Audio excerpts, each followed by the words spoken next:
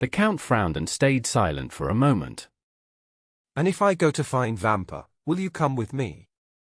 If my company does not trouble you. Then it is settled. It is a beautiful night, and a walk outside Rome will help us both. Should I take any weapons? For what reason? Any money? It is not needed. Where is the man who brought the letter? In the street? Is he waiting for an answer? Yes. I must know where we are going. I will call him here. It is useless. He will not come up. Not to your rooms, perhaps. But he will enter mine without fear. The Count went to the window that looked into the street. He whistled in a strange way. The man in the cloak left the wall and walked into the street. "Salite," said the Count, as if he were giving an order to a servant. The messenger obeyed at once. He ran up the steps and entered the house. 5 seconds later, he stood at the door. "Ah, it is you, Peppino," said the Count. But Peppino did not answer. He fell on his knees, took the Count's hand, and kissed it again and again. "So," said the Count, "you have not forgotten that I saved your life. That is strange, for it was only a week ago." "No, Excellency. I will never forget it." Never is a long time. But it is good that you believe this. Stand up and answer me. Peppino looked with fear at Franz. You may speak before him. He is my friend. You allow me to call you this. It will help this man trust me. You may speak before me. I am a friend of the Count. Good. I am ready to answer all your questions. How did Viscount Albert fall into Luigi's hands? Excellency, the Frenchman's carriage passed many times near the one where Teresa Saturday. She is the chief's loved woman. The Frenchman threw her flowers. She threw them back. The chief agreed to all of this. He was in the carriage too. What? Was Luigi Vampa with the peasants? Yes. He drove the carriage. He was dressed as the driver.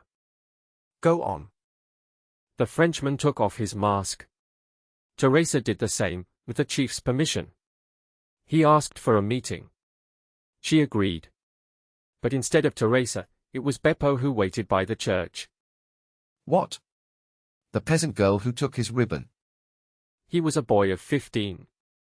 Your friend should not feel shame. Beppo has fooled many men. And Beppo led him outside the city. Yes. A carriage waited at the end of the street. Beppo got in and asked the Frenchman to follow. He did so at once. He even offered Beppo the best seat. They drove out of Rome. When they were far outside, the Frenchman became too bold. Beppo then held pistols to his head. The driver did the same. For more men came from hiding. The Frenchman fought for a moment. But 5 armed men were too many. They forced him to follow them. They took him to the catacombs, where Teresa and Luigi waited. This story sounds very possible. What do you think? I would find it funny. If it had not happened to poor Albert. If I had not been here. This adventure could have cost him dearly. But now, his fear will be the only real harm. Shall we go and find him now? "Oh, yes, sir," he said. "He is in a very strange and beautiful place. Do you know the catacombs of Saint Sebastian?" I have never been there, said Franz. But I have often wished to visit them. Then here is your chance, said the Count. You could not ask for a better one. Do you have a carriage? No, said Franz. That does not matter, said the Count. I always have one ready, day and night. Always ready, asked Franz. Yes, said the Count. I am a changeable man. Sometimes I wake up, or finish dinner, or rise in the night. And I decide to go somewhere at once. Then I go. The Count rang a bell, and a servant came in. "Bring the carriage," said the Count. "Remove the pistols from the holders. Do not wake the coachman. Ali will drive." Soon they heard the sound of wheels. The carriage stopped at the door. The Count took out his watch. "It is 12:30, he said. "We could leave at 5 and still arrive on time. But the wait may trouble your friend. So we should go now and help him as soon as possible. Will you still come with me?" "More than ever," said Franz. "Then come," said the Count. Franz and the Count went downstairs with Peppino. The carriage waited at the door. Ali sat on the seat in front. Franz knew him as the silent servant from Monte Cristo. Franz and the Count got inside. Peppino sat beside Ali, and they drove off fast. Ali followed his orders. They crossed the city and reached the gate of St. Sebastian. The guard stopped them and asked questions. The Count showed a paper from the governor of Rome.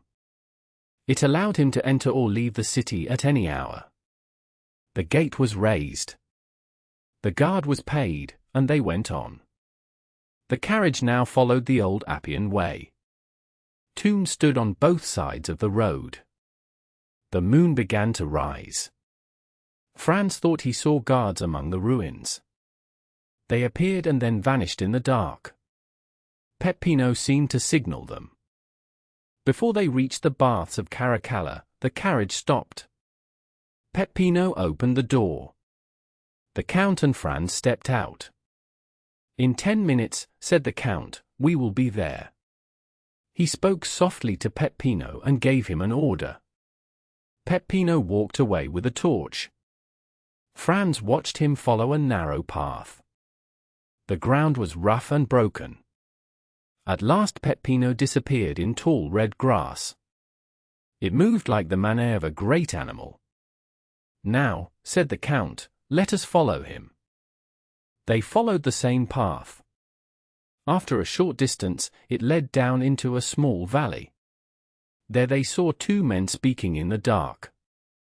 "Should we go on?" asked Franz. "Or should we wait?" "Let us go on," said the Count. "Peppino has warned them that we are coming." One of the men was Peppino. The other was a guard watching the area. They stepped forward. The guard greeted them. "Your Excellency," said Peppino. "The entrance to the catacombs is close. Please follow me." "Go on," replied the Count. They reached a narrow opening. It lay behind bushes and rocks. A man could hardly pass through. Peppino slipped inside first. After a few steps, the way became wider. Peppino lit his torch and looked back. The Count reached an open space.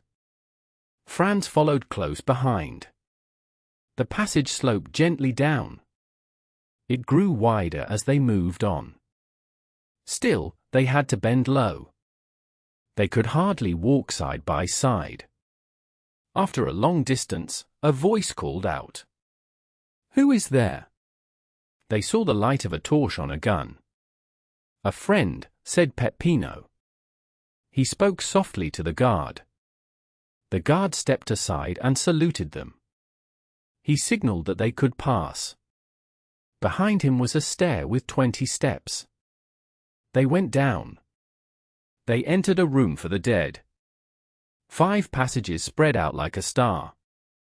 The walls held rows of stone spaces. They were shaped like graves. At last, they were inside the catacombs. Down one long passage, they saw distant lights. The Count placed his hand on Franz's shoulder. He spoke in a calm voice. "Would you like to see a camp of bandits at rest?" "Very much." "Then come with me." Peppino, put out the torch. Peppino obeyed. At once, Franz and the Count were in deep darkness. Only far ahead, about 50 steps away, they saw a red light on the wall. The light was clearer now that the torch was out. They walked on without a sound. The Count guided Franz as if he could see in the dark. As they moved closer to the light, Franz could see better. The light helped him find the way. In front of them were 3 stone arches. The middle arch was used like a door. These arches opened into a large square room.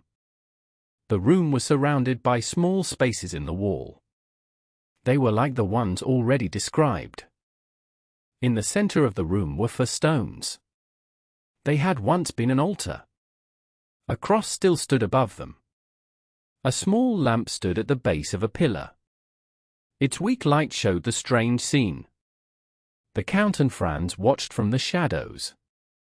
A man sat with his arm resting on the pillar. He was reading a book. His back was turned to the arches. This man was the leader of the band.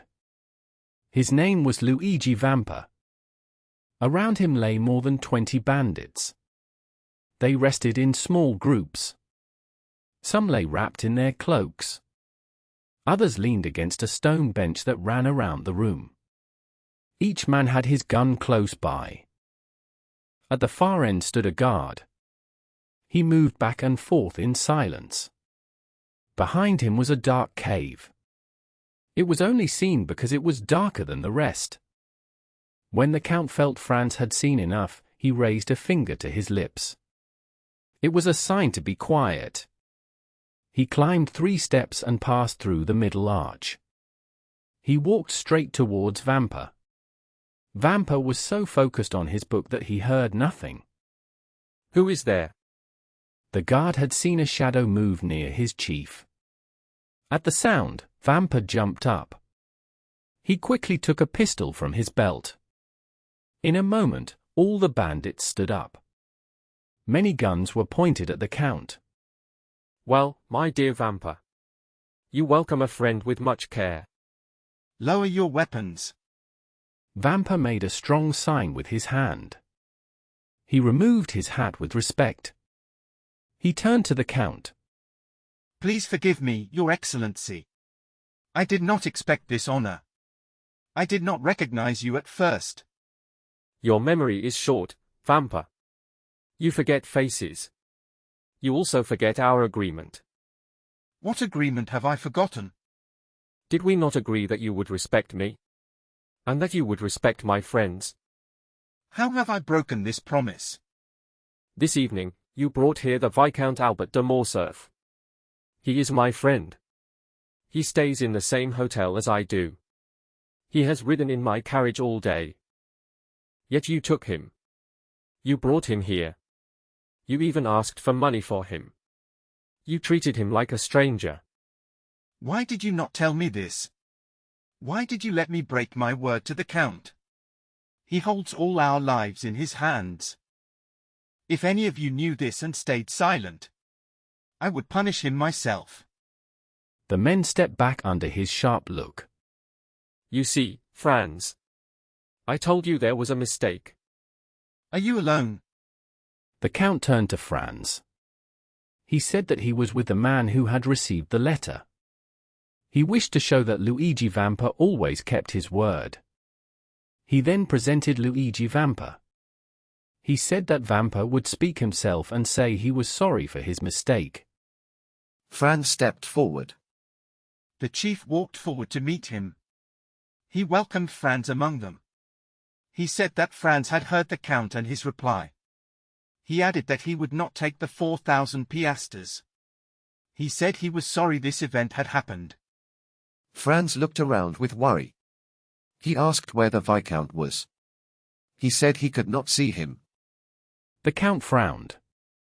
He said he hoped nothing bad had happened to the prisoner. Vampa pointed to a hollow place. He said the prisoner was there. He said he would go himself and tell him he was free. The chief walked toward the place he had shown. Franz and the Count followed him. Vampa asked the guard what the prisoner was doing. The guard replied that he did not know. He said he had not heard the prisoner move for an hour. Vampa invited them to come in. The Count and Franz climbed several steps. Vampa opened a door. By the light of a lamp, they saw Albert. He was wrapped in a cloak. He lay in a corner and slept deeply. The Count smiled. He said it was not bad for a man who was to be shot the next morning. Vampa looked at Albert with respect. He admired such calm courage. He said this must be one of the Count's friends. He went to Albert and touched his shoulder. He asked him to wake up. Albert stretched his arms. He rubbed his eyes and opened them. He said it was the captain. He said he should have been allowed to sleep. He spoke of a pleasant dream where he was dancing at a party. He took out his watch. He said it was only 1:30. He asked why he was woken so early. Vampa told him he was free. Albert answered calmly. He said one should only wake him for bad news. He said he would have finished his dance in his dream.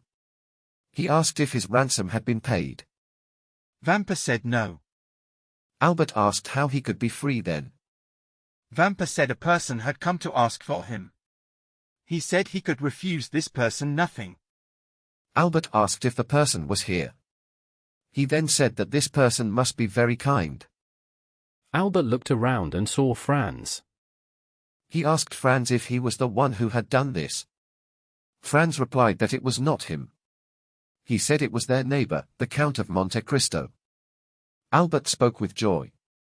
He thanked the Count warmly. He spoke of the carriage and the visit. He took the Count's hand. The Count felt a shiver but still took his hand. The bandit watched with surprise. He was used to seeing fear.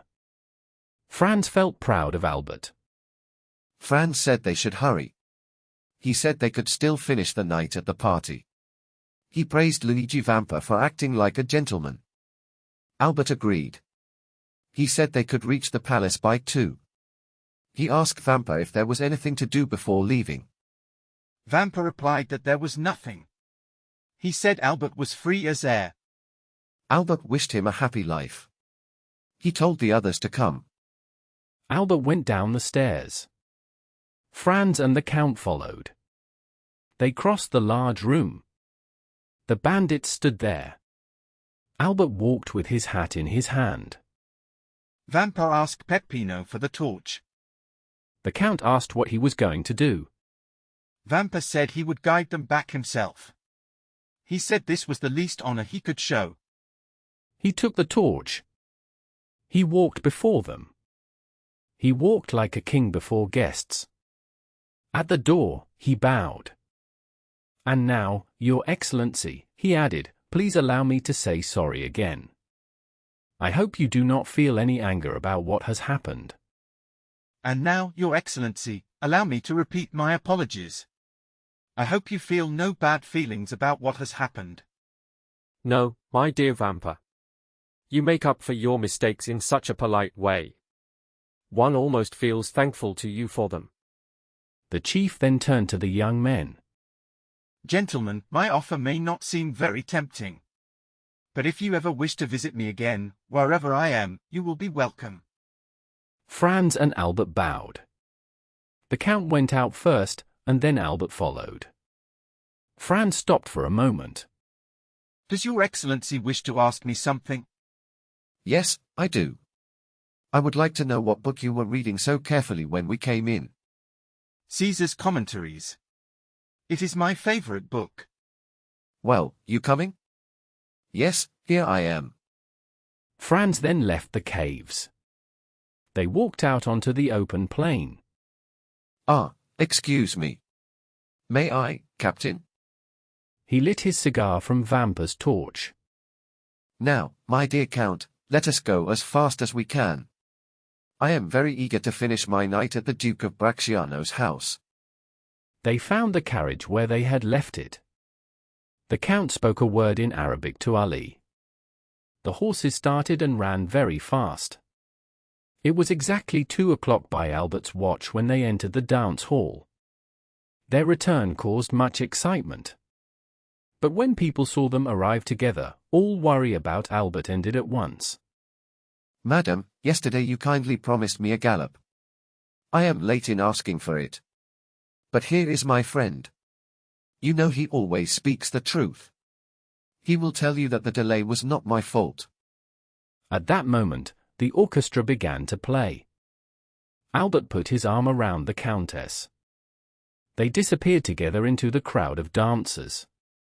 Meanwhile, Franz thought about the strange shiver he had seen pass over the Count of Monte Cristo. It had happened when the Count had been made, in a way, to take Albert's hand. The next morning, Albert spoke first. He asked Franz to go with him to visit the Count. Albert had already thanked the Count warmly the night before. But help like that could never be thanked too much. Franz felt drawn to the Count by a strange feeling. This feeling mixed fear with attraction. He did not want Albert to face this powerful influence alone. So he agreed at once. They went together. After a short wait, the Count joined them in the salon. Albert stepped forward to meet the Count. "My dear Count, please let me thank you again. I thanked you last night, but it was not enough. I will never forget what you did for me. As long as I live, I will remember your quick help. You saved me at an important moment. I even owe you my life." My good friend and kind neighbor, you say too much. What I did was very small. You only owe me 20,000 francs. You saved this money from your travel costs. So we are almost even. But I must praise you. You accepted your fate with calm. You did not seem worried about what might happen. To be honest, I cannot take credit for that. I only decided to accept things as they came. I wanted those men to see that a Frenchman can smile even when death feels near. But this does not change my debt to you. So I ask you now. Could I help you in any way? It can be through myself, my family, or our friends.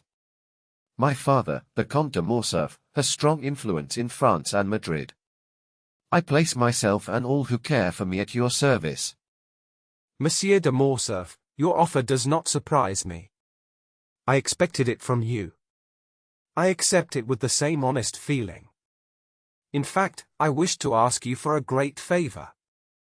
Please tell me what it is. I am a stranger to Paris. I have never seen the city. Is that possible? You reached this age and never visited the finest city in the world? I can hardly believe it. It is true. I agree that this ignorance is a fault. It should be corrected at once. I would have visited Paris long ago. But I knew no one who could guide me. I had no friend to introduce me to society. So I gave up the idea. A man like you would not need an introduction. You are kind. I have no great merit. I only have money. That could place me among rich businessmen. But I did not wish to come for that reason. So I waited for a good chance. Your offer removes all problems. So I ask you this. Will you open the doors of Paris society to me? Yes, with great pleasure. And it is perfect timing. I received a letter from my father this morning. He calls me to Paris. It is because of a marriage plan. Please do not smile, Franz. The family is very important. They are part of the highest society in Paris. You mean connected by marriage? Yes, that is the same in the end. Perhaps when you return to Paris, I will be a serious family man. A fine example of family life. Do you think so? As for Paris, dear Count, you may command me and my family in all things. Then it is settled. I assure you I waited long for such a moment. I have planned this for a very long time. Franz felt sure these plans were the same ones the Count had mentioned before. He watched the Count closely. He hoped to see something of his true purpose. But the Count's face showed nothing. His strange smile hid all his thoughts. Albert was very happy with the idea of guiding such a famous man. But tell me now, Count. Are you serious about this plan to visit Paris? Or is it only a dream that will disappear very soon? I give you my word of honor. I will do what I have said. I wish to go to Paris. And I must go. When do you plan to go there? When will you be there yourself? In 2 or 3 weeks. As fast as I can travel. Then I will join you in 3 months. This gives me time for all delays. And in 3 months, you will come to my house. Shall we fix a clear day and hour? I must warn you. I am always exact with my promises. Day and hour exactly. That suits me perfectly. Then it is agreed. Today is the 21st of February. It is now 10:30 in the morning. Expect me on the 21st of May. At the same hour. Excellent. Your breakfast will be ready. Where do you live? Number 27. Rue du Helder. Do you live alone? I hope my visit will not trouble you. I live in my father's house. But I stay in a small building. Separate from the main house. That is enough. Number 27, Rue du Helder. 21st of May. 10:30. The Count wrote this down carefully. Be easy. I will be as exact as a clock. Shall I see you again before I leave? That depends. When do you leave? Tomorrow evening. At 5 o'clock. Then I must say goodbye. I must go to Naples. And I will not return before the weekend. And you, Baron? Do you also leave tomorrow? Yes. For France? No. For Venice. I will stay in Italy for 1 or 2 more years. Then we will not meet again in Paris. I am afraid not. Since we must part. I wish you both a safe and pleasant journey. For the first time, Franz touched the Count's hand. It felt very cold. And it made him shake without knowing why. Let us be clear. You will come on the 21st of May. At 10:30. To number 27, Rue du Helder. You give me your word. The 21st of May. 10:30. Rue du Helder, number 27. The young men then stood up, bowed to the Count, and left the room. What is wrong? You look very thoughtful. I will tell you the truth, Albert. The Count is a strange man. This meeting in Paris makes me uneasy. My dear friend. There is nothing to fear. You worry too much. Maybe. But that is how I feel. Listen, Franz. I have seen how cold you are with him. Yet he has always been kind to us. Do you have a reason? Possibly. Did you know him before? Yes. Where? Promise me you will not repeat my words. I promise. On your honor? On my honor. Then listen. Franz then told Albert about his journey to the island of Monte Cristo. He spoke of meeting smugglers there, and 2 dangerous men from Corsica. He also described the strange kindness of the Count, and the rich meal in the cave. Like a tale from a book of wonders. He told the story with great care and clear detail. He spoke about the supper, the hashish, the statues, and the dream. He said that when he woke up, there was no sign that these things were real. The only proof left was a small yacht. It was far away on the horizon and sailed fast toward Porto Vecchio. Then he spoke about a talk he heard at the Colosseum. It was between the Count and Vampa. The Count promised to help free the bandit Peppino. This promise, as we know, the Count kept in full. At last, he told the story of the night before. He explained his trouble. He did not have enough money. He was short by 600 or 700 piastres. He then spoke about asking the Count for help. The result was strange but worked very well. Albert listened with deep and careful attention. "Well," he said, when Franz finished, "what do you dislike in all that you told me?" "The Count loves to travel, and he is rich. So he owns his own ship. If you go to Portsmouth or Southampton, you will see many yachts. They belong to English people who have money and like this pleasure. The Count wanted a place to rest during his journeys. He wished to avoid bad food, which has tried to make me ill for 4 months. You, however, have bravely eaten it for many years. He also wanted a bed where he could sleep well. So he made a temporary home in the place where you first met him. To stop the Tuscan government from wanting his fine house, he wisely bought the island. He then took its name. Ask yourself this, my friend. Do we not know many people who take the names of lands they never truly owned?" "But," said Franz, "what about the Corsican bandits on his ship?" "To me, this is simple.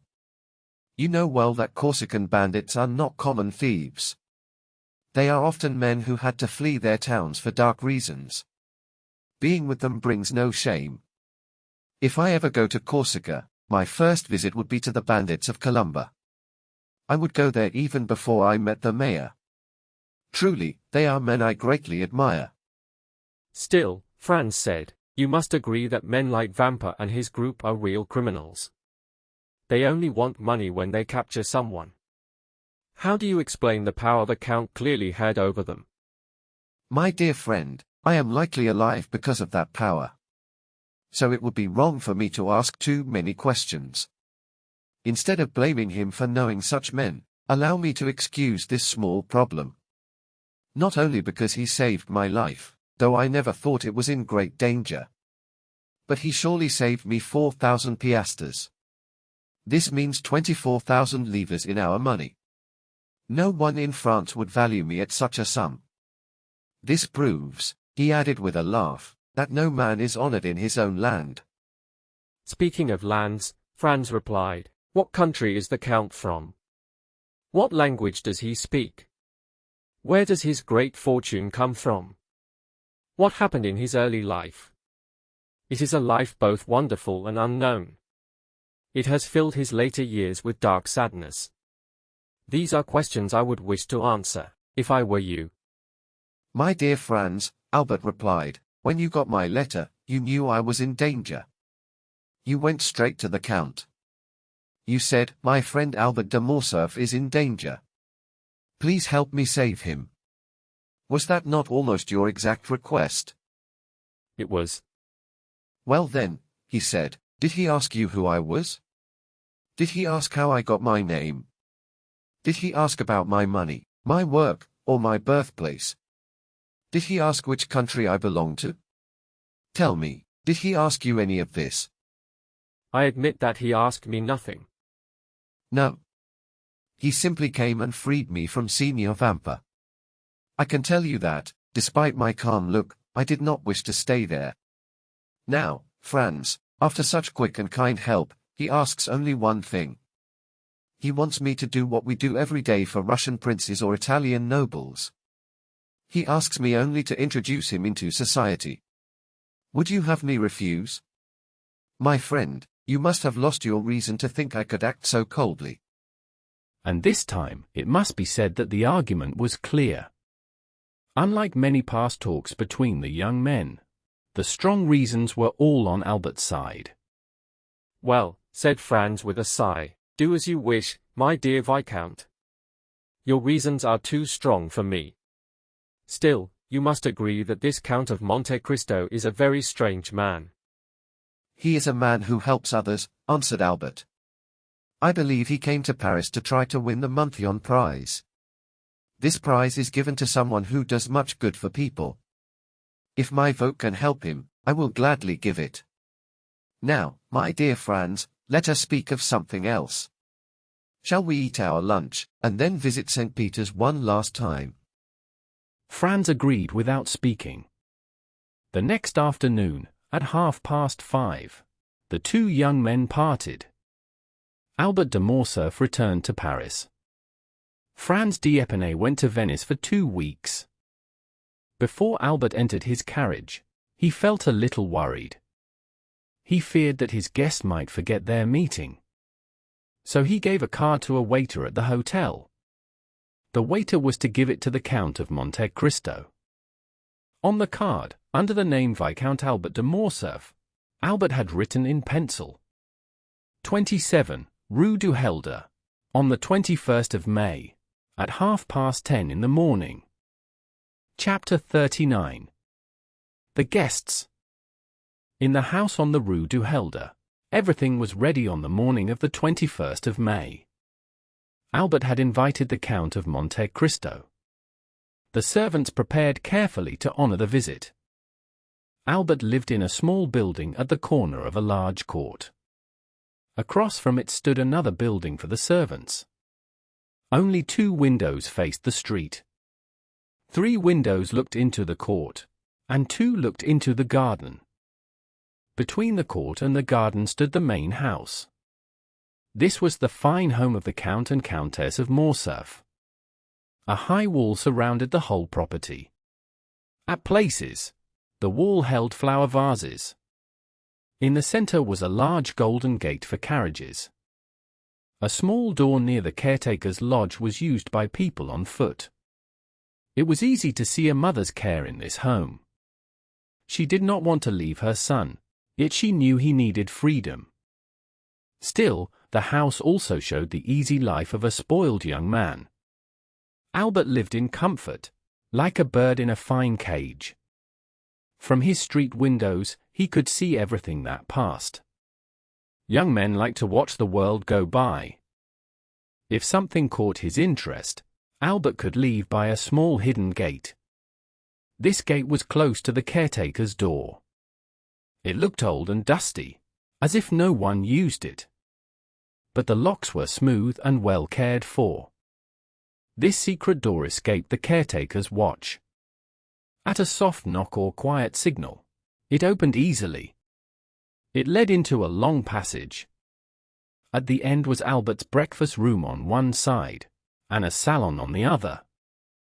Plants covered the windows of these rooms. They hid them from curious eyes. Above were 3 more rooms. They were a salon, a small private room, and a bedroom.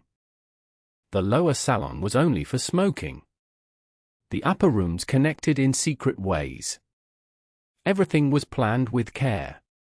Above all was a large studio.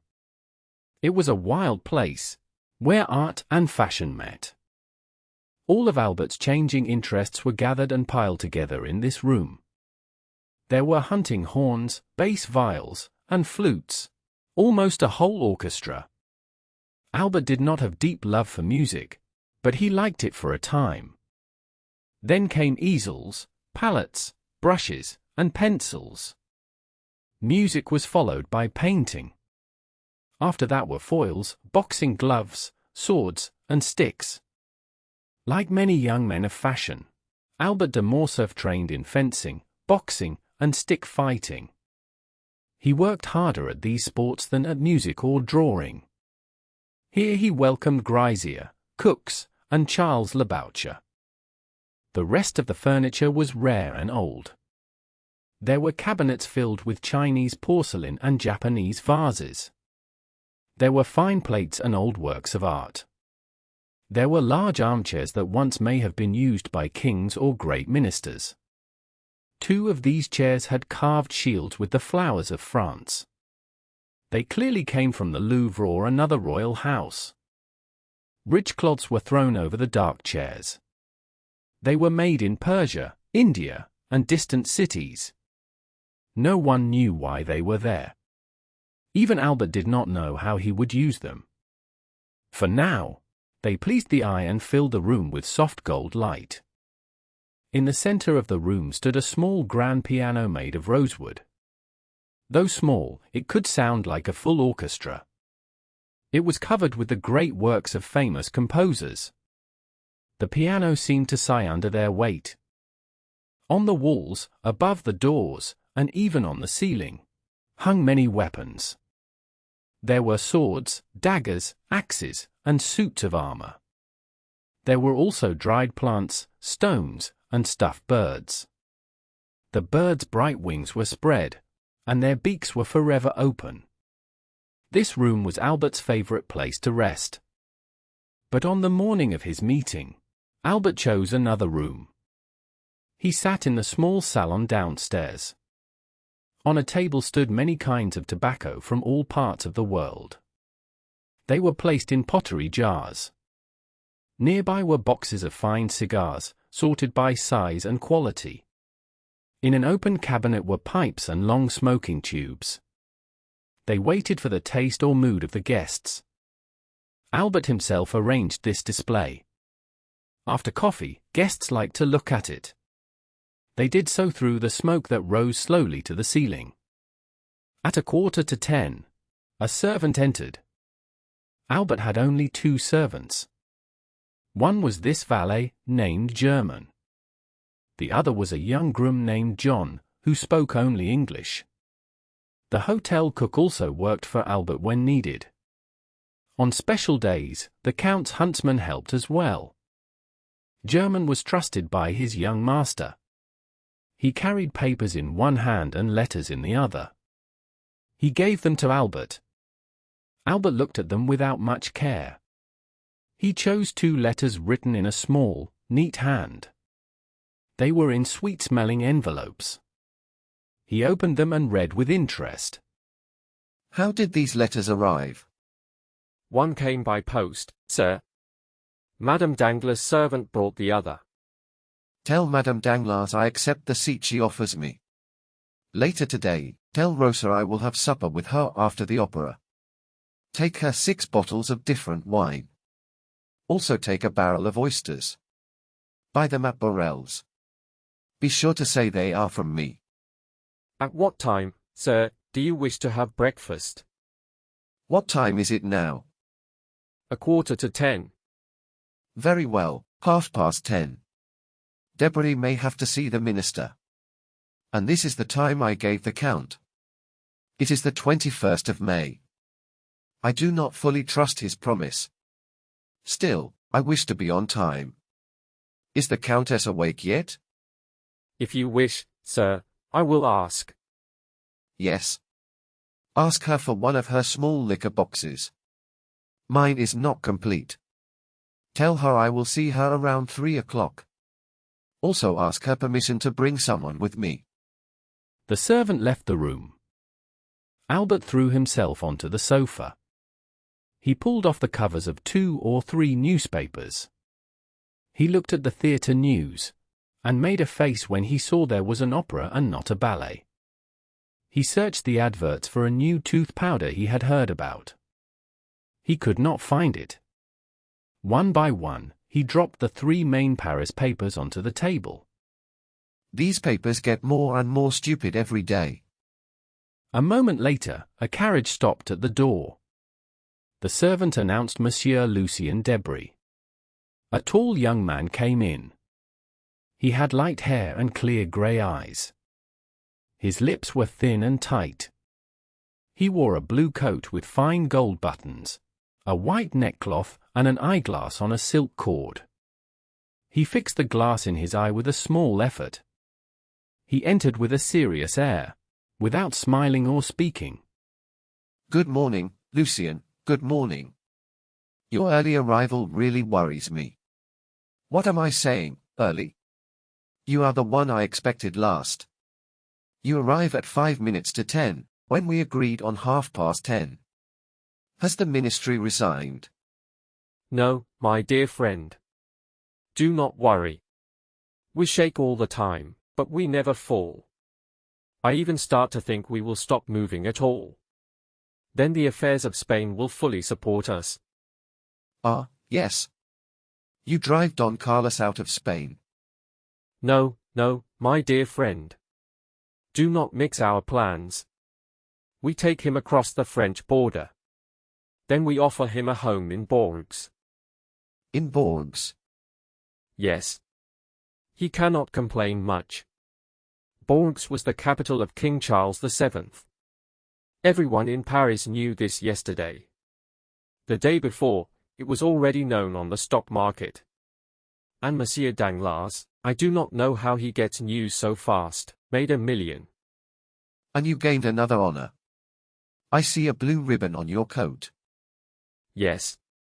They gave me the Order of Charles III. Come now. Do not pretend you do not care. Admit that you were pleased. It is fine as the last touch to my clothes. It looks neat on a black coat. It also makes you look like a prince. That is why I came so early. Because you got the order and wanted to tell me. No. I spent the night writing letters. I wrote 25 messages. I came home at dawn and tried to sleep. But my head hurt. I got up and went riding for an hour. In the Bois de Boulogne, I felt bored and hungry at the same time. These two feelings rarely come together. Still, they both attacked me. Then I remembered you were giving breakfast today. So here I am. I am hungry.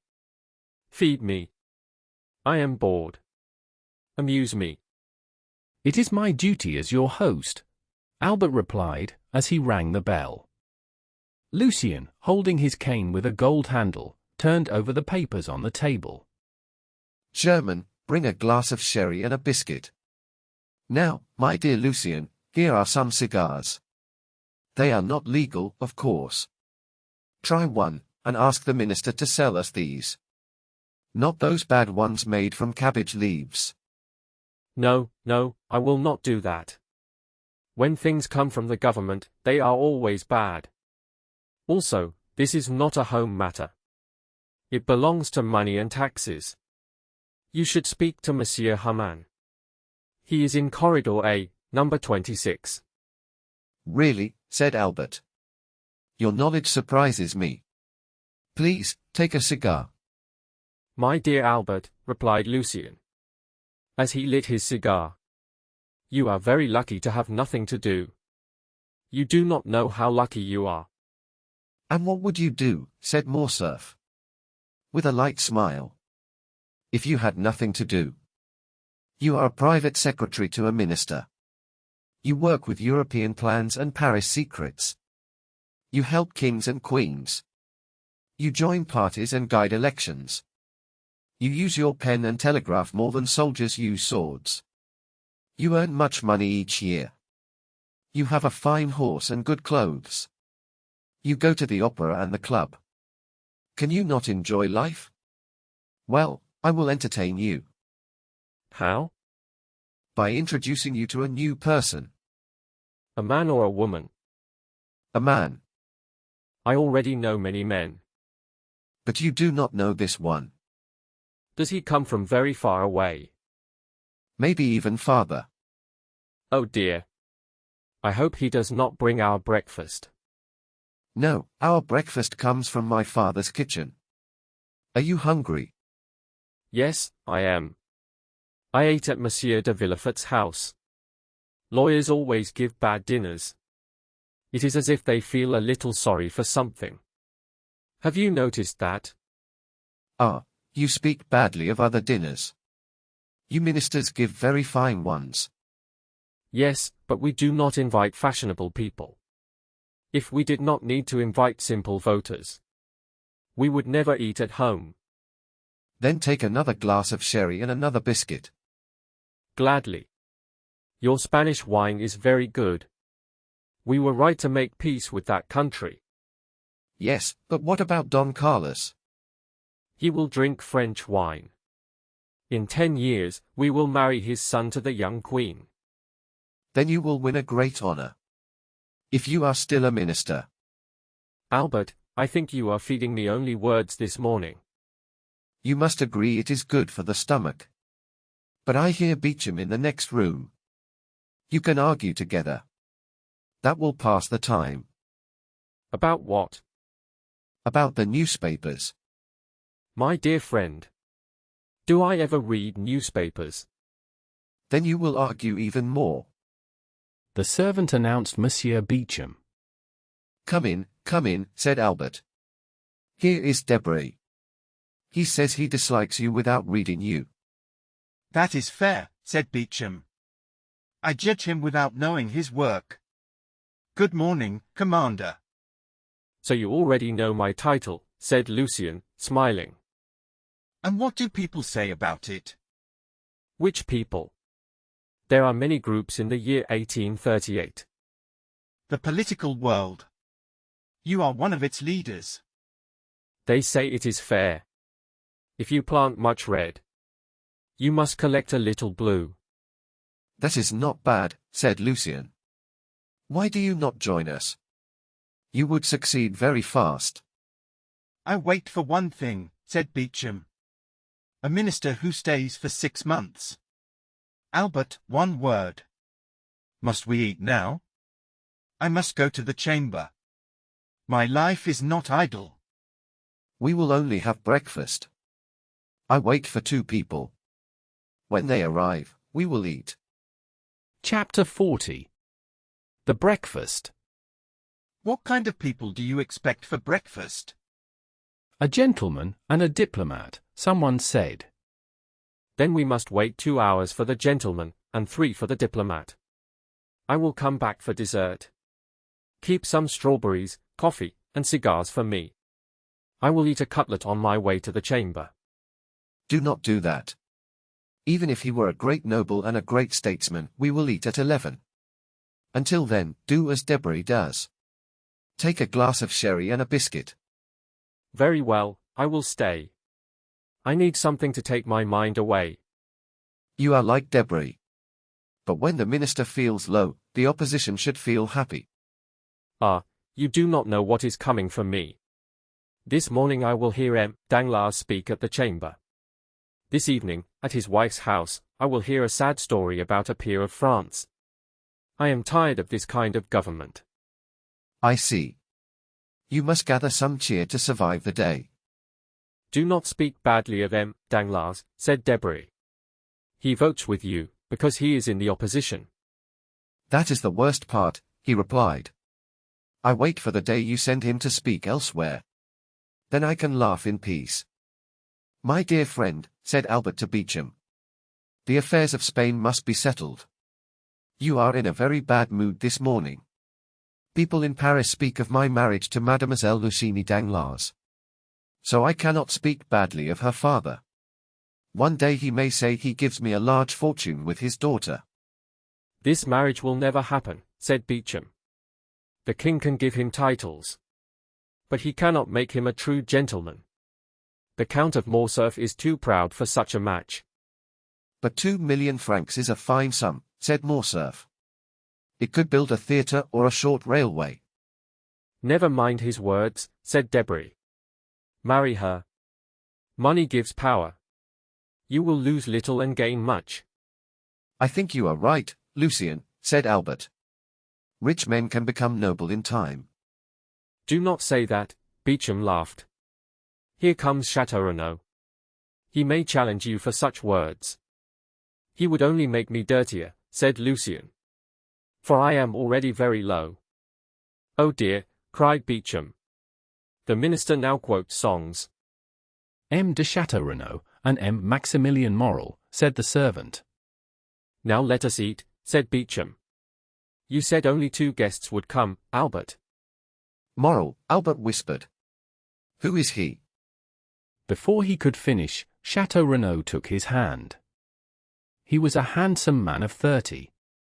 He looked noble and kind. My dear Albert, he said. Let me introduce M. Maximilien Morel. He is a captain and my friend. He also saved my life. Greet my hero. He stepped aside. A young officer came forward. He looked calm and strong. He wore a fine uniform and a Medal of Honor. He bowed with ease. Sir, said Albert kindly. Our friend knew this meeting would please me. You are his friend, so be ours too. Well said, Chateau Renaud added. And may he help you one day as he helped me. What did he do? Asked Albert. Oh, nothing worth talking about, said Morel. Mr. de Château-Renaud makes it sound bigger than it was. Nothing worth talking about, cried Chateau Renaud. Life itself is hardly worth talking about then. That sounds too wise. Moral. You risk your life every day. I did it only once. So, Baron, someone said, we understand that Captain Moral saved your life. Yes, exactly, he replied. When did this happen? Asked Beauchamp. Beauchamp, my friend, I am very hungry, said Debray. Please do not start a long story now. You can sit and eat, replied Beauchamp. Chateau Renaud can speak while we have breakfast. Gentlemen, said Morcerf. It is only 10:15. I am waiting for someone else. Ah, yes, a diplomat, said Debray. Diplomat or not, I do not know, said Chateau Renaud. I only know he took a mission for me. He finished it so well that, if I were king, I would have made him a knight at once. Since we are not eating yet, said Debray, take a glass of sherry and tell us the story. You all know I wish to go to Africa, said Chateau Renaud. Your family has gone there before you, said Albert kindly. Yes, said Beauchamp. But not to save holy places, I think. You are right, said the young nobleman. I went only to fight for interest. I hate duels now.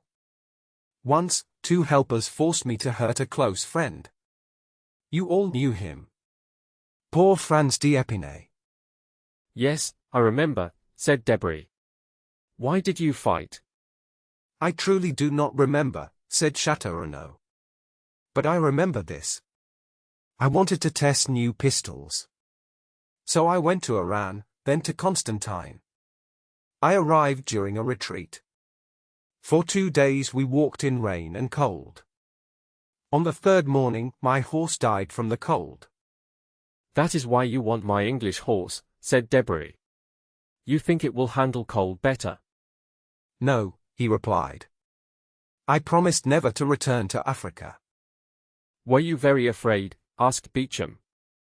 Yes, said Chateau Renaud. I had good reason. I was walking alone. 6 men rode toward me. I defended myself. 2 still came close. Then this gentleman arrived. He saved my life that day. Yes, said Morel with a smile. It was the 5th of September. It is a special day for my family. So I try to honor it when I can. A brave act, said Chateau Renaud. But there is more. He gave me his whole coat. Then he shared food with me. A pie? Asked Beauchamp. No. His horse. We both ate some. It was very tough. The horse, said Morcerf, laughing.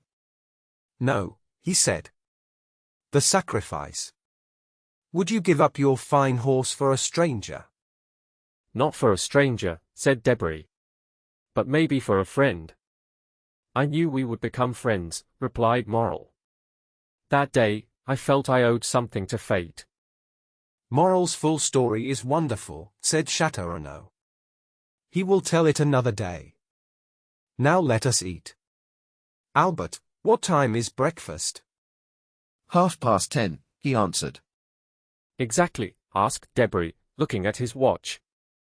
Oh, you will give me 5 minutes more, Morcerf replied. I am also waiting for a savior. From whom? From myself, cried Morcerf. Do you think I cannot be saved like anyone else? And do you think only Arabs can cut off heads? Our breakfast is a kind one. We will have at the table, I hope, 2 helpers of mankind. What shall we do? Said Debray. We have only 1 prize to give. Then give it to someone who has done nothing, said Beauchamp. That is how the Academy often solves the problem. And where does he come from? Asked Debray. You answered before, but not clearly. So I ask again. Truly, said Albert. I do not know. When I invited him 3 months ago, he was in Rome. Since then, who knows where he has been? And you think he will be on time? Asked Debray. I think he can do anything, Albert replied. Well, with 5 minutes extra, we now have only 10 minutes left. I will use this time to tell you about my guest. Excuse me, said Beecham. Is your story good for a newspaper article? Yes, said Albert. It is a very strange one. Then go on, said Beecham. I will not reach the chamber this morning. I must replace that with your story. Albert continued. I was in Rome during the last carnival. We know that, said Beecham. Yes, but you do not know this, Albert said. I was taken away by bandits. There are no bandits, cried Debray. Yes, there are, Albert replied. They were very ugly. They frightened me. Come now, said Debray. Tell the truth. Your cook is late. The oysters did not arrive. So you replace the meal with a story. Say it clearly. We will forgive you and listen. I swear it is true, said Albert.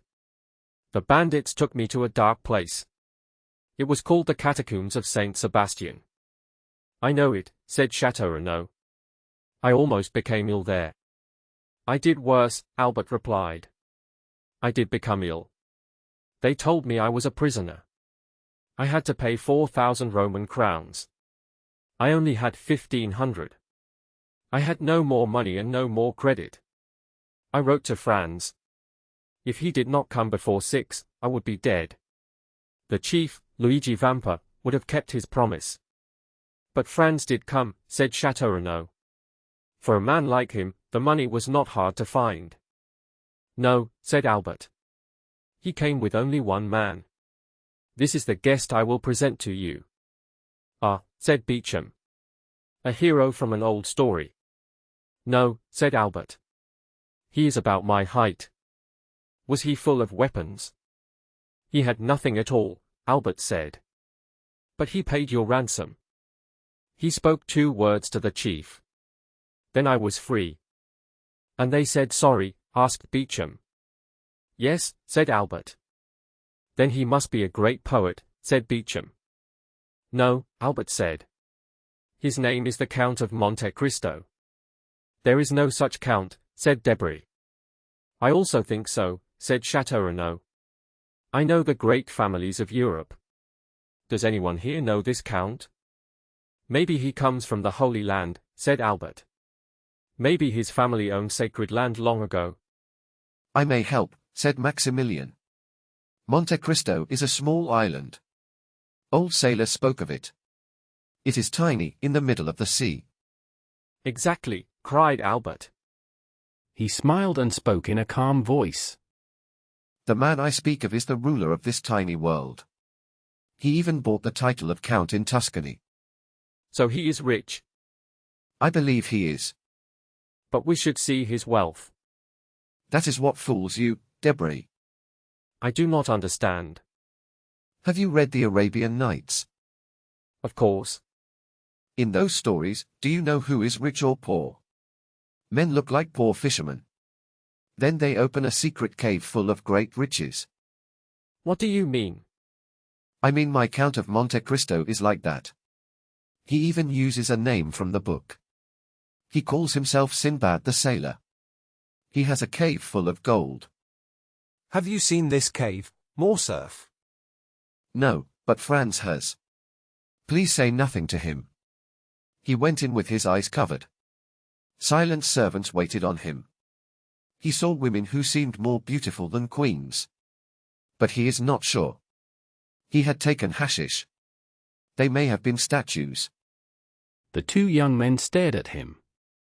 They looked shocked and confused. I have heard something like this too, said Morrel in a quiet voice. An old sailor told me. You see, cried Albert. It is lucky Morrel helps me. You are angry because he gives proof. Albert, what you say is very strange. Your officials never tell you these things. They are too busy with other work. Now you are angry with them. Their pay is cut every year. Do you want to be an ambassador? I will send you to Constantinople. No. If I speak one wrong word, the Sultan may kill me. That is true, replied Debray. But this has nothing to do with the Count, said Albert. Everyone exists. Yes, but not in the same way. Not everyone has slaves, many servants, weapons, fine horses, and a Greek lover. Have you seen her? Yes. I saw her at the theatre. I heard her when I ate with the Count. So he eats? Yes, but very little. He sounds like a vampire. Laugh if you like. A countess once said he was a vampire. Very funny, said Beecham. This story is like a newspaper tale. Dark eyes, pale skin, black beard, white teeth, said Debray. Very polite. Yes, said Albert. He is calm and cold. Once I felt sick hearing him speak of pain so calmly. Did he take your blood too? Asked Beecham with a smile. Mock me if you wish, said Albert. But when I think of him, we seem very different. Thank you, replied Beecham. Your Count is impressive, said Châteaurenaud. Except for his strange friends. There are no bandits, said Debray. No vampire, said Beecham. No Count of Monte Cristo. It is 10:30, Albert. Admit you dreamed this, said Beecham. Let us eat breakfast. His Excellency, the Count of Monte Cristo, announced German. Everyone jumped in surprise. The story had deeply affected them all. He did not hear a carriage stop in the street. He did not hear steps in the hall. The door opened without a sound. The Count appeared. He wore very simple clothes. Still, everything was perfect. His hat, coat, gloves, and boots were from the best makers. No careful dresser could find a fault. He looked about 35 years old. What surprised everyone was how much he looked like the portrait Debray had drawn. The Count walked forward with a smile. He went to the center of the room. He came close to Albert. Albert moved quickly to him. He held out his hand in a formal way. Punctuality is the politeness of kings. Or so one of your rulers says. But travelers are different. Please excuse me for being a few seconds late. 500 leagues are hard to travel. It is even harder in France, where it seems you cannot hurry the drivers. My dear Count, I was telling some friends about your visit. I invited them because of your kind promise. Now I will present them to you. This is the Count of Châteaurenaud. His family is very old and noble. This is Monsieur Lucien Debray. He is secretary to the minister. This is Monsieur Beecham.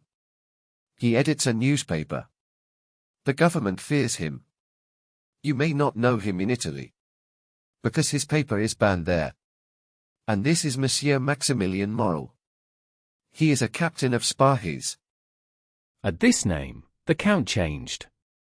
Before, he had greeted everyone with polite coldness. Now he stepped forward. A light red color came to his pale face. You wear the uniform of the new French soldiers, sir. It is a fine uniform. You have never seen our African troops, Count? Never. By this time, the Count was calm again. Under this uniform beats one of the bravest hearts in the army. Oh, Monsieur de Morcerf. Let me continue, Captain.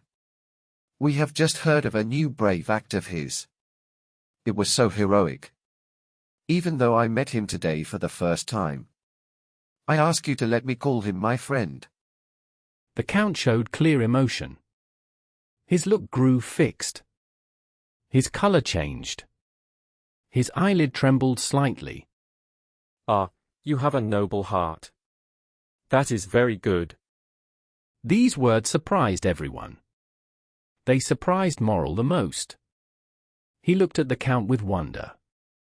The Count's voice was gentle, so no one felt offended. Why should he doubt it? Albert did not deceive us. The Count is a very strange man. What do you think, Moral? He has an open face. I like it. This is true. Even after his strange words about me. Gentlemen. Sherman tells me breakfast is ready. My dear Count. Please follow me. They walked in silence to the breakfast room. Each man took his seat. Gentlemen. Please allow me to say something.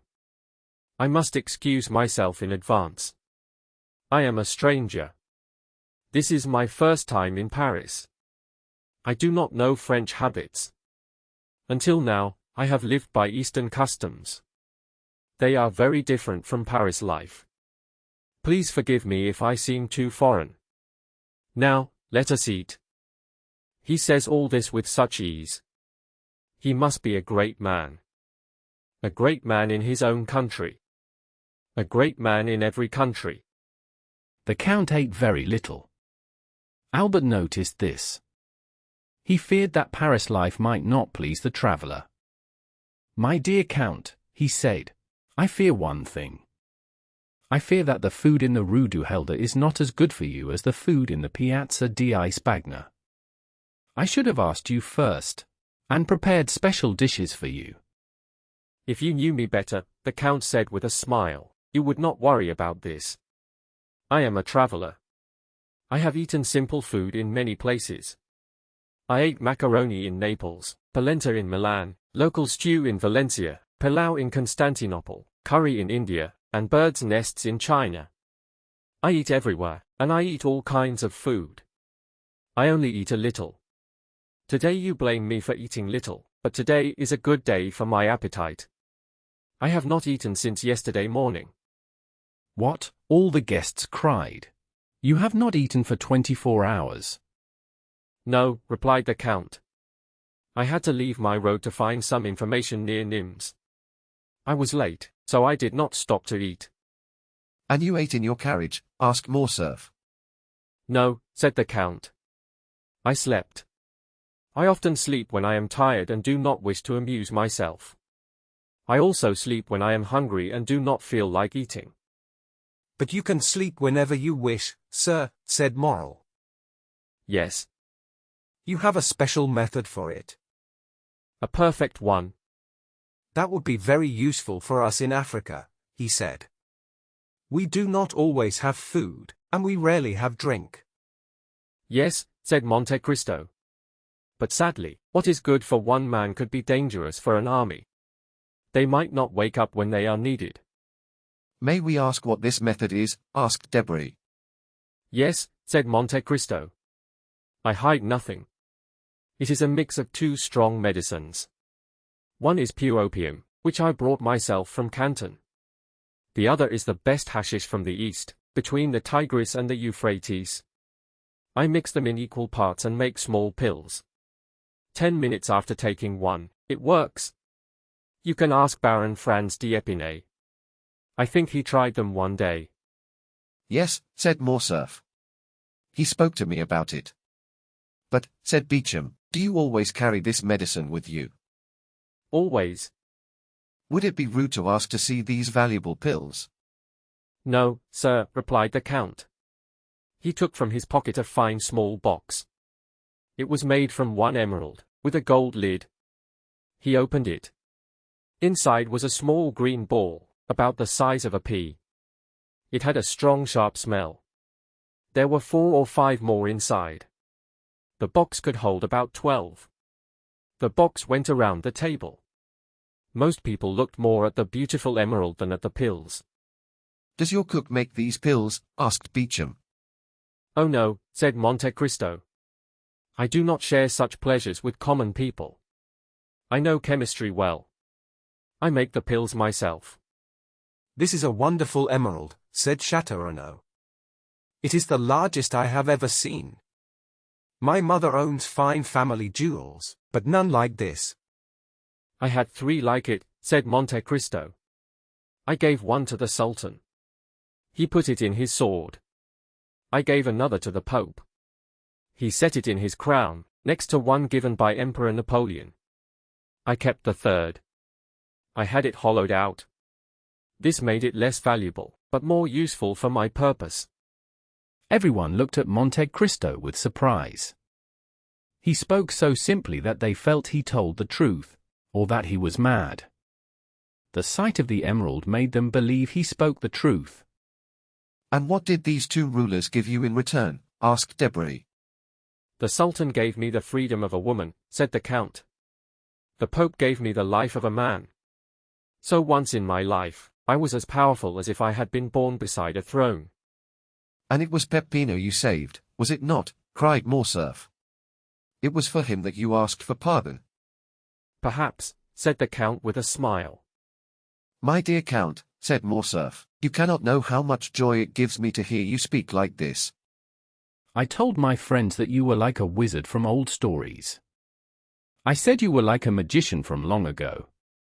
But people in Paris like clever ideas.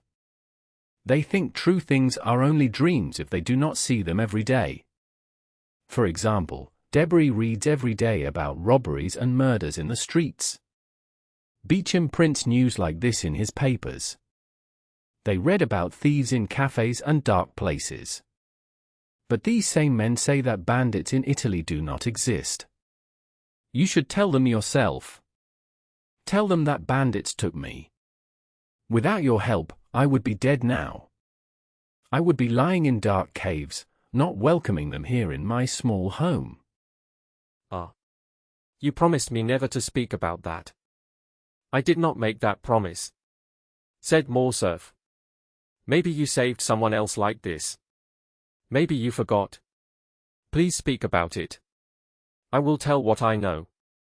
I will also guess what I do not know. It seems to me, said the Count with a smile, that you played an important part. You should know as much as I do. Well, do you promise that if I tell my story, you will tell me the rest? That is fair, said Monte Cristo.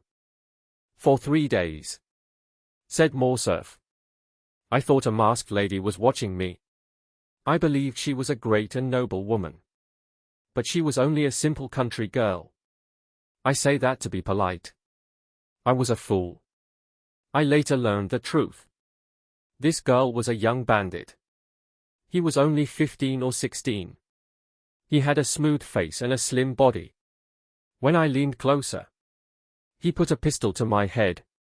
7 or 8 others came with him. They dragged me to dark caves. There I met their leader. He was reading an old book.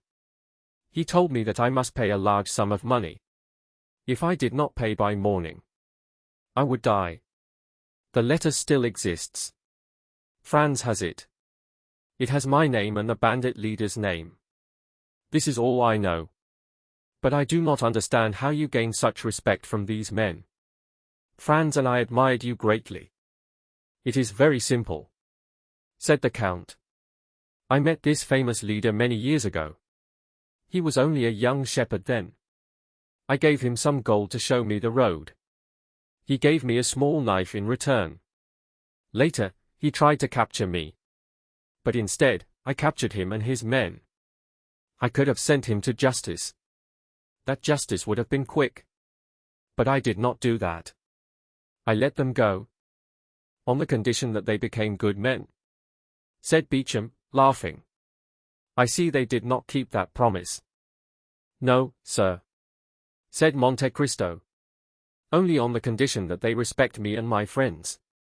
I do not protect a society that does not protect me. I stay neutral. By doing this, I harm no one. Bravo! Cried Châteaurenaud. You are brave to speak so openly. Bravo, Count. It is honest, said Morrel.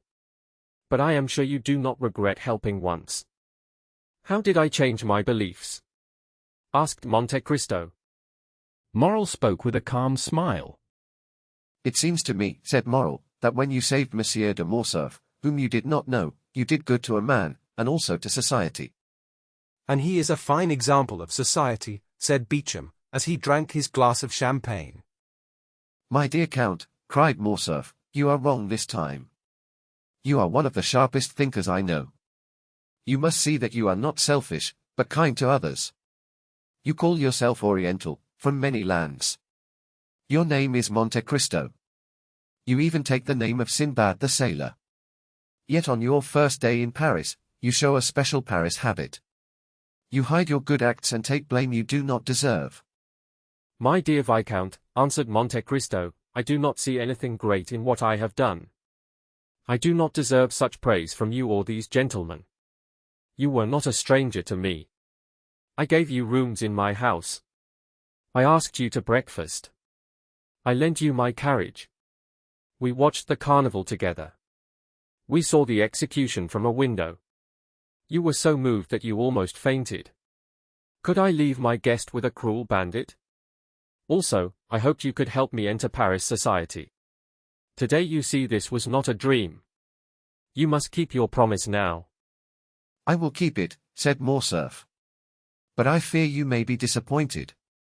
You are used to strange places and great adventures. Here, everything is simple. Our highest mountain is Montmartre. Our desert is the plain of Grenelle. We have thieves, but they fear the police. Paris is very ordered and very safe. You will not find a wild place anywhere. I can help you in one way. I can present you everywhere.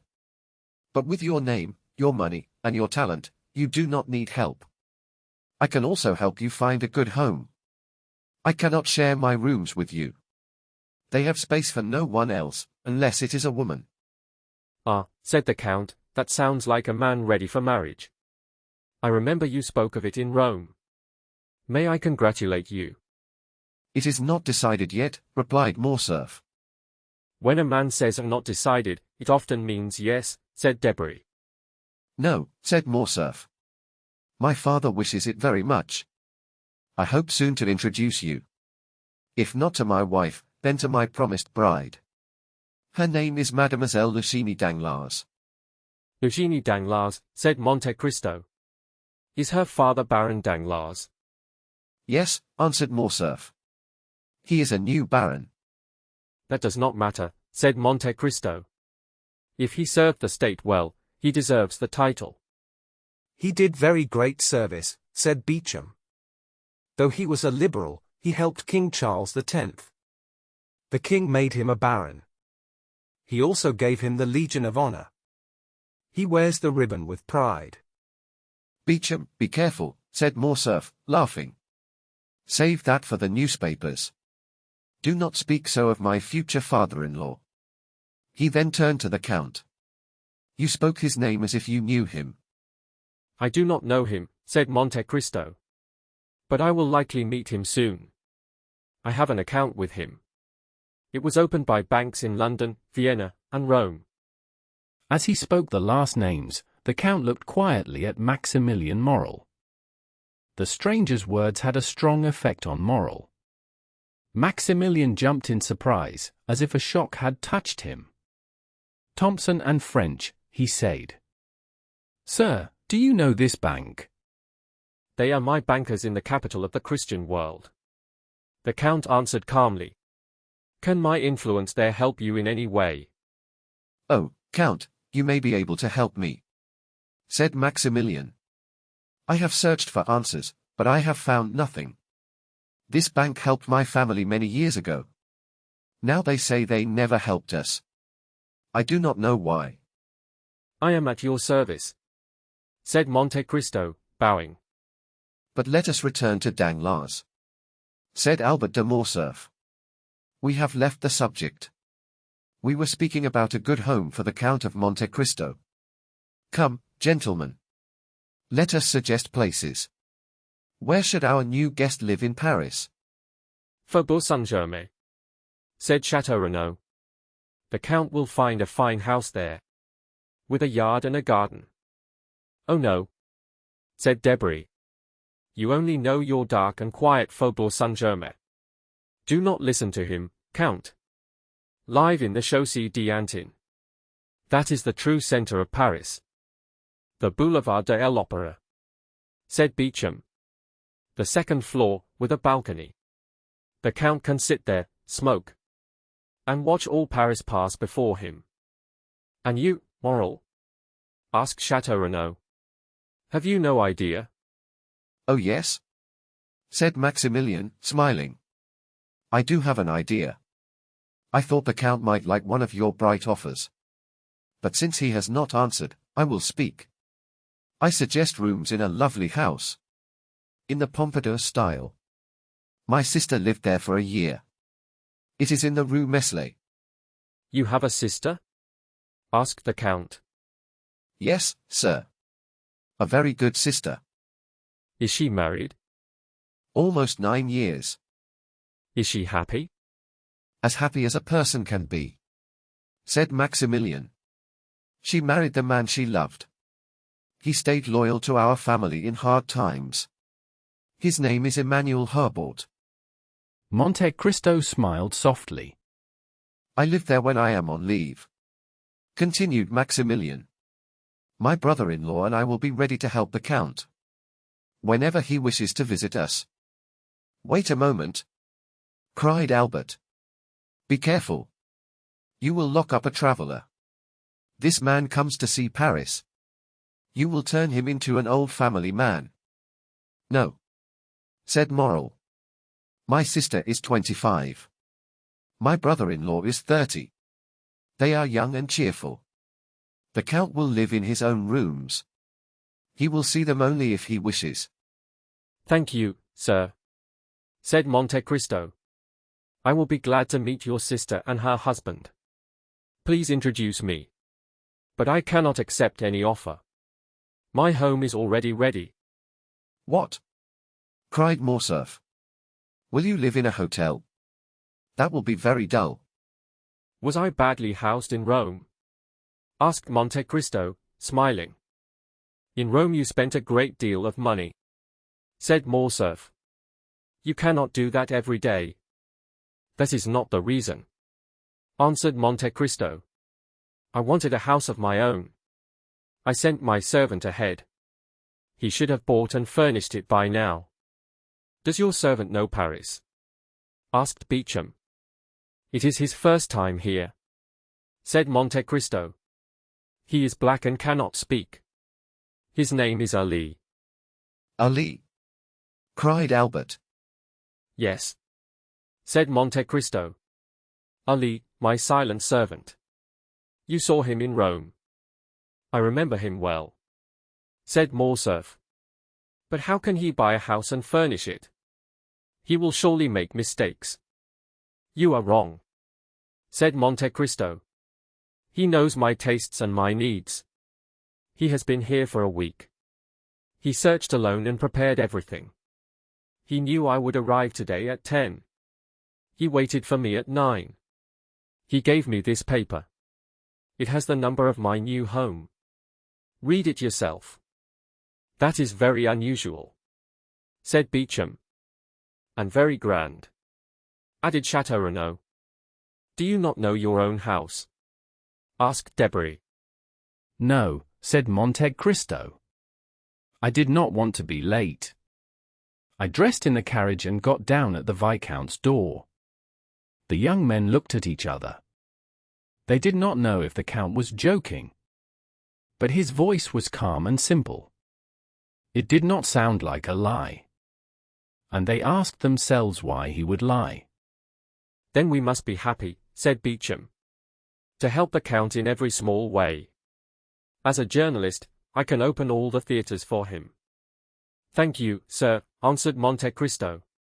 My steward already has orders to take a box at every theatre. Is your steward also a Nubian? Asked Debray. No, said Monte Cristo. He comes from your land, if a Corsican can belong to anyone.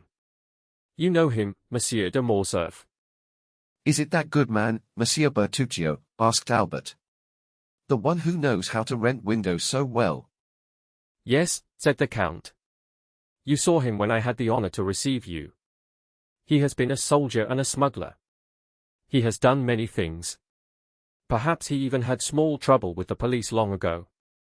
And you chose this honest man as your steward, said Debray. How much money does he take from you every year? To be honest, said the Count. No more than any other. He does what I need.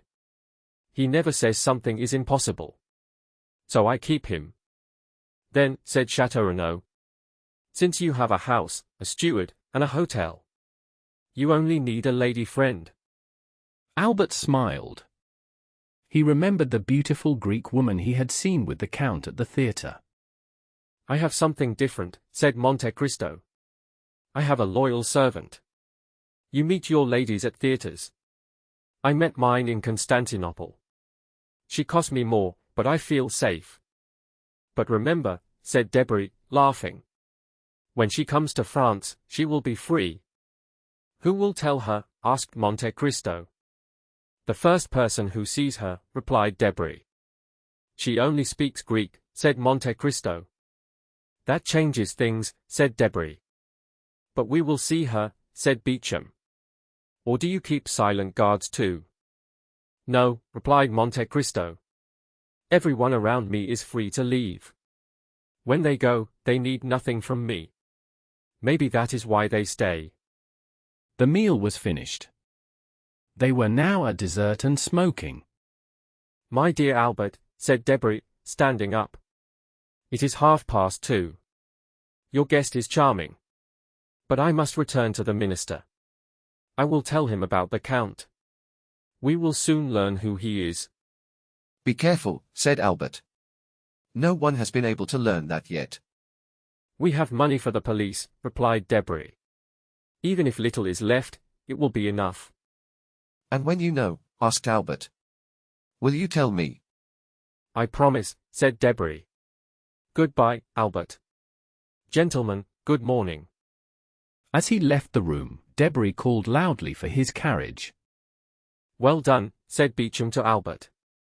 I will not go to the chamber today. I have a better story for my readers.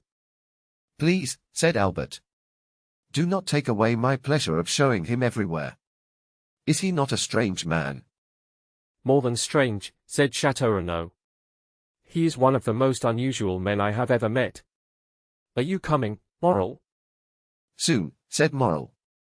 I will give my card to the Count. He promised to visit us at Rue Meslay, number 14. I will be sure to come, said the Count, bowing. Morel left the room with Chateau. Monte Cristo stayed alone with Albert. Chapter 41. The Presentation. My dear Count, said Albert. Let me begin my help as your guide. I will show you a bachelor's apartment. You know great palaces. You can see how a young man lives in Paris. I will open the windows as we walk, so you can breathe. Monte Cristo had already seen the breakfast room and the salon. Albert first led him to his workroom. This was his favorite place. Monte Cristo quickly understood the value of the objects there. There were old cabinets, fine porcelain, rich cloth, and glass. There were also weapons from many lands. All these things were familiar to him. At one look, he knew their age and where they came from. Morcerf thought he would be the guide. But it was the opposite. Under the Count's guidance, he learned about old objects, stones, and nature. They went down to the first floor. Albert led his guest into the salon. The salon was full of modern art. There were landscapes by Dupré, with long reeds and tall trees. Oxen stood under wide and beautiful skies. There were paintings by Delacroix. They showed Arabian riders in white robes, with bright belts and fine weapons. Their horses fought while the riders struck each other. There were watercolors by Boulanger of Notre Dame de Paris. They were strong and full of life. There were paintings by Diaz. His flowers looked more beautiful than real ones. His sun shone brighter than the sun. There were designs by Decamps, full of strong color and deep feeling. There were soft pastels by Giraud and Muller. They showed children like angels and gentle women. There were quick sketches from Dozat's travels in the East. Some were drawn on a camel or inside a mosque. All this showed the best of modern art. Albert hoped to surprise the traveler with something new. But he was very surprised himself. The Count did not look for names. Many pictures had only small signs. Still, the Count named each artist at once. It was clear he knew and studied every style. From the salon they went into the bedroom. It was simple and elegant. One portrait hung there. It was signed by Leopold Robert. The frame was carved in gold. The Count of Monte Cristo stopped before it. He took 3 quick steps and stood still. The portrait showed a young woman of about 25. She had dark skin and bright eyes. Long lashes shaded her eyes. She wore the dress of a Catalan fisherwoman. It had red and black cloth. Gold pins shone in her hair. She looked toward the sea. The blue sky and ocean stood behind her. The room was dim. Albert did not see the Count grow pale. He did not notice his shaking chest. For a moment, no one spoke. The Count looked closely at the picture. You have a very charming mistress, Viscount. This costume suits her very well. It must be a costume for a ball. Ah, sir, I would not forgive you for this mistake. You have not seen another picture like this. You do not know my mother. This is her. She had this portrait painted 6 or 8 years ago. The clothes are for fun, it seems. The likeness is very strong. I feel I see my mother as she was in 1830. She had this painted while my father was away. She wanted to please him. But, strangely, the picture upset my father. Even its great value could not change his mind. It is one of the best works of Leopold Robert. Between us, my father is not a great lover of art. My mother is different. She paints very well. She did not want to lose this fine picture. So she gave it to me to place here. Here it would trouble my father less. I will also show you his portrait later. Please forgive me for speaking of family matters. I tell you this because you will meet my father. Please do not speak about this picture. It seems to bring sadness. My mother often comes here and looks at it. She often cries when she does. This is the only problem they have ever had. They are still close. They have been married for over 20 years. Monte Cristo looked quickly at Albert. He searched for a hidden meaning. But it was clear. The young man spoke with an open and honest heart. Albert showed his guest all his fine things. Then he smiled and spoke with warmth. Now that you have seen all my treasures, please allow me to offer them to you. They are simple, but they are yours. Think of this place as your own home. To make you feel more relaxed, please come with me to see my father. I wrote to him from Rome about the help you gave me. I also told him that you promised to visit us. My father and my mother both wish to thank you in person. I know you have seen many families and many places. Still, please accept this as your first step into life in Paris. It is a life of good manners, visits, and new friends. Monte Cristo bowed. He did not speak. He accepted the offer calmly. He felt no joy and no regret. He saw it as a social duty, like many others. Albert called his servant. He told him to inform the Count and Countess of Morcerf of their guest's arrival. Albert then walked with Monte Cristo. They reached the antechamber. Above the door was a shield. It was rich and well designed. It matched the fine furniture around it. This showed that the owner cared greatly about it. Monte Cristo stopped and looked at it closely. The shield is blue with 7 golden birds placed in a line. These must be your family arms. I can read them only because I learned a little about such signs. I know very little about this subject. I am a new count, made in Tuscany. I learned these things only because people told me they are useful when one travels. You must also place such signs on your carriage. This helps you avoid trouble at borders. Please excuse my question. Your question is polite. You are correct. These are our family arms. They belong to my father. You can also see another shield beside them. That one shows a silver tower on a red field. Those are my mother's arms. Through her, I am Spanish. The Morcerf family is French. I have heard it is one of the oldest families in the south of France. Yes, these signs show that clearly. Many old knights who went to the Holy Land chose crosses or birds. The cross showed their holy goal. The birds showed a long journey. One of your family members joined the Crusades. Even if it was only during the time of St. Louis. This takes your family back to the 13th century. That is very old. That may be true. My father has a family tree in his study. It explains all these things. I once added notes to it. Experts would have found them interesting. Now I do not think much about it. Still, many people care about family history again. This is happening under our new government. Then your leaders should choose better symbols from the past. Some signs I have seen have no real meaning. But you are lucky. Your family arms are truly fine. They speak to the mind and the eye. You are both from Provence and from Spain. This explains the dark look I admired in the portrait you showed me. The Count spoke with great politeness. His words seemed kind. Yet deep meaning hid beneath them. Only a very wise person could have sensed it. Morcerf smiled and thanked him. He opened the door under the family arms. It led into the main salon. In the most visible place stood another portrait.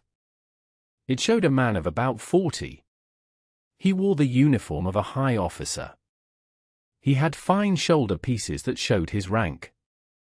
A ribbon hung around his neck. Stars and medals shone on his chest. They showed service in Greece and Spain.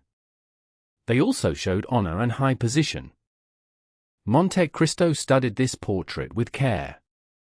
Just then, another door opened. The Count of Morcerf himself appeared. He was between 40 and 45 years old. Yet he looked older. His hair was almost white. His black moustache and eyebrows stood out strongly. His hair was cut short, like a soldier's. He wore simple clothes. At his button, he wore small ribbons from the orders he belonged to.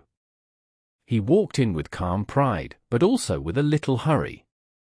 Monte Cristo watched him walk closer. He did not move. It was as if his feet were fixed to the floor, and his eyes stayed on the Count of Morcerf. Father, I have the honor to present to you the Count of Monte Cristo. He is the kind friend I told you about. I met him in a time of great danger. You are very welcome, monsieur. You have saved our only son. For this, our family will always thank you. As he spoke, the Count of Morcerf pointed to a chair. He sat down in another chair near the window. Monte Cristo sat where Morcerf showed him. He stayed in the shadow of the heavy curtains. From there, he saw the tired and pale face of the Count. Each line on his face told a story of hidden pain. The Countess was getting ready when she heard of your visit. She will join us in the salon in 10 minutes. This is a great honor for me. It is my first day in Paris. I am glad to meet a man whose great name matches his great deeds. Fortune has been fair to you. But does she not still have higher honors to offer you? I have left the army, monsieur. I became a peer after the king returned. I served in the first campaign under Marshal Beaumont. I might have risen higher. But the July Revolution changed everything. It forgot the men who served before. So I resigned. A man who wins his rank in battle does not fit well in salons. I put away my sword. I turned to politics and industry. I now study useful work. I wished to do this before, but I had no time. These ideas make your nation strong. You were born to rank and wealth. Yet you rose step by step as a simple soldier. This is rare. You became a general and a peer. Then you chose to begin again. You wish only to be useful to others. This is not only good. It is great. Albert watched and listened in surprise. He was not used to hearing Monte Cristo speak with such strong feeling. In Italy, we do not live like this. We follow the same path all our lives. Often, that path leads to little use. For a man like you, Italy is too small. France opens her arms to you. Answer her call. France may not always be thankful. She is hard on her children. But she always welcomes strangers. Father, you do not know the Count of Monte Cristo. He does not care for honors. The only ones he keeps are written in his passport. That is the truest thing anyone has said about me. You were free to choose your path. You chose the easy and pleasant one. That is correct, monsieur. If I did not fear to tire you, I would take you to the chamber. There is a debate there. It is interesting for strangers. I thank you, monsieur. Another time, I will be glad to go. But I hope to meet the Countess. So I will wait. Ah, here is my mother. Monte Cristo turned around very fast. He saw Madame de Morcerf standing at the door of the salon. This door was opposite the one her husband had used. She was pale and very still. When Monte Cristo turned, she dropped her arm from the golden door-post. She had stood there for some time. She had heard the last words of the visitor. The visitor stood up and bowed to the Countess. She bowed back but did not speak. Ah, good heavens, madam. Are you ill, or is the room too hot for you? Are you ill, mother? The Viscount ran to her. She thanked them both with a small smile. No. But I feel strong emotion. This is the first time I see the man who saved us from great sorrow. Without you, we would have been in tears and despair. Monsieur, I owe you the life of my son. For this, I bless you. I thank you for letting me thank you in person. I bless you from my whole heart. The Count bowed again, lower than before. He was even paler than Mercedes. Madam, you and your husband thank me too much. I only did a simple human act. To save a man and spare a mother's heart is not a great deed. It is only humanity. He spoke with great kindness and politeness. It is very lucky for my son that he found such a friend. I thank God that things happened this way. Mercedes lifted her beautiful eyes to heaven. Her face showed deep thanks. The Count thought he saw tears in her eyes. Monsieur de Morcerf walked toward her. Madam, I have already asked the Count to excuse me. I must also ask you. The meeting began at 2.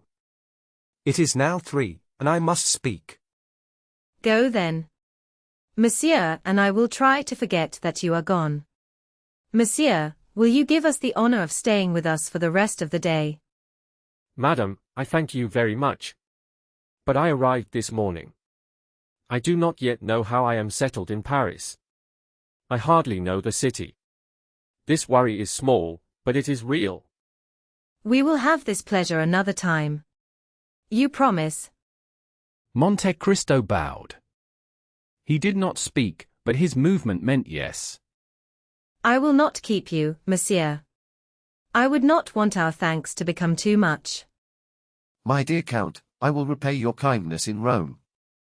You may use my carriage until yours is ready.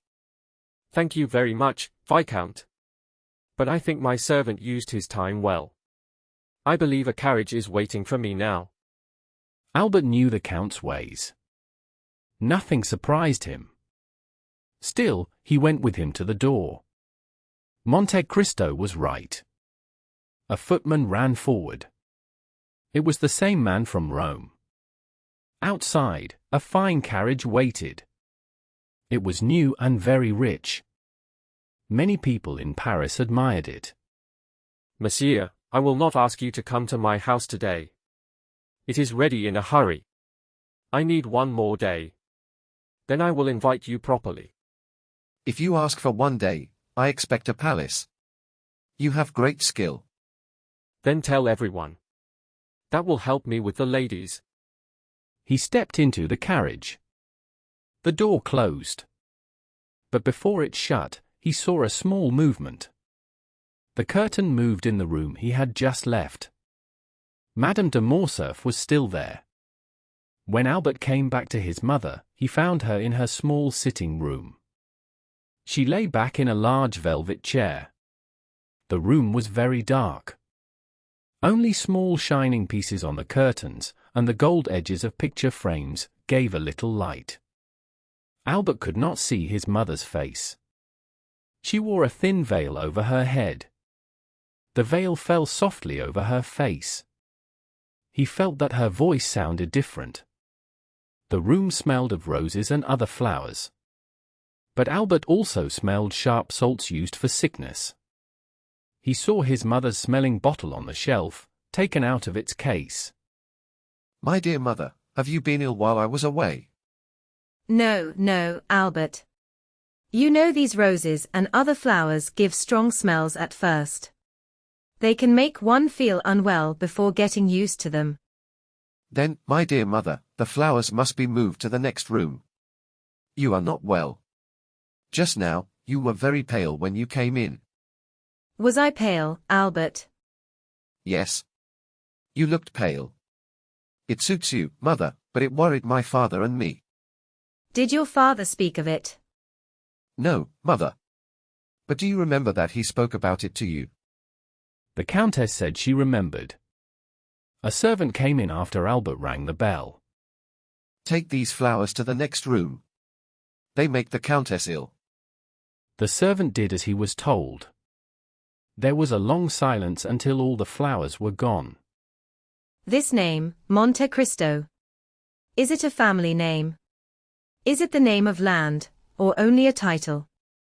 I think, mother, it is only a title. The Count bought an island. It is in the Tuscan seas. He has made a new order there. Others have done the same in history. People say he is not from an old noble family. Still, many in Rome think he is a man of great importance. His manners are very fine. At least, from what I saw in the short time he was here. They are perfect, mother. Better than any I have seen. Even better than the great nobles of England, Spain, or Germany. You have seen him in his own house. You know the world well for your age. Tell me honestly. Do you think the Count is truly what he seems to be? What does he seem to be? A man of great importance. I said people think so. But what do you think, Albert? I do not know him well enough. I have not made up my mind. But I think he may come from Malta. I do not ask where he comes from. I ask what kind of man he is. That is harder to say. He seems like a hero from a dark story. A man marked by past pain. Someone who lost much, but gained power by his own strength. A man who stands above normal rules. You say? I say Monte Cristo is a lonely island. No people live there. Many lawless men use it. Who knows if they pay him for safety? That is possible. Still, mother, you must agree. He is a remarkable man. He will do very well in Paris. This morning, he amazed everyone. Even Châteaurenaud was surprised. How old do you think the Count is? About 35 or 36, mother. So young. That seems impossible. It is true, said Albert. 3 or 4 times, he spoke to me about his age. He said, at one time I was 5, at another 10, and later 12. I was curious, so I checked the dates. I never found a mistake. This strange man seems to have no age, yet I am sure he is 35. Look at his bright eyes and his black hair. His face is pale, but it has no lines. He is strong and still young. The Countess bent her head. It was as if heavy and sad thoughts pressed on her. And has this man shown friendship to you, Albert? I think he has, Albert answered. And do you like him? Yes, I do, said Albert. Even though Franz d'Épinay says he is like a man back from the dead. The Countess shuddered. Albert, she said softly. I have always warned you about new people. You are a man now, and you can advise me. Still, I say again, be careful. My dear mother, said Albert. To follow your advice, I must know what to fear. The Count does not gamble. He only drinks water with a little wine. He is very rich and would never borrow money. So what danger is there? You are right, said the Countess. My fear is only weakness. He saved your life, after all. But tell me, Albert, how did your father act? We must be kind to the Count. Your father is often busy and deep in thought. He might, without meaning to. My father was perfect, Albert said. He was pleased by the Count's kind words. The Count spoke easily, like an old friend. My father enjoyed every praise. Albert added with a light laugh. They parted as good friends. My father even wanted to take him to the chamber to hear the speakers. The Countess did not answer. She fell into deep thought. Slowly, her eyes closed. Albert stood before her and looked at her with love. She was still young and beautiful. When he heard her soft breathing, he thought she was asleep. He left quietly and closed the door with care. This strange man, he whispered, shaking his head. I knew he would cause talk here. If my mother noticed him, he must be special. Albert went down to the stables. He felt a little annoyed. The Count of Monte Cristo had horses finer than his own. Men are not equal, he said. I must ask my father to explain that in the Chamber of Peers. Meanwhile, the Count reached his house. The drive took only 6 minutes. That was enough time for many young men to follow him. They wanted to see the rich foreigner. He had paid a great price for his horses. The house Ali chose stood on the right side of the Champs-Élysées. Trees and bushes hid part of the front. 2 paths curved like arms from the gate. They led to a wide porch. On each step stood a vase full of flowers. The house stood alone. It also had another entrance on a different street. Before the coachman called the doorkeeper, the gates opened. They had seen the Count arrive. In Paris, he was served very fast. The carriage crossed the yard without slowing. The gates closed behind it. The wheels stopped near the porch. 2 men came forward. One was Ali, smiling with true joy. A single look from the Count made him happy. The other man bowed and offered his arm to help the Count step down. Thank you, Bertuccio, said the Count, as he walked up the 3 steps. And the notary? He is in the small salon, Excellency, Bertuccio replied. And the cards you ordered to be engraved? It is done, Excellency. I went myself to the best engraver at the Palais Royal. He made the plate while I watched. The first card went to Baron Danglars, Rue de la Chaussée d'Antin, number 7. The others are on the shelf in your bedroom. Good. What time is it? 4 o'clock. The Count gave his hat, cane, and gloves to the footman. Then he went into the small salon. Bertuccio walked in front to guide him. These stones in the hall are poor, said the Count. I hope they will soon be taken away. Bertuccio bowed. As he had said, the notary was waiting in the small salon. He looked simple and quiet. You are the notary with the power to sell the country house I wish to buy, sir. Yes, Count. Is the deed ready? Yes, Count. Did you bring it? Here it is. Very well.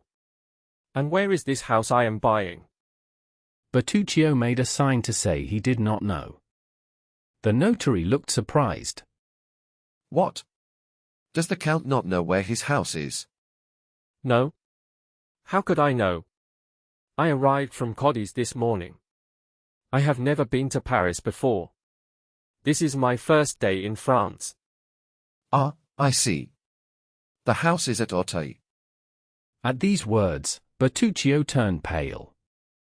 And where is Auteuil? Very close, sir. Just beyond Passy. It is a lovely place, near the Bois de Boulogne. So near? That is not the country. Why did you choose this house, Bertuccio? I, cried the steward. You did not ask me to buy this house. If you remember, if you think. Ah, yes. I remember now. I saw the notice in the newspaper. It said a country house, and that tempted me. It is not too late, said Bertuccio quickly. If you wish, I can find a better one. At Enghien, Fontenay Auxiliary Roses, or Bellevue. No, said the Count calmly. I have this one now. I will keep it. And you are right, said the notary. It is a fine place. It has fresh water and tall trees. The house is comfortable, though empty for many years. The furniture is old, but people like old things now. The Count follows the fashion, I think. Of course, replied Monte Cristo. So it is convenient. More than that. It is magnificent. Good. Let us not miss this chance. The deed, please. He read the paper quickly and signed it at once. He checked the place and the names. Bertuccio, give this gentleman 55,000 francs. Bertuccio left the room with an unsteady step. He came back with a bundle of banknotes. The notary counted them with care. Now, is everything finished? Yes, sir. Do you have the keys? The caretaker has them. But here is my order to let the Count enter his new house. Very well. The Count made a small sign. It meant the notary could leave. But, Count, said the honest man. The price is only 50,000 francs. That includes everything. And your fee? It is included. But you came from Auteuil, did you not? Yes, I did. Then you should be paid for your time, said the Count. The notary bowed very low as he left. He had never met such a client before. Show this gentleman out, said the Count. Bertuccio followed the notary from the room. The Count was alone. He took a small book from his pocket. The book had a lock. He opened it with a key that hung on a chain around his neck. This key never left him. He searched the pages for a few minutes. Then he stopped at one page with many notes. He compared them with the paper on the table. It was the paper of sale. Auteuil, Rue de la Fontaine, number 28. Yes, it is the same place. But can I trust a confession made in fear? In 1 hour, I will know the truth. Bertuccio. He struck a small gong with a light hammer. Bertuccio. The steward appeared at the door. Monsieur Bertuccio, said the Count. Did you ever travel in France? In some parts of France, yes, Excellency. Then you know the area around Paris. No, Excellency, no. The steward was shaking. The Count saw that he was very uneasy. That is a pity, said the Count. I want to see my new house this evening. You could have helped me. To Auteuil, he cried. I am to go to Auteuil. Why is that strange? If I live there, you must come too. Bertuccio lowered his head. He did not answer. What is wrong with you? Must I call the carriage again? He ran out and cried in a rough voice. His Excellency's horses. The Count wrote a few notes. When he finished, Bertuccio returned. The carriage is ready, Excellency. Take your hat and gloves. Am I to go with you, Excellency? Yes, said the Count. You must give orders. I plan to live in that house. The steward did not argue. He followed his master. The Count entered the carriage. He signed to Bertuccio to follow. As they went down the stairs, the Count saw Bertuccio make the sign of the cross. He whispered a short prayer. In 20 minutes, they reached Auteuil. Bertuccio grew more afraid as they entered the village. He looked at every house with worry. Tell them to stop at Rue de la Fontaine, number 28. He obeyed. Rue de la Fontaine, number 28, he cried. The house stood at the end of the village. Night had fallen. The place looked strange and unreal. The carriage stopped. The footman opened the door. You do not get out, Bertuccio. What are you thinking? Bertuccio jumped out. He offered his shoulder. Knock, said the Count. And announce me. The door opened. The concierge appeared. What is it? It is your new master, said the footman. Yes, said the Count. I am your new master. I hope you will be content. The old master came here very little, said the concierge. It is 5 years since he was last here. The house brought him no money. What was his name? The Marquis of Saint Méran. The Marquis of Saint Méran, repeated the Count. The name was not new to him. It was the Marquis of Saint Méran. He stopped and thought for a moment. An old gentleman, sir. He was a strong supporter of the royal family. He had only one daughter. She married Monsieur de Villefort. He was the king's lawyer at Nimes, and later at Versailles. Monte Cristo looked at Bertuccio. Bertuccio turned very pale. He leaned against the wall to keep from falling. Is this daughter not dead? I think I have heard that she is. Yes, sir. She died 21 years ago. Since that time, we have seen the poor Marquis only 3 times. Thank you. Please give me a light. Shall I go with you, sir? No, that is not needed. Bertuccio will show me the light. He gave the man 2 gold coins. The concierge thanked him many times. I am sorry, sir. I cannot find any candles.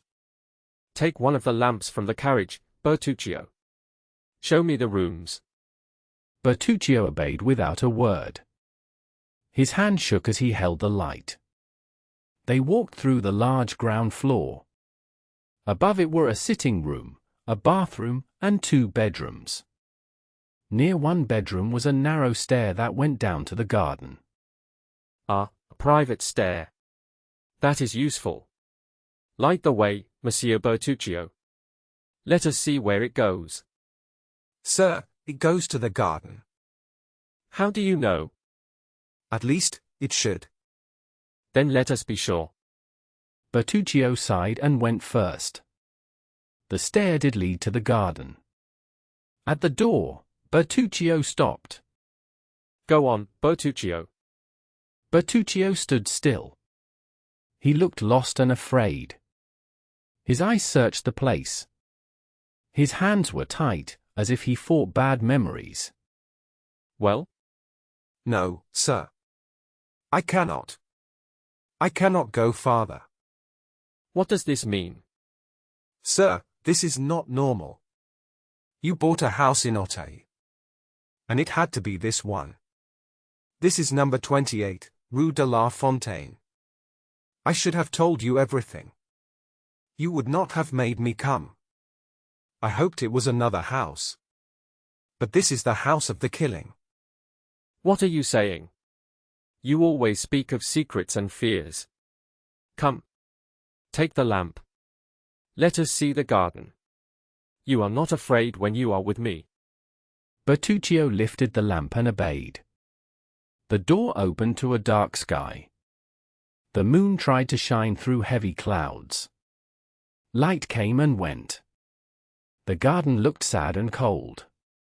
Sir, let us go to the left. No. Why follow the paths?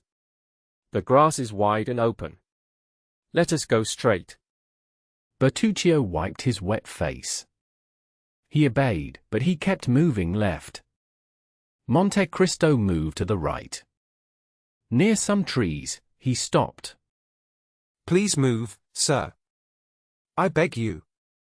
You are standing on the exact place. What place? The place where he fell. My dear Bertuccio, calm yourself. This is not Corsica. This is an English garden. It is not well kept, but it is only a garden. Sir, please do not stay there. I think you are losing your mind. If so, I will send you to a hospital. Bertuccio joined his hands. He shook his head in pain. Normally this would make the Count laugh. But now he listened closely. He felt there was an important truth behind this fear. Alas, Excellency, the trouble has come at last. Monsieur Bertuccio, said the Count, I am glad to tell you something. While you wave your arms, squeeze your hands, and roll your eyes, you look like a man chased by a dark secret. I have always seen that the hardest secret to hide is the one that lives inside the heart. I knew you were from Corsica. I knew you were dark in mood and always thinking of old family revenge. I ignored this in Italy, because there it is not strange. But in France, such things are seen as very bad. Here there are police who watch these matters, judges who give punishment, and places of death that take revenge for the law. Bertuccio clasped his hands. He still held the lantern. The light showed his pale face, now changed with fear. Monte Cristo looked at him in the same cold way he once used in Rome when he watched Andrea. Then he spoke in a voice that made the poor steward tremble. So the Abbé Busoni told me a lie, he said. After his journey in France in 1829, he sent you to me with a letter. In that letter, he spoke of all your good qualities. I will write to the Abbé. I will hold him responsible for your bad conduct. Soon I will know the full truth about this killing. I warn you of one thing. When I live in a country, I obey its laws. I do not wish to break French law for your sake. Oh, do not do that, Excellency, cried Bertuccio in despair. I have always served you well. I have always been honest. As far as I could, I have done good. I do not deny this, replied the Count. But why are you so shaken? It is a bad sign. A calm conscience does not make a man so pale. It does not make his hands shake with heat and fear. But, Excellency, Bertuccio replied slowly. Did not Abbé Busoni, who heard my confession in the prison at Nimes, tell you that my conscience was heavy? Yes, said the Count. But since he said you would be a good steward, I thought you had only stolen something. That was all. Oh, Excellency, replied Bertuccio, with deep scorn. Monte Cristo spoke again, calm but firm. Or, because you are from Corsica, you could not stop yourself from killing a man, as you call it. Yes, my good master, said Bertuccio. He fell at the Count's feet. It was only revenge, nothing more. I understand revenge. But I do not understand why this place affects you so strongly. Monsieur, this is very natural. This is the house where I took my revenge. What, my house? Oh, Your Excellency. Then it was not yours at that time. Whose house was it? The concierge said it belonged to the Marquis de Saint-Méran. What did you have against him? It was not against him, monsieur. It was against another man. This is very strange. You come here without knowing it. To the same house where something happened. That fills you with regret. Monsieur, it is fate. You buy a house in Auteuil. It is the same house where I killed a man. You walk down the same stairs. You stop at the place where he was hurt. 2 steps away is the place where he had buried his child. This is not chance. It feels like the hand of God. Very well. Let us call it fate. People with troubled minds see signs everywhere. Now calm yourself. Tell me everything. I have told this story only once. I told it to Abbé Busoni. Such stories are told only in confession. Then go back to your priest. Live in silence if you wish. But I do not want servants who fear shadows. I do not want trouble with the police. If this fear stays, you will leave my service. Oh, Your Excellency. Do not send me away. If I leave you, I will die. I will tell you everything. That changes things. But do not lie. It is better to stay silent than to lie. I swear I will tell the truth.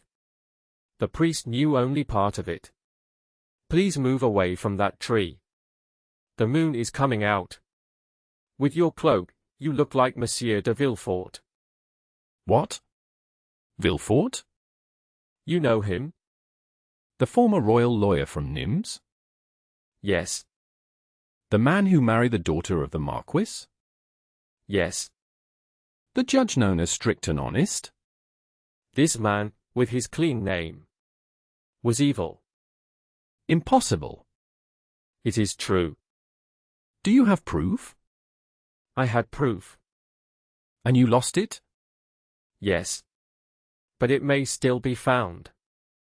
Then tell me the story. It interests me now. The Count sat down on a bench. He hummed a soft tune. Bertuccio stood before him. Chapter 44. The Vendetta. Where shall I begin my story, Your Excellency? Where you wish, said Monte Cristo, because I know nothing about it. I thought Abbé Busoni had told Your Excellency. He told me some details, but that was 7 or 8 years ago, and I have forgotten them. Then I can speak without fear of boring Your Excellency. Go on, Bertuccio, you will replace the evening papers. The story began in the year 1815. Ah, said Monte Cristo, 1815 is not recent. No, monsieur, but I remember everything clearly, as if it happened yesterday. I had a brother, an older brother.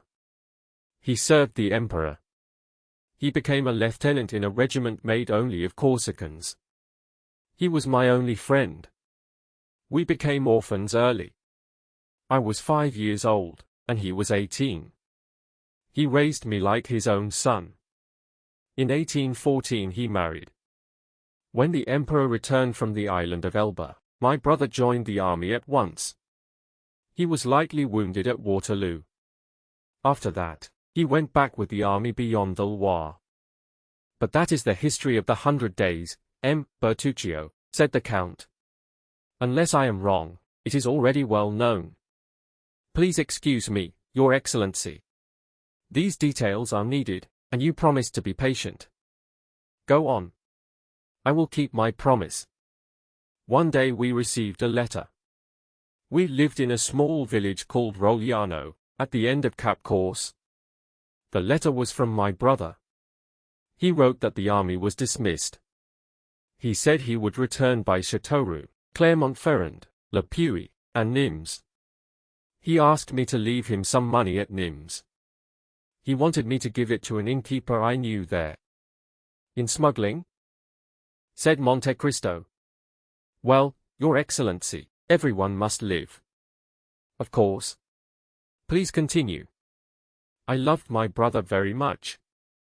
I decided not to send the money. I chose to take it to him myself. I had 1,000 francs. I left 500 with Assunta, my sister-in-law. With the other 500, I left for Nimes. This was easy for me.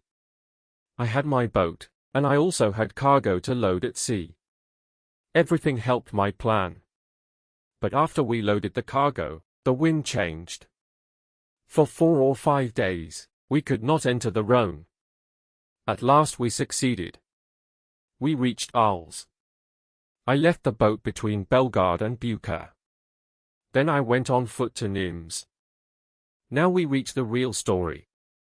Yes, Your Excellency. Please forgive me.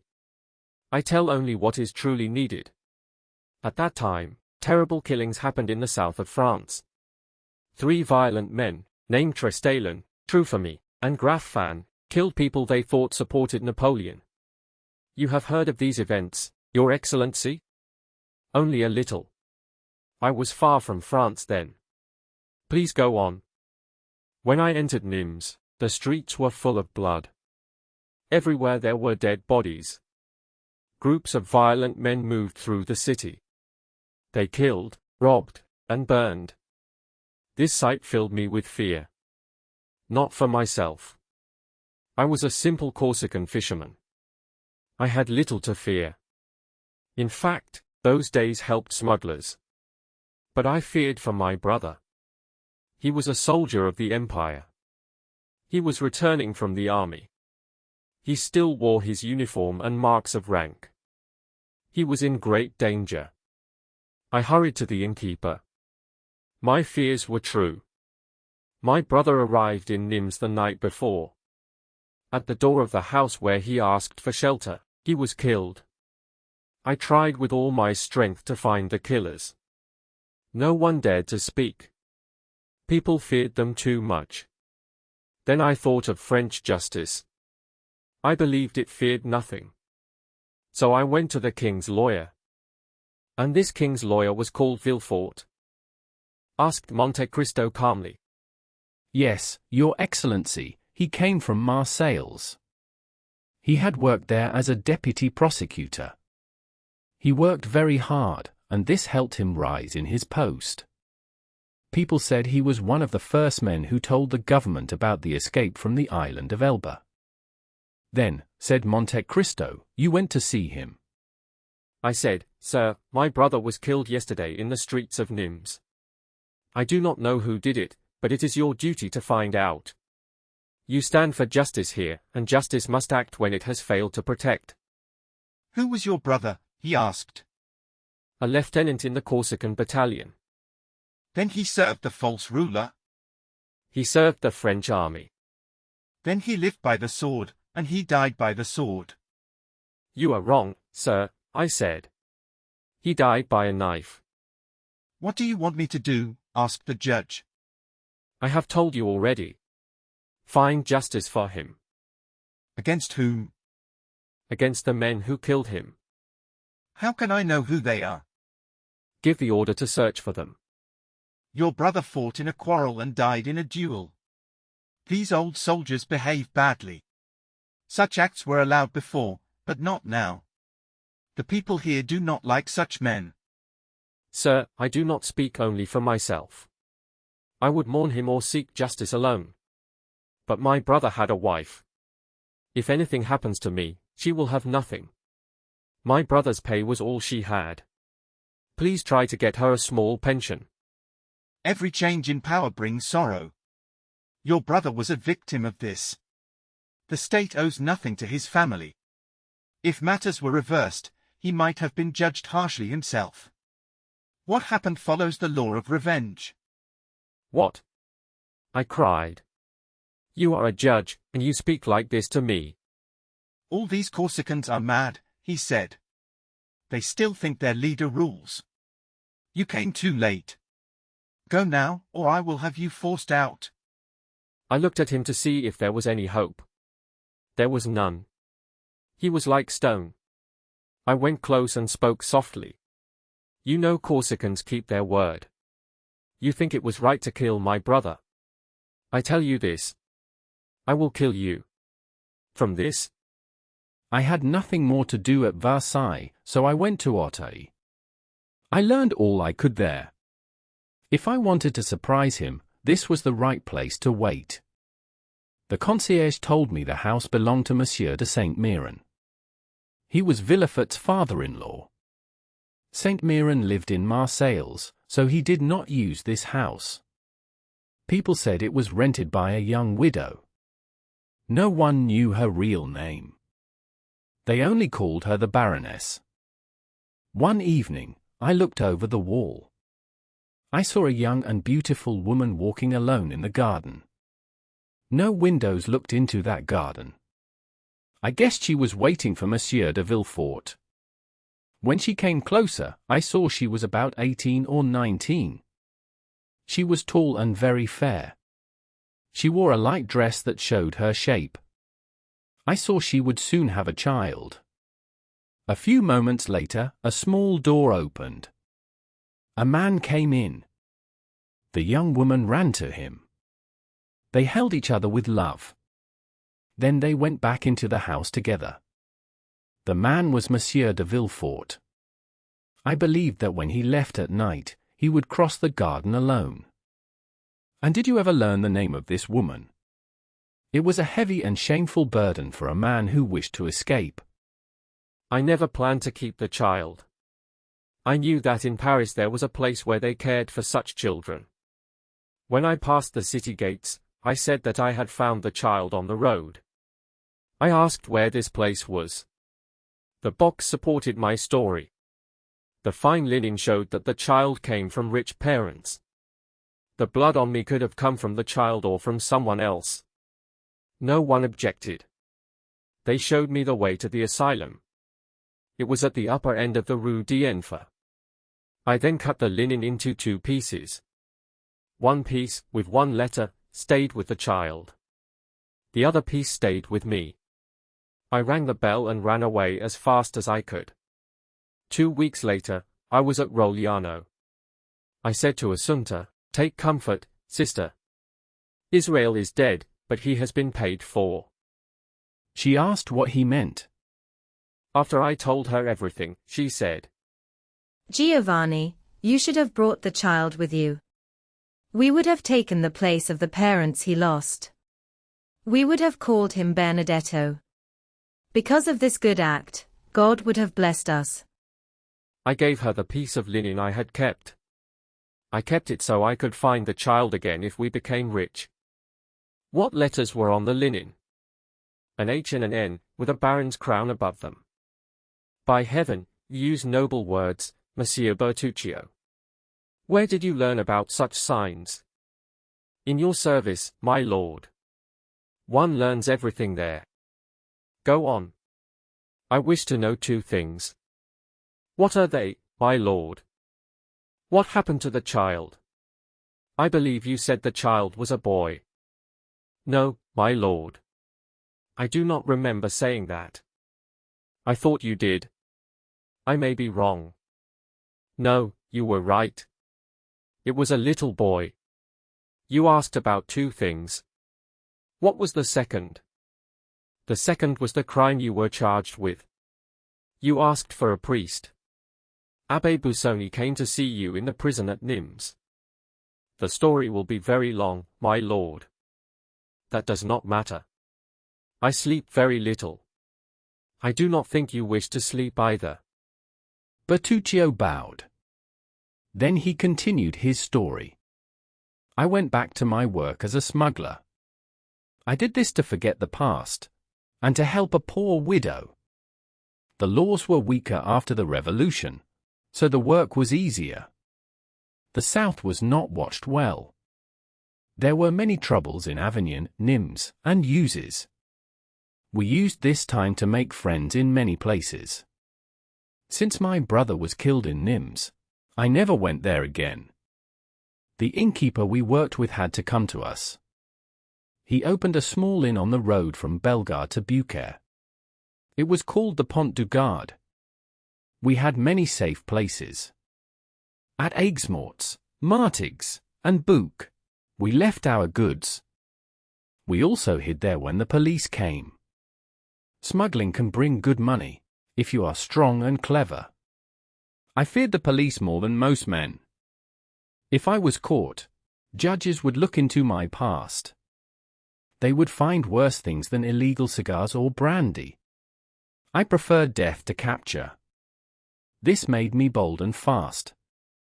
I learned that when a man risks his life, he becomes stronger than others. That is philosophy, Monsieur Bertuccio. You have done many things in your life. Oh, Excellency. No, no. Philosophy is late at this hour. But what you say is true. My journeys became longer and richer. Assunta took care of everything. We saved some money. One day, when I left on a journey, she said she had a surprise for me. The journey lasted 6 weeks. We went to Lucca for oil, and to Leghorn for cloth. We returned home happy. When I entered the house, I saw a cradle. Inside was a baby. I cried with joy. I had felt sad only because I left this child before. Assunta had guessed everything. She went to Paris and brought the child back. When I saw the baby sleeping, tears filled my eyes. Assunta, you are a good woman. God will bless you. This is not philosophy. It is faith. Yes, you are right. This child became our punishment. He showed bad behavior very early. He was a beautiful child, but his smile was cruel. There is a saying about red hair. It was true for Benedetto. Even as a baby, he was cruel. Assunta spoiled him. When Benedetto was 5, money went missing. Later, he came home with a monkey. He said he found it in the woods. I knew this was a lie. You cannot beat me. You are not my father. This answer frightened me. I lowered my arm. From that day, the boy ruled the house. Assunta gave him everything. When he was 11, he mixed with bad young men. I feared the law. I decided to take him with me. I hoped hard work would change him. I offered him a new life. Are you mad, uncle? I like my easy life. I have money. I will not follow you. I was shocked. He laughed at me. Sweet child. Bertuccio spoke with deep feeling. Oh, if he had been my own son, or even my nephew, I would have led him back to the right path. When you know you do your duty, you feel strong. But I knew I was hitting the child of a man I had killed. This thought stopped my hand, and I could not punish him. My sister always protected the poor boy. I gave her good advice. She told me that money often went missing. So I showed her a safe place to hide our small savings. I had already made my plan. Benedetto could read, write, and count very well. When his strange moods came, he learned more in one day than others learned in a week.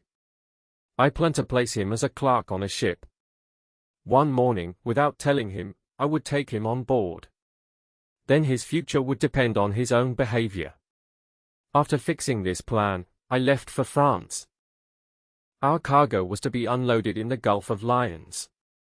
This was hard to do in the year 1829.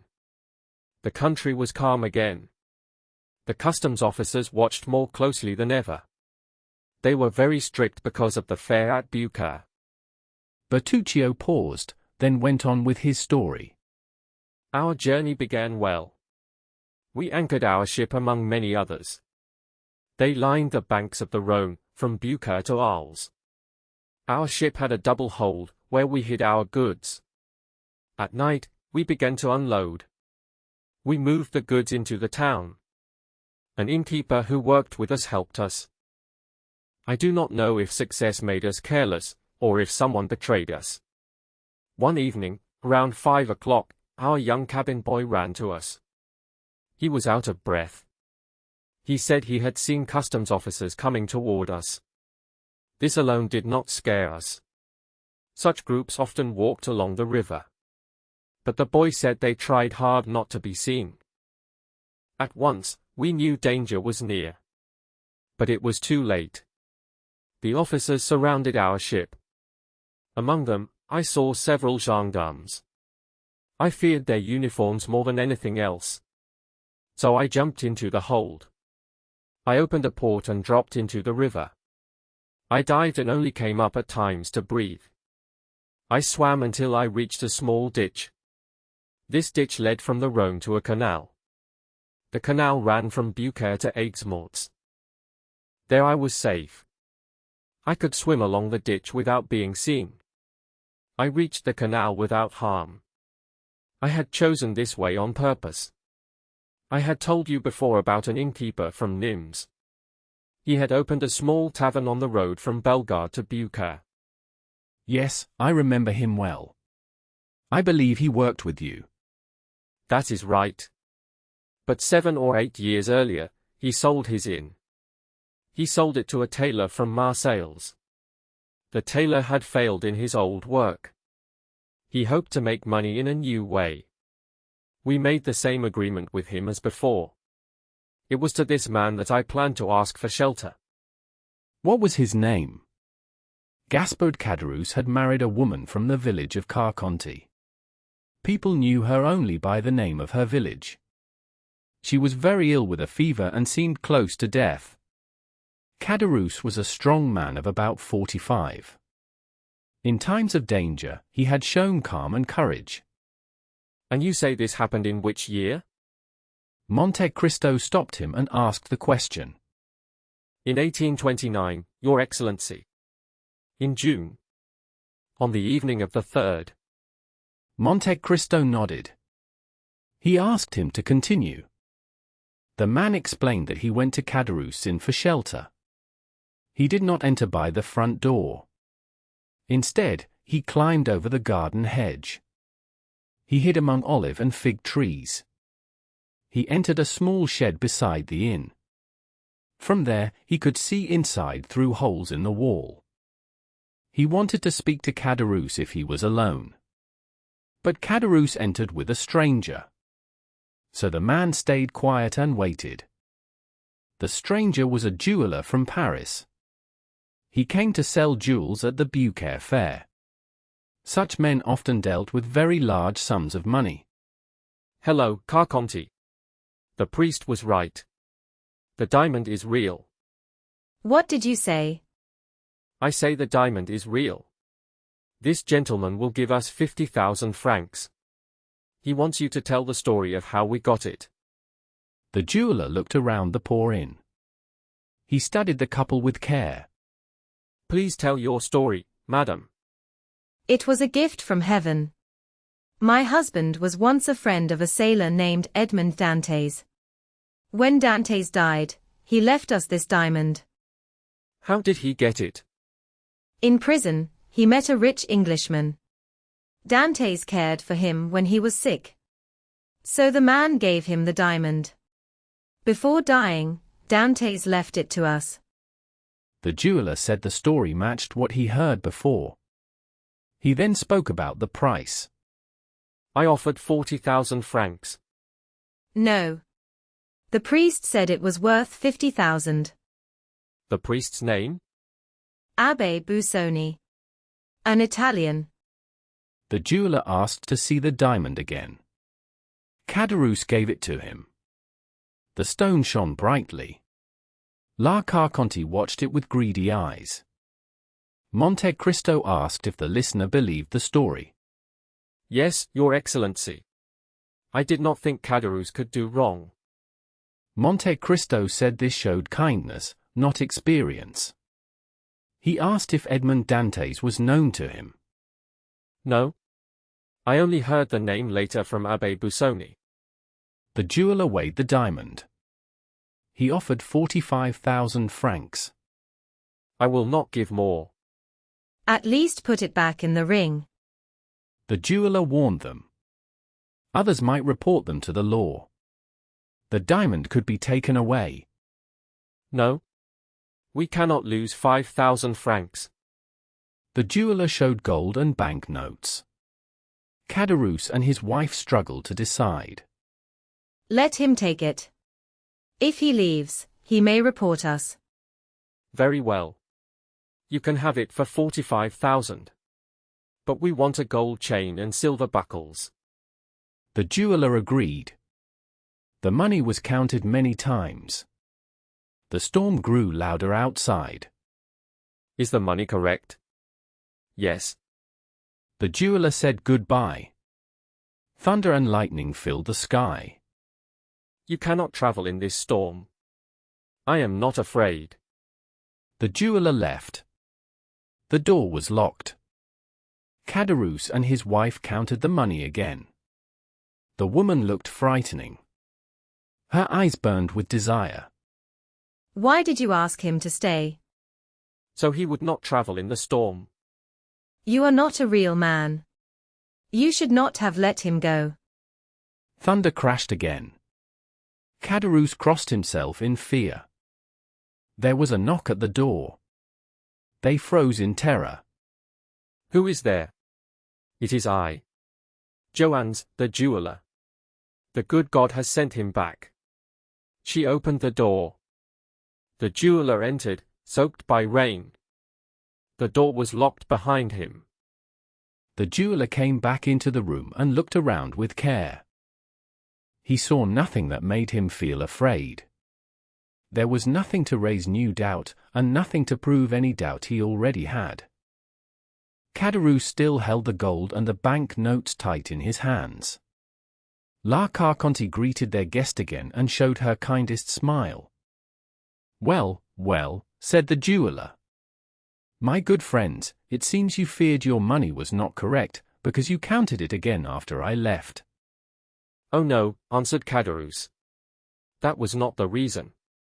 We gained this money in such a strange way that we cannot believe our luck. We must see the money to believe it is real and not a dream." The jeweler smiled. "Do you have any other guests in the house?" he asked. "No one but ourselves," said Caderousse. "We do not take travelers. The town is so near that no one stops here."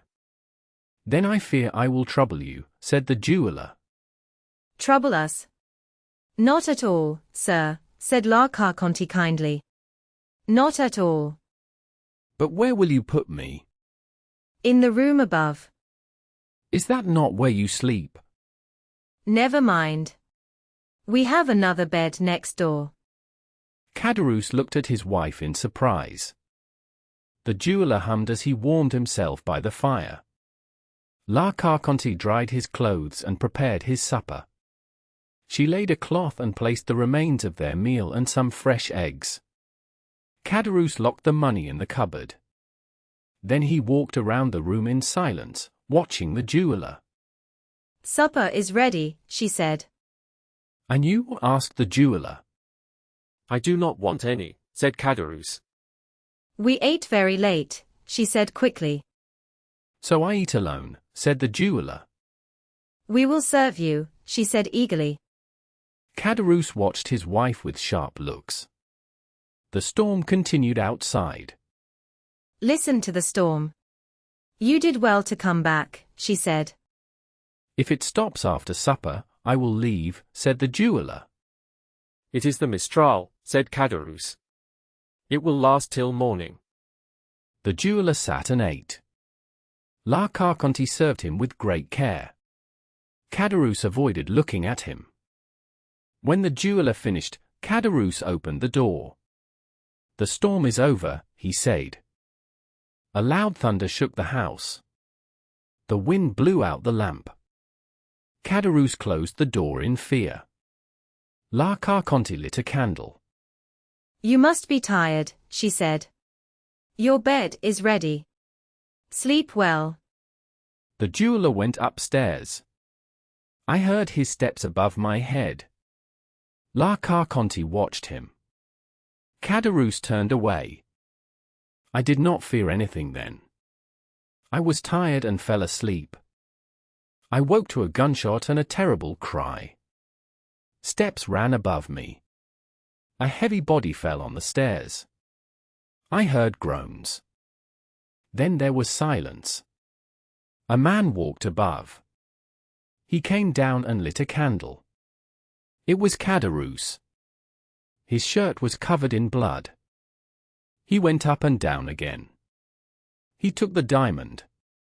He hid it in his handkerchief. He took the money. Then he ran into the night. I understood everything. I tried to help the jeweler. I broke through the boards. On the stairs lay La Carconte. She was dead. Upstairs the jeweler lay dying. He looked at me and died. I ran. Officers seized me. They thought I was the killer. I was taken to prison. I waited months.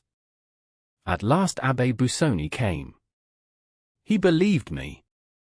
Be brave, he said. Caderousse was caught. He confessed. I was freed.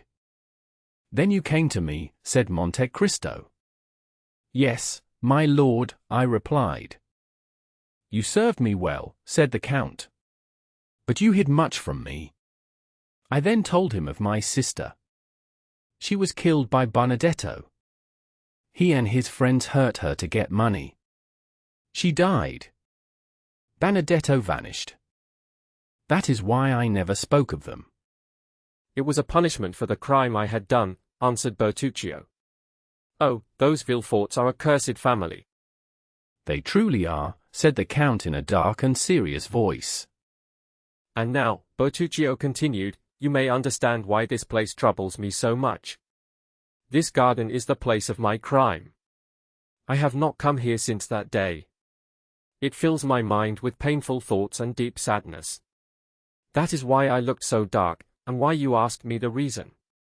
Even now, I feel a shiver. I think that I may be standing on the grave of Monsieur de Villefort. He himself dug the ground to bury his own child. Everything is possible, said Monte Cristo, as he stood up from the bench. He added in a very low voice, even that the procureur is not dead. Then he spoke again in his normal tone. The Abbé Busoni did well to send you to me. You also did well to tell me your whole story. Now I will not judge you wrongly in the future. But tell me one thing. Have you ever tried to find Benedetto, or learn what happened to him? No, said Bertuccio. I do not wish to know where he went. I would avoid meeting him like a wild animal. Thank God, I have never heard his name from anyone. I hope and believe that he is dead. Do not think that, Bertuccio, replied the count. Bad men do not die so easily. God seems to keep them alive for a reason. He uses them as tools for justice. So be it, said Bertuccio. All I ask from heaven is that I never see him again. And now, sir, he added, lowering his head, you know everything. You are my judge on earth, as God is in heaven. Do you have no words to comfort me? My friend, I can only repeat the words of Abbé Busoni. Villefort deserved punishment for what he did to you, and maybe to others. Benedetto, if he is still alive, will one day serve as an instrument of justice. Then he will be punished in his turn. As for you, there is only one true fault. Ask yourself why, after saving the baby, you did not return it to its mother. That was the real crime, Bertuccio. That was where your guilt began. Yes, sir, that was the crime, said Bertuccio. That was my true fault. I acted like a coward. My duty was to return the child to its mother as soon as it lived. But to do that, I had to ask questions. Those questions would likely have led to my arrest. I wanted to live. I thought of my sister. I also felt pride, the wish to escape without harm after my revenge. And like all people, I feared for my own life. I was not as brave as my poor brother. Bertuccio covered his face with his hands. Monte Cristo looked at him in silence. His eyes were deep and hard to understand. After a short silence, made more serious by the time and the place, the count spoke. His voice was sad and very different from his usual tone. To end this talk in the right way, and for the last time, I will repeat some words I once heard from Abbé Busoni. For all troubles, there are two cures, time and silence. Now leave me, Monsieur Bertuccio, and let me walk alone in this garden. The things that cause you deep pain here, because you were part of this sad story, bring me a strange kind of peace. They even make this house more valuable to me. The true beauty of trees is in their deep shade, where the mind can imagine many shapes moving below. This garden is made to give full space to the imagination. The trees grow thick and close, and under their leaves a dreamer like me can imagine anything. I expected to find only an empty yard with high walls. So this place is a pleasant surprise to me. I am not afraid of spirits. In all the long history of the world, the dead have not caused as much harm as the living do in one day. Go inside now, Bertuccio, and calm your mind. If one day your priest is less kind to you than Abbé Busoni was, send for me, if I am still alive. I will speak words that will calm your soul before it leaves this world. Bertuccio bowed with respect and walked away, breathing out a deep sigh. The Count, now alone, took a few steps and spoke softly to himself. Here, under this tree, the baby must have been buried. There is the small door that opens into the garden. At that corner is the private stair that leads to the bedroom. I do not need to write these things down. They are clear before my eyes, under my feet, and all around me. After walking around the garden once more, the Count returned to his carriage. Bertuccio saw the deep thought on his master's face and sat by the driver without speaking. The carriage moved quickly toward Paris. That same evening, when they reached the house in the Champs-Élysées, the Count walked through the building as if he knew it well. He did not make a single mistake. He chose every door, hall, and stair with full certainty. Ali stayed close to him during this late visit. The Count gave Bertuccio several orders about changes he wished to make. Then he looked at his watch and spoke to Ali. It is 11:30. Haydée will arrive soon. Have the French servants been called to wait for her? Ali pointed toward the rooms prepared for the young woman. They were hidden behind thick hangings and could not be seen. He raised 3 fingers, then rested his head on his hand and closed his eyes. I understand. You mean that 3 women are waiting for her in her bedroom? Ali answered with a quick and happy sign. Madame will be tired tonight. She will wish to rest. Tell the French servants to greet her with respect and then leave. Do not let them ask many questions. Also, make sure the Greek servants do not speak with the others. Ali bowed. At that moment, voices were heard at the gate. The gate opened, and a carriage came up the path and stopped at the steps. The Count hurried down and opened the door. He held out his hand to a young woman wrapped in a green silk cloak with gold thread. She lifted his hand to her lips and kissed it with love and respect. They spoke softly to each other in the old Greek language. Her voice was full of deep tenderness. The Count answered with calm and gentle seriousness. Ali walked in front and held a pink torch. Behind him walked the young lady. She was the beautiful Greek woman who had traveled with Monte Cristo in Italy. Ali led her to her rooms. The Count went to his own pavilion. After 1 hour, all the lights in the house went out. It seemed that everyone was asleep. The next day, at about 2 o'clock, a carriage stopped at Monte Cristo's door. It was pulled by 2 fine English horses. A man leaned out of the carriage. He wore a blue coat, a white vest, and brown trousers. A large gold chain lay on his chest. His black hair fell low over his eyebrows. It looked strange beside the deep lines on his face. He was over 50, but he wished to look younger. The carriage showed the arms of a baron. The man looked closely at the house and garden. He also watched the servants as they walked past. His look was sharp and careful. His face showed craft, not warmth. His lips were thin and tight. His cheekbones were wide. Many people found his face unpleasant. Still, some admired him because of his rich carriage. They also noticed a large diamond on his shirt. A red ribbon hung from his coat. Sir, does the Count of Monte Cristo live here? His Excellency does live here. But he does not receive visitors today. But what?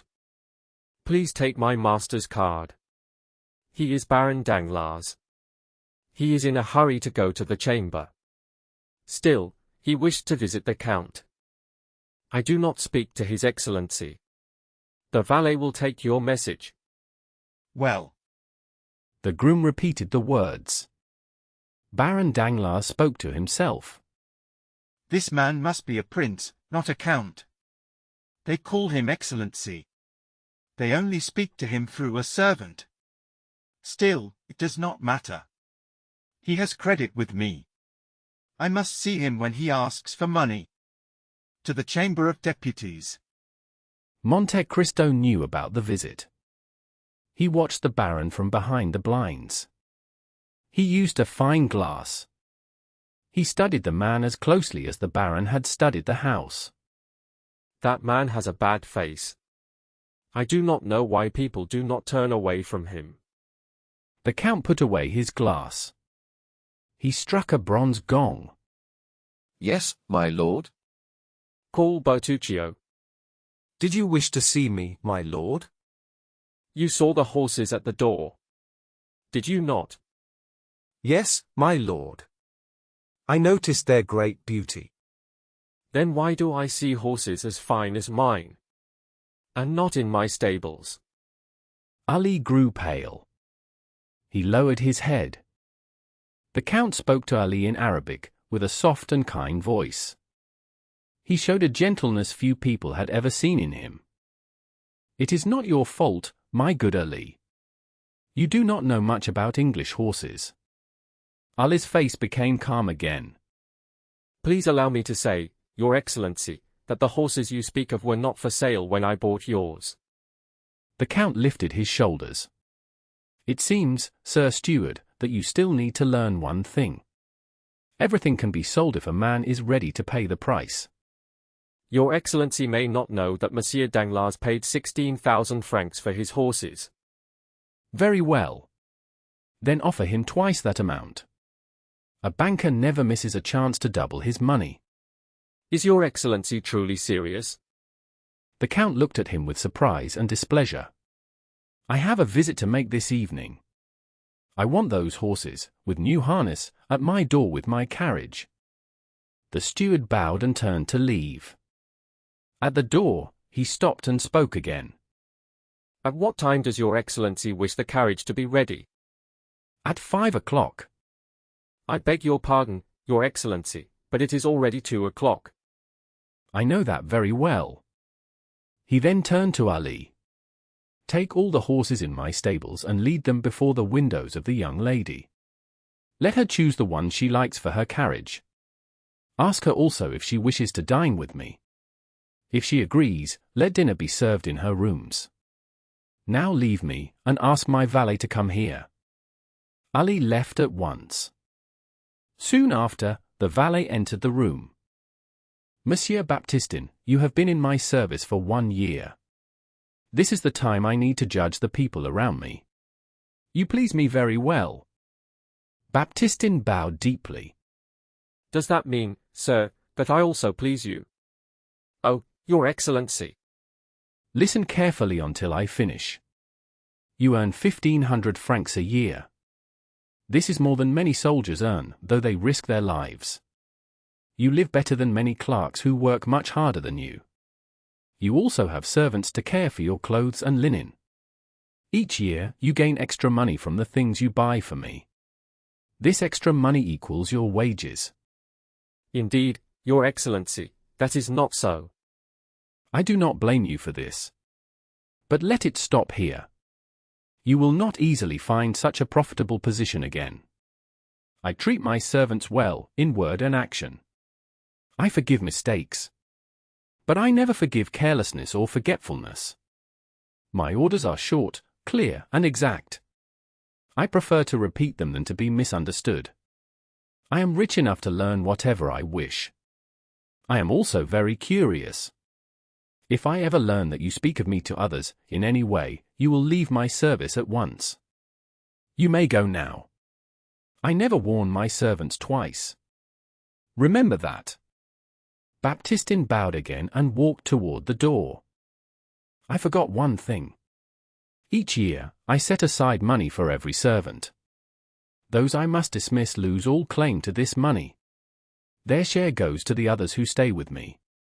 This money will be divided among them when I die. You have served me for 1 year. Your fund has already begun. Let it continue to grow. Ali stood nearby during this speech. He did not understand a single word.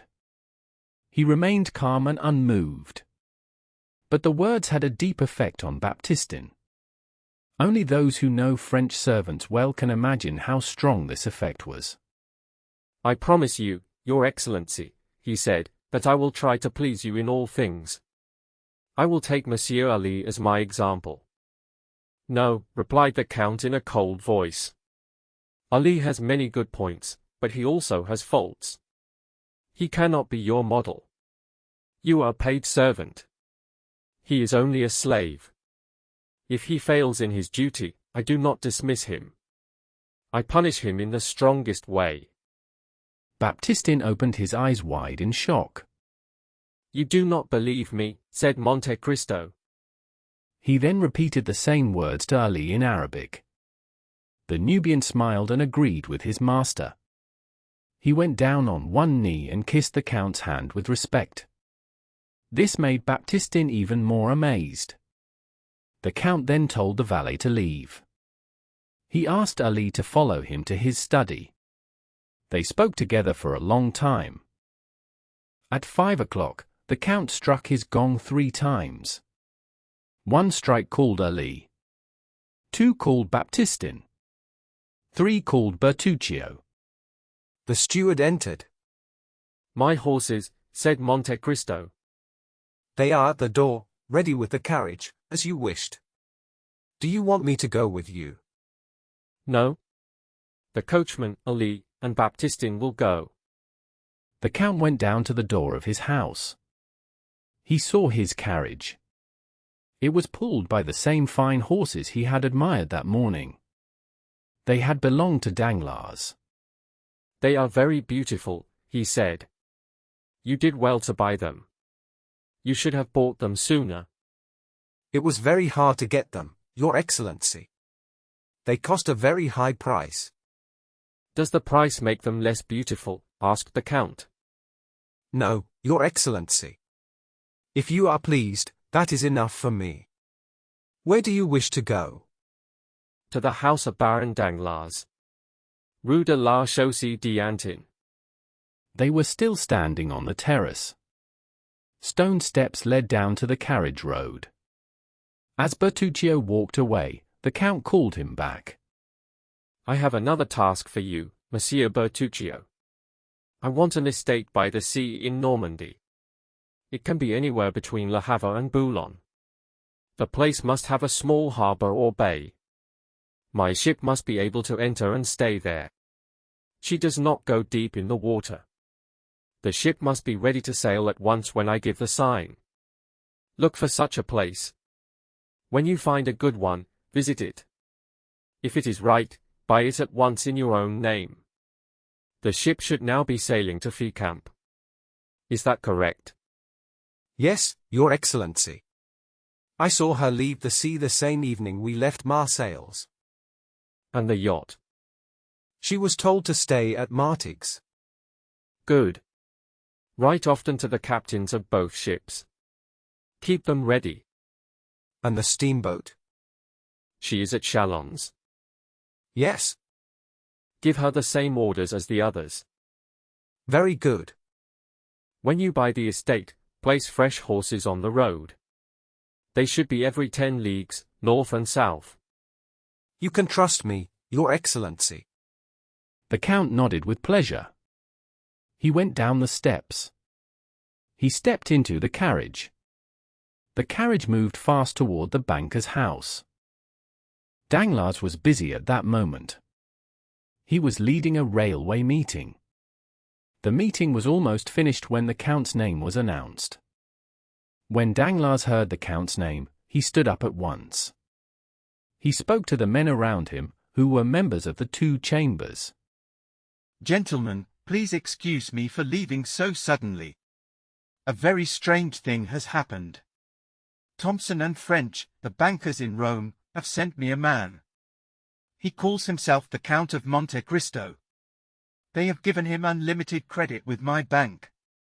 I must say, this is the most foolish thing I have ever seen in my foreign business. Of course, it made me very curious. This morning, I went to see this so-called Count. If he were a real Count, he would not be so rich. But you will not believe it. He was not receiving visitors. So this master of Monte Cristo acts like a great millionaire, or like a proud beauty. I asked questions and learned that the house in the Champs-Élysées belongs to him. The house is kept in very good order. But an order for unlimited credit needs care from a banker. I very much wish to see this man. I think someone is playing a trick. But the people who planned it did not know who they were dealing with. They who laugh last, laugh best. After this long and proud speech, Danglars bowed to the group. He then went to his drawing room. The room was rich and bright, in white and gold. It had already made many people talk in the Chaussée d'Antin. Danglars had asked that his guest be shown into this room. He hoped to impress him with so much luxury. He found the Count standing near some paintings. They were copies, not real works, though the banker had been told they were originals. Even so, they seemed dull beside the bright colors on the ceiling. The Count turned when he heard Danglars enter. Danglars made a small sign with his head. He pointed to a large chair of gold, covered in white silk. The Count sat down. I have the honor, I believe, of speaking to Monsieur de Monte Cristo. And I have the honor of speaking to Baron Danglars. You are a Knight of the Legion of Honor, and a member of the Chamber of Deputies. The Count carefully repeated every title he had read on the Baron's card. Danglars felt the sharp meaning in his words. He pressed his lips together. Please forgive me, Monsieur, for not using your title at first. We live under a government of the people. I myself stand for the freedoms of the people. So much so, that you call yourself Baron. But you do not wish to call anyone else Count. To be honest, Monsieur, I give no value to such empty titles. I became Baron and Knight for services I gave. But you no longer use your titles, like Montmorency and Lafayette. That was a fine example to follow. Well, not in every case. Not with servants, you understand. I see. Your servants call you my lord. Writers call you monsieur. Your voters call you citizen. These names fit well in a constitutional government. I understand completely. Once again, Danglars bit his lips. He saw that he could not win an argument like this. So he quickly changed the subject to something he liked better. "Permit me to inform you, Count," said the man, as he bowed, "that I have received a letter of advice from Thomson and French in Rome." I am glad to hear that, Baron, said the Count. I will call you by your title, as your servants do. I learned this habit in a country where titles still come from birth. I am pleased the letter reached you. Now I do not need to come to you myself for money. You received a clear letter of advice, did you not? Yes, said Danglars. But I must admit I did not fully understand it. Indeed? That is why I came to see you, he said. I wish to ask for an explanation. Please continue, monsieur. I am ready to explain anything you wish. Well, said Danglars, the letter says that you have unlimited credit with our bank. Baron, what is hard to understand about that? Only the word unlimited, he replied. Is that word not used in France? The bankers who wrote are from England and Germany. The letter is well written, said Danglars. But I doubt if such a promise is safe. Is that so? Do people not trust Thomson and French? Please tell me, Baron. I have a large part of my wealth with them. They are safe, Danglars replied. But the word unlimited is not clear in business. Unlimited means exactly that, said the Count. That is my concern, cried Danglars. When something is unclear, it is risky. You mean that you will not act as freely as they do, said Monte Cristo. Exactly, he said. Danglars pressed his lips together. He felt defeated again, and this time in his own field. His polite manner now felt stiff and rude. Monte Cristo stayed calm and simple, and this gave him the advantage. Very well, said Danglars after a pause. Please tell me how much money you wish to take from my bank. That is the reason I asked for unlimited credit, replied the Count. I do not know how much I may need. Danglars leaned back in his chair. He believed the moment had come for him to feel proud. Please name any sum, he said. You will see that my bank can meet great demands. Even 1,000,000 francs would not be too much. Forgive me, said Monte Cristo. I said 1,000,000, Danglars repeated. But what could I do with 1,000,000, replied the Count. If such a small sum were enough, I would not open an account. I often carry that amount with me. He then took a small case from his pocket. Inside were 2 papers. Each one promised 500,000 francs, payable at once. Danglars stared at them.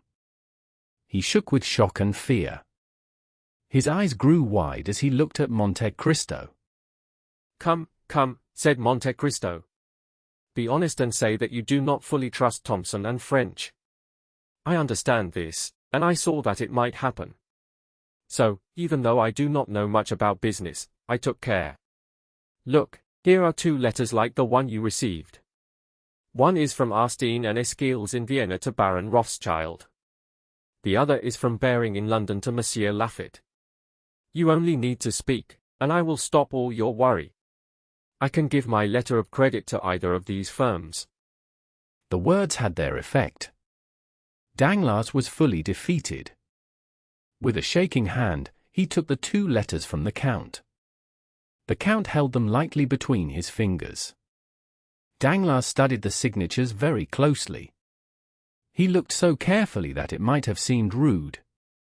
But the Count allowed it, as it helped his plan. Oh, sir, said Danglars, after he was sure the letters were real. He stood up, as if greeting great wealth in the man before him. 3 letters with no limit, I cannot doubt you any more.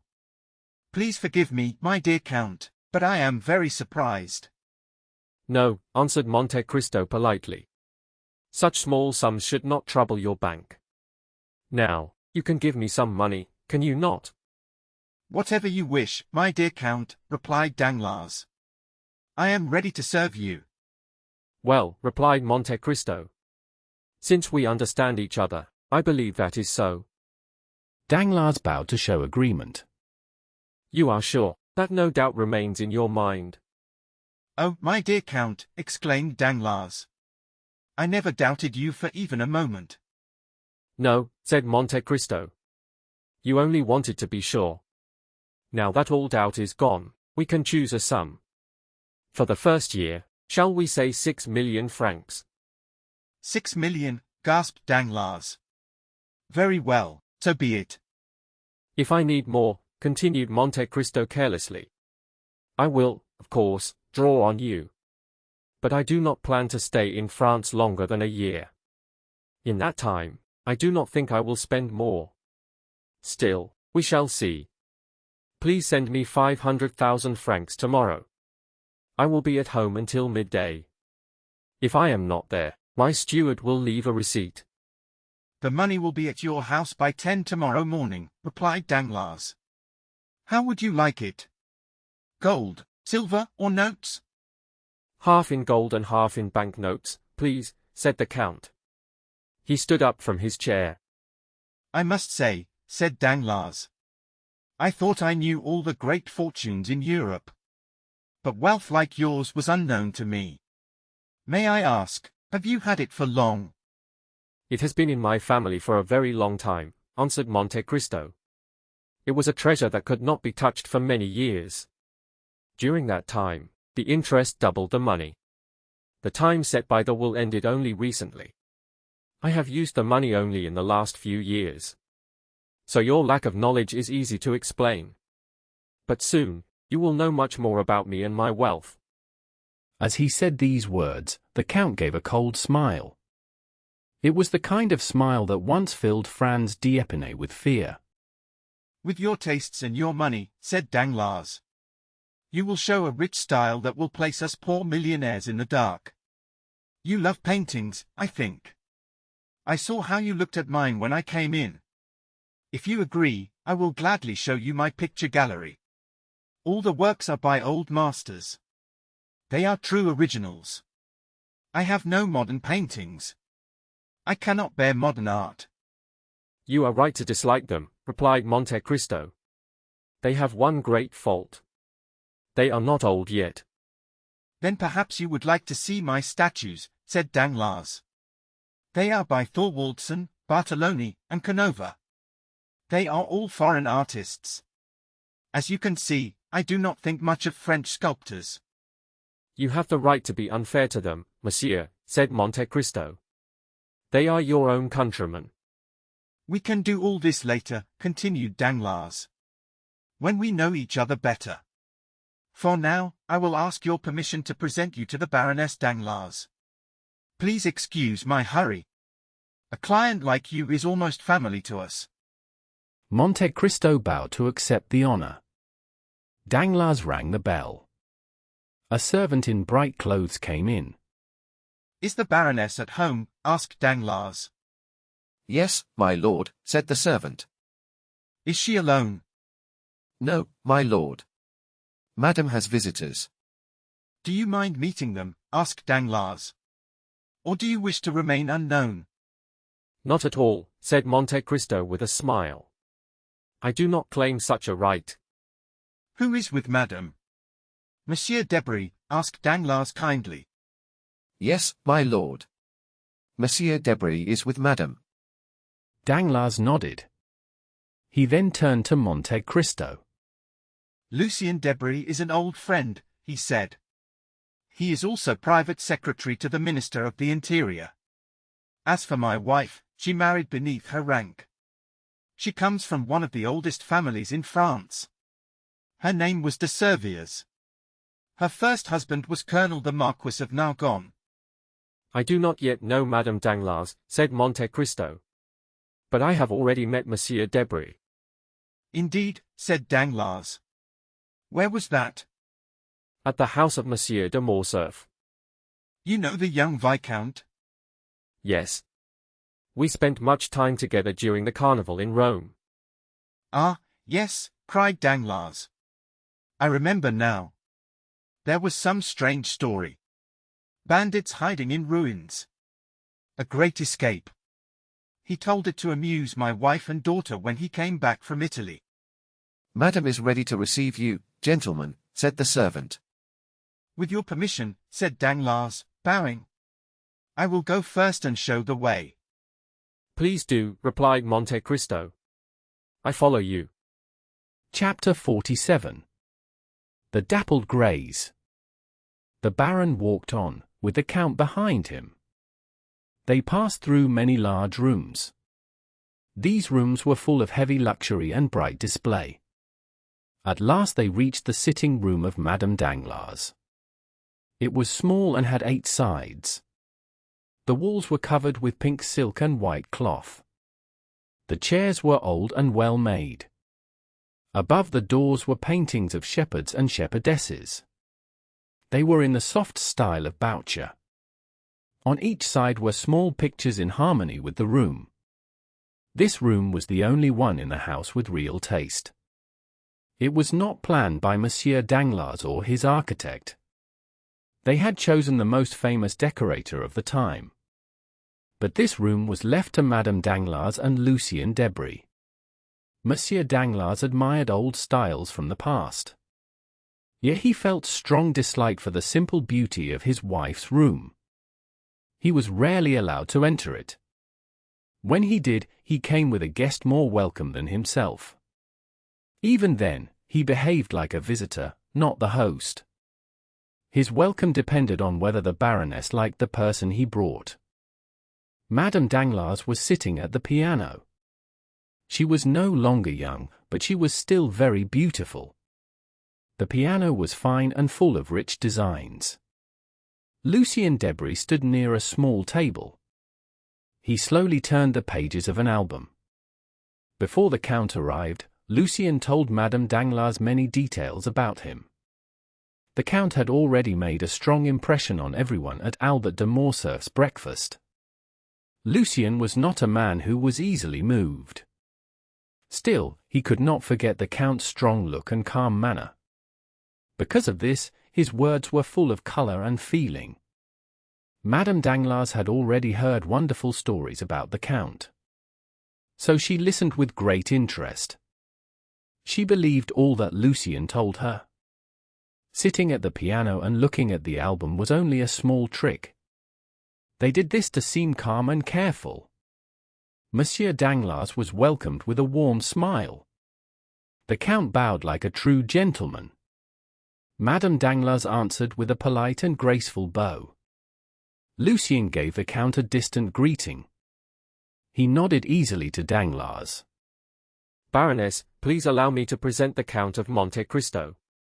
My friends in Rome have spoken very well of him. One thing will make all the ladies of Paris notice him. He has come to live in Paris for 1 year.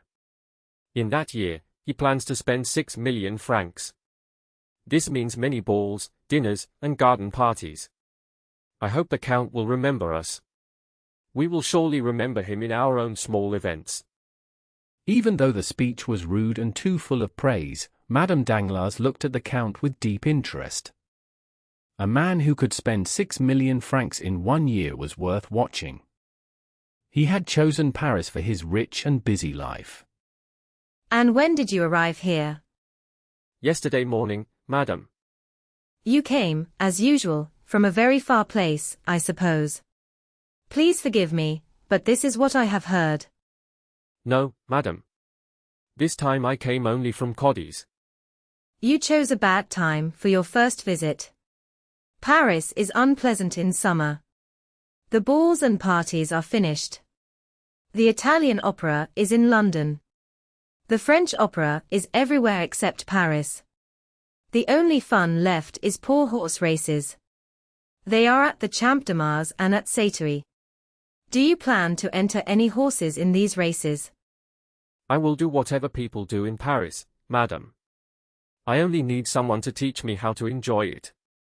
Do you like horses, Count? I spent much of my life in the East, madam.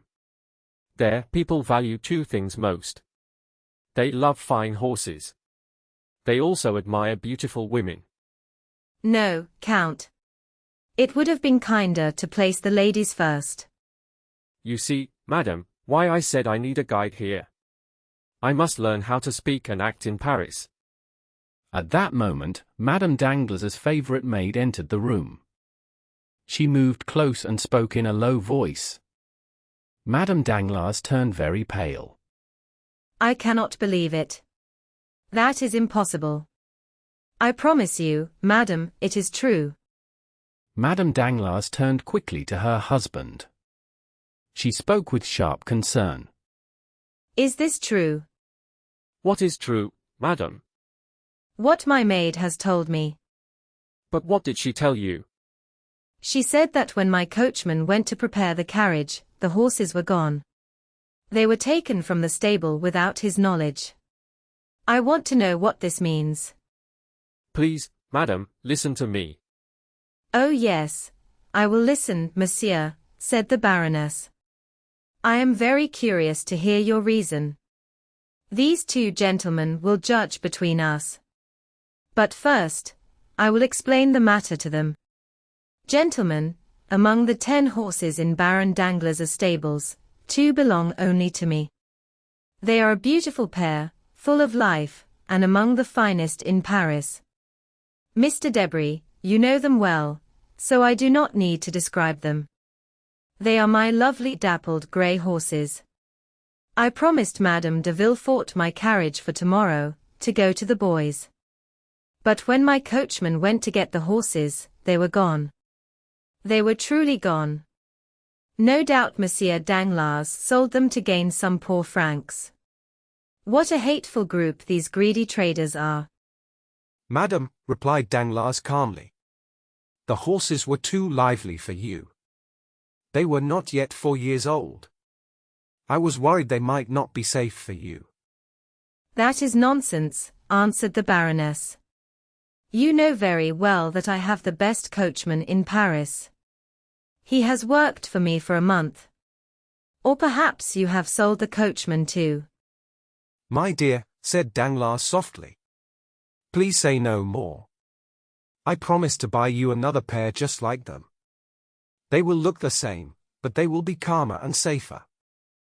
The Baroness lifted her shoulders with deep contempt. Her husband acted as if he did not see it. He turned to Monte Cristo. On my word, Count, he said. I am sorry I did not meet you sooner. You are starting a new household, I believe. Yes, replied Monte Cristo. I would have liked to offer you these horses. I have almost given them away already. As I said before, I wished to be rid of them. They were only fit for a young man. I thank you for your kind thought, said Danglars. But this morning I bought a very fine pair of carriage horses. I do not think they were costly. There they are. Come, Mr. Debray, you are a judge of such things. Please tell me what you think of them. As Debray walked to the window, Danglars went close to his wife. He spoke in a low voice. I could not tell you before others, he said. This morning a man offered me a huge price for the horses. He seemed foolish and ready to waste his money.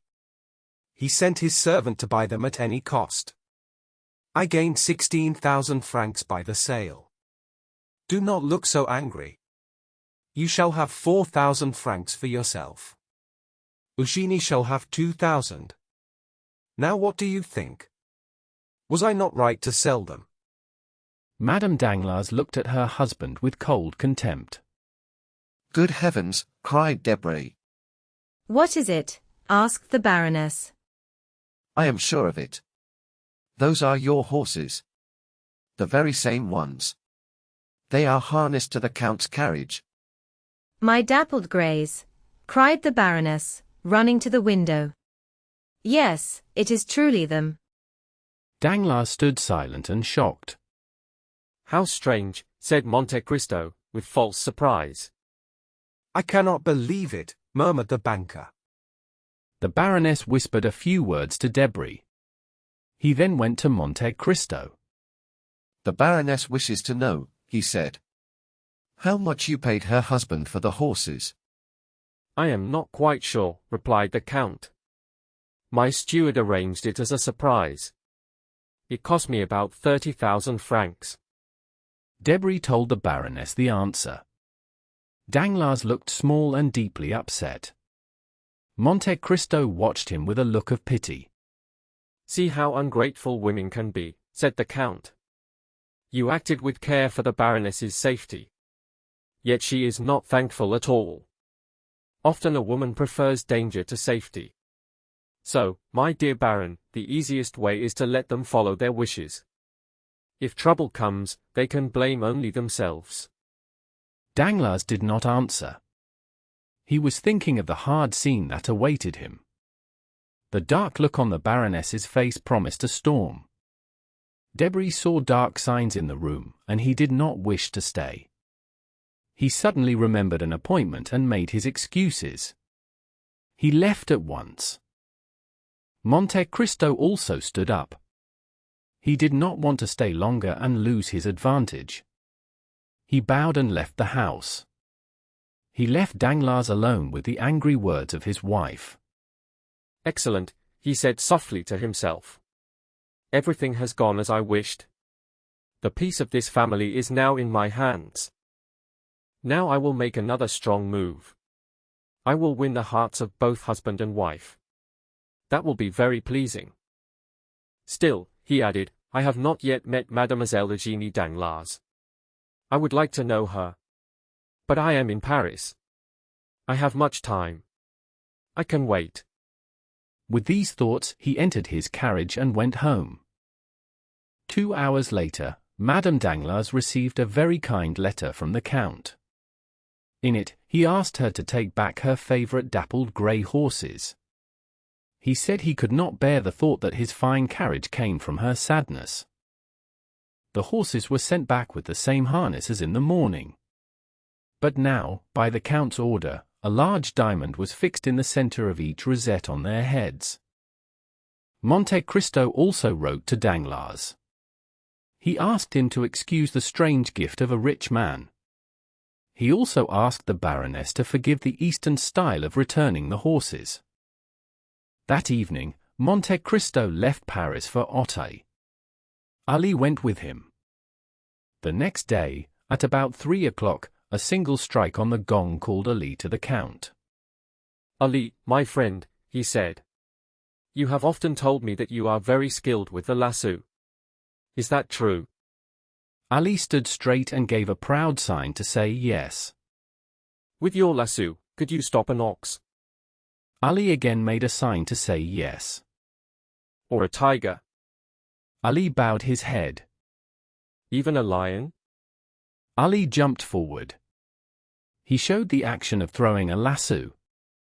Then he showed a lion falling. I understand, said Monte Cristo. You mean that you have hunted lions? Ali smiled with pride. He showed that he had chased and caught many lions. But do you think you could stop 2 horses running in wild fear? Ali smiled calmly.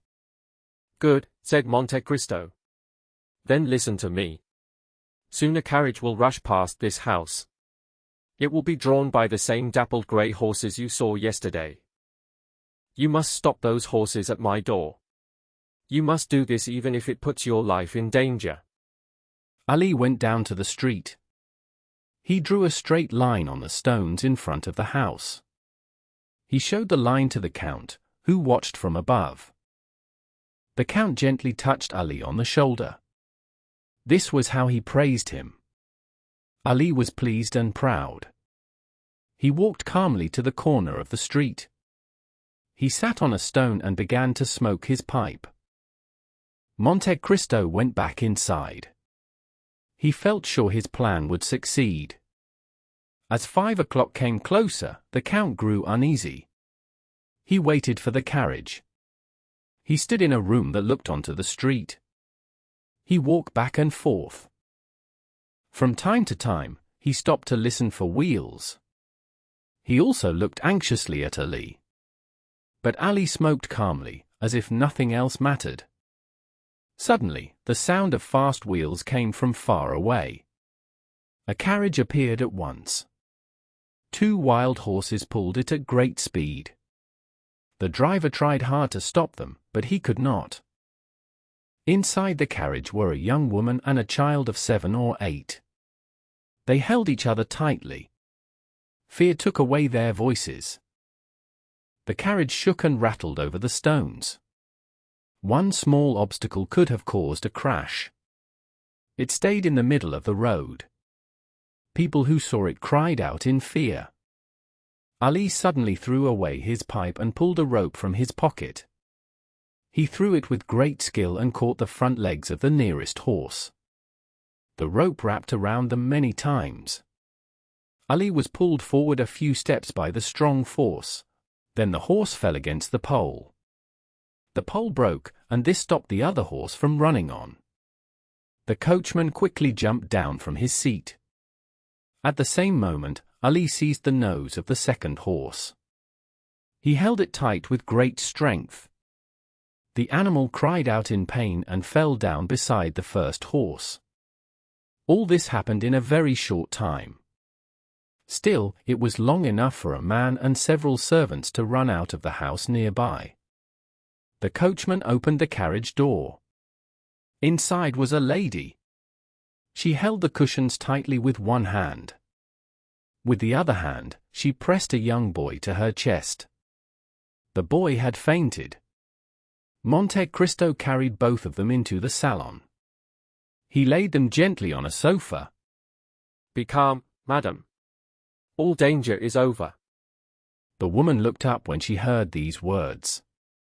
Her eyes spoke more than words. She pointed to her child, who was still not awake. I understand your fear, madam. But I promise you there is no real danger. Your child is not hurt. He fainted only from fear, and this will soon pass. Are you sure you are not saying this only to calm me? See how pale he is. My child, my dear Edward, speak to your mother. Open your eyes and look at me. Please, sir, send for a doctor. I would give all I own to save my boy. Monte Cristo smiled calmly and moved his hand in a gentle way. He asked the mother to stop worrying. He opened a small box near him.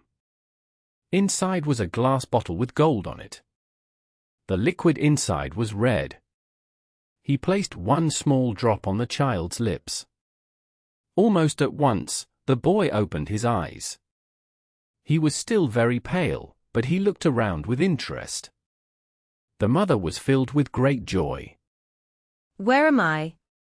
And to whom do I owe this happy end to my terrible fear? Madam, you are in the house of one who feels very lucky. I am glad I could save you from more pain and fear. My foolish curiosity caused all this. All Paris speaks of Madame Danglars' beautiful horses. I wished to see if they were truly as fine as people say. Is it possible that these horses belong to the Baroness? Yes, they do. May I ask if you know Madame Danglars? I have that honor. My joy at your safety is even greater because I caused this danger without meaning to. I bought these horses from the Baron yesterday. But I saw that the Baroness was sad to lose them. So I sent them back and asked her to accept them from me as a gift. Then you must be the Count of Monte Cristo. Hermine has spoken to me of you many times. You are correct, madam. And I am Madame Heloise de Villefort. The Count bowed politely, as if he heard her name for the first time. How thankful Monsieur de Villefort will be for all your kindness. He will know that only you saved the lives of his wife and child. Without the quick help of your brave servant, my child and I would have died. I still shake when I think about the great danger you faced. Please allow me to reward your man for his loyalty. Please, madam, do not spoil Ali with too much praise or reward. I do not want him to expect payment for every small service. Ali belongs to me. When he saved your life, he was doing his duty. No, sir. To save my life, he risked his own. His life does not belong to him. It is mine, because I once saved him from death. Madame de Villefort said nothing more.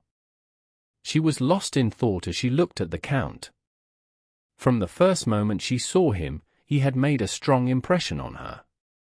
While she was silent, Monte Cristo looked closely at the child in her arms. She held him tight and kissed him with great love.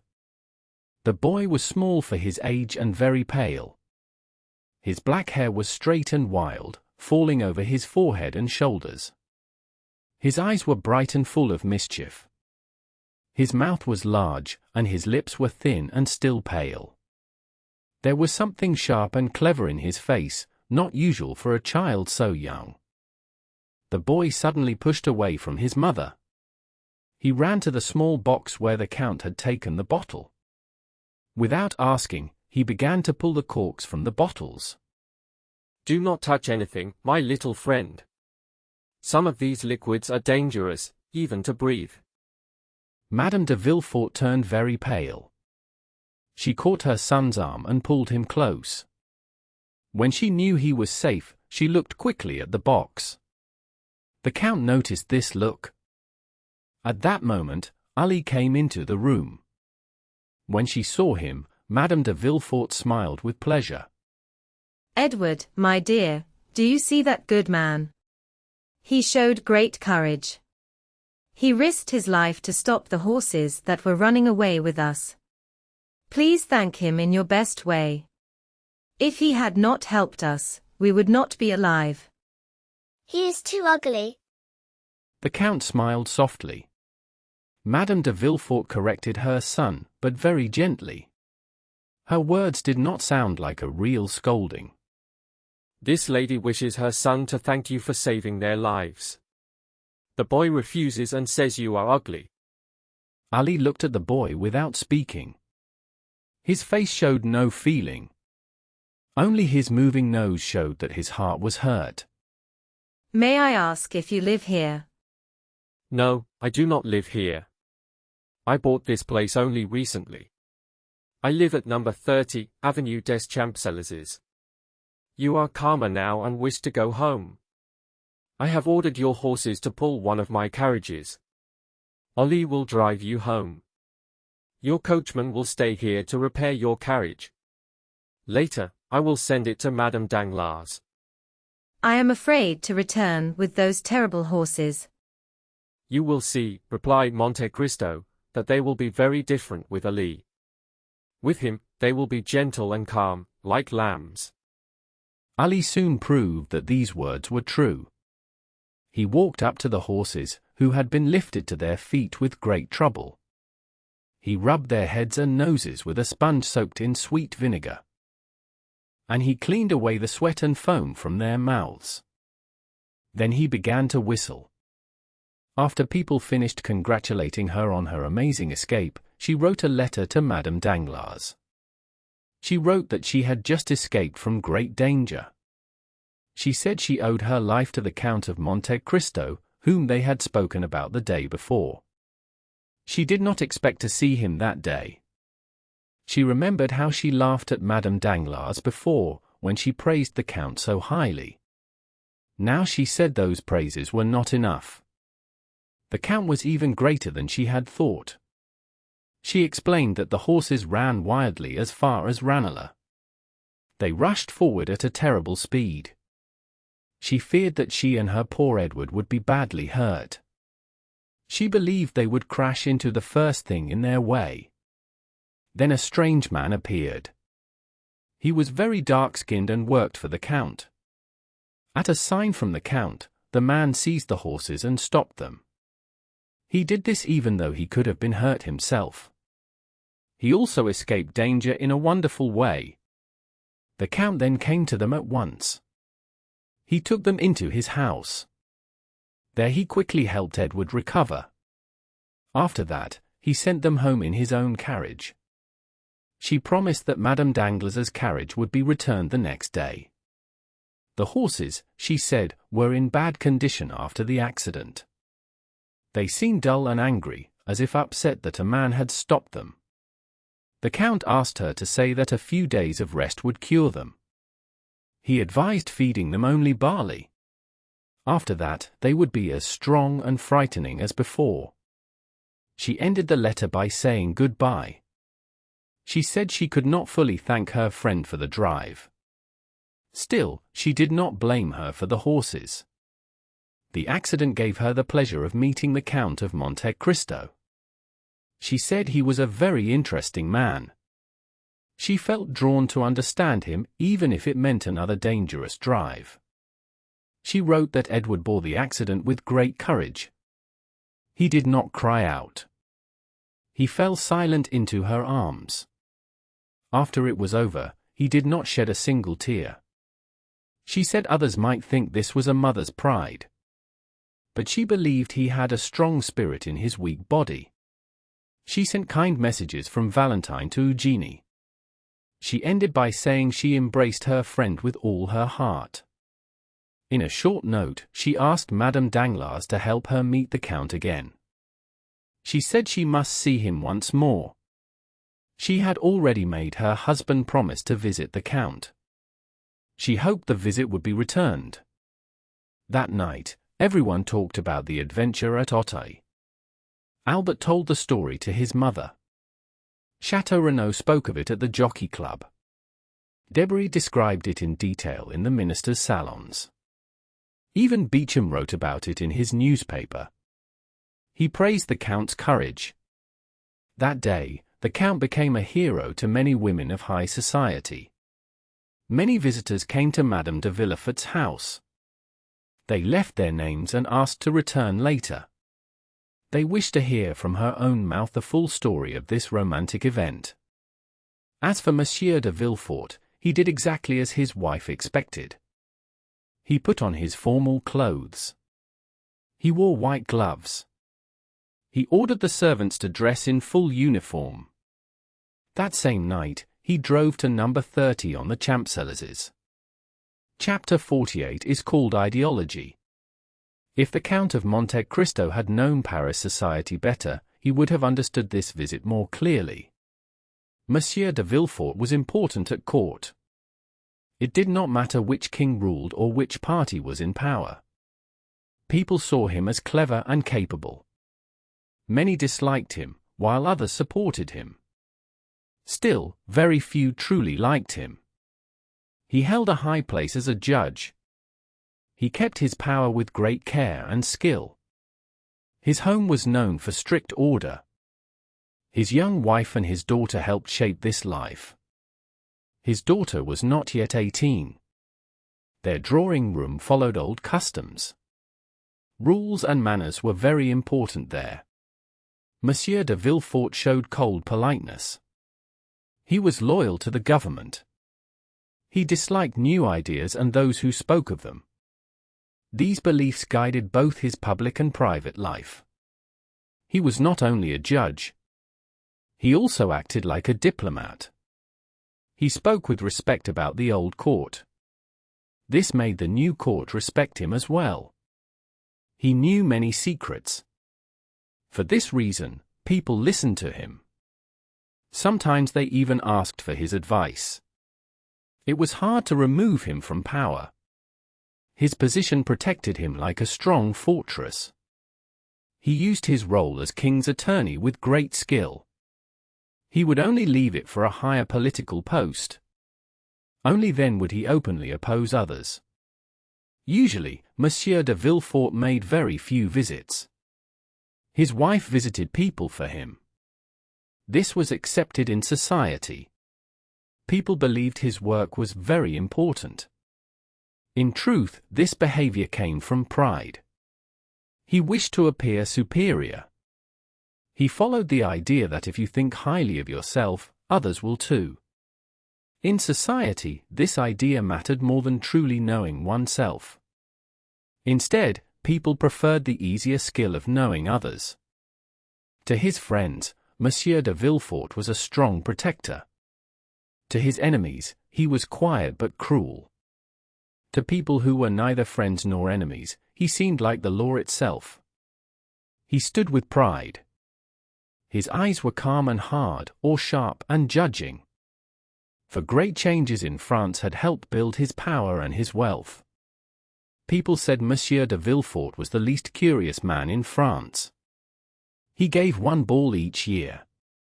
He stayed only a short time, even less than the king. He was never seen at theatres, concerts, or public places. Sometimes, but very rarely, he played cards. When he did, his partners were important people. They were ambassadors, church leaders, princes, presidents, or old noble ladies. This was the man whose carriage stopped at the door of the Count of Monte Cristo. The servant announced Monsieur de Villefort. At that moment, the Count was leaning over a large table. He was drawing a route on a map from St. Petersburg to China. The magistrate entered with slow and careful steps. He walked as if he were entering a court. He was the same man seen years before in Marseilles, only older. His body was now thin. His face had turned yellow. His eyes were deep and hollow. His gold glasses looked like part of his face. He wore black clothes. Only his white tie stood out. A small red ribbon in his coat looked like a thin line of blood. Monte Cristo stayed calm. Still, he looked at Villefort with strong interest. Villefort, who trusted no one, did not believe in great social wonders. He thought the Count was not a true prince. He thought the Count was an adventurer or a man hiding from the law. "Sir, the great help you gave yesterday to my wife and my son has made it my duty to thank you. I have come to do this duty. Please accept my deep gratitude." His hard eyes did not lose their pride. He spoke like a man giving an order. His neck and shoulders stayed stiff. Many people said he was a living statue of the law. "Monsieur, I am glad I helped a mother keep her son. People say a mother's love is the most sacred of all. What happened might have saved you this visit. I know you do not often give thanks like this. Your favor has value. But my own peace of mind gives me greater joy." Villefort was surprised. He did not expect this answer. His face showed cold dislike. From that moment, he decided the Count was not a polite gentleman. He looked around for a new subject. Then he saw the map on the table. "You are studying geography, sir? I hear you have seen many lands shown on this map." "Yes, sir.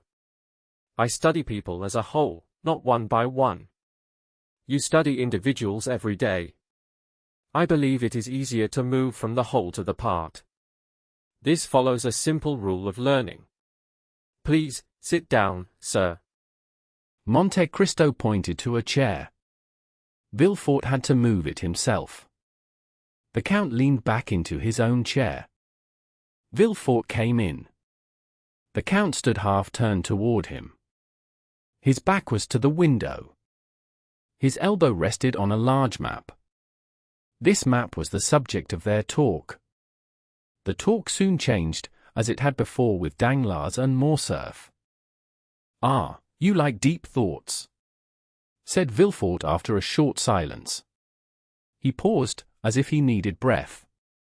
"If I had nothing else to do, like you, I would choose a more pleasant task." "That may be true, sir," answered Monte Cristo. "Man looks small and ugly when we study him too closely. But you say I have nothing to do. Let me ask you a simple question. Do you think you have anything to do? Do you truly believe your work deserves that name?" Villefort was deeply surprised by this sharp reply. It was long since anyone had spoken to him in this way.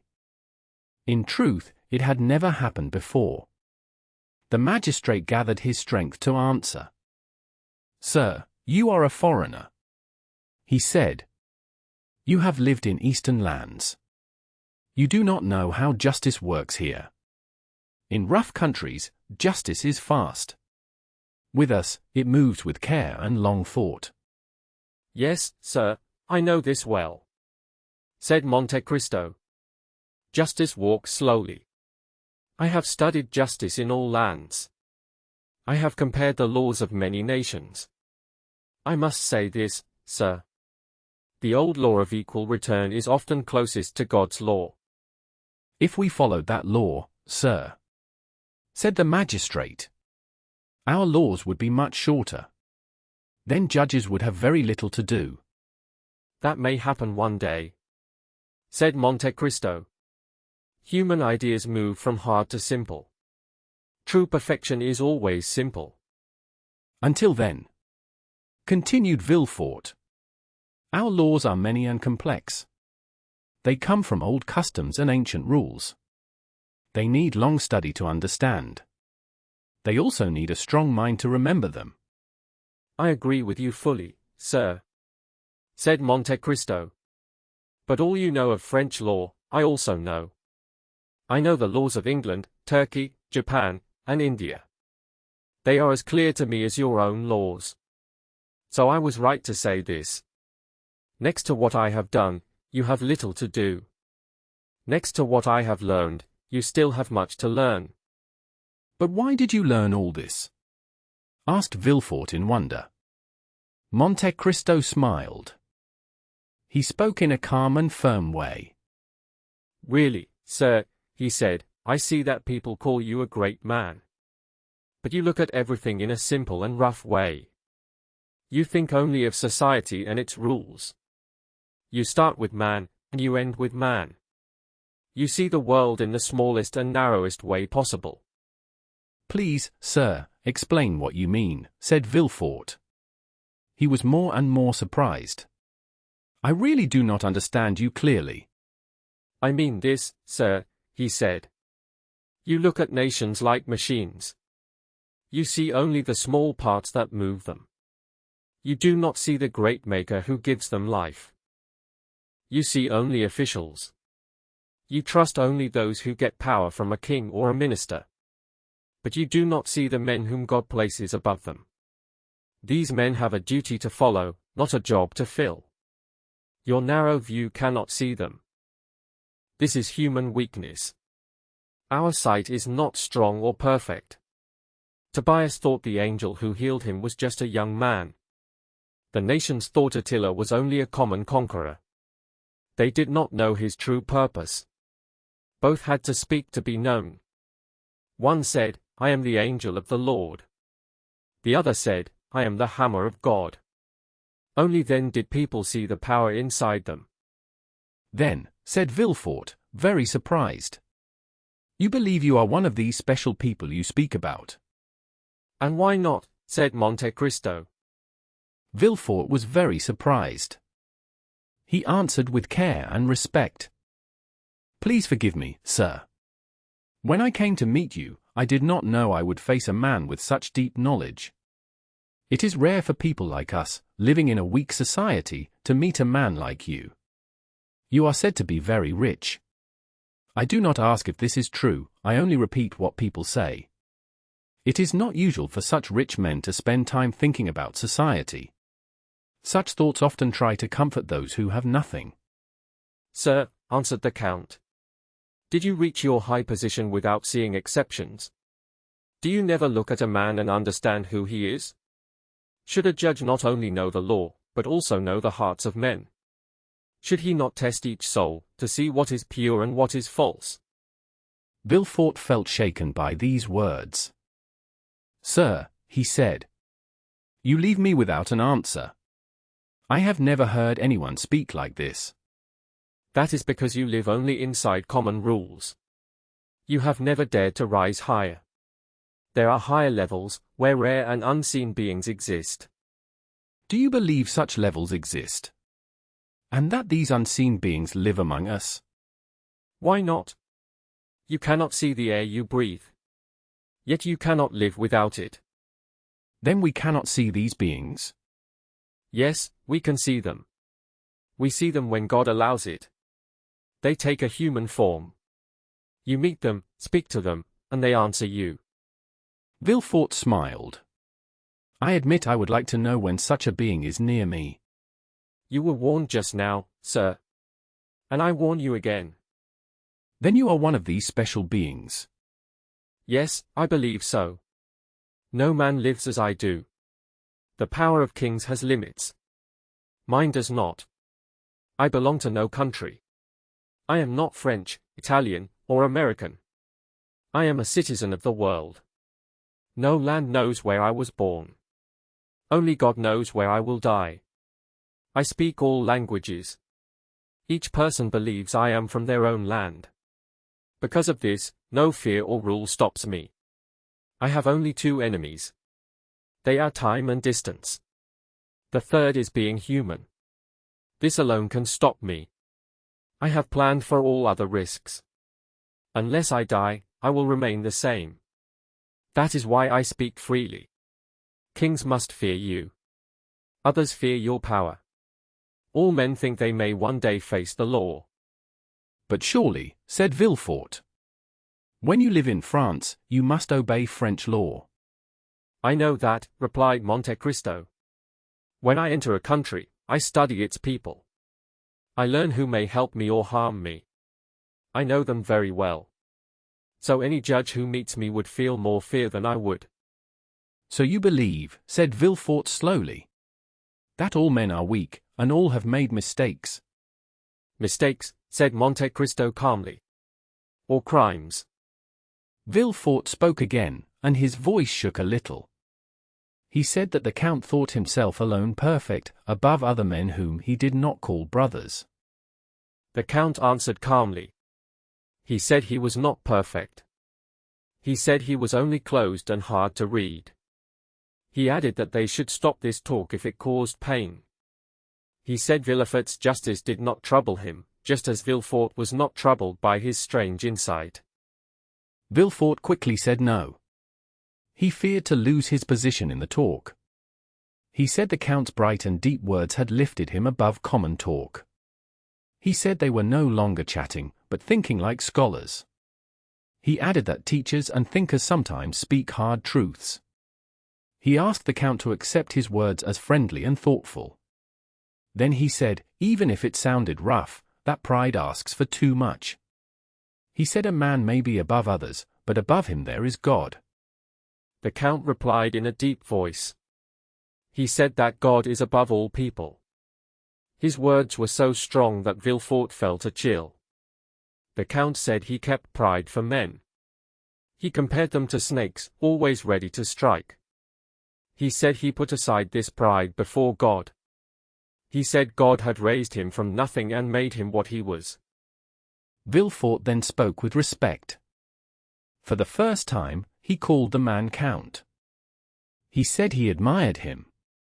He said that if the Count was truly strong, above others, and truly faithful, then he had the right to be proud. He added that pride often follows power. But he also said the Count must have some ambition. The Count answered simply that he did. Villefort asked what this ambition was. The Count said that once in his life he had felt a great desire. He spoke of a vision, where evil showed him all the kingdoms of the world. He said a voice asked what he wanted in return for worship. He said he thought for a long time. A strong hunger for power had lived in him for many years.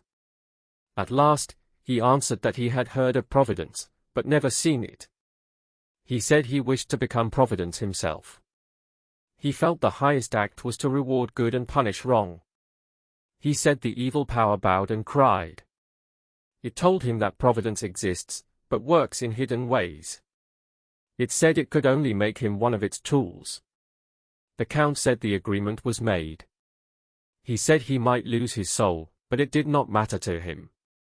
He added that if he had to choose again, he would choose the same.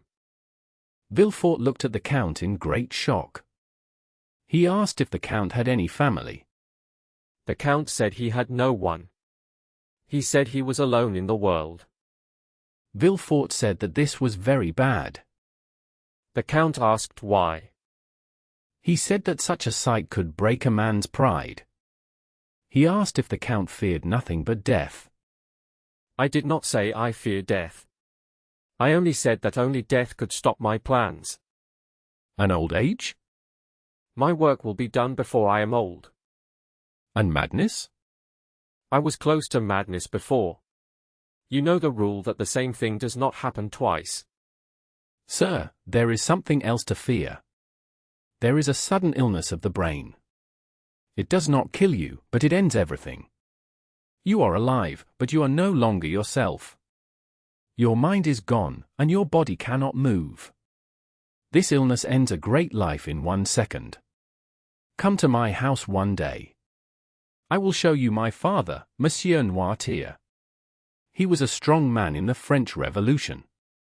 He was brave and full of fire. He helped to break a great kingdom. He believed fate guided him.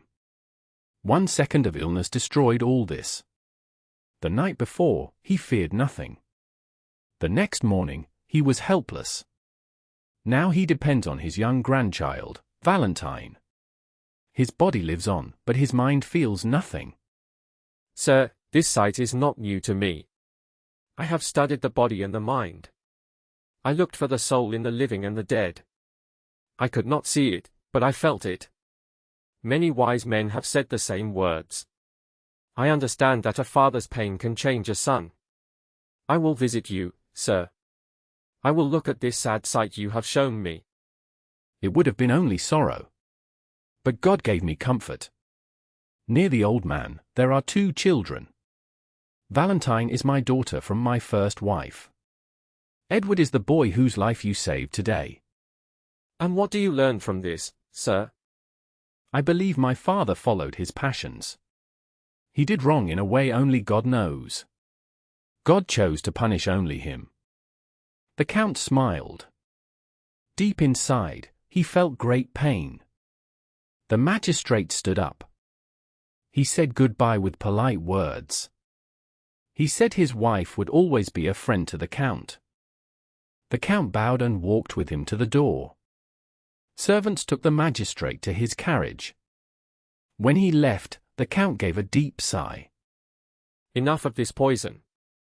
I must now find the cure. I am going to Madame's room. Have the carriage ready at 1 o'clock. Chapter 49.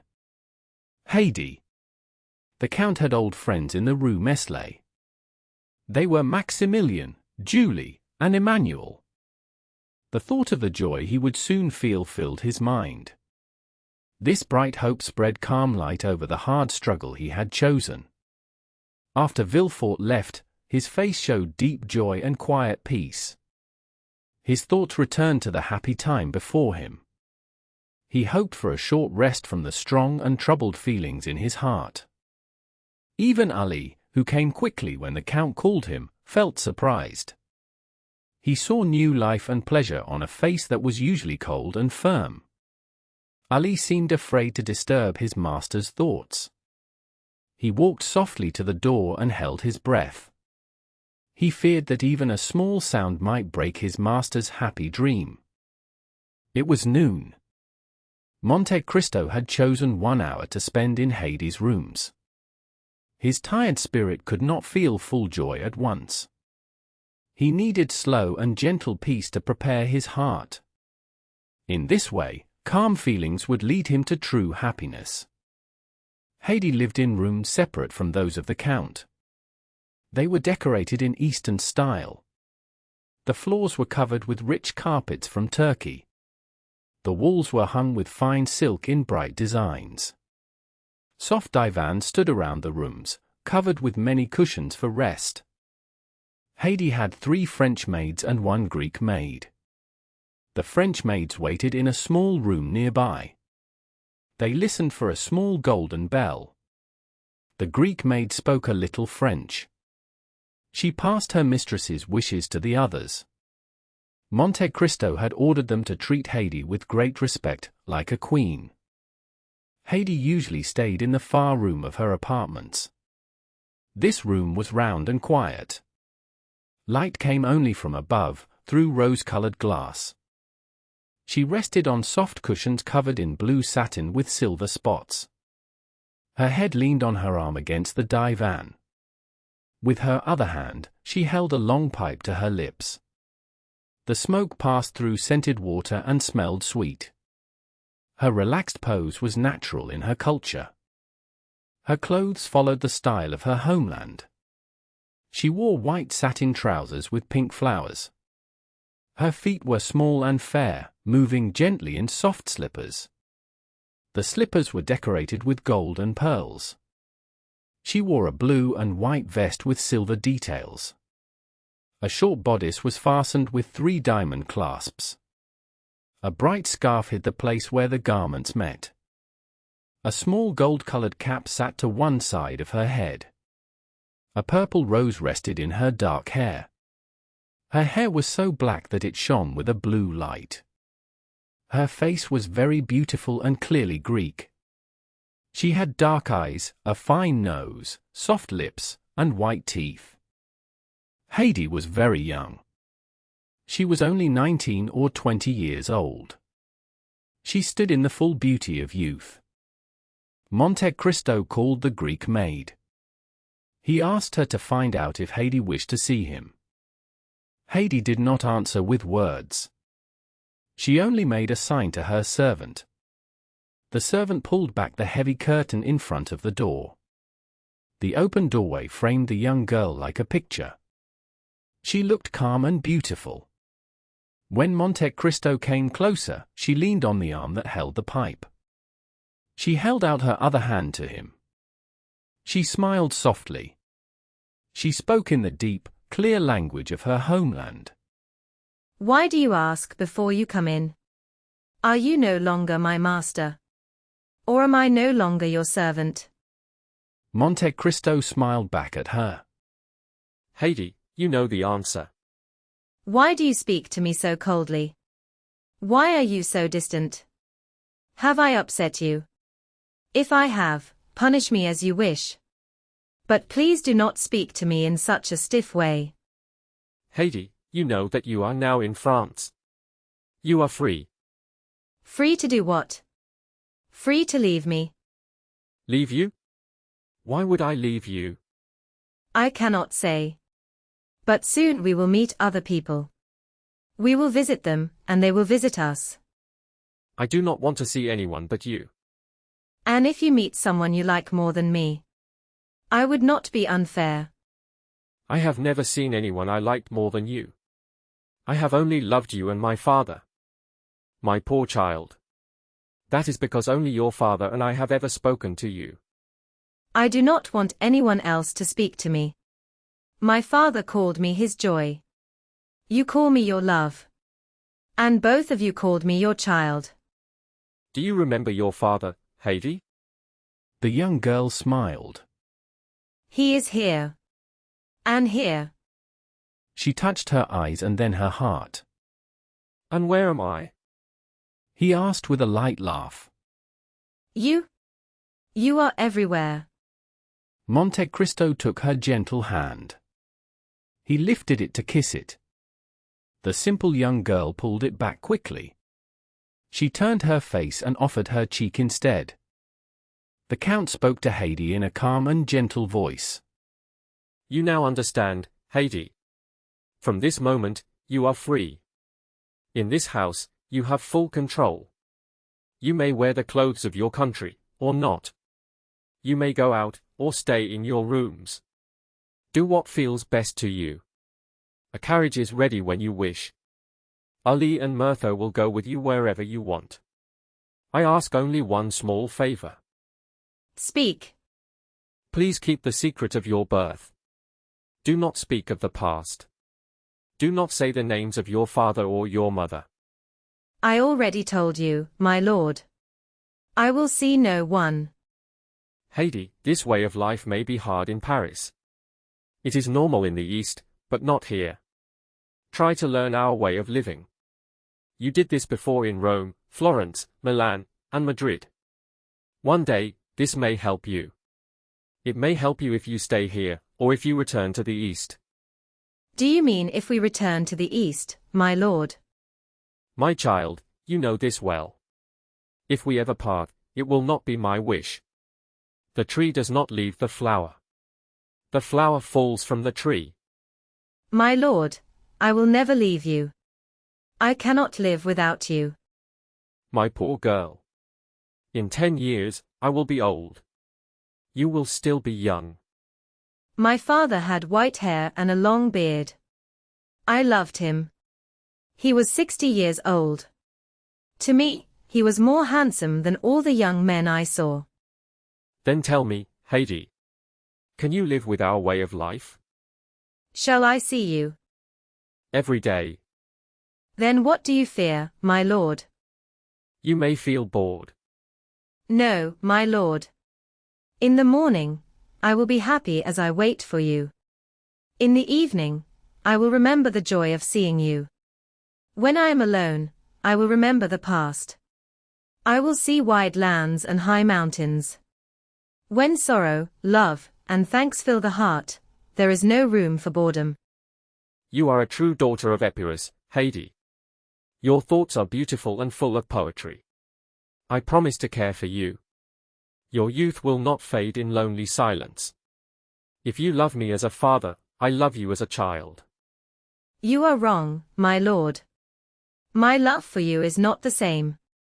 My father died, and I lived. If you died, I would die too.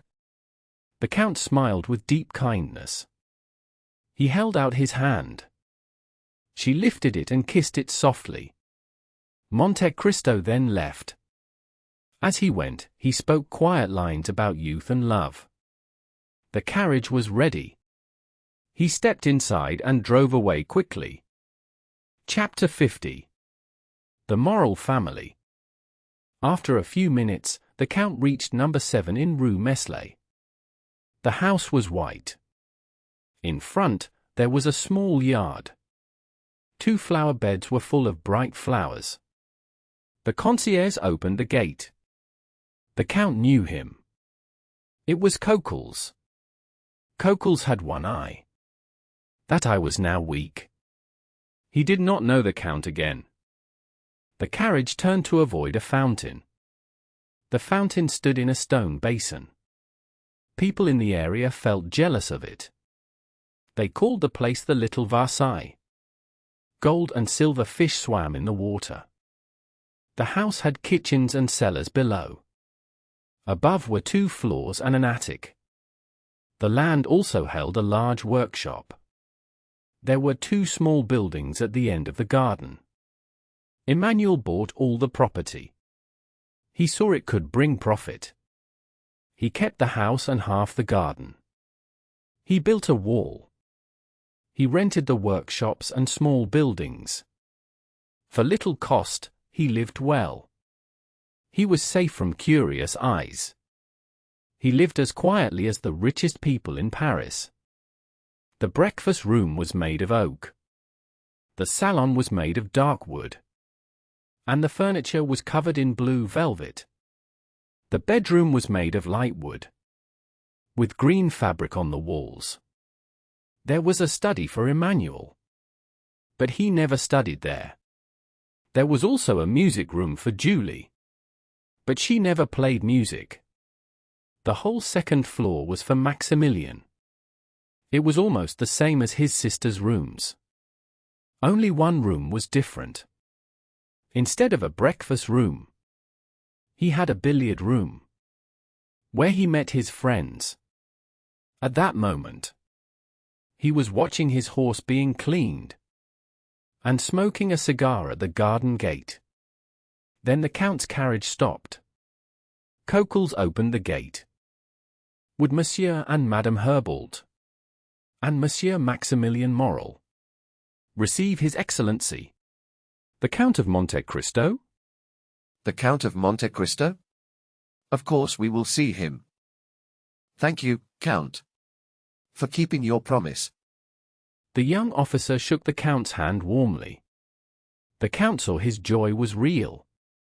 He understood that his visit was expected and welcome. Come with me. I will guide you myself. A man like you should not be led by a servant. My sister is in the garden, removing dead roses. My brother is reading his newspapers near her. They are always close together. When they heard footsteps, a young woman looked up. She was about 25. She wore a silk morning dress and was cleaning dead leaves from a rose tree. This was Julie. She was now Madame Emmanuel Herbault. She cried out in surprise when she saw a stranger. Maximilian began to laugh. Do not worry, Julie. The Count has only been in Paris a few days. But he already knows how fashionable you are. If he does not, you will show him. Ah, monsieur. My brother has betrayed me. He never thinks of his poor sister. Penelon, Penelon. An old man stopped his work in the garden. He came forward, holding his cap. He tried to hide tobacco in his mouth. His hair was grey but thick. His face was dark from the sun, like an old sailor. I think you called me Mademoiselle Julie? Penelon still called her Mademoiselle. He could never say Madame Herbault. Penelon. Please tell Monsieur Emmanuel that this gentleman is here. Maximilian will take him to the salon. Please excuse me for a few minutes. She left at once, walking through the trees and into the house. I am sorry if my visit causes trouble in your house. Look there. Her husband is changing his jacket. You are well known in this street. Your family seems very happy. Oh yes, Count, I promise you, he said. They want nothing more to be happy. They are young and full of joy. They love each other very much. With 25,000 francs a year, they think they are very rich. 25,000 francs is not a large sum, replied Monte Cristo. His voice was soft and kind, like a father speaking. But they will not be happy with only that. Is your brother-in-law a lawyer, or a doctor? He was a merchant, sir, said Maximilian. He took over my poor father's business. When my father died, he left 500,000 francs. My sister and I shared this money, because we were his only children. Her husband had no money when he married her. But he had honesty, skill, and a very good name. He wanted to have the same amount as his wife. So he worked very hard. After 6 years, he saved 250,000 francs. It was very moving to see them work together. They were clever and could have had higher positions. But they did not want to change the simple ways of our family home. Because of this, they took 6 years to do what others would do in 2 or 3. All Marseilles praised them for their honest work. One day, Emmanuel came to my sister. She had just finished checking the accounts. Julie, he said. Coquels has just given me the last roll of 100 francs. Now we have the 250,000 francs we planned. Can you be happy with this small fortune? Our business makes 1 million francs each year. From this, we earn 40,000 francs. If we want, we can sell the business in 1 hour. I have a letter from Monsieur Delaunay. He wants to buy the business for 300,000 francs. Please tell me what I should do. Emmanuel, my sister answered. The moral business must stay with the moral. Is it not worth 300,000 francs to protect our father's name? It keeps his name safe from bad luck and failure. I thought the same, replied Emmanuel. But I wanted your advice. This is my advice, she said. Our accounts are ready, and all bills are paid. We must stop all new work and close the office. This was done at once. It was 3 o'clock. At 3:15, a merchant came. He wanted to insure 2 ships. The profit would have been 15,000 francs. Sir, said Emmanuel, please speak to Monsieur Delaunay. We have left business. How long ago? Asked the surprised merchant. 15 minutes, was the answer. And that is why, sir, Maximilian continued. My sister and her husband have only 25,000 francs a year. Maximilian had just finished his story. The Count felt very moved as he listened. At that moment, Emmanuel came in, wearing his hat and coat. He greeted the Count with respect. He showed him around the small garden. Then he went back into the house. In the sitting room stood a large vase from Japan. It was full of flowers, and the room smelled sweet. Julie was ready to receive the Count. Her dress was neat, and her hair was arranged. She had done this in less than 10 minutes. Birds sang in a nearby cage. Yellow and pink flowers framed the blue curtains. Everything in this lovely place felt calm and peaceful. The Count felt this happiness as soon as he entered. He stayed silent and thoughtful. He forgot that he should speak. The silence grew heavy. At last, with great effort, he spoke. "Madam," he said, "please forgive my emotion. You may be surprised. You are used to happiness here. But happiness is new to me. I can never grow tired of seeing you and your husband." "We are very happy, sir," replied Julie. "But we have also known sadness. Few people have suffered more than we have." The Count looked very curious. "Oh, this is a family story," said Maximilian. "As Chateau Renaud told you the other day. This simple picture may not interest you. You are used to seeing the joys and troubles of rich and busy people. But for people like us, it shows real pain and deep sorrow." "And God has healed your pain, as he does for all who suffer?" Monte Cristo asked this in a gentle way. "Yes, Count. We can truly say he has helped us. He did something rare and special. He sent us one of his angels." The Count's face turned red. He coughed and lifted his handkerchief to his mouth. "People born rich can satisfy every wish. They do not know true happiness. Only those who have faced danger and loss can understand peace and safety." Monte Cristo stood up. He did not answer. His voice shook with strong feeling. He walked slowly across the room. "Our rich home makes you smile, Count." "No, no. I was thinking about that purse. It has paper on one side and a large diamond on the other. I wonder why it is so important." "Count, these are our most precious family treasures." "The stone is very bright." "My brother does not speak of its price. It is worth much money. But what matters is what the purse holds. These are the keepsakes of the angel I spoke of." "I do not understand. I hope I am not asking too much." "Oh no. You make us happy by asking. If we wished to hide this noble act, we would not show it. We wish we could tell everyone. Then our unknown helper might hear us and appear." "Ah, truly." "This purse touched the hand of a man who saved my father. He saved us from ruin and our family from shame. Because of him, people now envy our happiness. This letter was written on the day my father lost hope. This diamond was given to my sister for her marriage." Monte Cristo opened the letter. He read it with deep joy. It was signed with the name Sinbad the Sailor. "You say this man is unknown to you?" "Yes.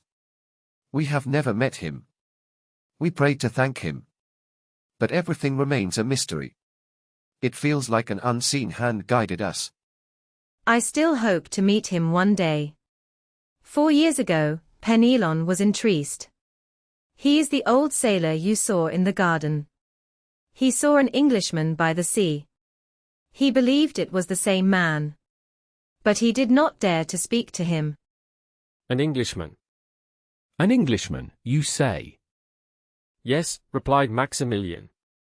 "An Englishman who said he was a private clerk for the house of Thomson and French in Rome. This surprised me when you said, the other day at Monsieur de Morcerf's house, that Thomson and French were your bankers. This happened in 1829. Please tell me, did you know this Englishman?" "But you also tell me that the house of Thomson and French has always said they did not help you." "Yes." "Then is it not possible that this Englishman was someone your father once helped? Maybe your father forgot him, but the man remembered. So he paid back the kindness in this way." "In this matter, anything is possible, even a miracle." "What was his name?" asked Monte Cristo. "He gave no other name," answered Julie, looking closely at the Count. "At the end of his letter, he signed it Sinbad the Sailor." "That is clearly not his real name. It is a false name." Then he saw that Julie reacted to the sound of his voice. "Tell me," he continued. "Was he about my height, maybe a little taller? Did he wear a high neckcloth that covered his chin? Was his coat tightly buttoned, and did he often take out a pencil?" "Oh, do you know him?" cried Julie. Her eyes shone with joy. No, said Monte Cristo. I only guessed. I once knew a man called Lord Wilmore. He often did kind acts like this. Without letting people know it was him. He was a strange man. He did not believe that gratitude was real. Oh, heaven, cried Julie. What did he believe in, then? At that time, he did not believe in it, said Monte Cristo. He was deeply moved by Julie's voice. But maybe later he saw proof that gratitude does exist.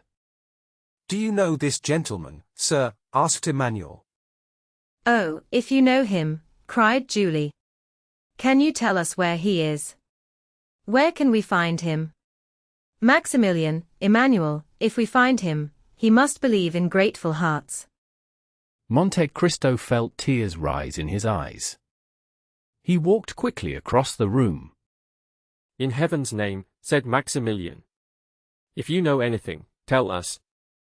Alas, cried Monte Cristo. If Lord Wilmore was your secret helper, I fear you will never see him. I left him 2 years ago in Palermo. He was about to travel to very distant lands. I fear he will never return. Oh, sir, this is cruel, said Julie softly. Her eyes filled with tears. Madam, replied Monte Cristo seriously. He looked at the tears on Julie's cheeks. If Lord Wilmore could see what I see now, he would love life. Your tears would bring him back to faith in people. He held out his hand to Julie, and she took it. But Lord Wilmore had family or friends, she said. He must have known someone. Can we not? It is useless to ask, said the Count. Perhaps he was not the man you seek. He was my friend.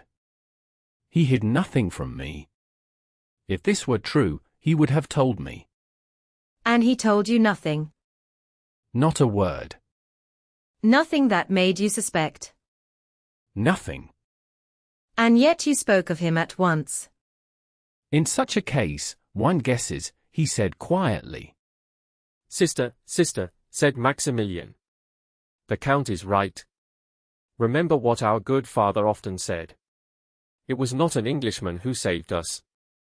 Monte Cristo started. What did your father say, Monsieur Morrel? He asked eagerly. My father believed this act was a miracle, said Maximilian. He thought someone rose from the grave to save us. It was a gentle belief. I did not share it, but I never wished to break his faith. He often spoke of a dear friend he had lost forever. When he was dying, and felt close to eternity, this thought became certain. His last words were, Maximilian, it was Edmond Dantès. At these words, the Count turned very pale. He could not speak. He looked at his watch like a man who had lost track of time. He said a few quick words to Madame Herbault. He pressed the hands of Emmanuel and Maximilian. Madam, he said, I hope you will allow me to visit you again. I value your friendship. I thank you for your kindness. This is the first time in many years that I have given way to my feelings. And he left the room in great haste. This Count of Monte Cristo is a strange man, said Emmanuel. Yes, answered Maximilian, but I am sure he has a very good heart, and that he likes us. His voice touched my heart, said Julie. 2 or 3 times, I felt I had heard it before.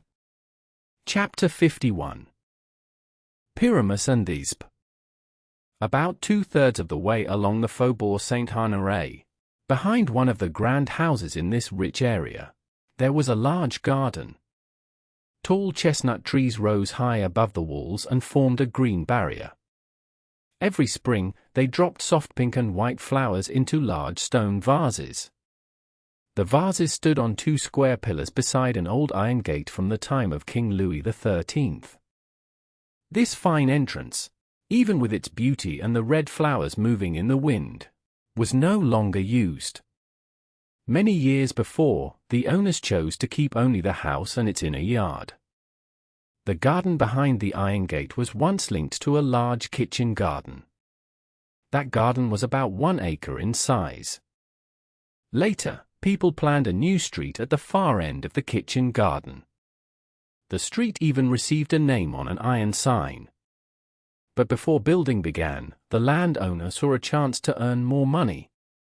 He thought he could sell the land by building houses there and linking the street to the Faubourg Saint-Honoré. But money does not always follow plans. The new street failed before it truly began. The buyer paid a high price for the land. He could not sell it again without losing much money. Still, he hoped it would be worth more one day. So he rented it to small farmers for 500 francs a year.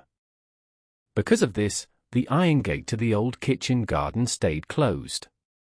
Rust slowly covered it and weakened its hinges. To stop workers from looking inside the noble garden, the gate was covered with wooden boards up to 6 feet high.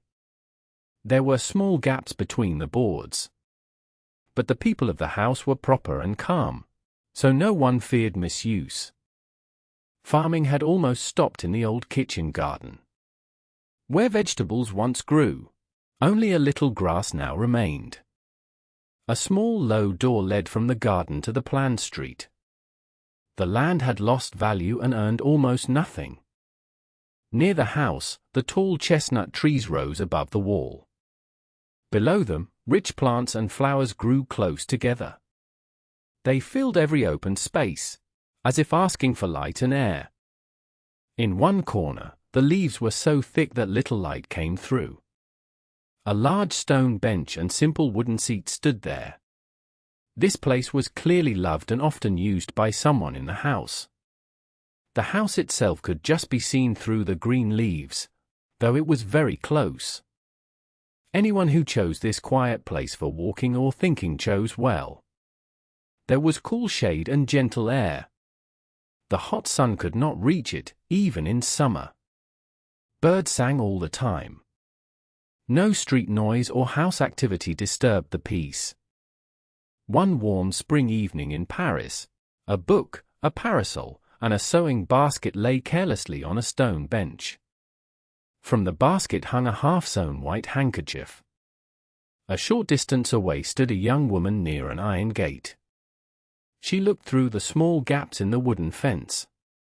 Her body was still, and her eyes were fixed. It was clear that she was looking for someone, and that her heart was deeply involved. At that moment, a small side gate opened very quietly from the empty ground to the street.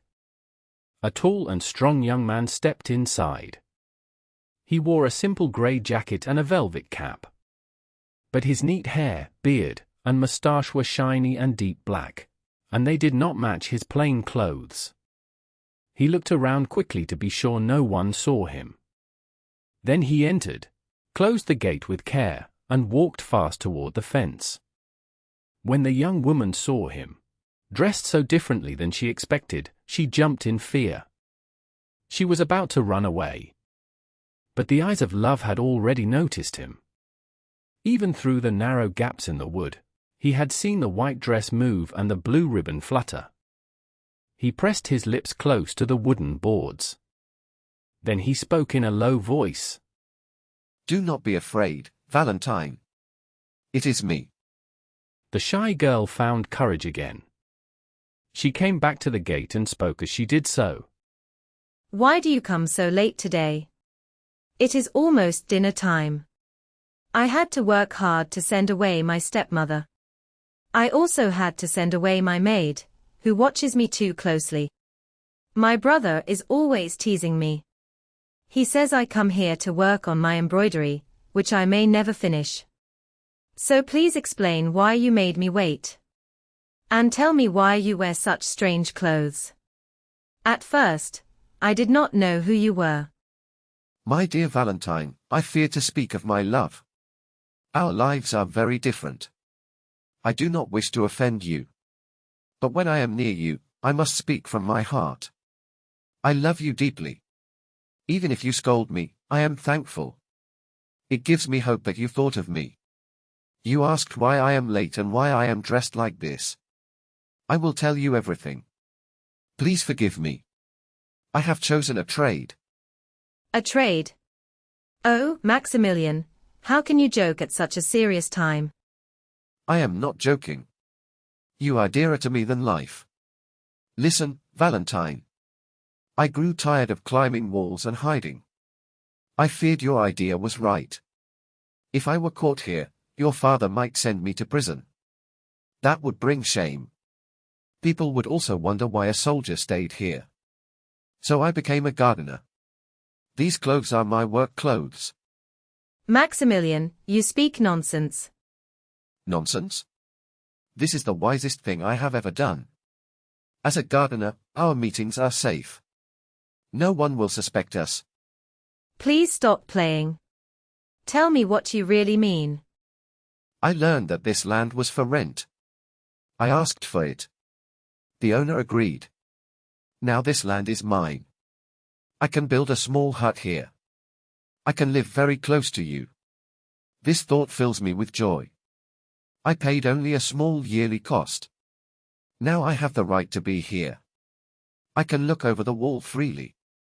No one can accuse me. I can also tell you of my true and faithful love. Unless you feel shame to hear such words from a poor worker. Valentine gave a soft cry of joy and surprise. Then her voice became sad.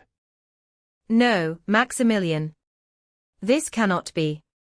There are many reasons. We may trust ourselves too much. We may bring danger on each other. How can you think so badly of me? From the start, I followed your wishes. You trusted my honor. I obeyed every rule you gave me. I never followed you. I never crossed this gate. I never complained.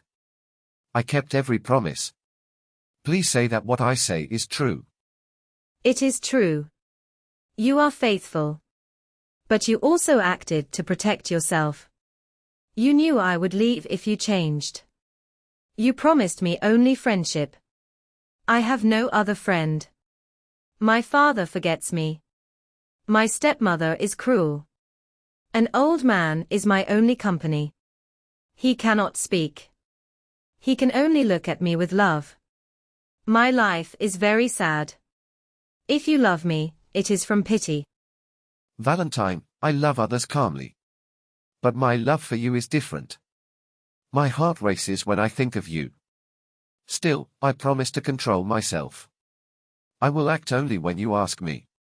Your future husband is away for a year. Much can change in that time. Let us hope. Hope brings comfort. You know my life is tied to yours. If I lost you, I could not live. Yet you speak calmly of marrying another. If I were you, I would give me your hand. I would say you were mine forever. Valentine did not answer. He heard her crying softly. A sudden change came over the young man's feelings.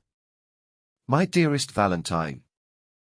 Forgive me if I have upset you. Please forget my words if they caused you pain. No, Maximilian, I am not upset. But do you not see how weak and alone I am? I am almost a stranger in my father's house. He is rarely there. Since I was 10 years old, my wishes have been stopped, and my spirit has been broken. I live under strict control every day, every hour. No one notices my pain. No one cares. I have never spoken of it to anyone except you. From the outside, people think I am loved and protected. They say my father is strict but fair.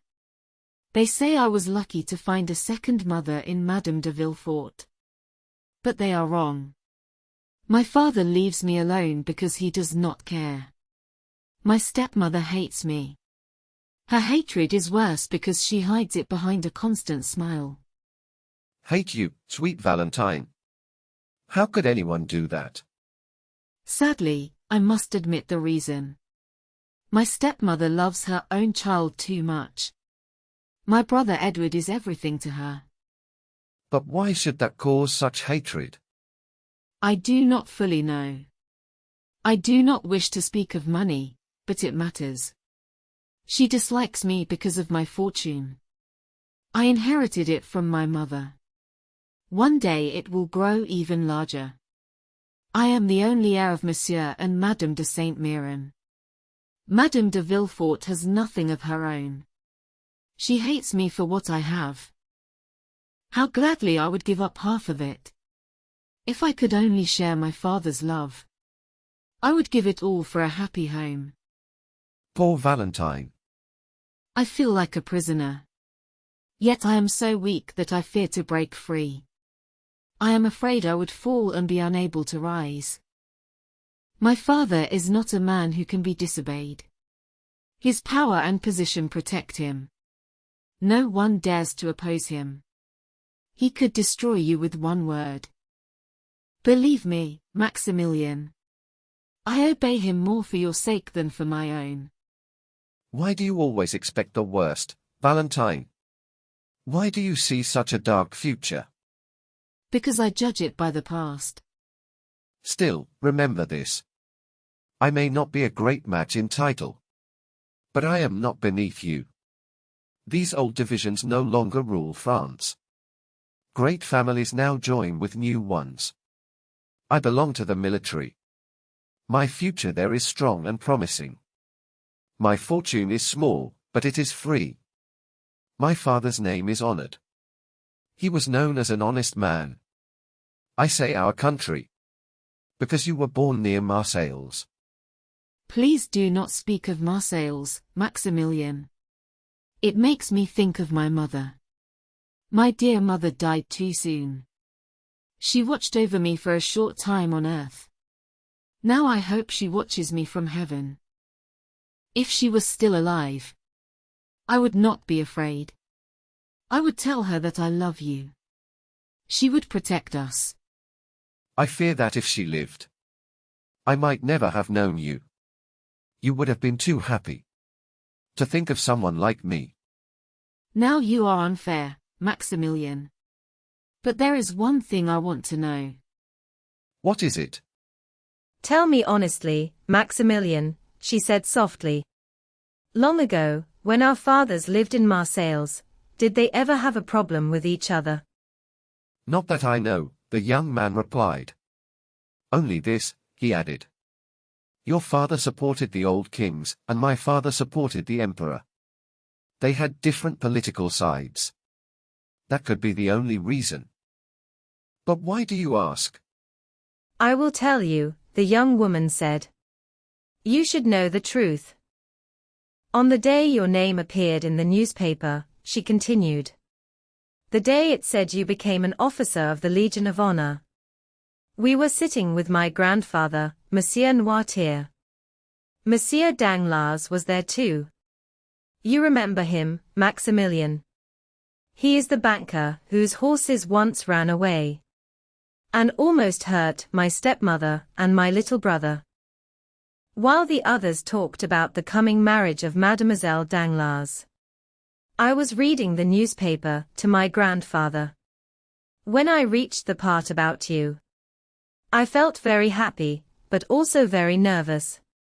I had already read it many times that morning. Because you had told me everything the night before.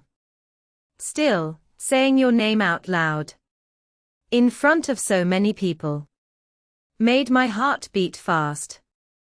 I almost skipped the line. But I feared my silence would look strange. So I gathered my courage and read it as clearly and calmly as I could. Dear Valentine. And then, she said, the moment my father heard your name, he turned around very quickly. I was foolish, she added gently. I thought everyone must feel as strongly as I did. So I was not surprised when my father started and almost shook. I even thought, though I may be wrong, that Monsieur Danglars shook too. Moral, my father said. Wait a moment. He frowned deeply. This cannot be from the Moral family in Marseilles. the family who caused us so much trouble. Because they strongly supported Bonaparte. Around the year 1815. Yes, replied Monsieur Danglars. I believe he is the son of the old ship owner. Indeed, Maximilian said. And what did your father say then, Valentine? Something terrible, she answered. I am almost afraid to tell you. You must always tell me everything, Maximilian said with a smile. My father went on speaking, and his face was still hard. Their emperor treated these men as they deserved.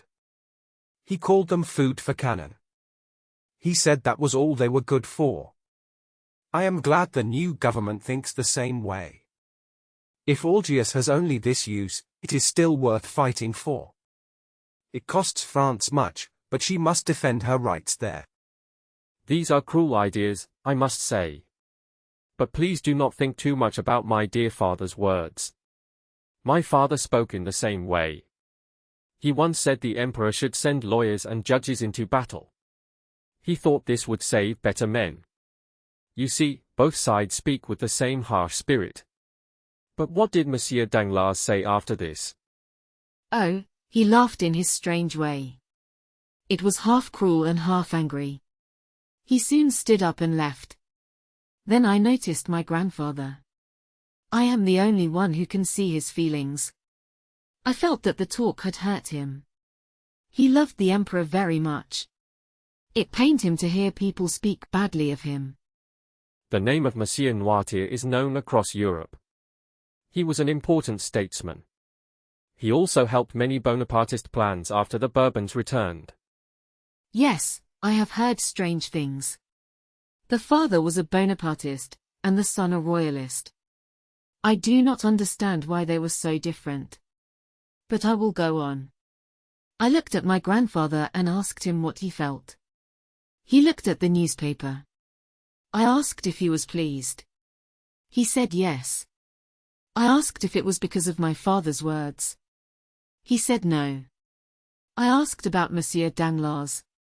Again, he said no. Then I asked if he was glad that Monsieur Morel was made an officer of the Legion of Honor. He said yes. The poor old man was happy for you, even though he did not know you. Some say he is becoming like a child again. But I love him for caring so much. How strange. Your father dislikes me. Your grandfather likes me. Politics can create very odd feelings. Hush. Someone is coming. Maximilian jumped quickly into the field. He began to pull up plants as if he were working. Mademoiselle, mademoiselle. Madame is looking for you. There is a visitor in the drawing room. A visitor? Who is it? A very important person. A prince, I think. The Count of Monte Cristo. I will come at once. The name of Monte Cristo shocked the young man behind the gate. Valentine's words were their usual sign of goodbye. I would give much to know how the Count of Monte Cristo knows Monsieur de Villefort. Chapter 52. Toxicology. It was truly the Count of Monte Cristo who arrived. He came to return the visit of the procureur. When his name was spoken, the whole house fell into confusion. Madame de Villefort was alone in her drawing room when the Count was announced. She asked at once for her son to be brought to her. She wanted him to thank the Count again. Edward had heard people talk about this great man for 2 days. He hurried in very fast. He did not come to obey his mother. He did not come to thank the Count. He came because he was curious. He hoped to say something rude or clever. This was the kind of thing that made his mother laugh and say he was too clever. Oh, that naughty child. But I cannot be hard with him. He is really so bright. After the usual polite words, the Count asked about Monsieur de Villefort. My husband is dining with the Chancellor. He has just left. He will be very sorry that he did not see you before he went. Two visitors were in the room when the Count arrived. They stared at him with great interest. After a short and polite time, they left. Edward, what is your sister Valentine doing? Tell someone to ask her to come here.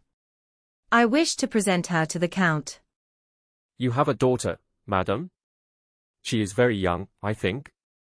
She is Monsieur de Villefort's daughter by his first marriage. She is a tall and well-grown girl. But she is sad. As he spoke, Edward pulled feathers from a fine parrot. The bird cried loudly on its golden stand. Edward wanted the feathers for his hat. Be quiet, Edward. He is almost right.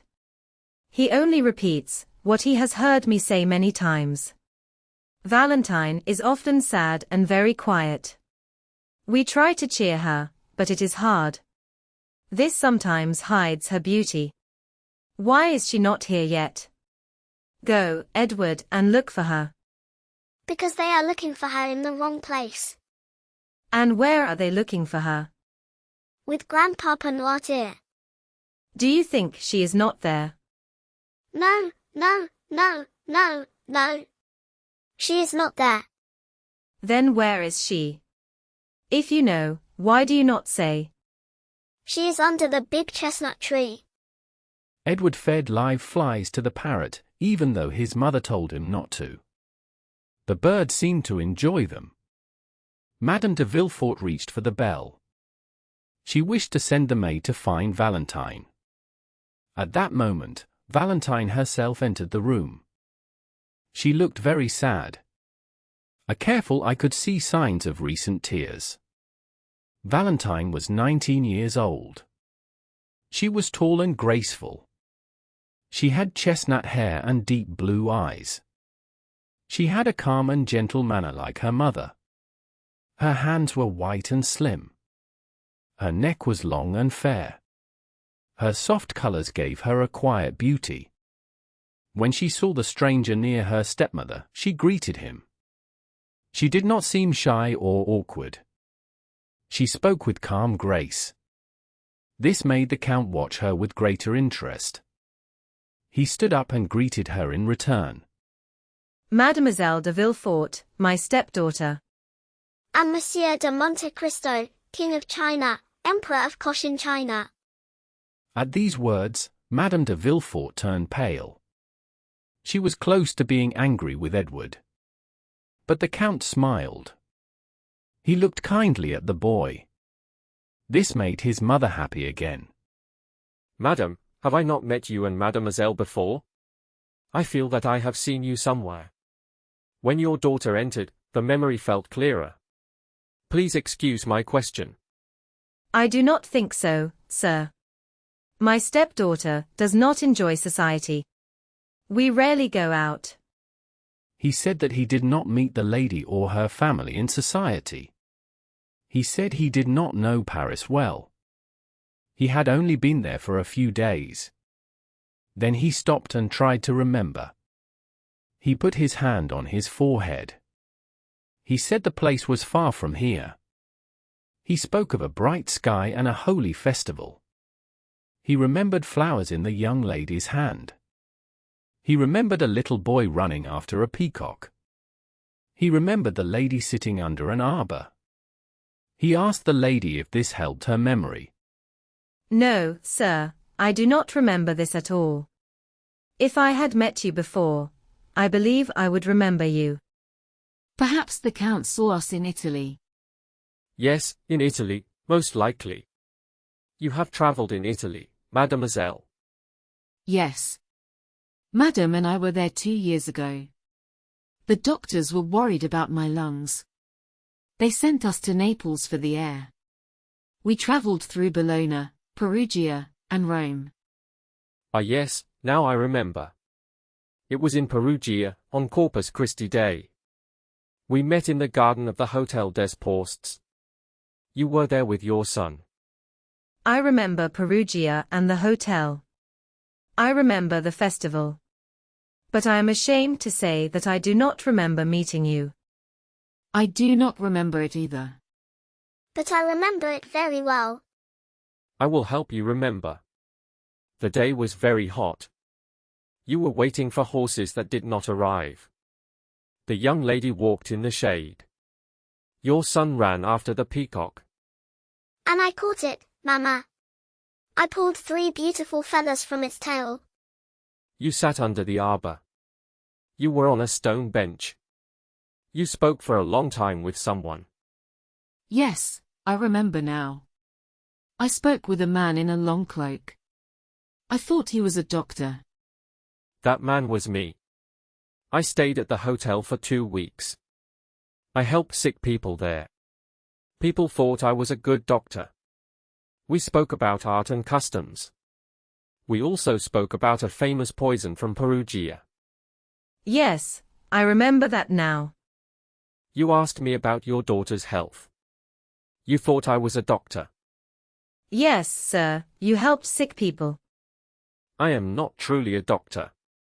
I have studied science as a hobby. The clock then struck 6. It is 6 o'clock. Valentine, please see if your grandfather is ready for dinner. Valentine stood up. She bowed to the Count.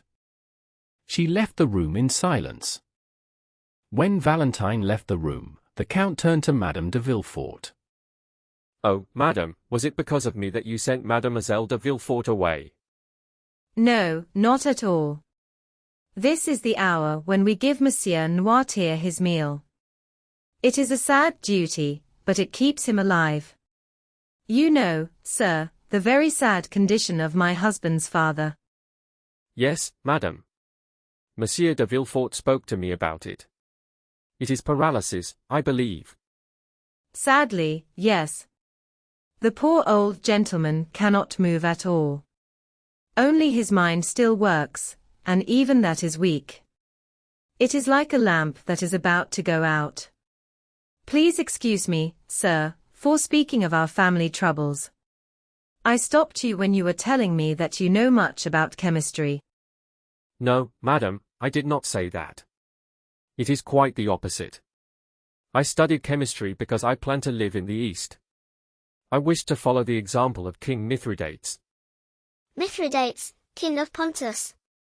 He is the man who drank poison every morning with his breakfast. The boy spoke while tearing pictures from a fine album. Edward, you naughty boy. You are too much. You are disturbing us. Go now. Join your sister Valentine in your dear grandfather Noirtier's room. The album. What about the album? I want the album. How dare you tear out the drawings? It amuses me. Go. Go at once. I will not go unless you give me the album.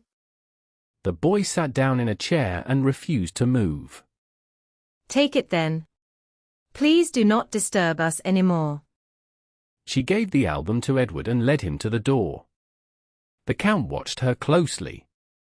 He wondered if she would close the door. She did close it carefully.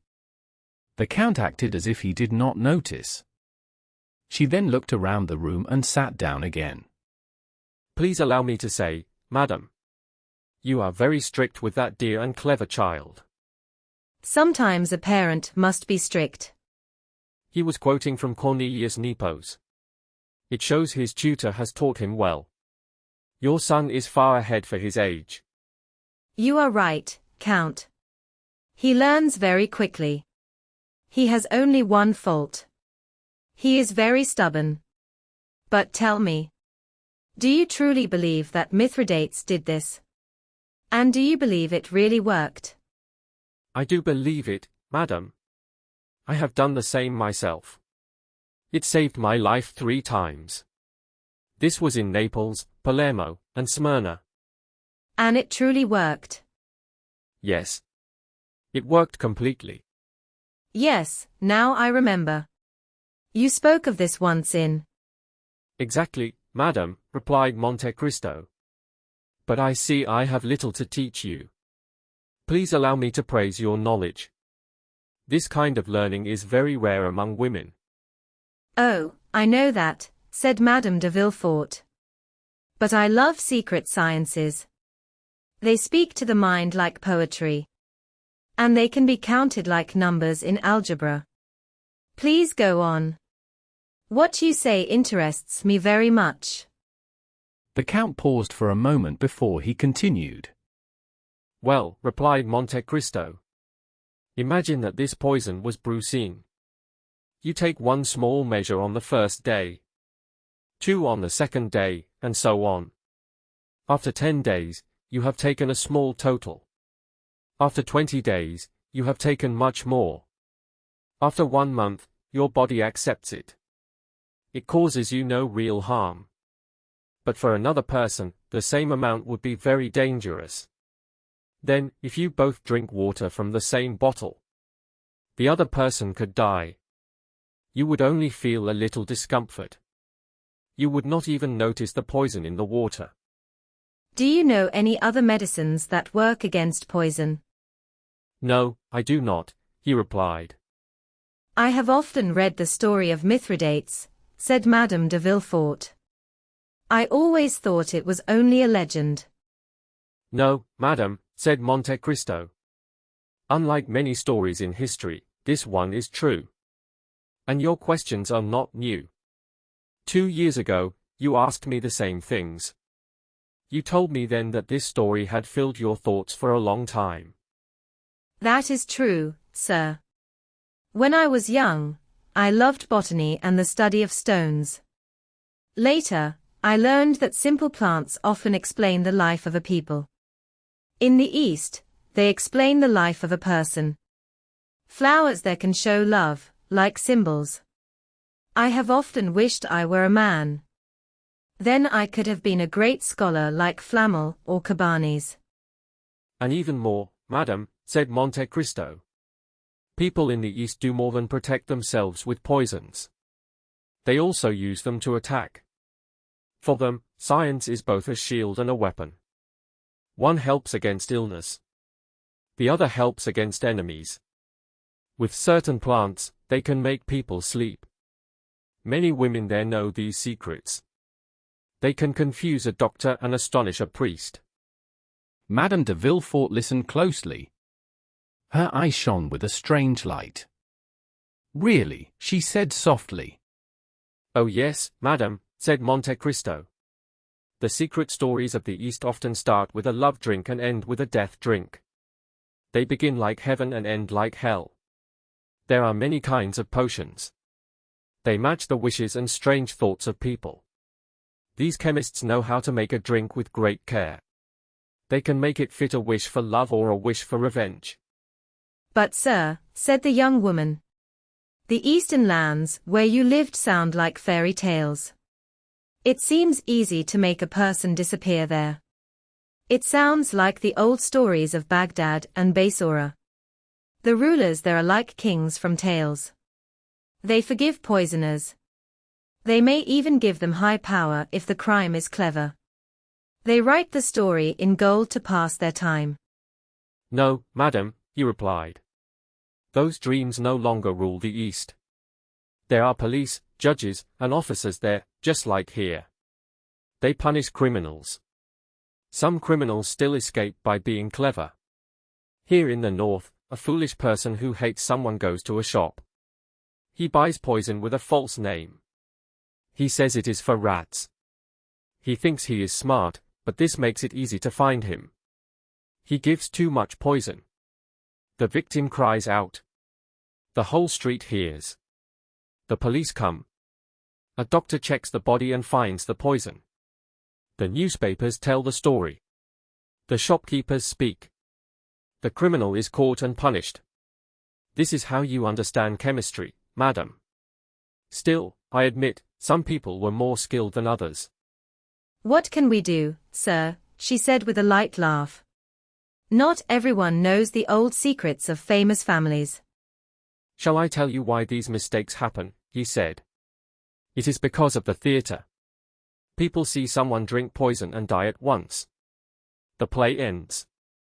The crowd goes home. They never see the police or the questions. So foolish people think it is easy.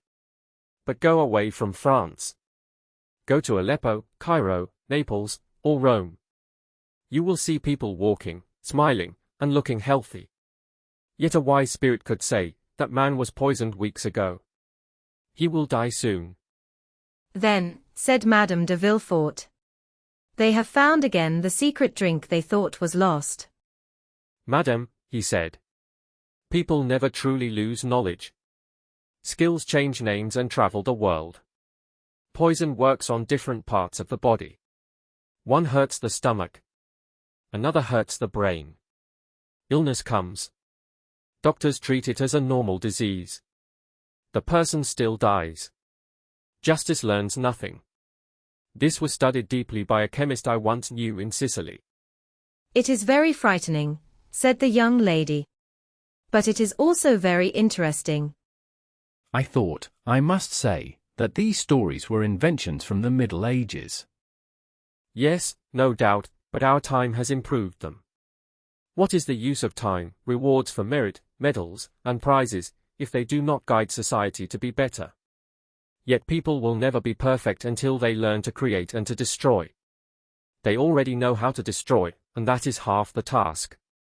So, added Madame de Villefort, always returning to her point, the poisons of the Borgias, the Medicis, the Renés, and the Ruggieris.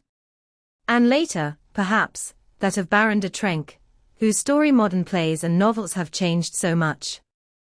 They were works of skill, madam, and nothing more, replied the Count. Do you think a true man of science works only on one person? No. Science likes strange ideas, bold steps, tests of strength, and new thoughts. So, for example, the good Abbé del Monte, whom I spoke of just now, made some amazing tests in this way. Really? Yes, I will tell you one. He had a very fine garden, full of vegetables, flowers, and fruit. From these vegetables he chose a very simple one, a cabbage. For 3 days, he watered this cabbage with a harmful mixture. On the 3rd day, the cabbage began to bend and turn yellow. At that moment, he cut it. To everyone's eyes, it looked good and safe to eat. Only Abbé del Monte knew it was dangerous. He then took the cabbage to the room where he kept animals.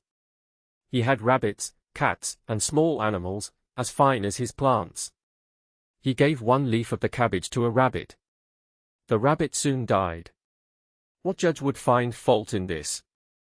What lawyer has ever accused famous scientists for the animals they used? None. So the rabbit dies, and the law says nothing. The cook then removed the rabbit's insides and threw them away. A hen picked at them and became ill. The next day, the hen died. At that moment, a large bird flew past. There are many such birds in Adelmonte's land. The bird took the dead hen to a rock and ate it. 3 days later, the bird felt very weak while flying. It fell into a fish pond.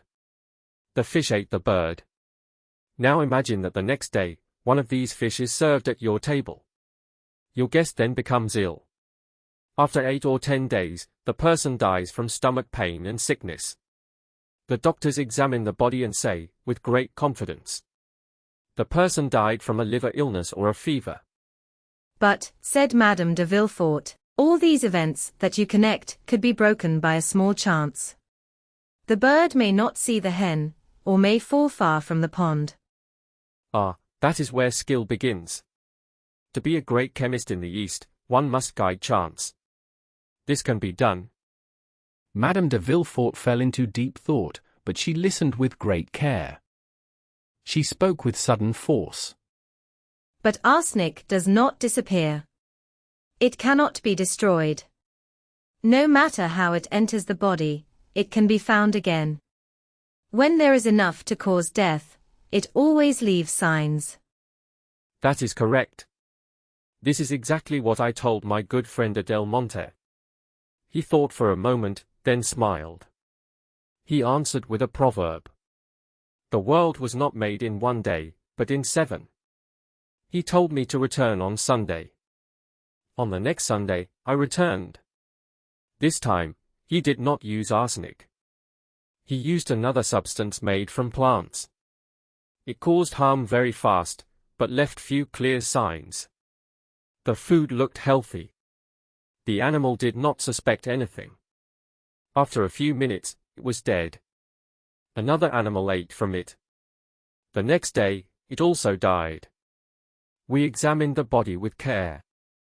This time, the clear signs were gone.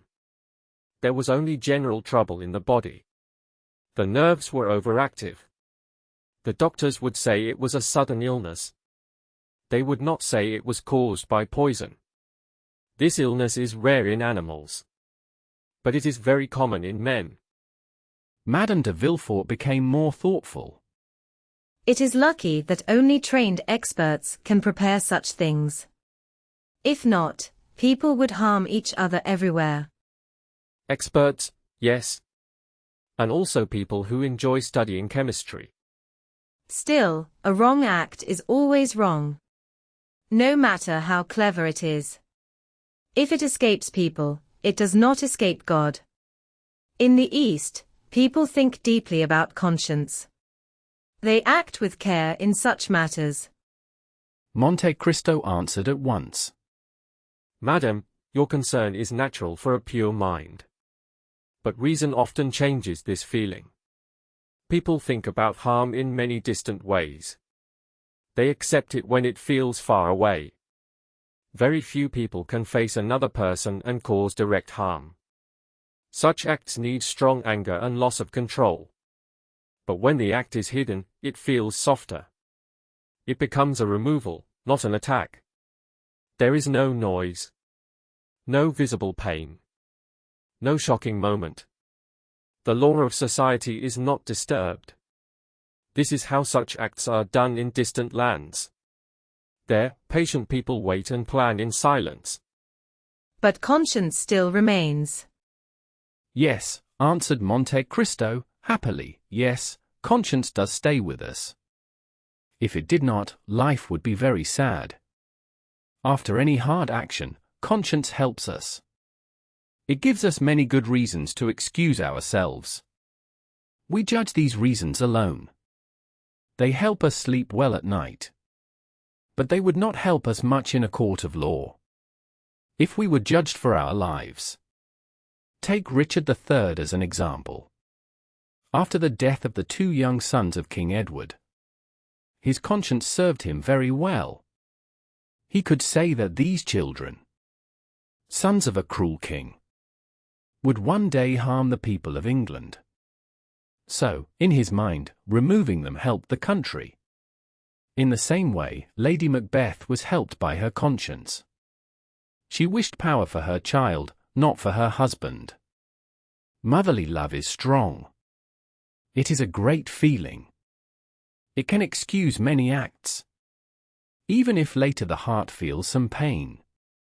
Madame de Villefort listened with deep interest. These ideas shocked her. But the Count spoke with calm and gentle irony. After a short silence, she spoke. Do you know, my dear Count, that you are a frightening thinker? You see the world in a strange way. Have you studied it in books and tests? Like a scientist. You must be a great chemist. The drink you gave my son brought him back to life so fast. Do not trust it too much, madam. 1 drop was enough to save a dying child. 3 drops would have made his heart beat wildly. 6 would have stopped his breathing. 10 would have killed him. You remember how quickly I took the bottles from him. He touched them without care. Is it such a terrible poison? No, madam. Let us first agree on one thing. The word poison is not exact. In medicine, even strong substances can heal, if used in the right way. Then what is it? It is a careful mixture. It was made by my good friend, Abbé Adelmonte. He taught me how to use it. It must be a wonderful medicine for the nerves. It is perfect, madam, as you have seen. I use it often, but always with great care. Of course, she replied. I am very nervous myself. I often feel weak and afraid of fainting. I fear that one day I may lose my breath. Your abbé is far away. and cannot come to Paris for me. So I must use my own medicines. I like mint and Hoffman's drops. Here are some lozenges I made. They are very strong. Monte Cristo opened the small box. He smelled the lozenges with pleasure, like someone who understood their value. They are excellent, he said. But a fainting person cannot always swallow. So I prefer my own medicine. I understand. After what I saw, I would prefer it too. But it is your secret. I would not ask for it. But I will offer it to you, he said, standing up. How kind you are. Remember one thing. A small dose heals. A large dose kills. 1 drop can save life. 5 or 6 will surely cause death. Mixed in wine, it would not change the taste. I will say no more. It is as if I were your doctor. The clock struck 6:30. A lady was announced. She was a friend of Madame de Villefort, and she came to dine with her. If I had met you many times, Count, and not only twice, said Madame de Villefort. And if I were your friend, and not only someone who owes you thanks, I would ask you to stay for dinner and not fear a first refusal. Thank you very much, madam, replied Monte Cristo. But I have another plan that I cannot change.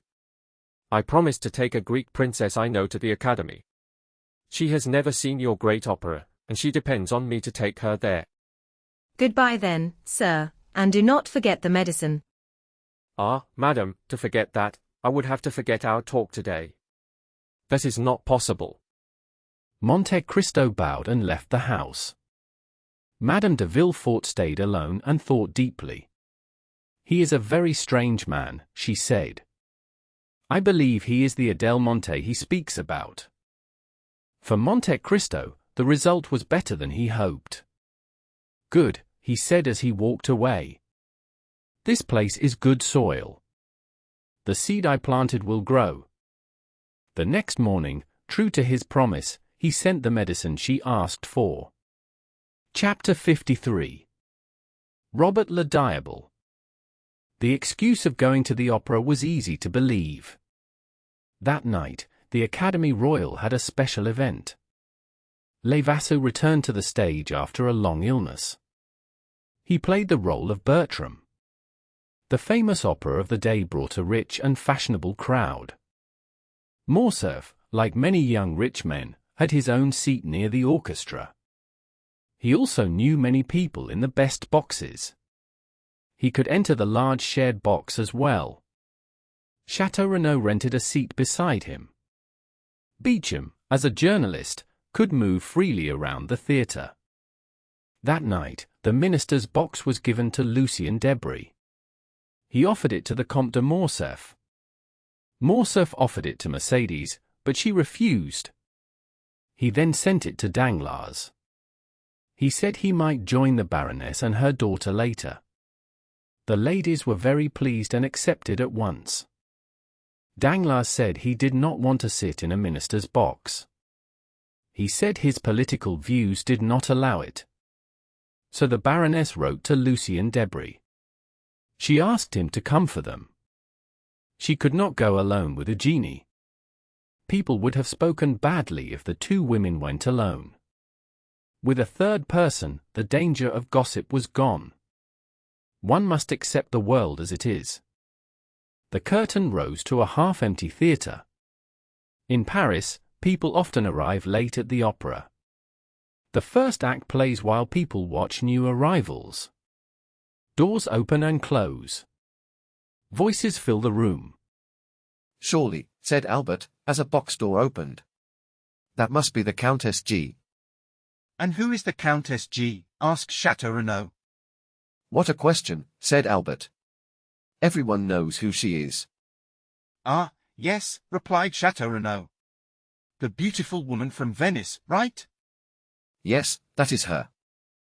The Countess saw Albert and smiled back at him. You know her? Asked Chateau Renaud. Franz introduced me to her in Rome, said Albert. Then will you introduce me to her in Paris? With pleasure. A voice in the audience cried, "Be quiet." The two young men did not stop talking. "The Countess was at the races at the Champ de Mars," said Châteaurenaud. Today. Yes. Bless me, I forgot about the races. Did you bet? Yes, only a small bet. 50 louis. And who won? Nautilus. I bet on him. But there were 3 races, right? Yes. One race had a gold cup from the Jockey Club. Something very strange happened there. What happened? "Oh, be quiet." A horse and rider nobody knew won the race. Is that true? It is true. No one saw a horse named Vampa on the list. No one knew the rider called Job. At the last moment, a strong brown horse arrived. The rider was very small. They had to add extra weight to him. Even so, he ran much faster than the other 2 horses. He won by many lengths. Did anyone find out who owned them? No? The horse was called Vampa. Yes. Then I know more than you. I know who owned that horse. "Be quiet." The shout was angry. The two young men now saw it was meant for them. They turned and looked around. They waited for someone to speak. No one did. So they turned back to the stage. At that moment, the minister's box opened. Madame Danglars came in with her daughter. Lucy and Debris led them to their seats. Ha ha. Here are your friends. Do you see them? They want you to look at them. Albert turned. The Baroness smiled and waved her fan. Mademoiselle Eugenie did not look at the stage. She seemed bored. My friend, I do not understand you. She is a fine young woman. Her family name is not great, but that should not matter. She is very beautiful. Yes, she is handsome. But she is not my type. I like someone softer and kinder. You young men are never happy. Your parents chose a strong bride for you. Yet you still complain. That strength scares me. She feels too firm and proud. It makes me uneasy. One look at Mademoiselle Danglars explained his words. She was beautiful, but very strong in style. Her black hair fell in bold waves. Her dark eyes often held a serious look. Her face showed firmness, not softness. Her nose was proud and well-shaped. Her mouth was large, with bright white teeth. A dark mark near her lips made her look even more sure of herself. Her tall posture matched her strong face. She looked proud and determined. People spoke often about her skills. Some thought her only fault was that she knew too much for someone so young. They felt her learning was strong and serious, like that of a man. She spoke many languages with ease. She painted very well. She wrote poems and made music. Music was her true love. She worked at it every day with great care and strength. She studied music with a school friend. This young woman had no money. Her name was Louise d'Armilly. Her singing talent was clear and strong. Many believed she would become a great singer one day. People said a famous composer cared for her like a father. He told her to train her voice with great care. He believed it could give her freedom and a good life. This advice made Mademoiselle Danglars take a firm choice. She decided she would never be seen in public with someone who wished to sing on the stage. She allowed Louise to practice music with her during the day. But she was careful never to appear with her in public. Louise was not treated as a close friend at the Hotel Danglars. Still, she received more kindness than most teachers in such homes. The curtain fell soon after Madame Danglars entered her box. The band left the orchestra for the usual break between acts. The audience began to walk about. Some spoke with friends. Others visited nearby boxes.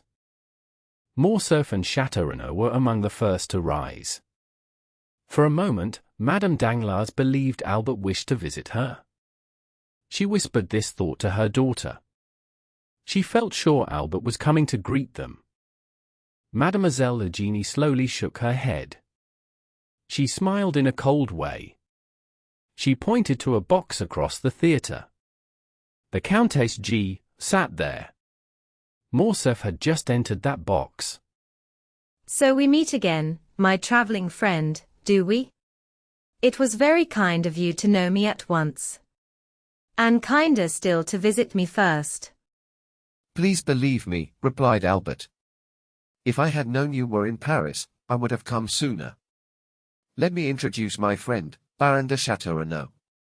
He is one of the few true gentlemen left in France. He has just told me you watched the races yesterday.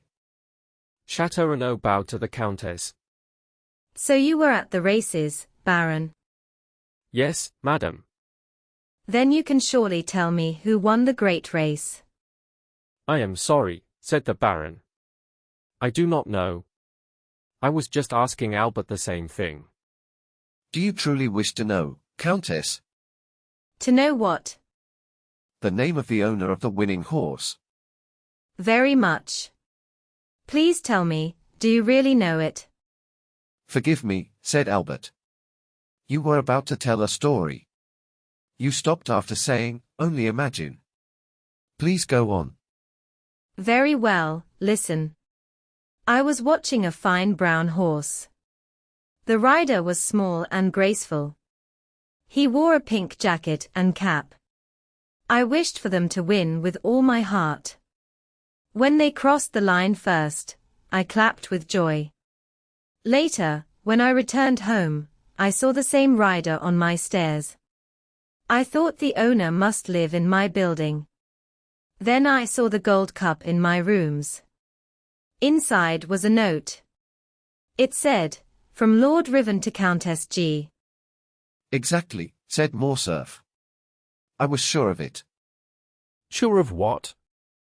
That the owner of the horse was Lord Riven himself. Which Lord Riven do you mean? Why, our Lord Riven, the vampire of the Salle Argentina. Is it possible? Is he here in Paris? Of course. Why not? And you visit him? Do you meet him at your house and in other places? I promise you, he is my closest friend. Monsieur de Châteaurenaud also knows him well. But why are you so sure he won the Jockey Club prize? Was the winning horse not called Vampa? What does that mean? Do you not remember the famous bandit who once captured me? Oh yes, I remember. And the man from whose hands the Count saved me in such a strange way. Yes, I remember everything now. He called himself Vampa. So you see where the Count took the name. But why would he send the cup to me? First, because I often spoke to him about you. Second, because he liked to see a woman from his own country care so much about his success. I hope you never told him all the silly things we used to say about him. I cannot swear that I did not. And since he sent you the cup under the name of Lord Riven. That is terrible. He must hate me very much. Does his gift look like the act of an enemy? No, it does not. Then there is nothing to fear. So he really is in Paris. Yes. And what do people think of him? People talked about him for a week. Then other big events came, and they spoke of something else. My friend, the Count is your friend, and you treat him so. Do not believe Albert. The interest in the Count of Monte Cristo is still very strong. He gave 2 very fine horses to Madame Danglars. He saved Madame de Villefort's life in a wonderful way. Now he has won the Jockey Club prize. I say he will remain famous as long as he wishes. Perhaps you are right. But who is in the Russian ambassador's box? Which box? The one between the pillars. Did you see anyone there during the first act? No, it was empty. But do you truly believe the Count of Monte Cristo won the prize? I am sure of it. And he sent the cup to me? Yes, without doubt. I do not even know him. I feel like sending it back. Please do not. He would only send you another, even more costly.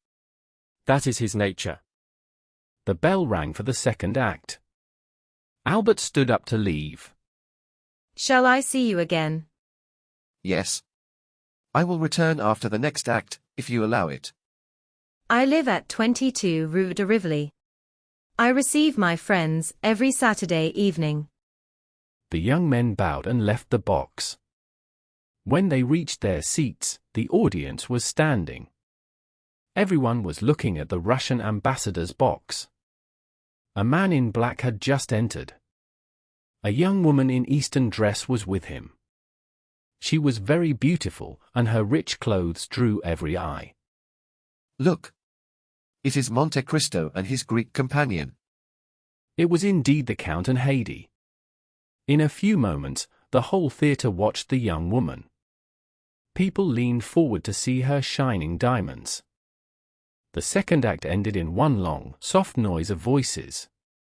It was like a deep whisper that filled the room. Everyone felt that something great and important had happened. All eyes and thoughts were on the young and beautiful woman. Her rich dress and bright jewels made her look wonderful. At this moment, Madame Danglars made a clear sign.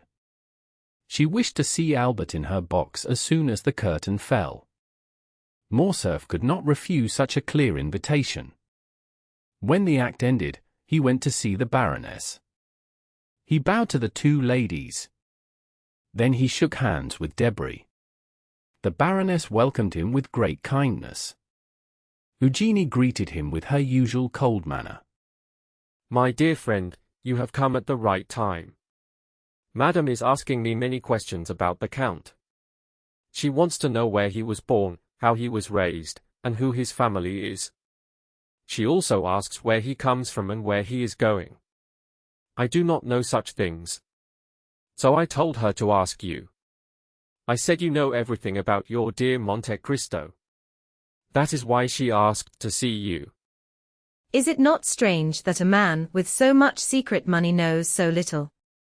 Please believe me, madam. If I had so much money, I would use it better. I would not waste it on learning about the Count of Monte Cristo. To me, his only quality is that he is very rich. I have given this matter to Morcerf. Please speak with him. I do not care about the Count or his secrets. I am sure that no rich man would send me 2 horses like his. They were worth much money. Each horse wore diamonds on its head. He seems to love diamonds. I think he carries many with him. He gives them away as he goes, just for pleasure. Perhaps he has found a mine. You know he has unlimited credit at the bank. I did not know that. But I can easily believe it. He also told my husband that he will stay in Paris for 1 year. During that year, he plans to spend 6 million. Then he must be a great king traveling in secret. Have you noticed how beautiful the young woman is, Monsieur Lucien? You are very kind to admire another woman. She is truly lovely. Who is she, Monsieur de Morcerf? Does anyone know? I can answer that. The young woman is Greek. I can see that from her dress. If that is all you know, then we know the same. I am sorry that I know so little. But I do know one more thing. She is a musician. One day, at the Count's house, I heard music. Only her hands could have played it. So the Count receives guests at his house. Yes, he does. He welcomes them in a very rich way. I must ask my husband to invite him to a dinner or a ball. Then he will have to invite us back. Do you really mean you would go to his house? Why not? My husband can come with me. But do you know the Count is not married? You can see proof of the opposite. Look over there. No, no, said Debray. That young woman is not his wife. He told us himself that she is his servant. Do you remember, Morcerf, that he said this at your breakfast? Well then, said the Baroness. If she is a servant, she looks like a princess. Like one from the Arabian Nights. If you like. But tell me, my dear Lucien, what makes a princess? Diamonds. And she is covered in diamonds. To me she wears too many, said Eugenie. She would look better with fewer. Then we could see her beautiful neck and wrists. See how the artist speaks, said Madame Danglars. My poor Eugenie, you must hide your love for art. I admire all things that are beautiful, said the young woman. What do you think of the Count? Asked Debray. He looks quite handsome to me. The Count, said Eugenie, as if she had not noticed him before. Oh, he is very pale. I agree, said Morcerf. We want to know why he is so pale. The Countess G. says he is a vampire. Has the Countess G. returned to Paris? Asked the Baroness. Is that her, Mamma? Asked Eugenie. The one almost opposite us, with all that beautiful light hair. Yes, that is she, said Madame Danglars. Shall I tell you what you should do, Morcerf? Tell me, madam. You should go and bring your Count of Monte Cristo to us.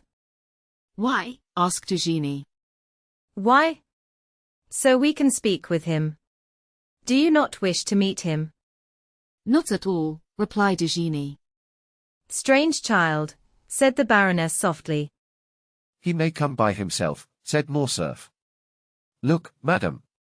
He sees you and bows. The Baroness returned the bow with a warm smile. Well, said Morcerf. I will be kind and leave you. I will see if I can speak to him. Go straight to his box. That is the easiest way. But I have never been introduced. Introduced to whom? To the beautiful Greek woman. You said she is only a servant. And you say she is a queen. No. I hope that when he sees me leave you, he will come out. That may happen. Go. Albert bowed and went away. As he passed the Count's box, the door opened. Monte Cristo came out. He gave some quiet orders to Ali, who stood nearby. Then he took Albert's arm. Ali closed the door and stood in front of it. A crowd soon gathered around him. Paris is a strange city, said Monte Cristo. The people are very curious. Look at them staring at poor Ali. They act as if they have never seen a man like him. In other countries, a Frenchman could walk freely without such looks. That means those countries are wiser, said Morcerf. They do not waste time staring. But people look at Ali because he is with you. You are the most famous man in Paris right now. Really?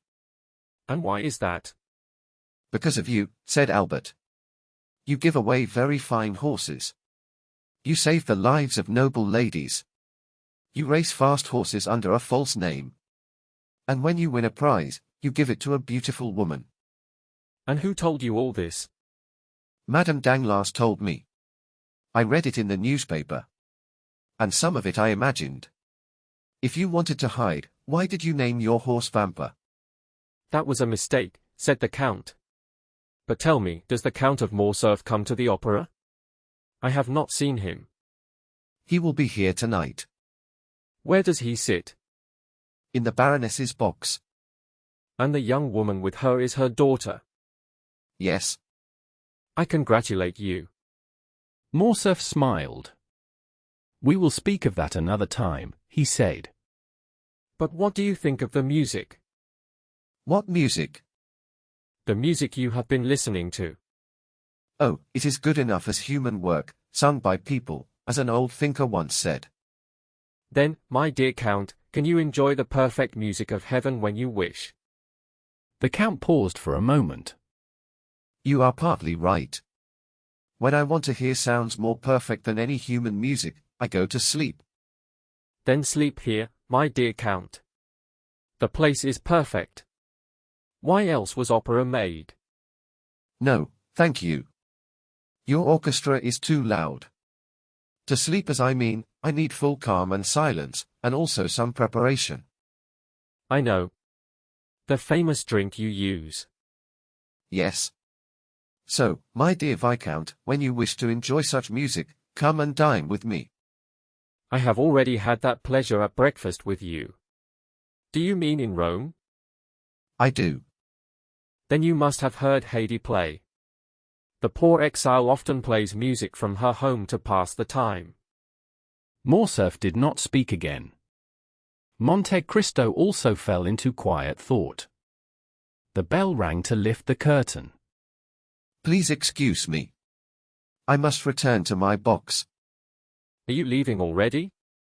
Please say kind words to Countess G from her strange friend. And what shall I say to the Baroness? Tell her I will visit her myself later this evening, if she allows it. The third act began. During it, Morcerf went to Madame Danglars' box, as he had promised. Few people noticed him. Only those in the box saw him arrive.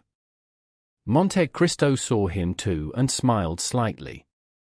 Haydée watched the stage with deep interest. She loved all that pleased the eye or ear. The act passed as usual. The dancers turned and leaped. The prince was challenged. The king walked proudly with his daughter to show his rich clothes. The curtain then fell. The crowd moved into the halls. The count left his box. Moments later, he greeted Baroness Danglars. You are welcome, Count. I wished very much to see you. I want to thank you again in person. Such a small matter does not deserve your memory. I had already forgotten it. It is not easy to forget. The next day you saved the life of my dear friend, Madame de Villefort. She was in danger because of the animals you gave back to me. This time I do not deserve thanks. It was Ali, my servant, who helped Madame de Villefort. Was Ali also the one who saved my son from danger? No. In that case, I accept your thanks. You have already given them, and there is no debt between us. Please, Baroness, may I be introduced to your daughter? You are not a stranger by name. We have spoken of nothing else these past days. Eugénie, this is the Count of Monte Cristo. The count bowed. Mademoiselle Danglars lowered her head slightly. You have a charming young person with you tonight. Is she your daughter? No. She is a young Greek woman left in my care. What is her name? Haydée. A Greek?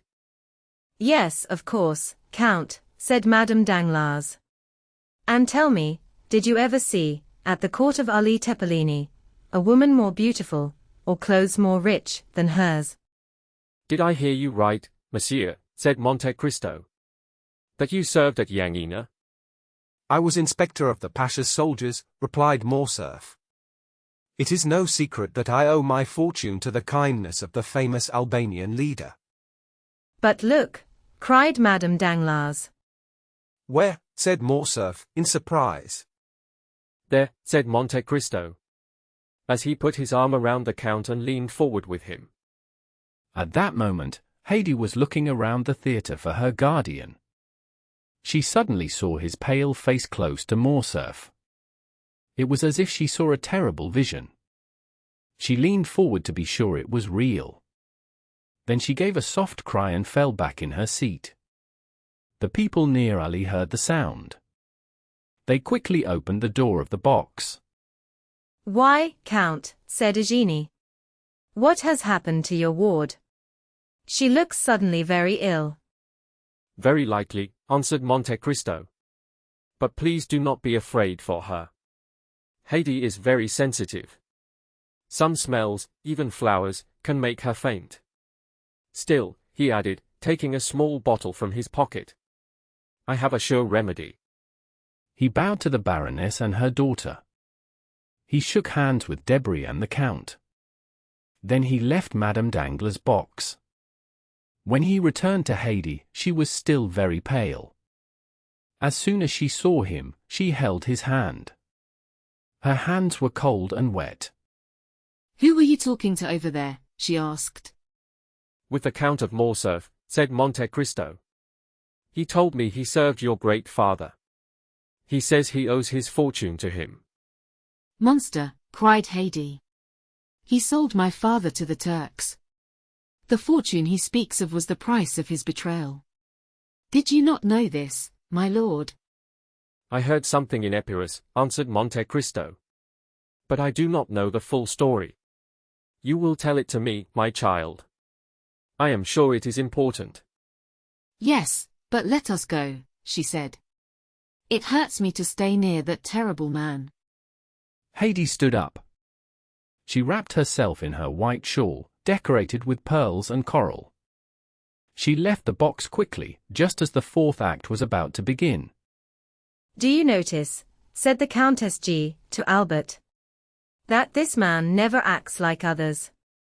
He listens closely to the third act, and leaves when the fourth begins." Chapter 54. A sudden trouble in the market. A few days later, Albert de Morcerf visited the Count of Monte Cristo. The Count lived in the Champs-Élysées. His house already looked like a palace. His great wealth allowed him to live in luxury, even for a short stay. Albert came to repeat the thanks of Madame Danglars. She had already written a letter to the Count. She signed it with her full title and family name. Albert was with his friend Lucien Debray. Lucien joined the talk and added polite words. The Count quickly understood where these words came from. He knew Lucien was there out of curiosity. Most of this curiosity came from Madame Danglars. She wanted to know how such a strange and rich man lived. She could not go herself. So she sent the eye she trusted to see for her. But the Count showed no sign that he guessed this. "Are you often in contact with Baron Danglars?" he asked Albert. "Yes, Count. You know what I told you before." "So nothing has changed?" asked the Count. "It is more certain than ever," said Lucien. He said no more. He lifted his glass, bit the top of his cane, and walked around the room. He looked carefully at the weapons and the paintings. "Ah," said Monte Cristo, "I did not think this matter would end so quickly." "Things often move on by themselves," said Albert. "While we forget them, they still move forward. When we look again, we are surprised by how far they have gone. My father and Monsieur Danglars worked together in Spain. My father was a soldier, and Monsieur Danglars worked with supplies. My father lost his money because of the revolution. Monsieur Danglars had no family wealth. In Spain, they both began to build their fortunes, but in very different ways." "Yes," said Monte Cristo. "Monsieur Danglars told me this when I visited him." He glanced sideways at Lucien, who was turning the pages of an album. "Mademoiselle Eugénie is pretty," he added.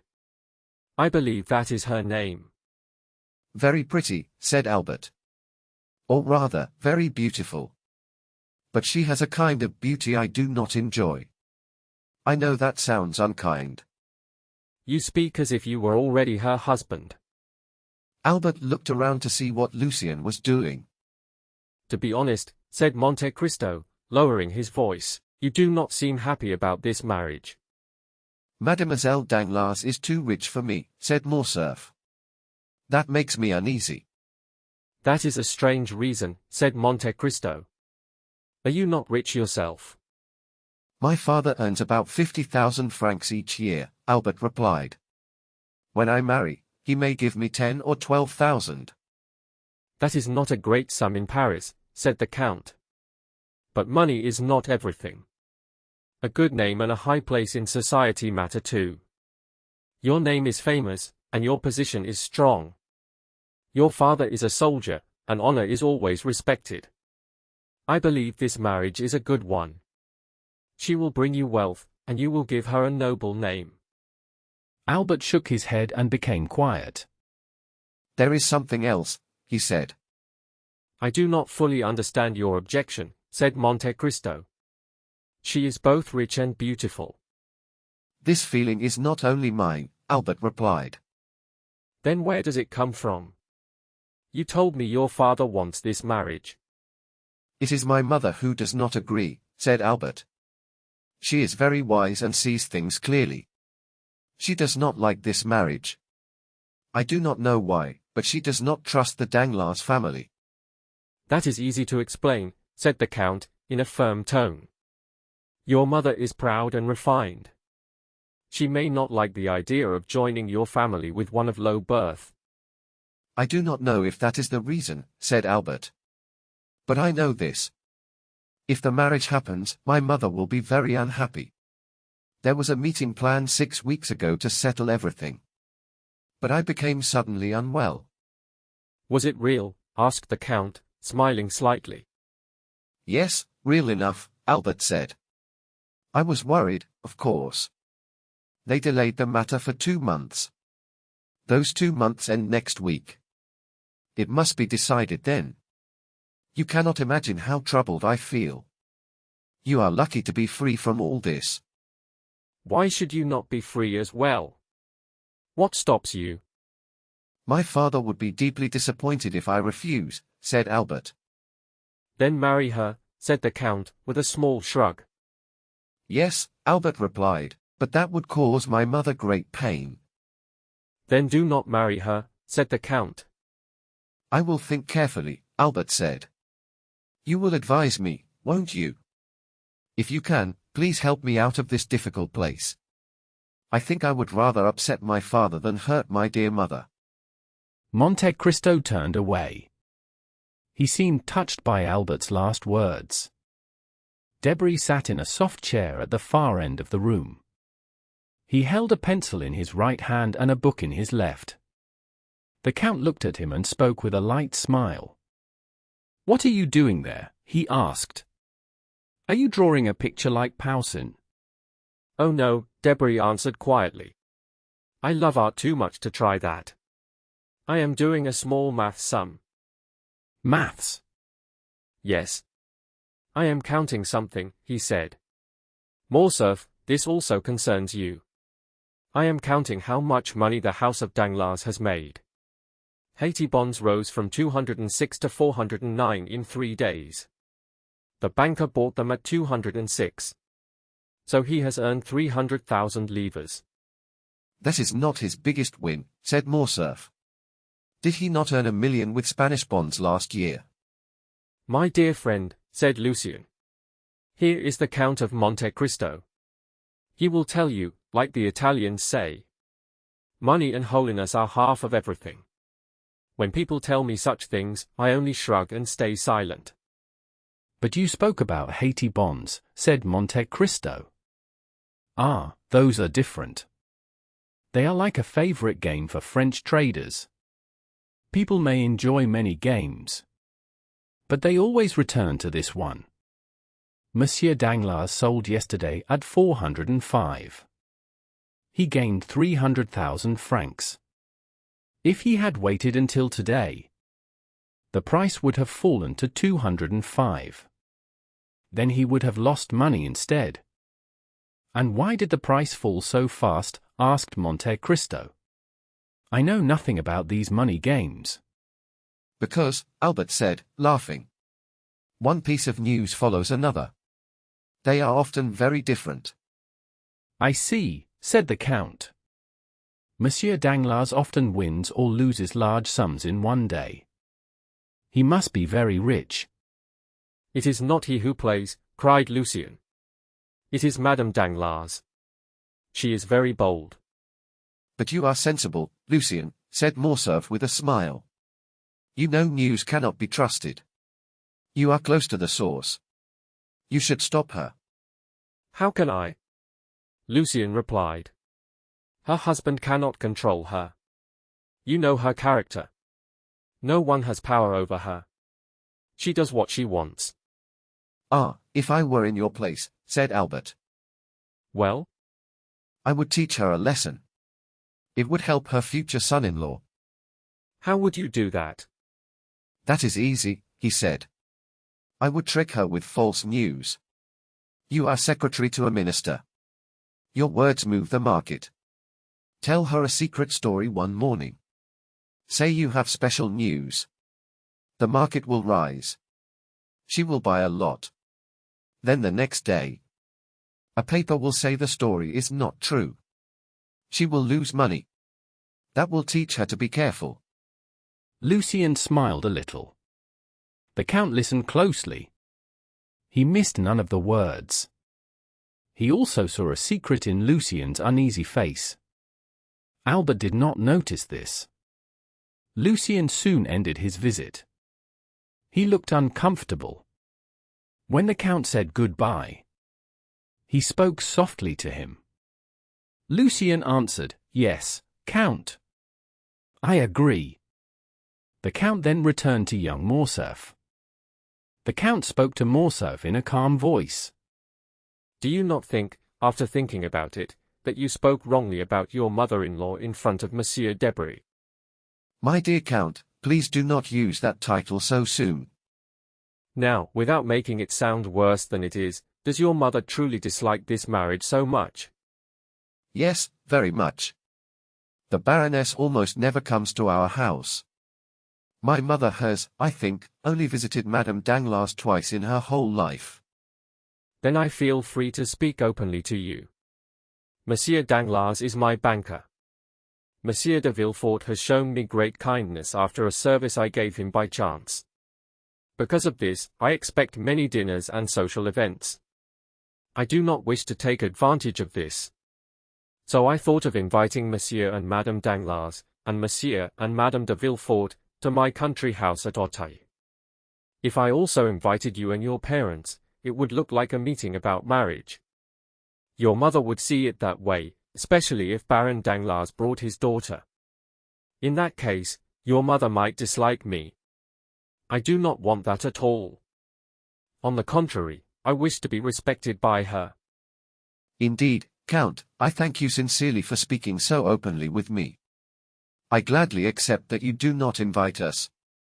You say you want my mother's good opinion. I assure you, you already have it more than most people. Do you really think so? Yes, I am sure of it. We spoke about you for an hour after you left us the other day. If my mother learns of this kind act from you, and I will tell her, she will be very thankful. It is true that my father will be just as angry. The Count laughed softly. The Count spoke to Albert Morcerf in a calm and friendly way. Well, I think your father will not be the only angry one. Mr. and Madame Danglars will also be upset with me. They know that I am close to you. You are one of my oldest friends in Paris. If they do not see you at my house, they will ask why. You must say you already had another plan. Please write to me and tell me this. With bankers, only a written note is accepted. I can do better than that. My mother wants to go to the sea. What day is your dinner? Saturday. Today is Tuesday. Tomorrow evening we leave. The next day we will be in Tréport. Truly, Count, you make people feel very comfortable. You give me too much praise. I only want to do what makes you happy. When will you send your invitations? Today? Then I will visit Mr. Danglars at once.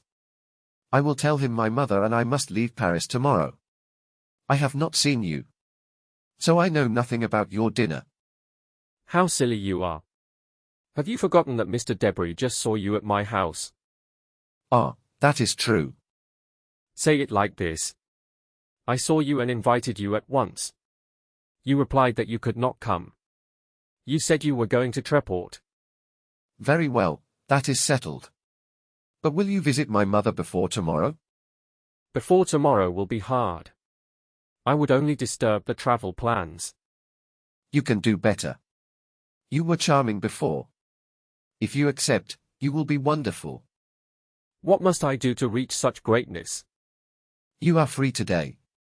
Come and dine with me. We will be only three. My mother, you, and me. You have not seen my mother much. You can know her better. She is a special woman.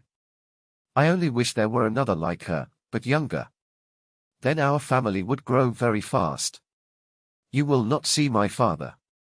He has official duties. We will talk about travel. You have seen the world. You can tell us your stories. You can speak of the Greek lady from the opera. You treat her like a princess. We will speak Italian and Spanish. Please come. My mother will thank you. Thank you very much. Your invitation is kind. I am sorry, but I cannot accept. I am not as free as you think. I have an important meeting. Be careful. You just taught me how to refuse politely. I need proof of your other plan. I am not a banker. But I do not believe easily. I will give you proof. The Count rang the bell. Albert smiled and spoke again. This is the second time you refuse to dine with my mother. It seems you wish to avoid her. No, you do not truly think that. You will soon see that I am right. Baptistin came in and stopped at the door. I did not know about your visit before today. You are a strange man. I cannot be sure of anything with you. At least, I could not know you would invite me to dinner. That is true. Listen, Baptistin. What did I tell you this morning in my workroom? You told me to close the door to visitors at 5 o'clock. What then? Ah, my dear Count. No. I want to remove this strange image you have given me, my dear Viscount. It is tiring to always act like a dark hero. I want my life to be free and open. Go on, Baptistin. Then we admit no one except Major Bartolomeo Cavalcanti and his son. You hear? Major Bartolomeo Cavalcanti. He is a man from one of the oldest noble families in Italy. The poet Dante wrote about his name in the 10th canto of the Inferno. You remember that, do you not? He has a son named Andrea. He is a pleasant young man, about your age. He has the same title as you. He is entering society in Paris, helped by his father's great wealth. The Major will bring his son this evening. In Italy, we call him the Contino. The father trusts him to my care. If the young man proves worthy, I will help him as much as I can. You will help me, will you not? Of course. This Major Cavalcanti is an old friend of yours, then? No, not at all. He is a true nobleman. He is polite, quiet, and pleasant. There are many such men in Italy. They come from very old families. I met him several times in Florence, Bologna, and Lucca. Now he has told me he has arrived in Paris. People you meet while traveling expect kindness later. They remember small acts of politeness. They act as if a short meeting creates a lasting bond. This good major has come to see Paris again. He only passed through it before, during the time of the Empire. Then he was on his way to Moscow. I will give him a good dinner. He will trust his son to me. I will promise to watch over him. I will let the young man follow his own path. After that, I will have done my duty. Yes, I see. You are a perfect guide. Goodbye. We will return on Sunday. By the way, I have news of Franz. Have you? Is he still enjoying himself in Italy? I think so. But he misses you very much. He says you were the son of Rome. Without you, everything feels dark and cloudy. He may even say that it rains.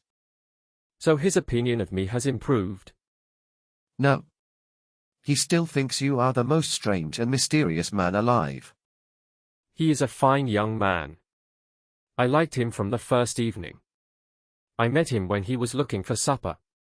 I shared my meal with him. He is the son of General d'Epinay, Is he not? He is. The same general who was killed in 1815? Yes. I like him very much. Is there also talk of marriage for him? Yes. He is to marry Mademoiselle de Villefort. Indeed? And you know I am to marry Mademoiselle Danglars. You are smiling. Yes. Why? I smile because I see little desire for either marriage. Yours or mine. But we speak too much about women. That is not polite. Are you leaving? Yes, that is a good idea. I have kept you busy for 2 hours. And you politely ask if I am going. You are the most refined man I know. Your servants are also very well trained. There is real style in them. Especially Monsieur Baptistin. I could never find such a servant. If you ever dismiss him, think of me. Gladly. Also, give my greetings to your noble Italian guest. If he wishes to find his son a wife, find one who is very rich and very noble. I will help you search. Oh? You would do that? Yes. Well. Nothing is certain in this world. My dear Count, you could do me a great service. If you help me stay unmarried for 10 years, I would like you even more. Nothing is impossible. Monte Cristo said goodbye and went back into the house. He struck the gong 3 times. Bertuccio appeared. Monsieur Bertuccio. I plan to receive guests on Saturday at Otte. Bertuccio showed slight surprise. The Count spoke calmly to Bertuccio. He said he needed his help to make sure everything was ready. He said the house was beautiful, or at least it could be made so.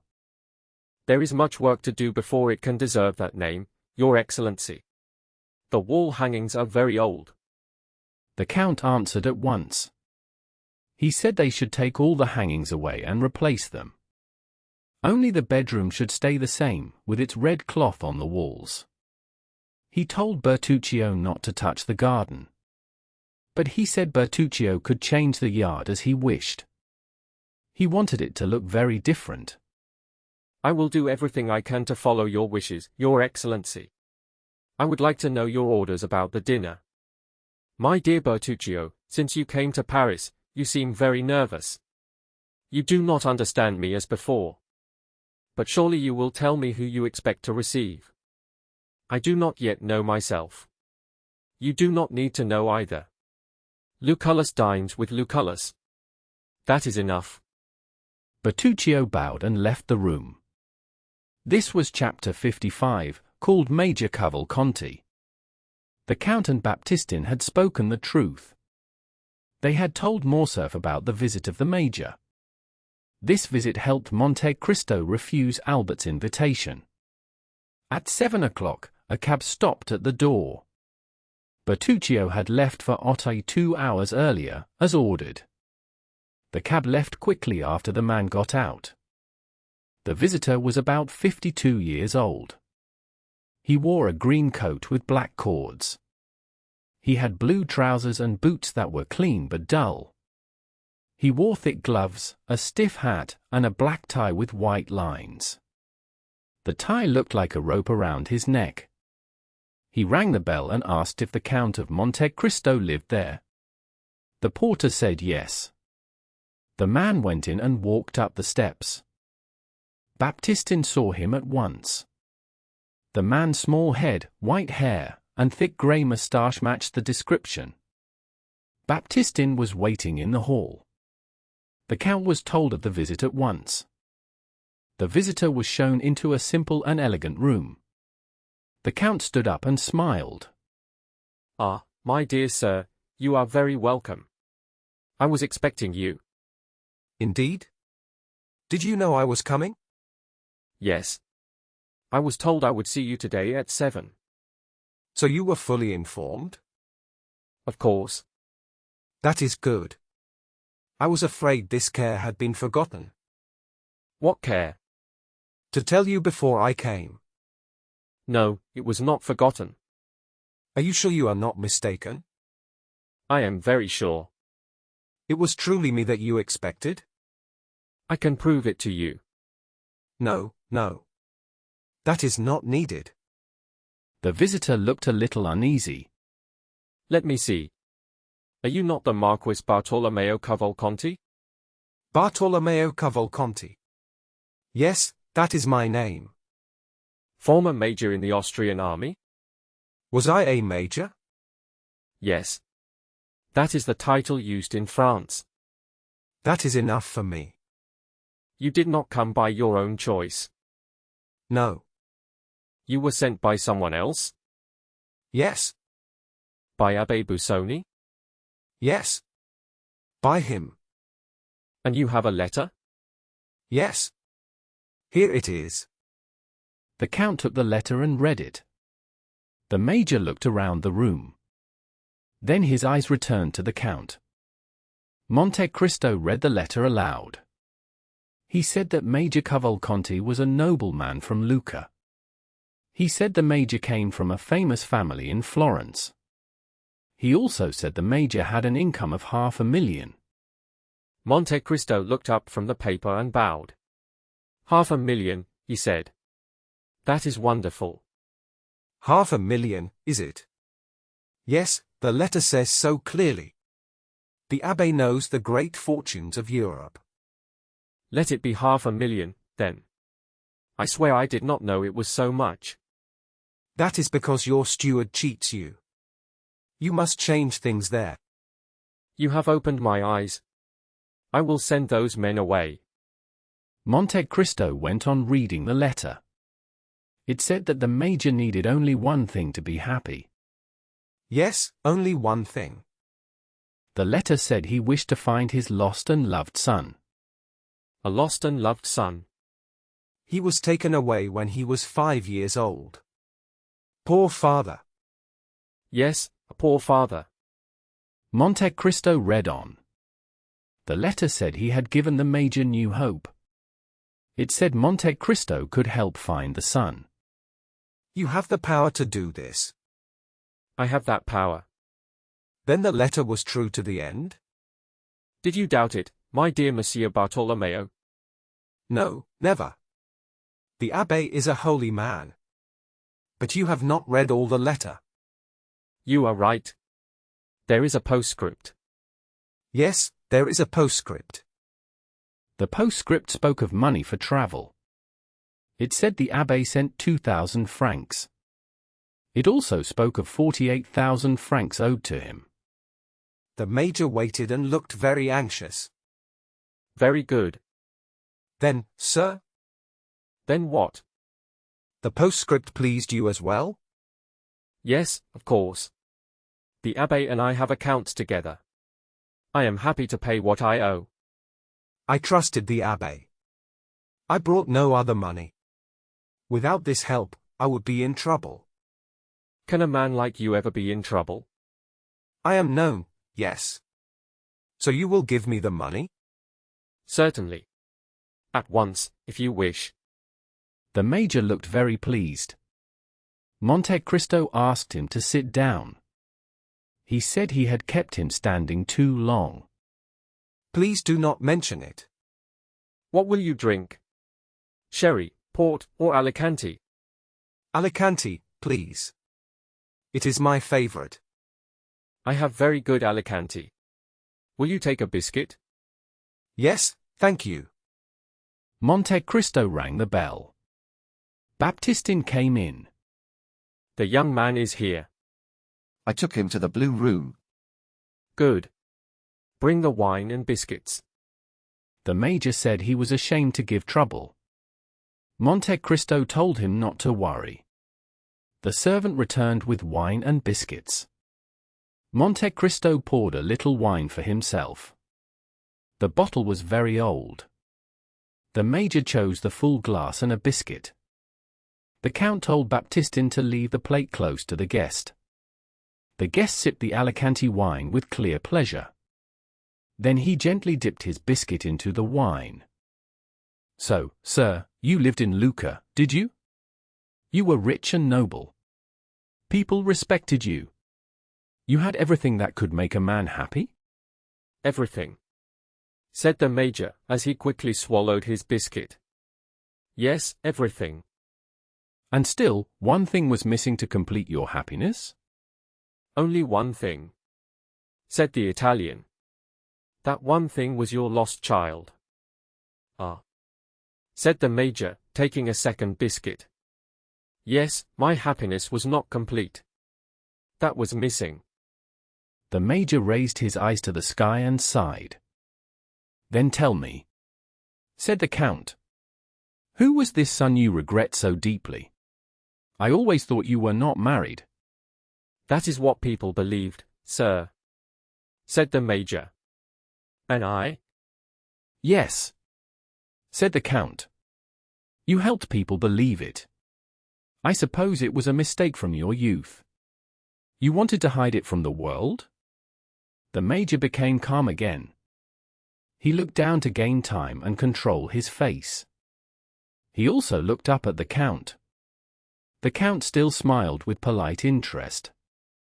Yes, said the Major. I wanted this mistake to stay hidden. Not for yourself, I hope, said Monte Cristo. A man should be above that. Oh no, not for myself, said the Major, smiling and shaking his head. Then it was for the mother?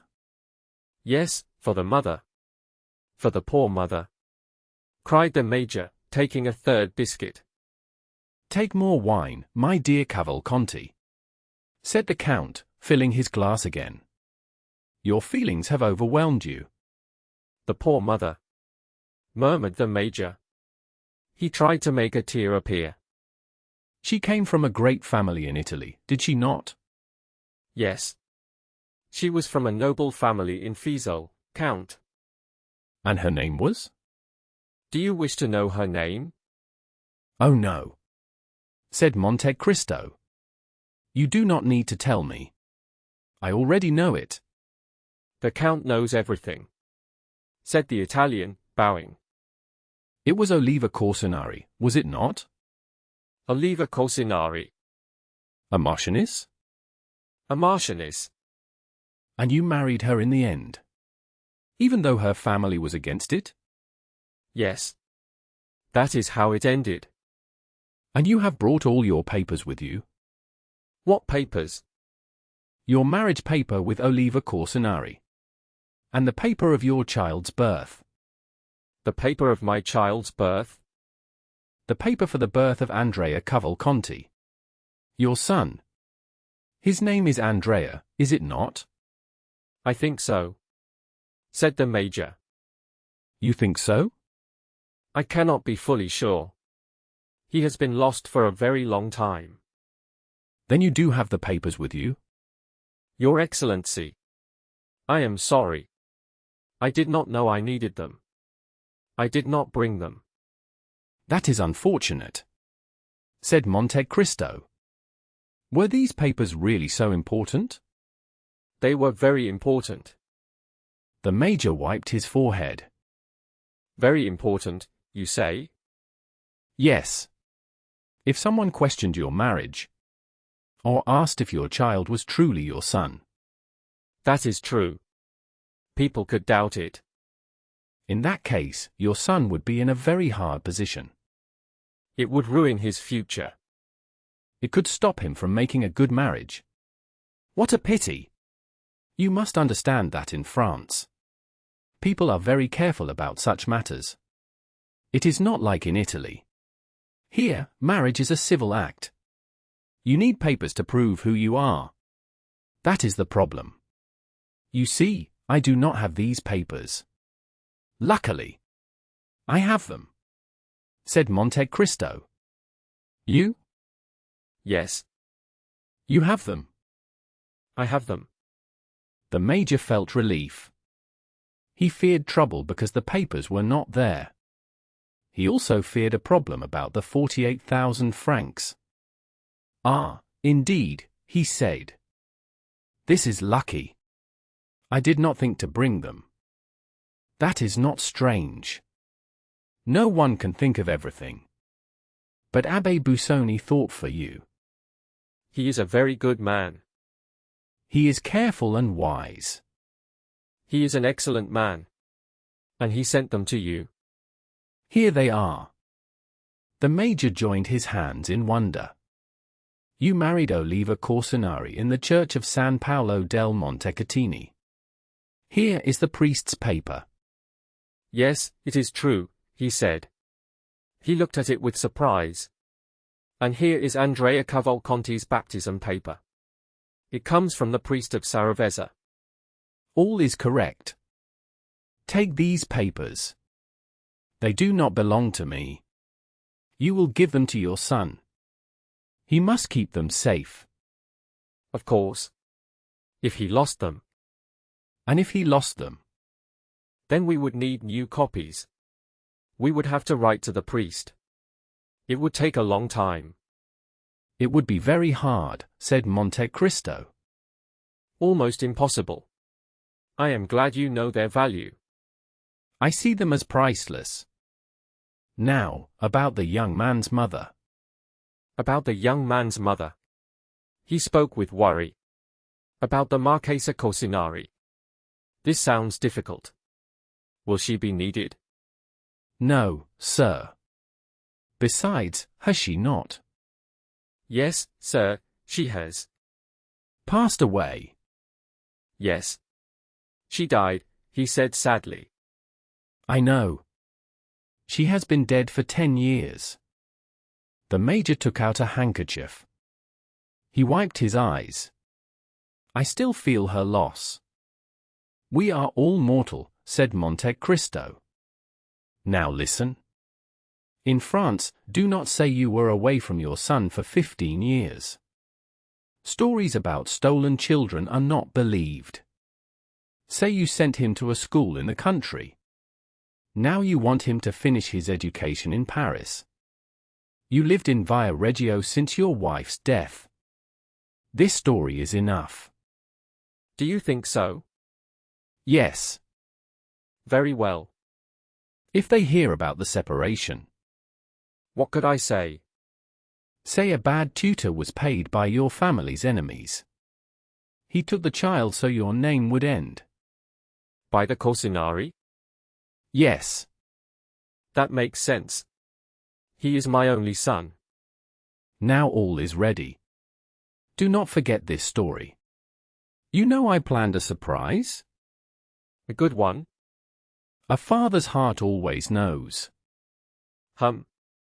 Someone told you. Or you guessed he was here. Who is here? Your child. Your son. Your Andrea. I thought so, he said calmly. Is he here? Yes. The servant told me he arrived. Very well. Very well, he said. I understand your feelings. You need time. I will prepare the young man. This meeting is important for you both. Yes, I believe so.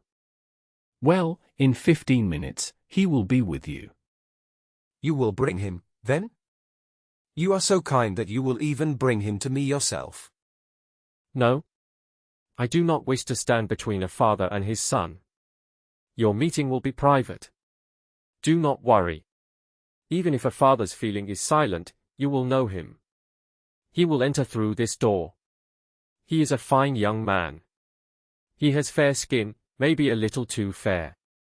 He has pleasant manners. You will see and decide for yourself. By the way, said the Major. You know I only have the 2,000 francs that Abbé Busoni sent me. I spent this money on travel, and you need money. That is natural, my dear Monsieur Cavalcanti. Here are 8,000 francs for now. The Major's eyes shone with joy. You now owe me 40,000 francs, said Monte Cristo. Do you wish for a receipt, said the Major, as he put the money into his coat. For what, said the Count. I thought you might want it to show Abbé Busoni. When you receive the other 40,000, you can give me a full receipt. Between honest men, this care is not needed. Yes, that is true, between honest people. One more thing, said Monte Cristo. Go on. Will you allow me to make one remark? Of course. Please do. I advise you to stop wearing this kind of clothing. Really, said the Major, looking at himself with great pleasure. Yes. This style may be worn in Via Reggio. But in Paris, it is now out of fashion. That is a pity. If you truly like your old clothes, you can wear them again when you leave Paris. But what should I wear now? What you find in your trunks. In my trunks? I only have one bag. I am sure you have nothing else. An old soldier likes to travel light. That is true. Exactly so. But you are careful and wise. You sent your luggage before you. It has arrived at the Hotel des Princes, in the Rue de Richelieu. You will stay there. Then in these trunks? I believe you told your servant to pack all you need. Your plain clothes and your uniform. On special days, wear your uniform. It will look very good. Do not forget your medals. People in France laugh at them. But they still expect you to wear them. Very good, said the Major, full of joy at the Count's care. Now, said Monte Cristo, you are ready. Prepare yourself, my dear Monsieur Cavalcanti, to meet your lost Andrea. Monte Cristo bowed. He went behind the curtain. The Major stayed behind, deeply pleased by the warm welcome he had received. Chapter 56. Andrea Cavalcanti. The Count of Monte Cristo entered the next room. Baptistin had called it the drawing room. There was a young man inside. He looked graceful and well dressed. He had arrived by cab about half an hour before. Baptistin had no trouble knowing who he was. He matched his master's clear description. He was tall. He had light hair, a red beard, black eyes, and bright skin. When the Count entered, the young man was lying on a sofa. He tapped his boot with a cane that had a gold handle. When he saw the Count, he stood up quickly. The Count of Monte Cristo, I believe, he said. Yes, sir. And I believe I am speaking to Count Andrea Cavalcanti. Count Andrea Cavalcanti, repeated the young man, bowing as he spoke. You have a letter for me, do you not? Said the Count. I did not speak of it, because the name at the end surprised me. The letter signed, Sinbad the Sailor, is that correct? Yes, exactly. I only know one Sinbad. The one from the old stories. This one is said to be his descendant. He is a close friend of mine. He is a very rich Englishman. He is strange in his ways. His real name is Lord Wilmore. Ah, I see. That explains all the strange things, said Andrea. He is the same Englishman that I met before. Yes, I remember. Well, monsieur, I am ready to help you. If what you say is true.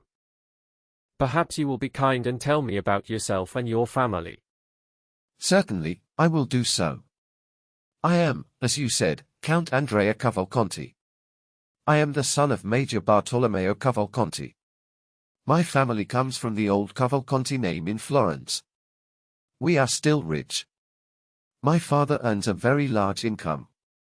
But our family has had much bad luck. When I was 5 years old, my tutor took me away by trick. For 15 years, I did not see my father. When I became an adult, I tried many times to find him. But I failed every time. At last, I received a letter from your friend. The letter said my father was in Paris. It also said I could come to you for help. What you have told me is very interesting. You did well to follow my friend Sinbad's wishes. Your father is truly here. He is looking for you. From the moment the young man entered the room, the Count watched his face. He noticed his strong look and steady voice. But when he heard the words about his father, he moved with surprise. My father? Is my father here? Yes, without doubt. Your father, Major Bartolomeo Cavalcanti. The fear on the young man's face soon went away. Ah yes, that is the name. Major Bartolomeo Cavalcanti. Do you truly mean that my dear father is here? Yes, sir. I have just left him. He told me the story of his lost son. It moved me deeply. His pain, hope, and fear were very strong. One day, he received a letter. The letter said his son could be returned. But he had to pay a large sum of money. Your father agreed at once. The money was sent to the border of Piedmont. You were in the south of France, I believe? Yes. I was in the south of France. A carriage was waiting for you at Nice? Yes. It took me from Nice to Genoa. Then to Turin. Then to Chambéry. Then to Pont de Beauvoisin. And finally, to Paris. Then your father should have met you on the road. He took the same route. That is how we followed your journey. But if my father had seen me, I am not sure he would know me. I have changed since he last saw me. The bond of family is strong. True, said the young man, breaking in. I had not thought about it in that way. Now, replied Monte Cristo, there is only one worry left in your father's mind.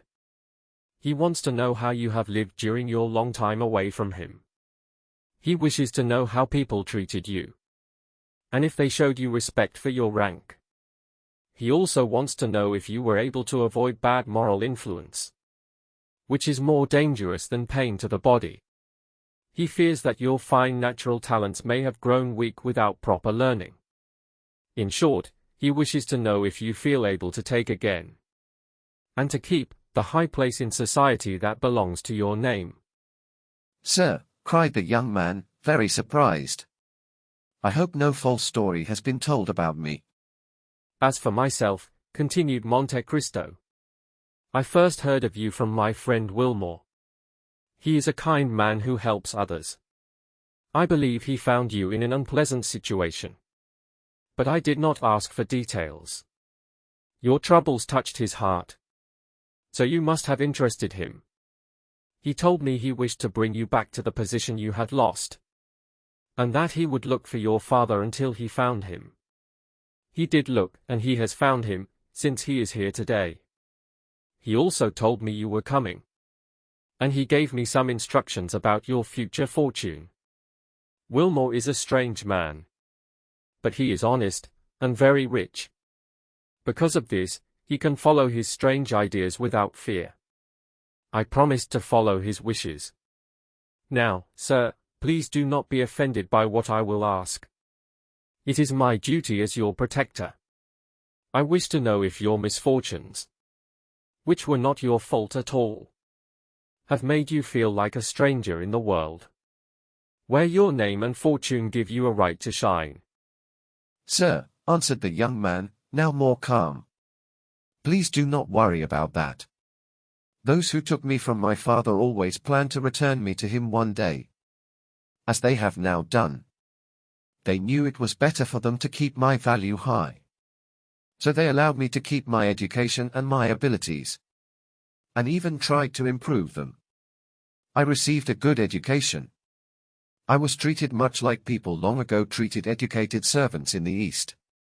They were trained as scholars and doctors, so they could be sold for a higher price later. Monte Cristo smiled with pleasure.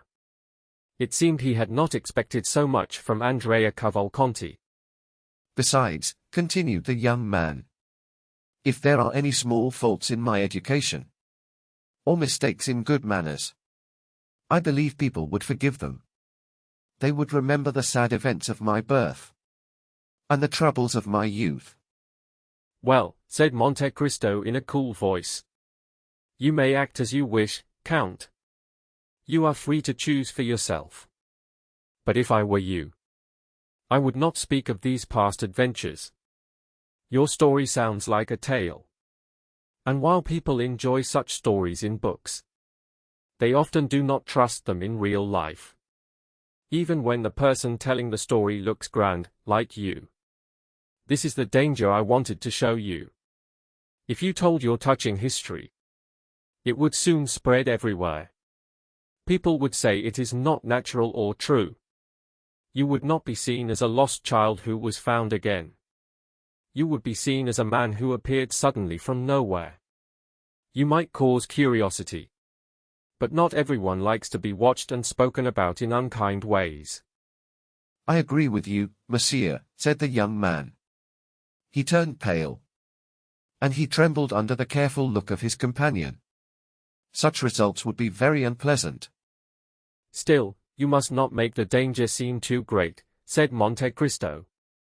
If you try too hard to avoid one mistake, you may fall into another. You must choose one clear and simple way to act. For a man as clever as you, this is both easy and necessary. You must form honest friendships. In this way, you will fight against any doubts that may rise from the mystery of your past life. Andrea's face changed at once. Monte Cristo spoke in a calm and careful way. I would offer myself as your guide and friendly advisor. But I do not fully trust even my best friends. I also fear that I might lead others to doubt them. So I prefer not to take this role. If I did, I would be acting in a way that does not suit me. That would be foolish. However, Your Excellency, Lord Wilmore spoke well of me. He was the one who sent me to you. Yes, of course. But Lord Wilmore also told me that your youth was not always calm. I do not ask you to explain anything. That is why your father was called here from Lucca. You will soon see him. He is a little stiff and proud in his manner. His uniform does not suit him well. But people will forgive this when they know he served Austria for 18 years. We are not very hard on Austrians. You will find your father a respectable man. Sir, you give me confidence. We have been apart for so long that I do not remember him. Also, in society, a large fortune hides many faults. He is a millionaire. His income is 500,000 francs. Then I am sure I will have a pleasant position. You will have one of the best positions. He will give you 50,000 livres each year. You will receive this while you stay in Paris. Then I will always choose to stay in Paris. You cannot control everything. People make plans, but life decides. But while I stay in Paris, may I trust that I will receive this money? You may. Will I receive it from my father? Yes, from your father himself. Lord Wilmore will make sure the money is safe. He has opened an account for you at Danglars Bank. You will receive 5,000 francs each month. It is one of the safest banks in Paris. Will my father stay long in Paris? Only a few days. His duty does not allow a long stay. Ah, my dear father. Then I will not delay your meeting. Are you ready to greet your father? I hope you do not doubt it. Monte Cristo asked him to go into the drawing room. Andrea bowed and went inside. The Count watched him leave. Then he touched a hidden spring in the wall. A small opening appeared. Through it, he could see the drawing room. Andrea closed the door and walked toward the Major. The Major stood up when he heard him.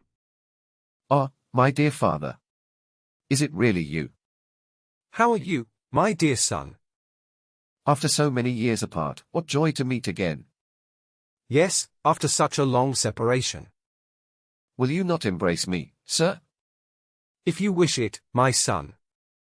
The two men embraced in a stiff and careful way. It looked like a scene on a stage. Then we are together again. Yes, together once more. Never to be apart again. Well, my dear son, I think you now know France very well. You may see it almost as your second home. The truth is, I would feel very sad if I had to leave it. As for me, I cannot live outside Lucca. So I will return to Italy as soon as I can. Before you leave France, my dear father, I hope you will give me the papers I need. They must prove who I am. Of course. I came only for that reason. It took me much effort to find you. I was ready to spend the last years of my life on this search. Where are the papers now? Here they are. Andrea took the paper of his father's marriage and his own baptism record. He opened them with great speed and care. He read them easily, like a man used to such papers. His face showed strong interest. When he finished, a quiet smile of pleasure appeared. He looked at the major and spoke in clear Italian. So, in Italy, no one is sent to the galleys now. Why do you ask such a question? Because if that were still true, no one could make papers like these without trouble. In France, such bold actions would bring strong punishment. Please explain what you mean. My dear Mr. Cavalcanti, how much do they pay you to act as my father? The major was about to speak, but Andrea went on in a low voice. Do not worry. I will be honest first. They give me 50,000 francs a year to be your son. So I will never deny that you are my father. The major looked around him with concern. Do not fear. We are alone. And we speak in Italian. Then they paid me 50,000 francs at once. Mr. Cavalcanti, do you believe in fairy tales? I did not before. But now I almost must believe in them. So you have changed your mind? You have seen proof. The major took gold from his pocket. Very clear proof, as you can see. Then I can trust the Count's promises. Yes, I am sure of it. You are sure he will keep his word to me? Yes, exactly. But we must still play our roles. I must act as a kind father. And I as a good son. Since they wish me to come from you. Who do you mean by they? I am not sure. I mean those who wrote the letter. You received one too, did you not? Yes. From whom? From a man called Abbé Busoni. Do you know him? No, I have never met him. What did the letter say? Will you promise not to betray me? I promise. Our interests are the same. The major gave the letter to Andrea. Andrea read it quietly. You are poor. A hard old age waits for you. Would you like to be rich, or at least free? Go at once to Paris. Ask the Count of Monte Cristo for the son you had. His name is Andrea Cavalcanti. You will find money and letters to help you. Go to the Count on the 26th of May, at 7 in the evening. Signed, Abbé Busoni. It is the same. What do you mean? The young man said that he had received a letter with almost the same meaning. You? Yes. From the Abbé Busoni? No. From whom, then? From an Englishman called Lord Wilmore. He also uses the name Sinbad the Sailor. And you know no more about him than I know about the Abbé? You are wrong. I know more than you. You have seen him, then? Yes, once. Where? I cannot tell you that. If I did, you would know as much as I do. And I do not wish that. And what was written in the letter? Read it. The letter said that the young man was poor and had no good future. It asked if he wanted a name, wealth, and control of his own life. Of course. Who could say no to that? The letter told him to travel through several cities. It ordered him to meet the Count of Monte Cristo in Paris. It said he was the son of the Marquis Cavalcanti. It promised papers, money, and an income. The letter was signed Sinbad the Sailor. Very good. You have seen the Count? I have just left him. Did he do everything the letter promised? Yes, he did. Do you understand it? Not at all. Someone is being fooled. But it is not you or me. No, certainly not. Then it does not matter much to us. No. We must continue and not ask questions. You will see. I will play my part very well. At that moment, the Count of Monte Cristo entered the room. The two men embraced like father and son. "Well, Marquis, you seem happy with the son you have found." I am full of joy, Your Excellency. "And you, young man?"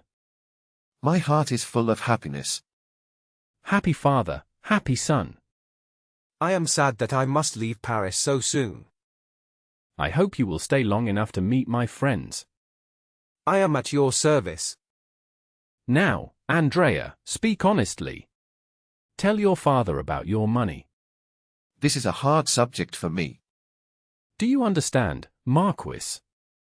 Yes. Your son needs money. What should I do? You should give him some. What is this? It is from your father. It is for your first needs in Paris." How kind my father is. Be quiet. He does not want you to know. I understand. The Count wished them good morning. When will we see you again? Yes, when? On Saturday. I will dine at my country house in Auteuil. Many guests will come. Your banker will be there. I will introduce you. Should I wear full dress? Yes. Full dress, decorations, and uniform. And how should I dress?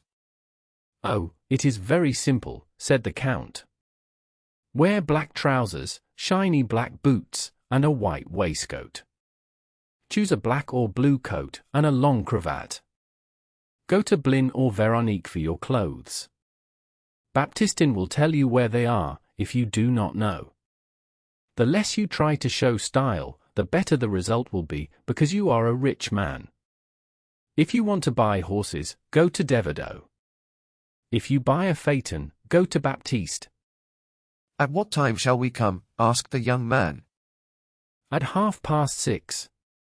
We will be with you at that time," said the Major.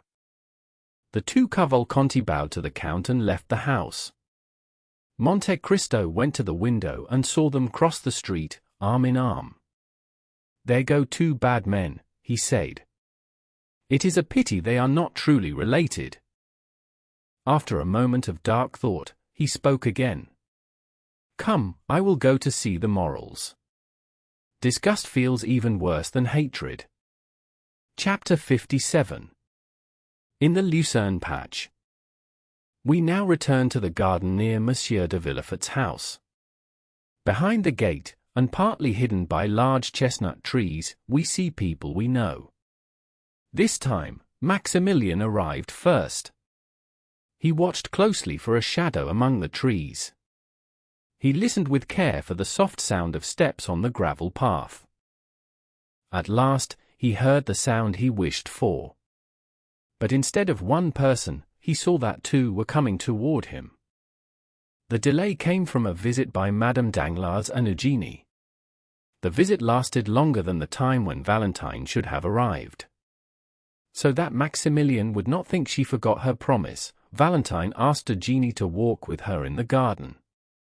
She wanted him to see that the delay was not her fault. The young man, with the clear feeling of a lover, understood her situation at once. He felt calmer. Valentine stayed out of speaking distance. But she walked so that Maximilian could see her pass again and again. Each time she went by, she gave him a quiet look. Her eyes seemed to say, "Be patient. You see, this is not my fault." Maximilian was patient. In his mind, he compared the two young women. One was fair, with gentle eyes and a soft, bending figure like a willow tree. The other was dark-haired, with a proud and strong look, and stood straight like a poplar. In Maximilian's eyes, Valentine only looked better in this contrast. After about half an hour, the two girls left the garden. Maximilian knew then that Mademoiselle Danglars' visit had ended. A few minutes later, Valentine came back alone. She walked slowly, afraid that someone might see her.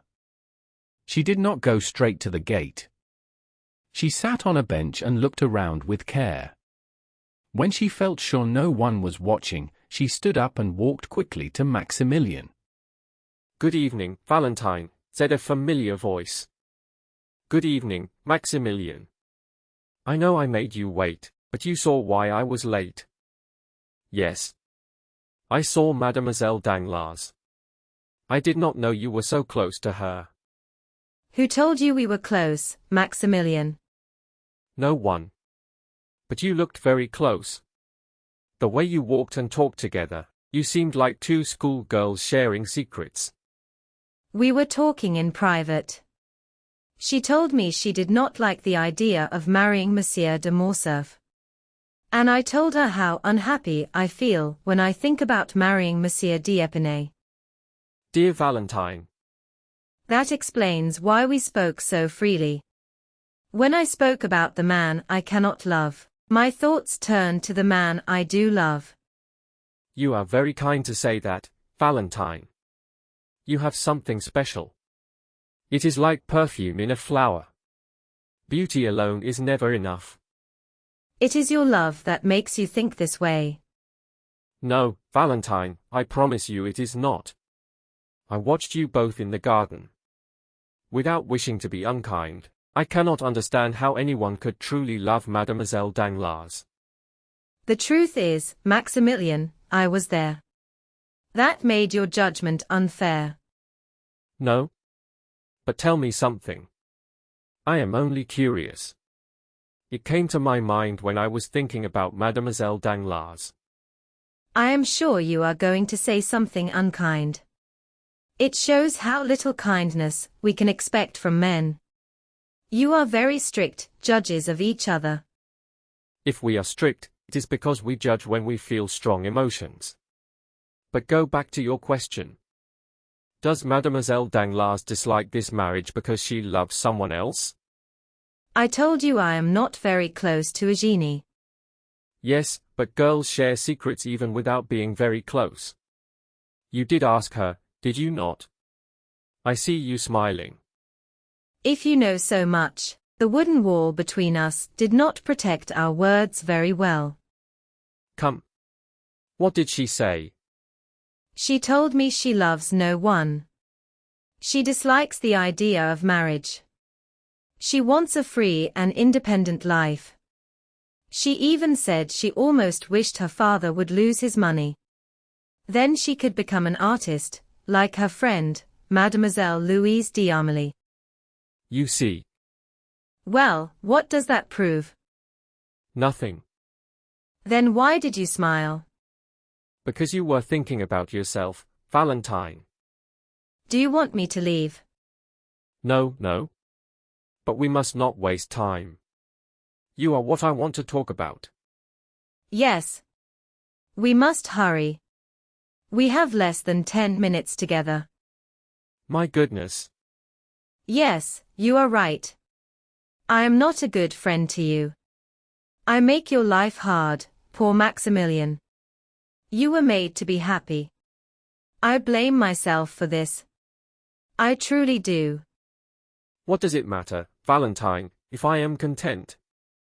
Even this long and painful waiting is worth it. It is paid back by 5 minutes with you. Or even 2 words from your lips. I believe something else too. Heaven would not make 2 hearts like ours. Bring them together in such a strange way. And then separate them at the end. Your words are kind and give me hope. You must hope for us both, Maximilian. That will make me a little happy. But why must you leave me so soon? I do not know the details. I only know that Madame de Villefort asked to see me. She said she had something to tell me. It may affect part of my fortune. Let them take my money. I am already rich enough. Maybe when it is gone, they will leave me in peace. You would still love me if I were poor, would you not, Maximilian? I will always love you. What do riches or poverty matter to me? If my Valentine is near me, that is enough. If I know no one can take you away, I need nothing more. But do you fear this message is about your marriage? I do not think so. Whatever it is, Valentine, do not be afraid. As long as I live, I will never love anyone else.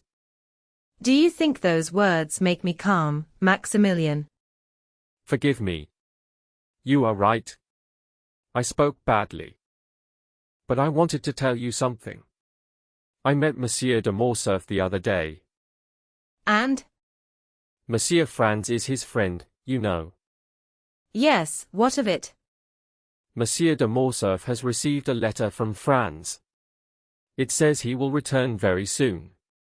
Ah heavens, if that were the reason. But no. The message would not come through Madame de Villefort. Why not? I cannot fully explain. But it seems to me that Madame de Villefort does not want the marriage. She does not say it openly. Yet she appears to be against it in secret. If that is true, I feel I could love Madame de Villefort. Do not be so quick to do that, said Valentine, with a sad smile. If she does not like you marrying Monsieur d'Épinay, she may listen to another plan. No, Maximilian. Madame de Villefort does not hate suitors. She hates marriage itself. Marriage? If she hates it so much, why did she marry? You do not understand me, Maximilian. About a year ago, I spoke of going to live in a convent. Madame de Villefort said many careful words, but in secret she agreed. My father agreed too, because of her. I only stopped because of my poor grandfather. You cannot imagine his eyes when he looks at me. I am the only person he loves in the world. And I believe I love him just as much. When he learned my plan, his look was full of pain. Tears ran down his still face. I will never forget it. I felt deep regret. I fell at his feet and asked him to forgive me. I told him I would never leave him. When I stopped speaking, he looked up to heaven. He said nothing. Maximilian, I may suffer a lot in life. But his look at that moment gives me strength for all pain. Dear Valentine, you are an angel. I do not know what I did to deserve you. Maybe heaven was kind to me. But tell me this. Why does Madame de Villefort want you to stay unmarried? I told you I am rich, Maximilian. Too rich. I have nearly 50,000 livres from my mother. My grandparents will leave me the same. Monsieur Noirtier also plans to make me his heir. My brother Edward will get nothing from his mother. So he will be poor compared to me. If I had gone to the convent, all my money would go to my father. After him, it would go to his son. It feels strange. Such a young and beautiful woman should love money so much. She does not do it for herself. She does it for her son. What you call a fault looks kinder when you see a mother's love. Could you not find a middle way? Could you give part of your money to her son? How could I say that? She always says she wants nothing for herself. Valentine, our love is sacred to me. I hide it deep in my heart. No one knows. Not even my sister. Will you let me tell one friend about my love for you? Valentine moved with surprise. A friend, Maximilian? Who is this friend? I feel afraid to say yes. Listen, Valentine. Have you ever felt a sudden strong bond with someone? A feeling as if you knew them for a long time? Even when you just met? Have you tried to remember where you met before?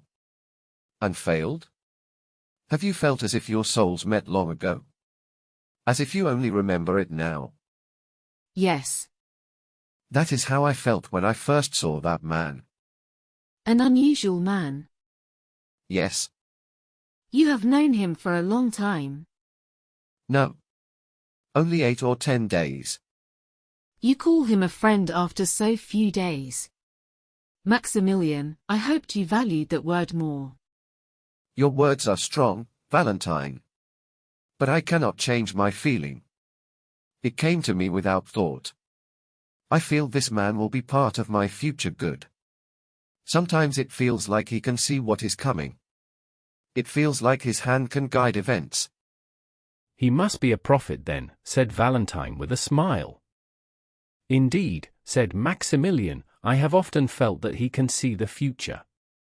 At least, he often knows when good things will happen. Ah, said Valentine in a sad voice. Please let me meet this man, Maximilian. Maybe he can tell me if someone will ever love me enough to make up for all my pain. My poor girl, you already know him. I know him. Yes. He is the man who saved the life of your stepmother and her son. The Count of Monte Cristo. The same man. Ah, cried Valentine. He is too close a friend of Madame de Villefort to ever be my friend. A friend of Madame de Villefort? That cannot be true. Surely you are mistaken, Valentine. No, I am not mistaken. His power in our house is almost complete. My stepmother respects him and thinks he is very wise. My father admires him and says he has never heard such fine ideas spoken so well. Edward loves him. Even though Edward fears the Count's dark eyes, he runs to him at once and always gets a gift. The Count of Monte Cristo seems to control everyone in our family. If that is true, my dear Valentine, then you must feel his influence too. He meets Albert in Italy to save him from danger. He meets Madame Danglars to give her a fine gift. Your stepmother and her son pass his house, and his servant saves them. This man clearly has power over people and events. He lives simply, yet with great beauty. When he smiles at me, it is so kind that I forget he can be hard to others. Tell me, Valentine, has he ever smiled at you like that? If he has, then I am sure you will be happy. Me, said the young girl. He never even looks at me. If I pass near him, he seems to avoid me. If he had such great understanding, he would see that I am unhappy.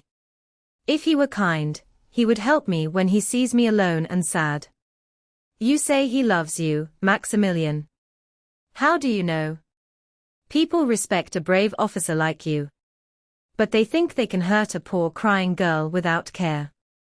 Ah, Valentine, I am sure you are wrong. If he wanted something from our house, he would at least smile at me once. But he did not. He saw that I was unhappy and useless to him, so he ignored me. Who knows if he might even hurt me to please my stepmother and my father. That is not fair. Ah, forgive me, she added softly. I see that my words have hurt you. I did not know these thoughts were in my heart. I do not deny his power. I have felt it too.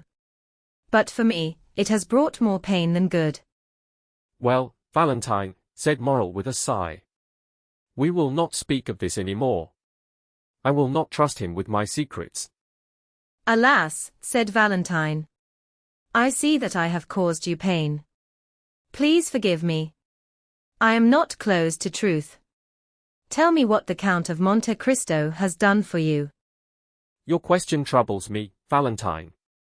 I cannot say that he has clearly helped me. Yet I feel a natural friendship for him. I cannot explain why. The sun does not act for me, but it warms me and lets me see you. A sweet smell does nothing, yet it pleases me. My friendship for him is the same. Since I met him, I feel that my good luck comes from him. He invited me to dinner. Now I learn that your mother and your father will be there. I will meet them. Who knows what good may follow? This may seem like chance. But I feel there is a hidden plan. Sometimes I even try to see in his eyes if he knows our secret love. My dear friend, said Valentine. If I always heard you speak like this, I would fear for your reason. Can you really see more than chance here? Please think. My father almost refused the invitation. My stepmother wanted to go very much. She forced him to agree. No, Maximilian. I have no one to help me but you and my grandfather. And he is almost gone. My only true support is my mother in heaven. You are right in logic, said Maximilian. But today, even your gentle voice cannot convince me. I feel the same about you, said Valentine. And I admit that if you have no stronger proof. I have another, replied Maximilian. But I fear you will find it even more foolish. So much the worse, said Valentine, smiling. It is still clear in my mind, he said. My 10 years of service have taught me this truth. Many times, a sudden feeling saved my life. I felt I must move at once, to the right or to the left, and the shot passed me. It killed the friend who fought next to me, while I stayed alive. Dear Maximilian, why do you not thank my prayers for your safety? When you are away, I no longer pray for myself. I pray only for you. Yes, since you have known me, Maximilian said with a smile. But that cannot explain the time before we met, Valentine. You are teasing me. You never give me credit for anything. But tell me this second proof, which you yourself call foolish. Well, look through this opening. You will see the fine new horse I rode here. Ah, what a beautiful animal! Valentine cried. Why did you not bring him near the gate? I wanted to speak to him and touch him. As you can see, he is very valuable, said Maximilian. You know I do not have much money. I live simply. I went to a horse seller and saw this fine horse. I named him Medea. I asked the price. They said it was 4,500 francs. I had to give him up. But I left with a heavy heart. The horse looked at me kindly. He rubbed his head against me. When I rode him, he moved with joy. I fell in love with him at once. That same evening, friends came to my house. Monsieur de Châteaurenaud, Monsieur Debray, and others. They asked me to play cards. I never play. I cannot afford to lose. But since they were in my house, I agreed. Just then, the Count of Monte Cristo arrived. He sat with us. We played. I won. I feel shy to say it, but I won 5,000 francs. We parted at midnight. I could not wait. I took a small carriage and went back to the horse seller. I rang the bell in great excitement. The man thought I was mad. I ran straight to the stable. Medea was eating hay. I put on the saddle and bridle. He stood calm and willing. I gave the dealer the money. Then I rode all night in the Champs-Élysées. As I passed the Count's house, I saw a light. I thought I saw his shadow move. Valentine, I truly believe he knew my wish. I think he lost on purpose, to help me buy the horse. My dear Maximilian, you dream too much. A man who lives in such dreams may not love me for long. Our simple love may seem too small to him. But they are calling me. Do you hear? Ah, Valentine, give me one finger through the gate. Just one small finger. Let me kiss it. Maximilian, we said we would be only voices and shadows. As you wish, Valentine. Will you be happy if I do? Oh yes. Valentine climbed onto a bench. She passed not only her finger, but her whole hand through the opening. Maximilian cried out with joy.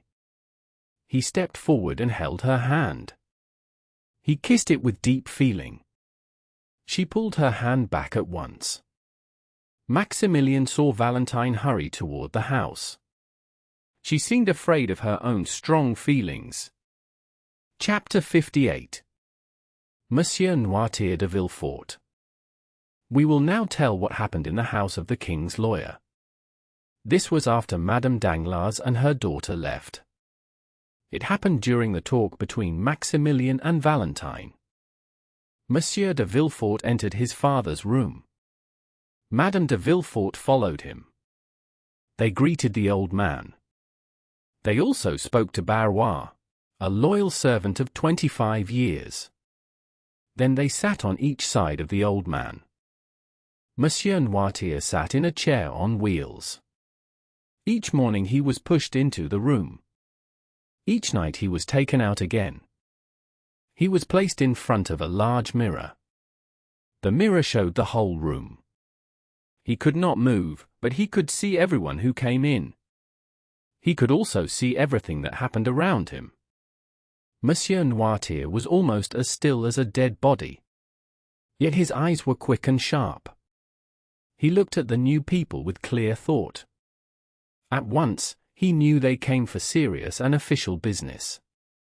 Only his sight and hearing were left to him. These two senses were like small sparks in his weak body. His body seemed ready for the grave. Still, his mind was alive. With his eyes, he showed his thoughts and feelings. This look was like a small light in a dark desert. It told others that a living soul was still there. Noirtier's hair was long and white. It fell over his shoulders. His eyes were under thick black lashes. All his strength and intelligence now lived in his eyes. His arms could not move. His voice was silent. His body could not act. Yet his eyes spoke for him. With them, he gave orders. With them, he showed thanks. His face gave a strange feeling. It looked like a dead body with living eyes. Anger or joy could shine in his eyes at once. The rest of his face stayed still and cold. Only 3 people could understand his silent language. They were Villefort, Valentine, and the old servant. Villefort saw his father only when he had to. He did little to please him. All the old man's joy was in his granddaughter. Valentine loved him deeply. She was patient and kind. She learned to read every feeling in his eyes. She answered him with her own face. In this way, they spoke to each other. She was young and full of life. He was weak and helpless. Yet his mind was strong and sharp. Valentine understood him with ease. She shared her thoughts with him in return. With care and love, she guessed his wishes. She also knew the needs of his weak body. She almost never failed him. The servant had been with his master for 25 years. He knew all his habits. He acted quickly to help him. Noirtier rarely needed to ask for anything. Villefort did not need help to speak with his father. He knew the meaning of every look. If he spoke with him less often, it was from coldness and boredom. He let Valentine go to the garden. He sent Barrois away. He sat at his father's right side. Madame de Villefort sat on the left. Then he began to speak. "I hope you are not upset, sir. Valentine is not with us, and I sent Barrois away. This talk is not fit for their presence. Madame de Villefort and I have something important to tell you." Noirtier's face did not change. It stayed calm and empty. Villefort tried to read his heart. "This news will please you, we are sure." The old man's eye stayed still and blank. He gave no sign of feeling. He listened, and nothing more. Villefort spoke again in a calm voice. "Sir, we are thinking of marrying Valentine." The old man's face did not change. It was like wax, with no sign of feeling. "The marriage will take place in less than 3 months." Noirtier's eye still looked empty and still. We thought this news would interest you, sir. Because you have always loved Valentine very much. Now we must tell you the name of the young man. He is a very good match. He has money, a high place in society, and fine personal qualities. We believe he will make Valentine very happy. You may know his name. It is Monsieur Franz de Quesnel, Baron d'Épinay. While his wife spoke, Villefort watched the old man closely. When she said the name Franz, Noirtier's eye opened wider. His eyelids shook, as if he wanted to speak. He looked quickly and sharply at Madame de Villefort and at his son. Villefort knew of the old hate between Noirtier and the elder d'Épinay. He understood the anger behind that look. But he acted as if he saw nothing. "Sir," he said, "you know Valentine is nearly 19 years old. It is time for her to marry well. But we have not forgotten you. We have made sure that her future husband agrees that you will live with them.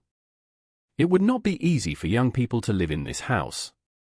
But you will stay close to Valentine. You will live as you do now. You will lose nothing. Instead of one child, you will have two to care for you and comfort you." Noirtier's look became full of anger. It was clear that strong feelings filled his mind. A cry of pain and rage rose in his throat. He could not speak.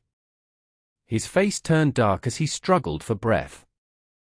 "It is very warm," said Villefort. "The heat affects Monsieur Noirtier." He opened a window and went back, but did not sit down. This marriage pleases Monsieur d'Épinay and his family. He has no close family. His mother died when he was born. His father was killed in 1815, when he was only 2. So he grew up choosing his own path. He rarely accepted authority from others. "That killing was strange," said Villefort. "The people who did it were never found. Suspicion fell on more than one person." Noirtier made a great effort. His lips slowly formed a smile. "Now," continued Villefort, "those who are truly guilty may welcome this chance. They may see it as a way to bring peace. They give Valentine to the son of the man whose life they destroyed." Noirtier controlled himself more than anyone expected. His look seemed to say, "Yes, I understand." That look showed deep anger and strong contempt. Villefort understood him well. He only shrugged his shoulders. Then he signaled to his wife that it was time to leave. "Now, sir, I must say goodbye," she said.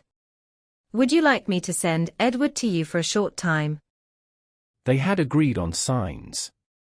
To agree, the old man closed his eyes. To refuse, he winked many times. To show a wish or feeling, he looked up. For Valentine, he closed his right eye. For Barrois, his left. At her question, he winked at once. She was annoyed by his clear refusal. She bit her lip and said, "Then shall I send Valentine to you?" The old man closed his eyes quickly. He clearly wished to see Valentine. Madame de Villefort bowed and left the room. She gave orders for Valentine to come to her grandfather. She felt sure she would need to calm the sick old man. Valentine entered the room soon after her parents left. Her face was still red from strong feelings. One look told her that her grandfather was suffering. She saw that he wanted to tell her something important. "Dear grandpapa, what has happened? They have upset you, and you are angry."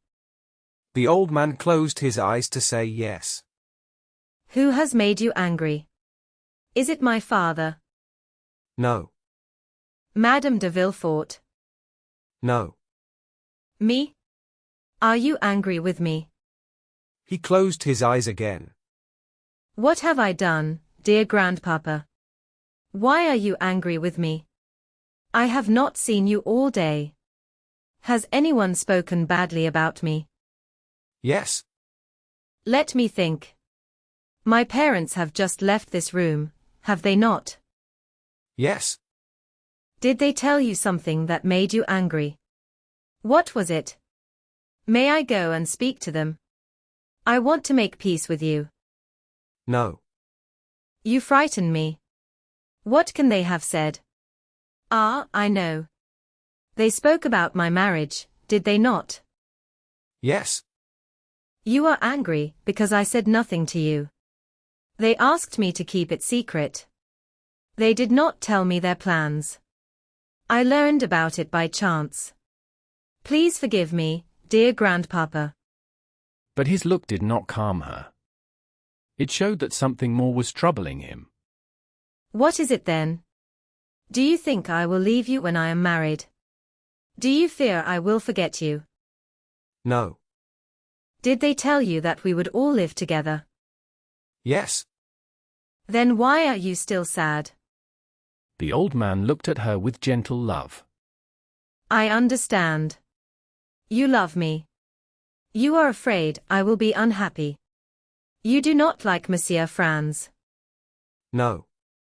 Then you are angry about this marriage. Yes. Listen to me. I am angry too. I do not love Monsieur Franz d'Épinay. Great joy filled the old man's eyes. You remember when I wanted to go to a convent? You were angry then. I wanted to escape this marriage. It makes me very unhappy. If only you could help me. If only we could stop their plan. You understand me, even if you cannot act. Your love and kindness are still a great comfort. At these words, his eyes showed deep meaning. She felt he was telling her he could still help. Do you think you can help me, dear grandpapa? Yes. He raised his eyes. This was their sign when he wanted something. What do you want, dear grandpapa? She named many things he might need. Each time, his answer was no. At last she said she would try another way. She said the letters of the alphabet. When she reached the letter N, he stopped her. She understood that this was what he wanted. Ah, said Valentine. The thing you want begins with the letter N. So we must think about N. Let me see. What can you want that begins with N? N-A, N-E, N-I, no. Yes, yes, yes. Ah, is it no, then? Yes. Valentine brought a dictionary and put it on the desk in front of Noirtier. She opened it. She saw that the old man's eye was fixed on the pages. She moved her finger fast up and down the columns. For 6 years, Noirtier had lived in this sad state. During that time, Valentine had learned how to understand his wishes. She often had to guess what he wanted. Practice made her very skilled. She now understood him as fast as if he could speak. When her finger reached the word notary, Noirtier made a sign for her to stop. Notary, she said. Do you want a notary, dear grandpapa?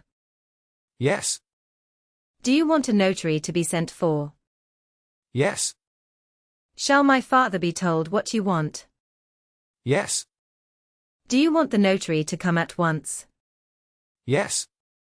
Then someone will go for him now, dear grandpapa. Is that all you want? Yes. Valentine rang the bell. She told the servant to ask Monsieur or Madame de Villefort to come to Noirtier's room. Are you satisfied now? Yes. I am sure you are, said Valentine. It is not hard to see that. She smiled at her grandfather like he was a small child. Monsieur de Villefort came into the room. Barrois came in after him. Why do you want me, sir? My grandfather wants a notary, said Valentine. Villefort looked at his father with surprise. Noirtier answered with a firm look. It showed that he would not change his mind. Do you want a notary? Yes. What for? Noirtier did not answer. His eye stayed firm. It showed that his decision was fixed.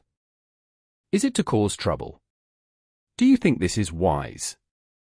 If Monsieur Noirtier asks for a notary, said Barrois, then he truly wants one. I will go and fetch him at once. Barrois only obeyed Noirtier. He never let anyone go against his wishes. Noirtier closed his eyes with a proud look. It seemed to say that no one could refuse him. You shall have a notary, said Villefort. But I will explain your health. This meeting may look strange. That does not matter, said Barrois. I will go and fetch the notary. Barrois left the room with pride. The matter was settled. After Barrois left, Noirtier looked at Valentine with a clever smile. She understood the look at once. Villefort also understood. His face grew dark, and he frowned. Villefort sat down and waited. Noirtier looked at him calmly. He then glanced at Valentine. This showed that she must stay in the room. After 45 minutes, Barrois returned. The notary came with him. Sir, said Villefort, you were sent for by Monsieur Noirtier. All his body is paralyzed. He cannot speak. We struggle to understand his meaning. Noirtier looked at Valentine. His eyes asked her to speak. The look was strong and clear. She answered at once. Sir, she said, I always understand what my grandfather means. That is true, said Barrois. I told the gentleman the same thing as we walked. Please allow me, said the notary, as he turned to Villefort and then to Valentine. This case is very serious for a public officer like me. I must be sure that I understand my client's wishes. If a man cannot speak, I cannot know if he agrees or not. Because of this, my work here may not be legal. The notary then prepared to leave. A small smile of success appeared on Villefort's face. Noirtier looked at Valentine with deep sadness. She stopped the notary before he could go. Sir, she said, the way I speak with my grandfather is easy to learn. I can teach you in a few minutes. Please tell me what you need to feel sure and safe. To make the act legal, said the notary, I must be sure of my client's approval. A weak body is not a problem, but a clear mind is required. Sir, said Valentine, I can prove that my grandfather's mind is clear. He uses two simple signs. He closes his eyes for yes, and winks for no. You can speak with him now. Please try. Noirtier looked at Valentine with love and thanks. You heard and understood your granddaughter, sir? Asked the notary. Noirtier closed his eyes. And you agree that these signs are the ones you always use? Yes. You sent for me? Yes. To make your will? Yes. And you do not want me to leave without doing this? The old man winked strongly. Sir, said Valentine, do you understand now? Is your mind at rest? Before the notary could answer, Villefort pulled him aside. Sir, said Villefort, can a man suffer such a shock and keep a clear mind? That is not my only concern, said the notary. It will be hard to understand his answers. That is impossible, said Villefort. Valentine and Noirtier heard this. Noirtier looked hard at Valentine. She understood and spoke. Sir, she said, do not worry. I know my grandfather well. I have lived with him for 6 years. He has always made me understand him. No. Let us try, then, said the notary. Do you accept this young lady as your interpreter? Yes. What do you want me to do? What paper do you want to make? Valentine said the letters of the alphabet. When she reached W, Noirtier stopped her. It is clear that he wants the letter W, said the notary. Wait, said Valentine. W-A, we, W-I. The old man stopped her. Valentine took a dictionary. The notary watched closely. Her finger moved down the page. When she reached the word will, Nartier signaled her to stop. Will, said the notary. It is clear that he wants to make his will. Yes, yes, yes. This is truly amazing, said the notary, as he turned to Villefort. Yes, said the procureur. I think this will may be even more unusual. I do not see how it can be written without Valentine. She may be too involved to explain her grandfather's wishes. His wishes are not clear. No, no, no. What? Said Villefort. Do you mean Valentine has no interest in your will? No. Sir, said the notary. What seemed impossible an hour ago is now easy. This can be a legal will. It must be read before 7 witnesses. You must approve it. I must seal it in front of them. It will not take much more time than other wills. The forms are always the same. The details can be added later. Your affairs and your son can help with that. To avoid any dispute, I want strong proof. So another notary will help me. He will help with the dictation. Are you satisfied, sir? The old man looked yes. His eyes shone with pleasure. Villefort wondered what his father would do. He tried to stay calm. But he wanted to know the truth. He left the room to send for another notary. Barrois had already understood. He had gone to fetch one. The procureur asked his wife to come. After 15 minutes, everyone was there. The second notary had arrived. The 2 notaries spoke briefly. They understood each other. They read a normal will to Noirtier. This showed him the usual words. Then they tested his mind. When a person makes a will, said the notary, it helps or hurts someone. Yes. Do you know the size of your fortune? Yes. I will name sums of money. Stop me at the right one. Yes. The room felt serious and quiet. Mind fought against body. Everyone stood in a circle. One notary sat ready to write. The other asked the questions. Is your fortune over 300,000 francs? Noirtier showed yes. 400,000. His eye did not move. 500? 600? 7? 8? 900. He stopped him at 900,000. So you have 900,000 francs. Yes. In land? No. In shares? Yes. Are they with you? Noirtier looked at Barrois. The servant left the room.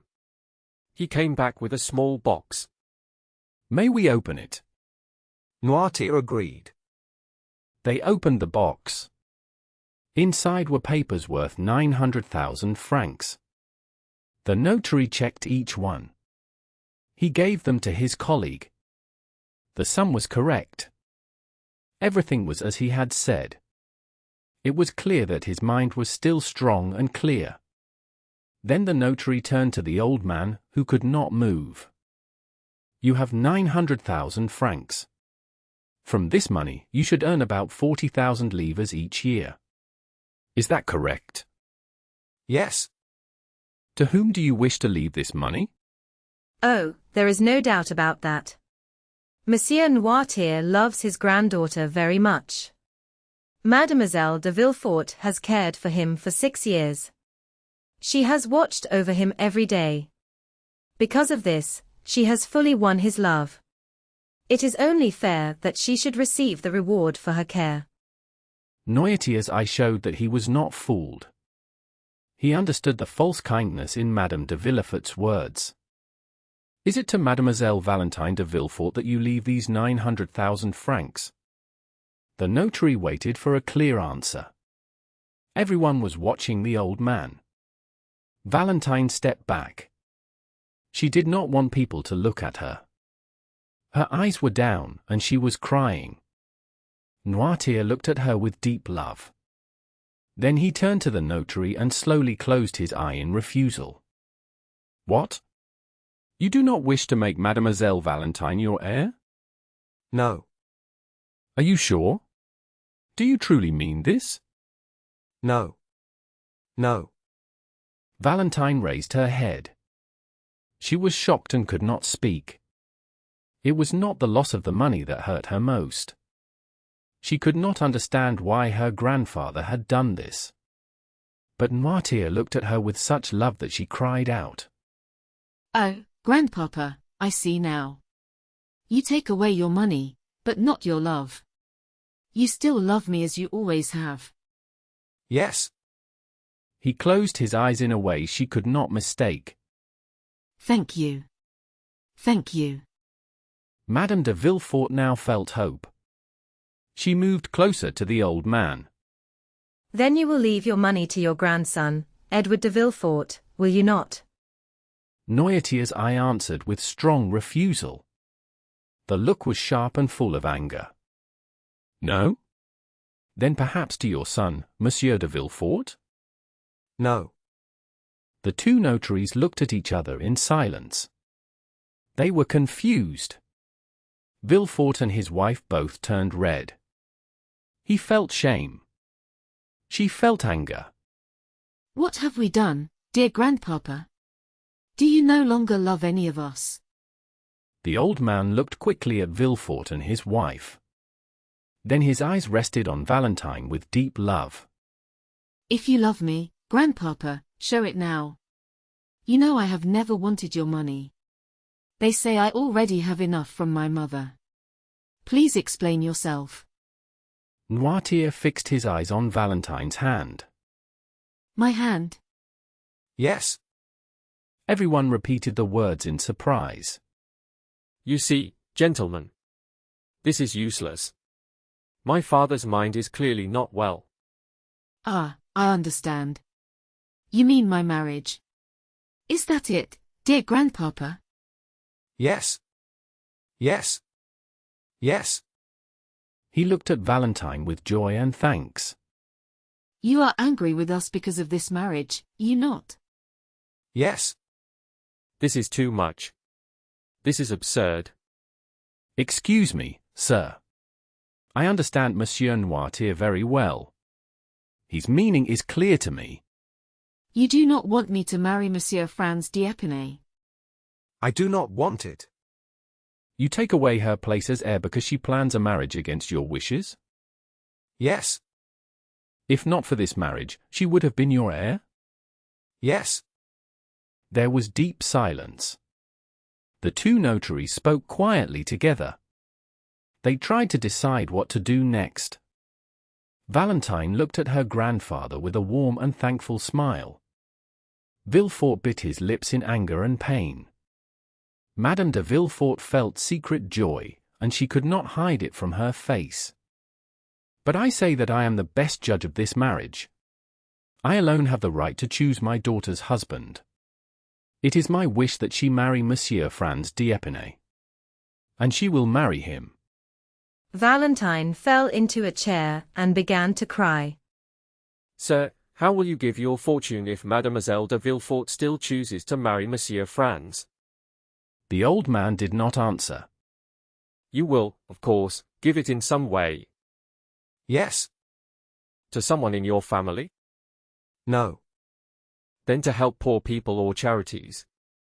Yes. But you know the law does not allow a son to lose everything? Yes. So you will give only the part allowed by law? Noirtier stayed silent. Do you still wish to give all? Yes. But people may fight the will after your death. No. My father knows me.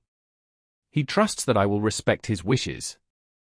He also knows that I cannot argue against helping the poor. Noirtier's eyes shone with victory. What do you decide, sir? I decide nothing. This is my father's choice, and he never changes his mind. I accept it. 900,000 francs will leave the family to help a hospital. But I think it is foolish to obey the wishes of an old man. So I will act as my conscience tells me." After this, Villefort left the room with his wife.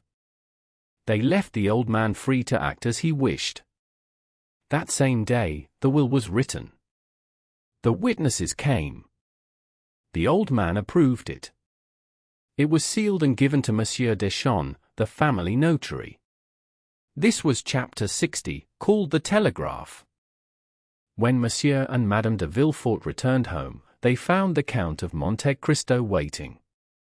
He had come while they were away. He was in the drawing room. Madame de Villefort still felt weak from her strong feelings. She went to her bedroom.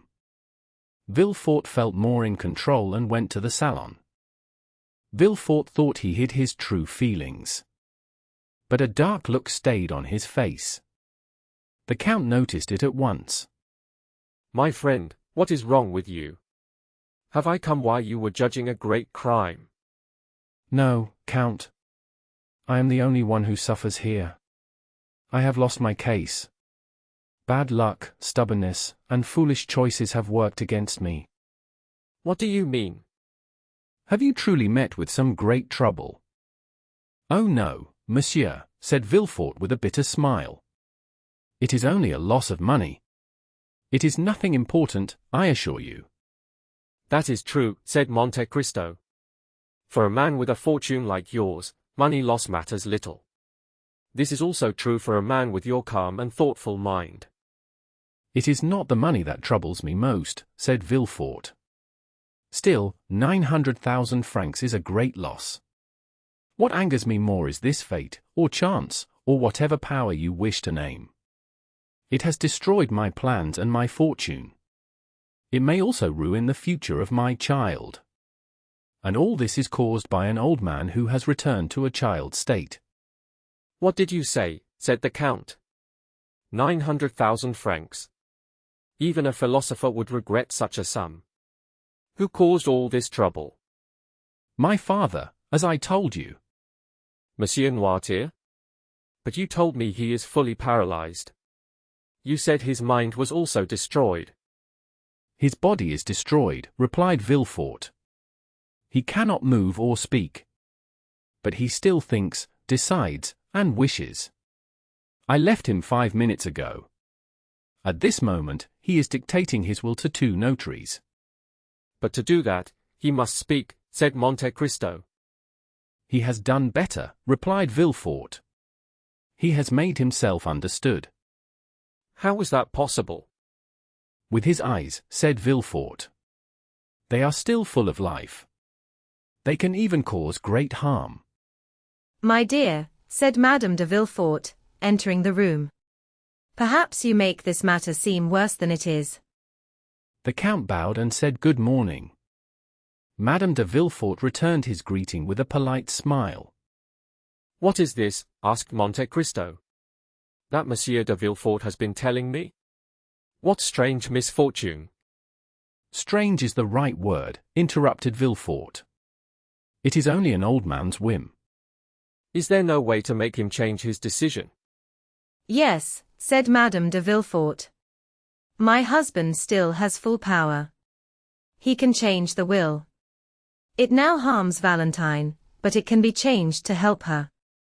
The Count saw that husband and wife were speaking in hidden ways. He acted as if he did not listen. He watched Edward, who was playfully pouring ink into the bird's water dish. "My dear," replied Villefort, "you know I do not rule my family like a king.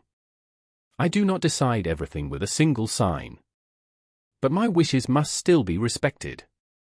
An old man's foolish choice and a child's wish must not destroy a plan I have held for many years. Baron d'Épinay was my friend. A union with his son is the best possible match." "Do you think," said Madame de Villefort, "that Valentine is working with him?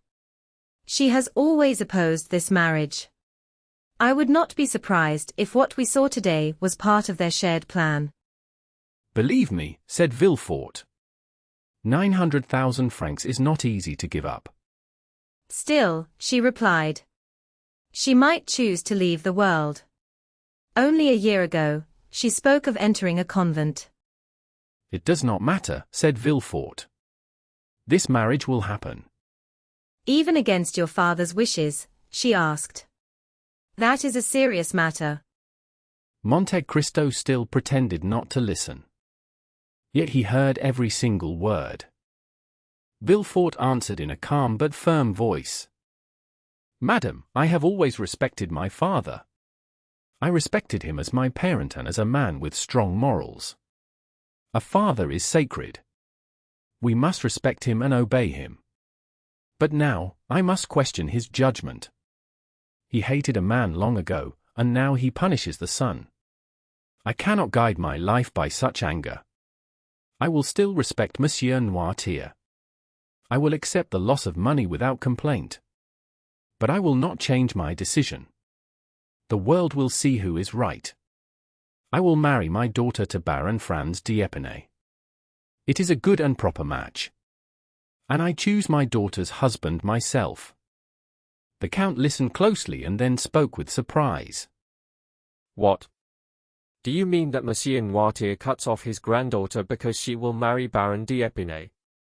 Yes, sir, that is the reason. At least, it seems so. The reason we see, at least. No, madam. It is the true reason. I know my father. But how did Baron d'Épinay offend your father more than others? I think I know Baron Franz d'Épinay. Is he not the son of General de Quesnel? The man made Baron by King Charles X. Yes, the same man. In my opinion, he is a fine young man. That is why I think this is only an excuse. Old men often want all love for themselves. They do not like to share it. But do you know any real reason for this hatred? Who can know such things? Could it be about politics? My father and Baron d'Épinay lived in troubled times. I only saw the end of those days. Was your father not a supporter of Napoleon? I think you once told me that. My father was more a radical than anything else. Napoleon gave him a high title, but it did not change him. When my father planned action, it was not for the emperor. It was against the royal family. He believed only in what could be done. He used harsh ideas and harsh methods. He did whatever he thought was needed to win. Then I was right. Politics brought these two men together. General d'Épinay served Napoleon. But he still supported the king. Was he not killed one night? He was leaving a meeting of Napoleon's supporters. They thought he was on their side. Villefort looked at the Count with fear. Am I wrong? No, sir. The facts are exactly as you say. My husband wanted to stop old hatred. So he wished to join the two families. He hoped love would end the anger. That was a noble and kind idea. The whole world should praise it. It would be fine to see her as Madame Franz d'Épinay. Villefort trembled. He looked at the Count's face. He tried to read his true thoughts. But the Count showed nothing. His calm smile never changed. Villefort spoke calmly about the problem. It will be hard for Valentine to lose her grandfather's money. But I do not think Monsieur d'Épinay will fear this loss. He may respect me more than the money. I give up everything to keep my promise. He also knows that Valentine is rich through her mother. She will likely inherit money from her mother's parents. They love her very much.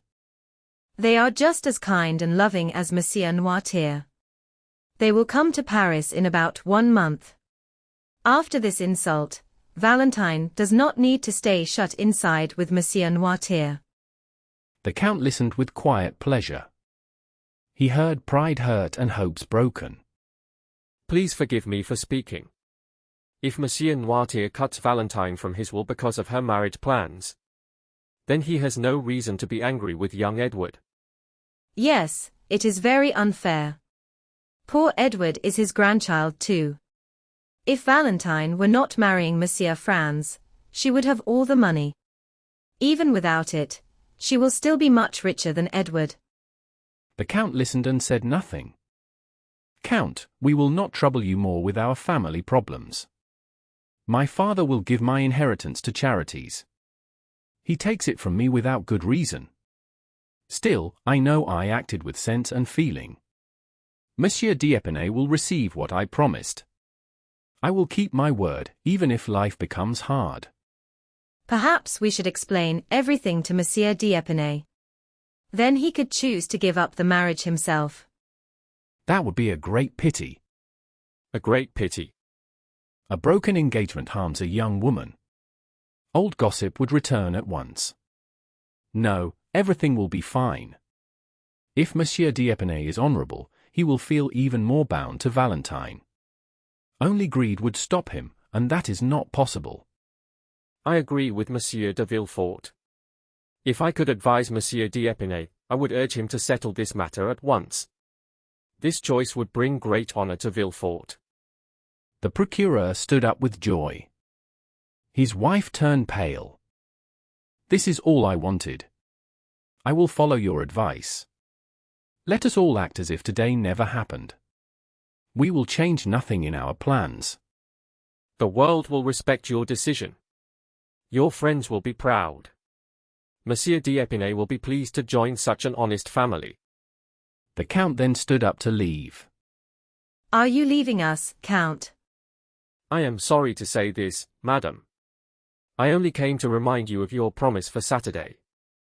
Did you fear that we would forget it? You are very kind, madam. But Monsieur de Villefort has many important and urgent duties. My husband has given me his word, sir. You have just seen him decide to keep it, even when he has much to lose. So he has even more reason to keep it, when he has something to gain. And is it at your house in the Champs-Élysées that you receive your guests? No. That is exactly why your kindness is even greater. It is in the country. In the country? Yes. Where is it then?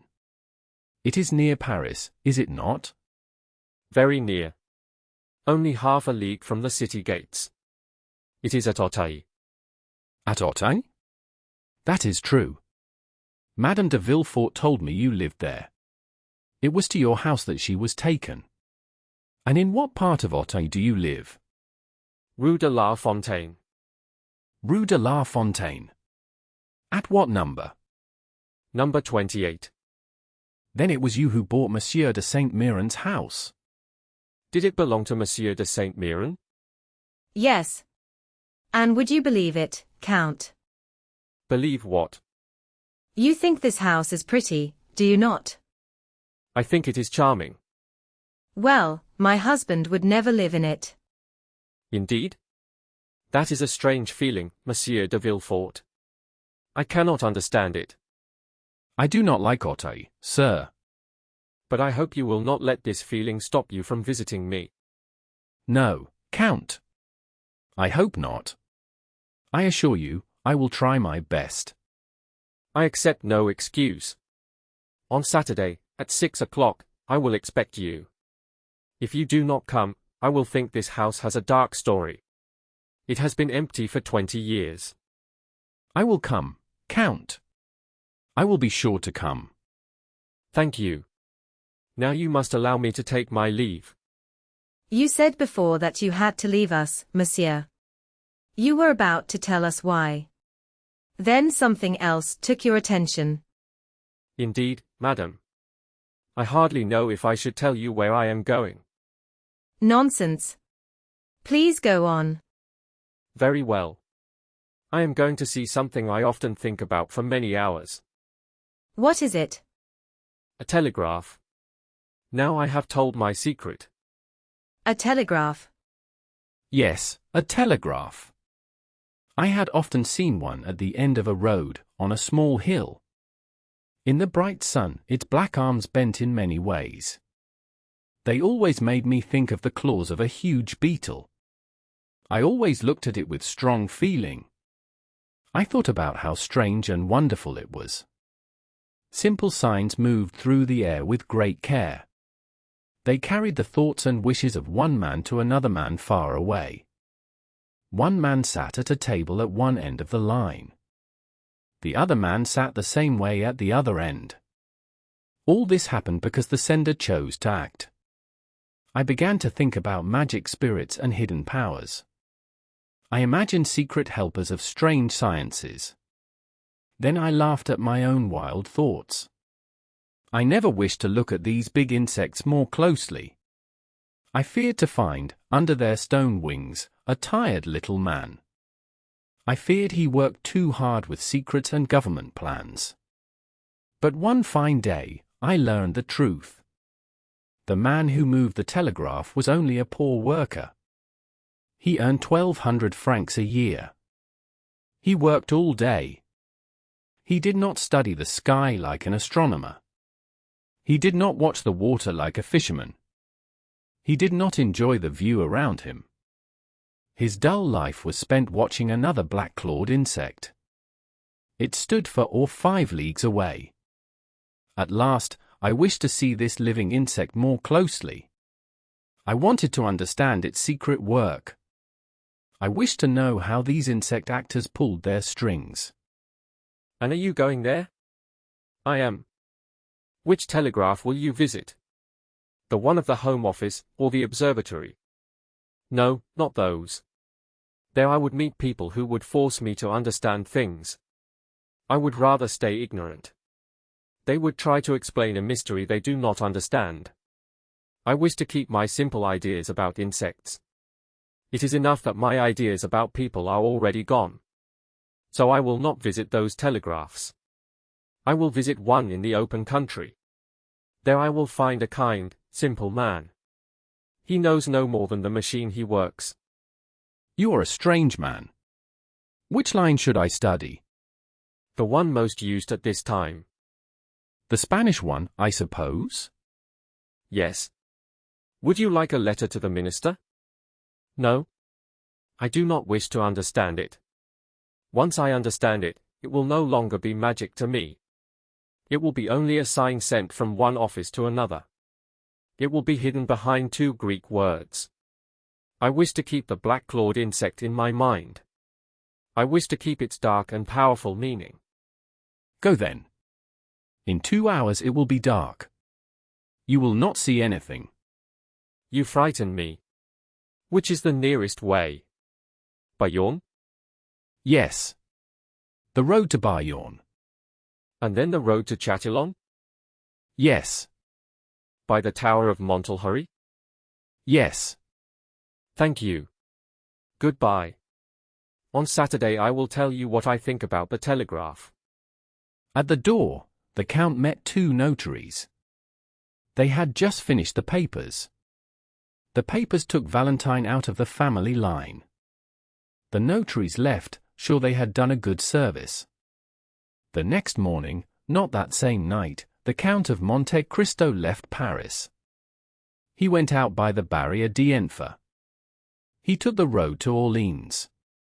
He passed the village of Linas. He did not stop at the telegraph. Its great hard arms moved as he passed. The Count reached the Tower of Montelhurry. It stood on the highest point of the plain. At the foot of the hill, the Count got off his horse. He walked up a small, winding path. The path was very narrow. At the top, a hedge stopped him. Green fruit now grew where flowers had been. Monte Cristo looked for the entrance. Soon he found a small wooden gate. It turned on soft hinges. It was closed with a nail and a piece of string. The Count soon learned how the hidden gate worked. The gate opened, and he stepped into a small garden. The garden was about 20 feet long and 12 feet wide. On one side was a hedge with a secret gate. On the other side stood an old tower. The tower was covered with ivy and small flowers. No one would guess, by looking at this old and worn tower, that it could tell many secrets. It looked gentle and calm, like an old lady dressed to meet her grandchildren. But if the walls could speak, they would say many strange things. A red gravel path crossed the garden. It had thick green borders that were very old. The path curved in the shape of the number 8. Because of this, the walk was long, even in a small space. The garden was cared for with great attention. Every plant was clean and healthy. There were 20 rose trees, and none were damaged. No insects harmed the leaves. The soil was dark and wet, showing that water was always present. If more water was needed, it came from a tank in one corner. In the tank sat a frog and a toad. They stayed on opposite sides and never met. There was no grass on the paths and no weeds in the beds. No careful lady could care for her flowers better. This unseen gardener worked with great patience and love. Monte Cristo closed the gate and tied the string. He stopped and looked around the garden. The man at the telegraph, he said, must either hire a gardener or love farming very much. Suddenly, he bumped into something behind a wheelbarrow full of leaves. The shape stood up with a cry of surprise. Monte Cristo saw a man about 50 years old. The man was picking strawberries and placing them on grape leaves. He dropped them when he stood up too fast. "Are you picking your harvest, sir?" "Excuse me, sir," the man said, touching his cap. "I know I should not be here, but I have just come down." "Do not let me stop you, my friend," said the Count. "Please gather your strawberries, if there are any left." "I have 10 left," said the man. "Here are 11, and I had 21 before. That is 5 more than last year. The spring has been warm," he continued. "Strawberries need heat. Last year I had 16. This year I have more, as you can see. But I am missing 3. They were here last night, I am sure. It must be Mere Simon's son. I saw him walking here this morning. The young boy should not steal. He does not know where such actions can lead." "Yes, it is wrong," said Monte Cristo. "But we should remember his youth and his hunger." "That is true," said the gardener. "But it still makes me sad.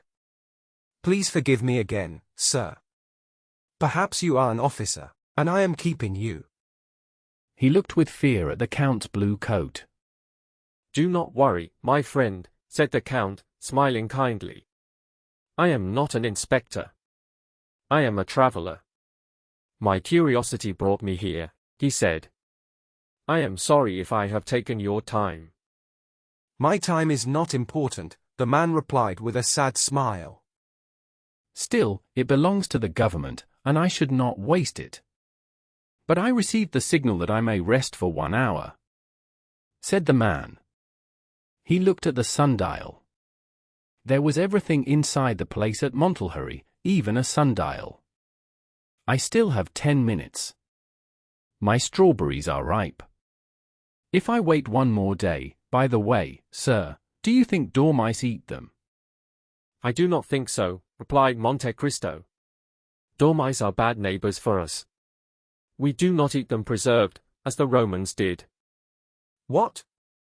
Did the Romans eat them?" said the gardener. "They ate dormice." "I have read this in Petronius," said the Count. "Really? They cannot be very nice. But people say, as fat as a dormouse. It is no wonder. They sleep all day and wake only to eat at night. Listen. Last year I had 4 apricots.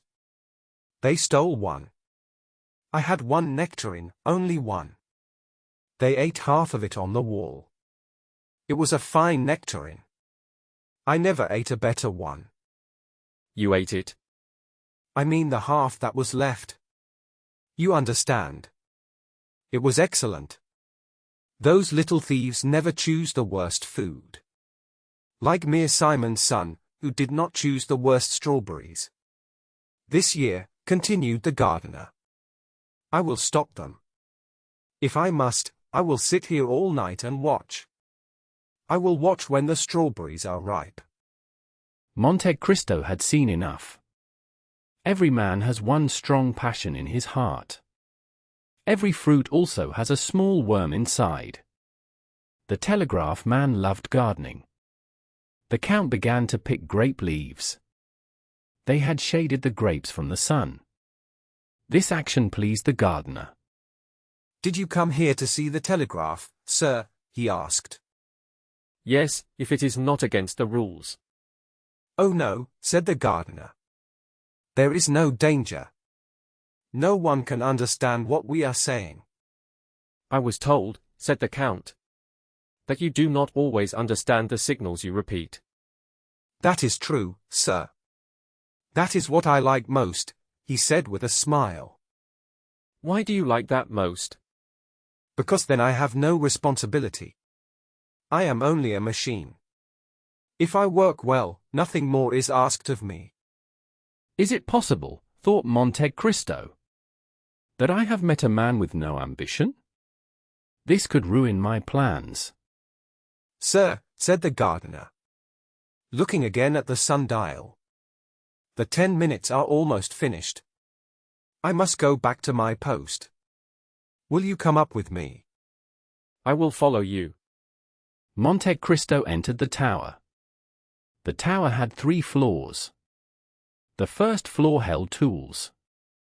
There were spades, rakes, and watering cans on the wall. This was all the furniture. The second floor was the man's living place. It was really only for sleeping. There was a bed, a table, 2 chairs, and a stone jug. Dry plants hung from the ceiling. The Count saw they were sweet peas. The man kept the seeds with great care. He had labeled them like a great botanist.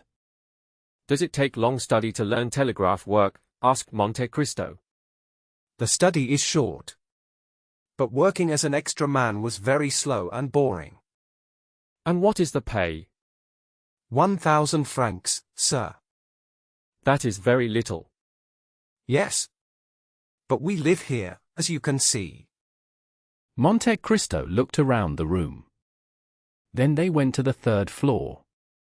This was the telegraph room. The Count looked at the 2 iron handles. They worked the machine. It is very interesting, he said. But it must be very boring to do this all your life. Yes. At first my neck hurt from watching it.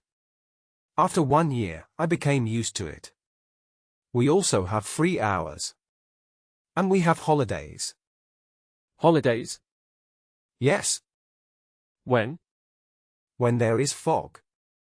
Ah, of course. Those are real holidays for me. I work in the garden all day. I plant. I cut. I clean. I remove insects. How long have you been here? 10 years. Before that, 5 years as an extra. That makes 15.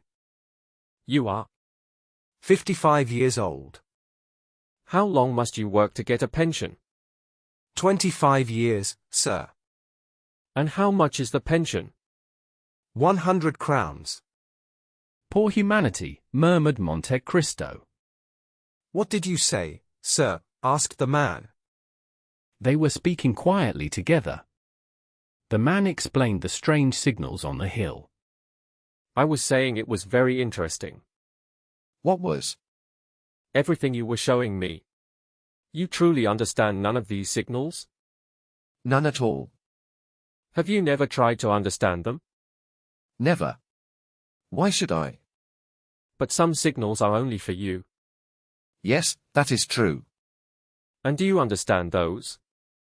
They are always the same. And they mean? Nothing new. You have an hour. Or tomorrow. This is simple. But look. Is your partner starting to move? Ah, yes. Thank you, sir. What is he saying? Do you understand it? Yes. He asks if I am ready. And what do you answer? I answer with the same sign. It tells him I am ready. It also tells the man on my left to prepare. That is very clever. You will see. In 5 minutes he will speak. Monte Cristo thought to himself. 5 minutes was more than enough. May I ask you a question? Of course, sir. Do you like gardening? Very much. Would you like 2 acres of land instead of this small terrace? Sir, I would make it a paradise. You live poorly on your small salary? Yes. But I survive. Your garden is very small. And animals eat everything. Yes. They ruin it. If you look away while your partner signals, what happens? I would miss the sign. And then? I would be fined. 100 francs. That is a lot for you. It happened once. I was working on a rose plant. What if you change a signal? Then I lose my job and pension. Even for 15 years of pay? Sir, you scare me. Here are 15,000 francs. Banknotes? For me? Yes. Take them. The man was shaking. Sweat ran down his face. He followed the signs given to him. The other men did not understand. The false message went on. Now you are rich. Yes, replied the man, but at what a price? Listen, my friend, said Monte Cristo. I do not want you to feel guilty. Please believe me when I swear that you have hurt no one. Instead, you have helped many people. The man looked at the bank notes. He touched them and counted them. His face turned pale, then red. He ran into his room to drink water. He did not reach the jug. He fainted among his dried herbs. 5 minutes after the new telegram reached the minister. Debray ordered horses for his carriage. He drove at once to Danglars' house. Does your husband have any Spanish bonds? He asked the Baroness. Yes, I think so, she answered. He has 6 million francs worth. He must sell them at any price. Why? Because Don Carlos has escaped from Bourges and has returned to Spain. How do you know? Debray shrugged his shoulders. You should not ask how I hear the news, he said. The Baroness did not wait for him to speak again. She ran to her husband. He hurried to his agent. He ordered him to sell the bonds at any price. When people saw that Danglars was selling, the Spanish funds fell at once. Danglars lost 500,000 francs. But he sold all his Spanish shares. That same evening, the following news was read in Le Messager. By telegraph. King Don Carlos has escaped his guards at Bourges. He has returned to Spain by the Catalonian border. Barcelona has risen in his favor. All evening, people spoke only of Danglars. They praised his foresight. They said he was lucky to lose only 500,000 francs. Those who kept their shares felt ruined. They passed a very bad night. The next morning, Le Moniteur printed this news.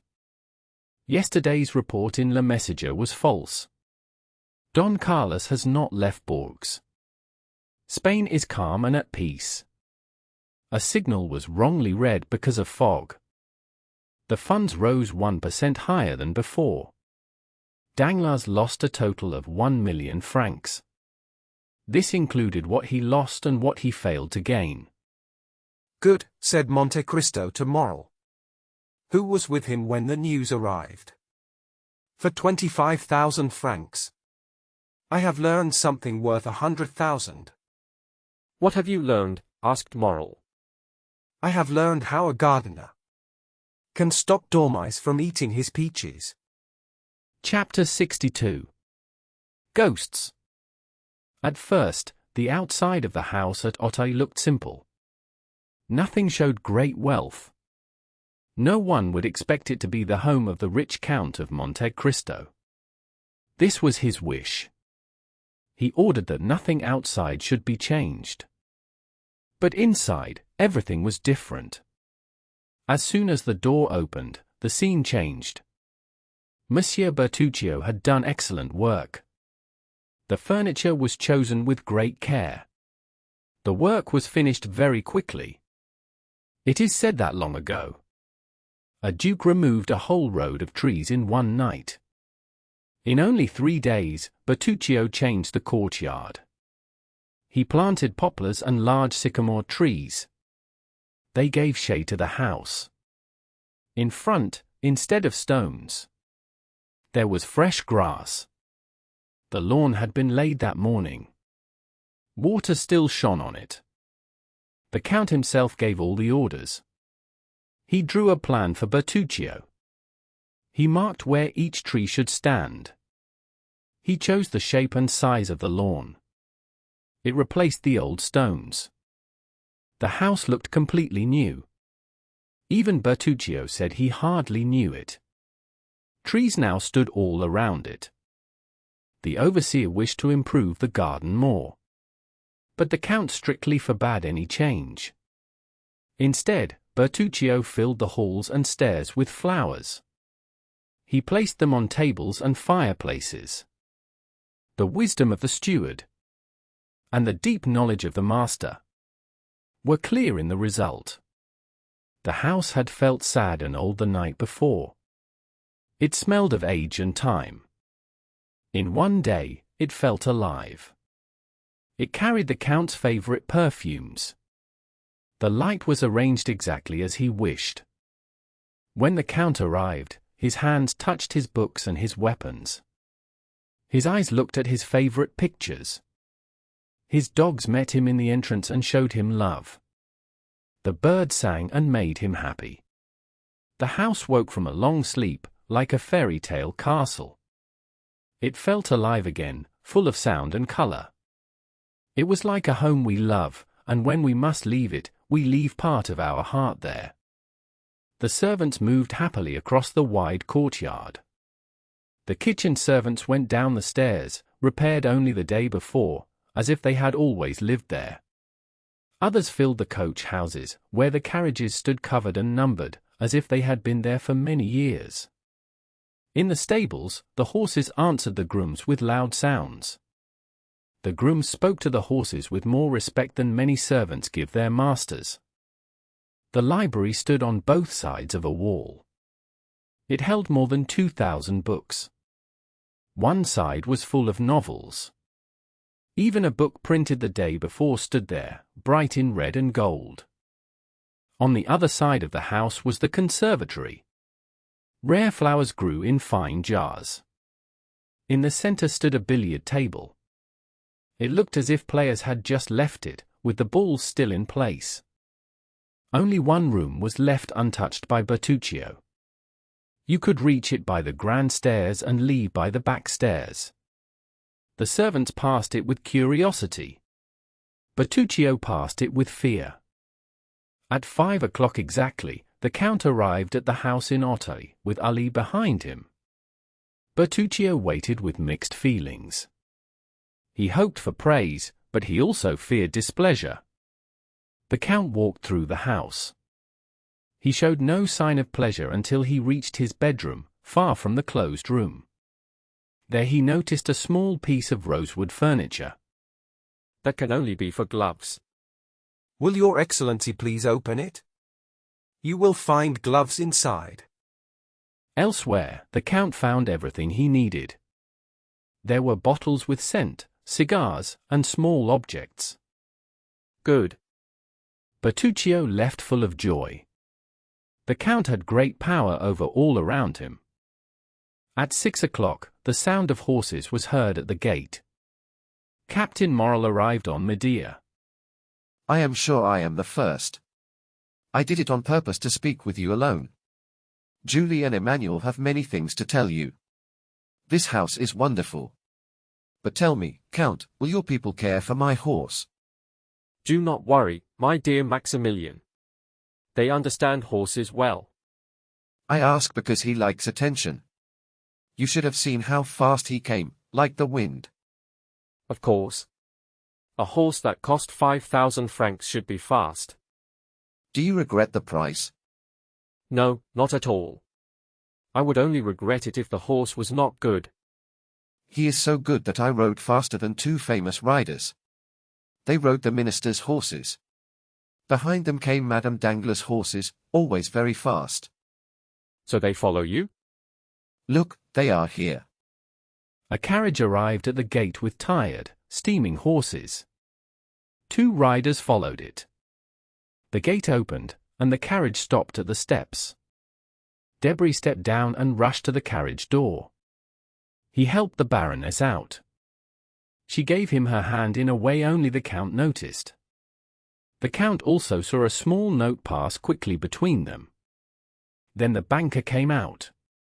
He was pale, as if he had come from a grave, not a carriage. Madame Danglars looked quickly around the yard. She looked at the columns and at the front of the house. Only Monte Cristo understood her look. She felt a small emotion, but she hid it well. She walked up the steps and spoke to Morel. Sir, if you were my friend, I would ask you to sell your horse. Morel smiled, but his smile looked uneasy. He turned to Monte Cristo and asked for help with his eyes. The Count understood him at once. Ah, madam, why did you not ask me instead? With you, sir, one can ask for nothing. You always give what people want. If it were the same with Monsieur Morel. Sadly, I must say that Monsieur Morel cannot give up his horse. His honor does not allow it. Why not? He made a bet that he would train Medea in 6 months. If he sold the horse before that time, he would lose the bet. People would also say he was afraid. A brave officer cannot accept that. Not even to please a beautiful woman. You see my problem, madam. Thank you, Count. It seems to me you already have enough horses. Madame Danglars usually answered such remarks. This time, she acted as if she did not hear. She said nothing. Monte Cristo smiled at her calm behavior. He showed her 2 very large porcelain jars. Sea plants covered them in beautiful shapes. The Baroness was amazed. You could put a whole tree inside one of these. How could anyone make jars so big? Madam, that is not a question for modern makers. These jars come from another time. They were shaped by earth and water. When was that? I do not know the exact time. I only know the story. An emperor of China built a special oven. 12 jars were baked there. 2 broke from the heat. The other 10 were sunk deep into the sea. The sea covered them with plants, coral, and shells. They stayed there for 200 years. The emperor fell, and the jars were forgotten. Later, the papers were found. Divers went down to bring the jars back.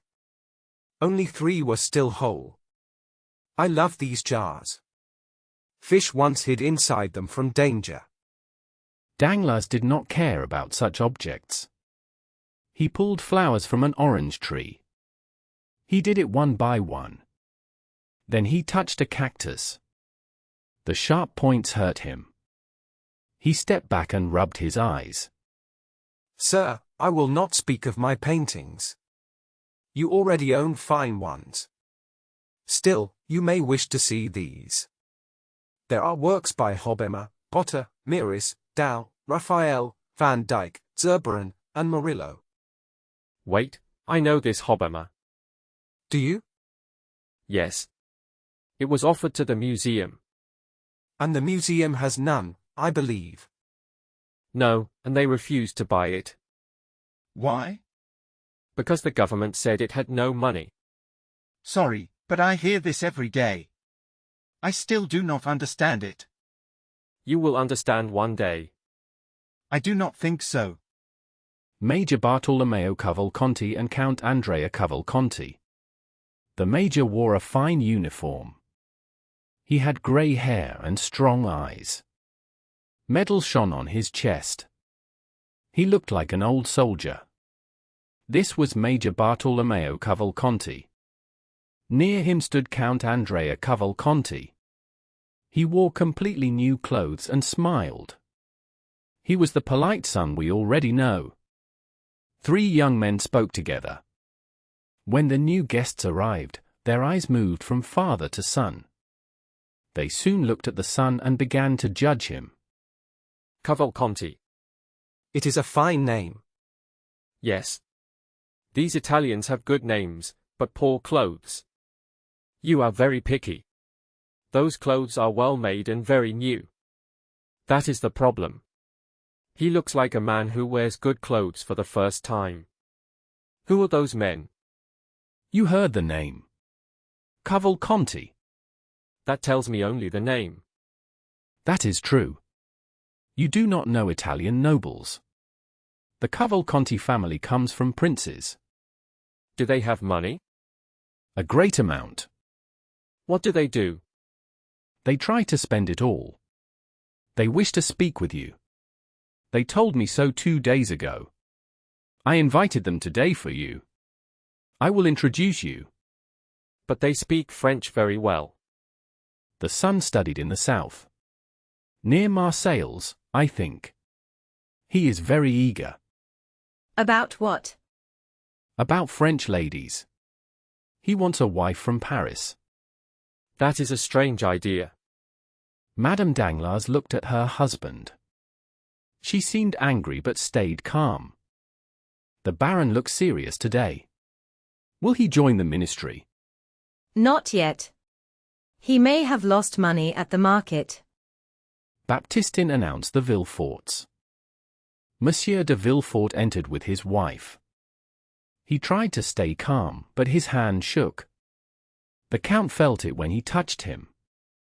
The Count thought that women hide feelings better. Madame Danglars smiled and greeted them. Later, the Count saw Bertuccio. He moved quietly into another room. The Count followed him. What do you need, Bertuccio?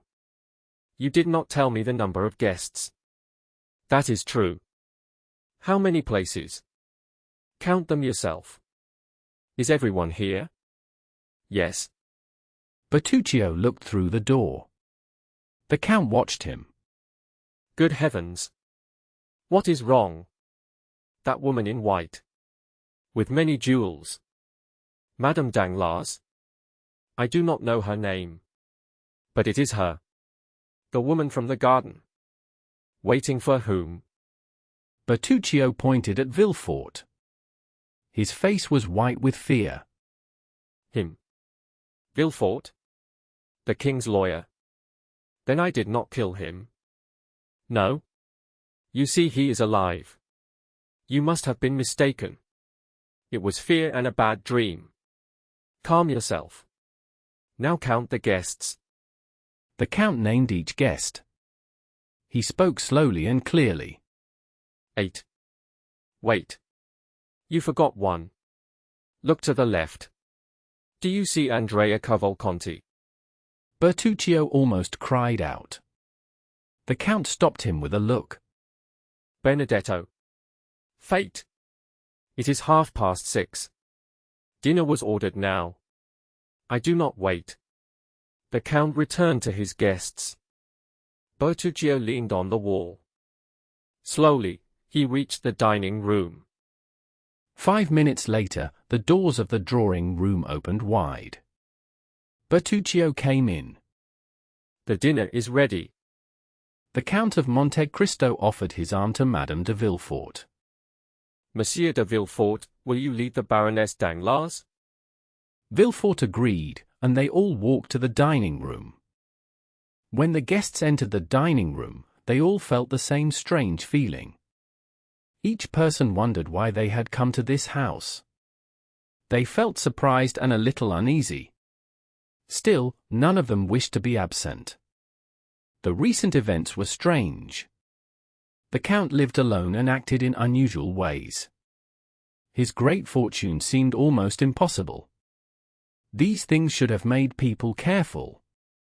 Ladies should not have visited a house without another woman to welcome them. Yet curiosity was stronger than good sense. All the guests were thoughtful. This was true even for Cavalcanti and his son. One was stiff, the other careless, but both were quiet. They all felt the power of this mysterious man. Madame Danglars started when Villefort offered her his arm. Villefort felt uneasy when her arm pressed against his. The Count noticed everything. Even this small touch made the scene more interesting to him. Villefort sat with Madame Danglars on his right and Morrel on his left. The Count sat between Madame de Villefort and Danglars. Debray sat between the two Cavalcantis. Château sat between Madame de Villefort and Morrel. The dinner was splendid. Monte Cristo wished to surprise his guests. He wanted to please their eyes as much as their hunger. The meal was like a feast from the East. It seemed fit for a fairy tale. Fruits from all parts of the world filled fine jars. Rare birds and great fish lay on heavy silver dishes. Wines from many lands shone in strange bottles. The guests looked on in wonder. They understood that such a dinner cost a great deal of money. It seemed almost unreal. Monte Cristo saw their surprise. He laughed and spoke lightly about it. Gentlemen, when a man is very rich, he wants only extra things. Ladies will agree that, after a high position, only dreams remain. The marvelous is what we do not understand. What we desire most is what we cannot have. So I try to see strange things. I try to do what seems impossible. I use my will and my money. I enjoy a strange wish as much as each of you enjoys your own work.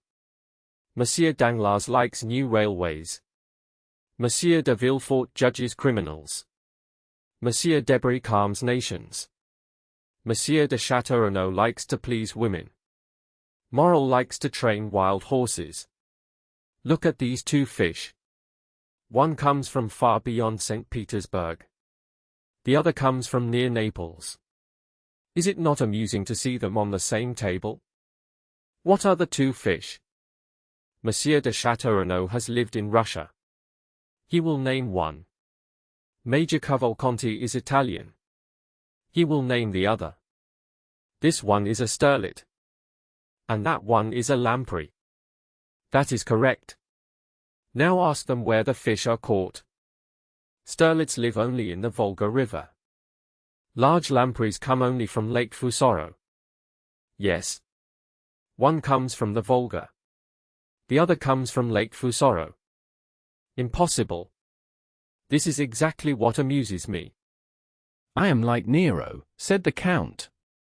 I want what seems impossible, and that makes you smile now. This fish looks very fine to you, but it is likely no better than perch or salmon. It only feels special because it seemed impossible to get, and now it is here. But how could you bring these fish to France? Oh, it was very easy. Each fish came in a wooden cask. One cask was full of river plants, the other of lake plants. They were placed in a special wagon. So the sterlet lived for 12 days, and the lamprey for 8. Both were alive when my cook took them. He killed one with milk, and the other with wine. You do not believe me, Monsieur Danglars. I cannot help doubting, answered Danglars, with a foolish smile. Baptistin, said the Count, bring in the other fish. Bring the sterlet and the lamprey from the other casks. They are still alive. Danglars opened his eyes wide. The guests clapped their hands. For servants carried in 2 casks covered with water plants. Inside each cask, a fish was still alive. But why have 2 of each kind? Asked Danglars. Only because one might have died, answered Monte Cristo, calmly. You are a very strange man, said Danglars. People are right to say that it is good to be rich. And to have ideas, added Madame Danglars. "Oh, madam, do not praise me for this," he said. "The Romans did the same long ago. They loved these fish very much. Pliny writes that slaves carried live fish from the sea to Rome. It was a luxury to see them alive. People even liked to watch them die. As they died, their colors changed many times. After that, they were sent to the kitchen. If people did not see them alive, they did not value them when dead." "Yes," said Debray, "but Ostia is very near Rome." "That is true," said Monte Cristo. "But what is the use of living 1800 years later, if we cannot do better than they did?" The two Cavalcantis opened their eyes wide. They were wise enough to stay silent. "All this is very strange," said Chateau Renaud. "But what I admire most is how fast your orders are done. Is it not true that you bought this house only 5 or 6 days ago?" "Yes, not longer than that." "Then it has changed very much since last week," said Chateau Renaud. "Before, it had another entrance. The courtyard was empty and paved. Today there is green grass and tall trees. They look 100 years old." "Why not?" said Monte Cristo. "I like grass and shade." Yes, said Madame de Villefort. The door was toward the road before. On the day you saved me, you brought me in from the road. I remember it well. "Yes, madam," said Monte Cristo. "But I wanted an entrance where I could see the Bois de Boulogne." In 4 days, said Morel. It is amazing. "Yes," said Chateau Renaud. "It feels like a miracle. This house was very old and sad. I came here once with my mother. It was for sale 2 or 3 years ago." Monsieur de Saint-Méran, asked Madame de Villefort. "So this house belonged to him before you bought it?" "It seems so," replied Monte Cristo. "Is it possible you did not know who owned it?" "Yes," he said. "My steward handles such matters for me." "The house was empty for 10 years," said Chateau Renaud. "It looked very sad. The shutters were closed, the doors locked. Weeds grew in the yard. If it had not belonged to the procureur's family, people might have thought some dark crime happened here." Villefort had not touched the wine before him. Now he lifted a glass and drank it quickly. Monte Cristo waited a moment, then spoke. "It is strange, Baron," he said. "I had the same thought when I first came here. The house looked so dark.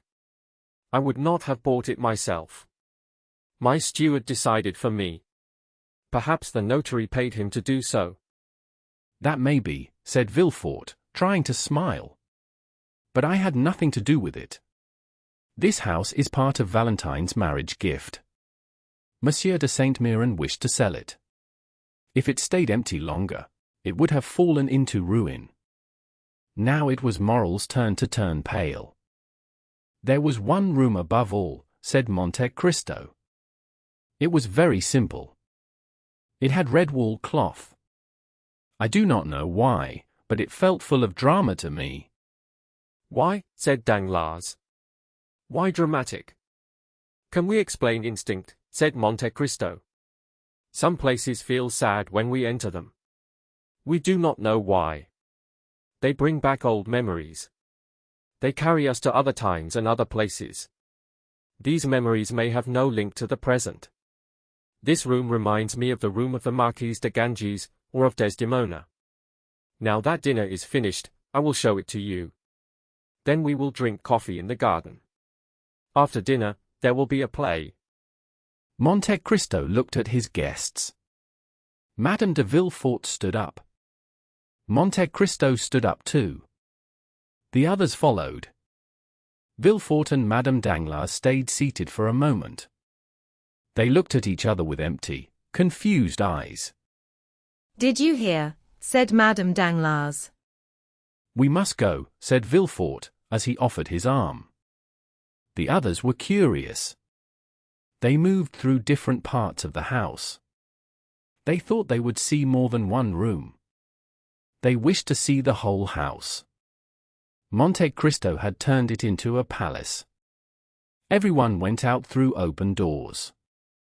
Monte Cristo waited for the last two. When they passed, he followed behind. There was a smile on his face. If they had understood that smile, they would have felt great fear. They walked through many rooms. Some rooms were in Eastern style. There were cushions and divans instead of beds. There were pipes instead of chairs. The large rooms had rare old paintings. The small private rooms had bright cloth from China. At last, they reached the famous room. It looked plain. It was dark, though the day had ended. All the furniture was old. The other rooms were new. This made the room feel dark and heavy. "Oh," cried Madame de Villefort. "It is truly frightening." Madame Danglars tried to speak. No one heard her. The guests shared many comments. They all agreed. The room felt dark and evil. "Is it not so?" asked Monte Cristo. "Look at the large, heavy bed. The dark red cloth looks like dried blood. Look at the two faded drawings. Their pale faces and wide eyes seem to say, 'We have seen.'" Villefort turned pale. Madame Danglars fell into a chair near the fireplace. "Oh," said Madame de Villefort with a smile. "Are you brave enough to sit on the seat where the crime may have happened?" Madame Danglars stood up at once. "And this is not all," said Monte Cristo. What more is there? Said Debray. "Yes," said Danglars. "I see nothing strange yet. What do you say, Monsieur Cavalcanti?" "In Pisa, we have Ugolino's tower," said Cavalcanti. "In Ferrara, Tasso's prison. In Rimini, the room of Francesca and Paolo." "Yes," said Monte Cristo. "But you do not have this small staircase. Look at it. Tell me what you think." It looks dark and twisted, said Châteaurenaud with a smile. "I do not know if the wine makes me sad," said Debray. "But everything in this house looks black to me." Since Valentine's dowry was mentioned, Morrel had stayed silent. He looked sad. "Can you imagine," said Monte Cristo, "a man on a dark, stormy night? He walks down these stairs step by step. He carries a heavy burden. He wants to hide it from people, and maybe from God." Madame Danglars almost fainted. She leaned on Villefort. He held the wall to stay standing. "Madame, what is wrong?" cried Debray. "You look very pale." "It is clear what is wrong," said Madame de Villefort. "Monsieur de Monte Cristo tells us terrible stories.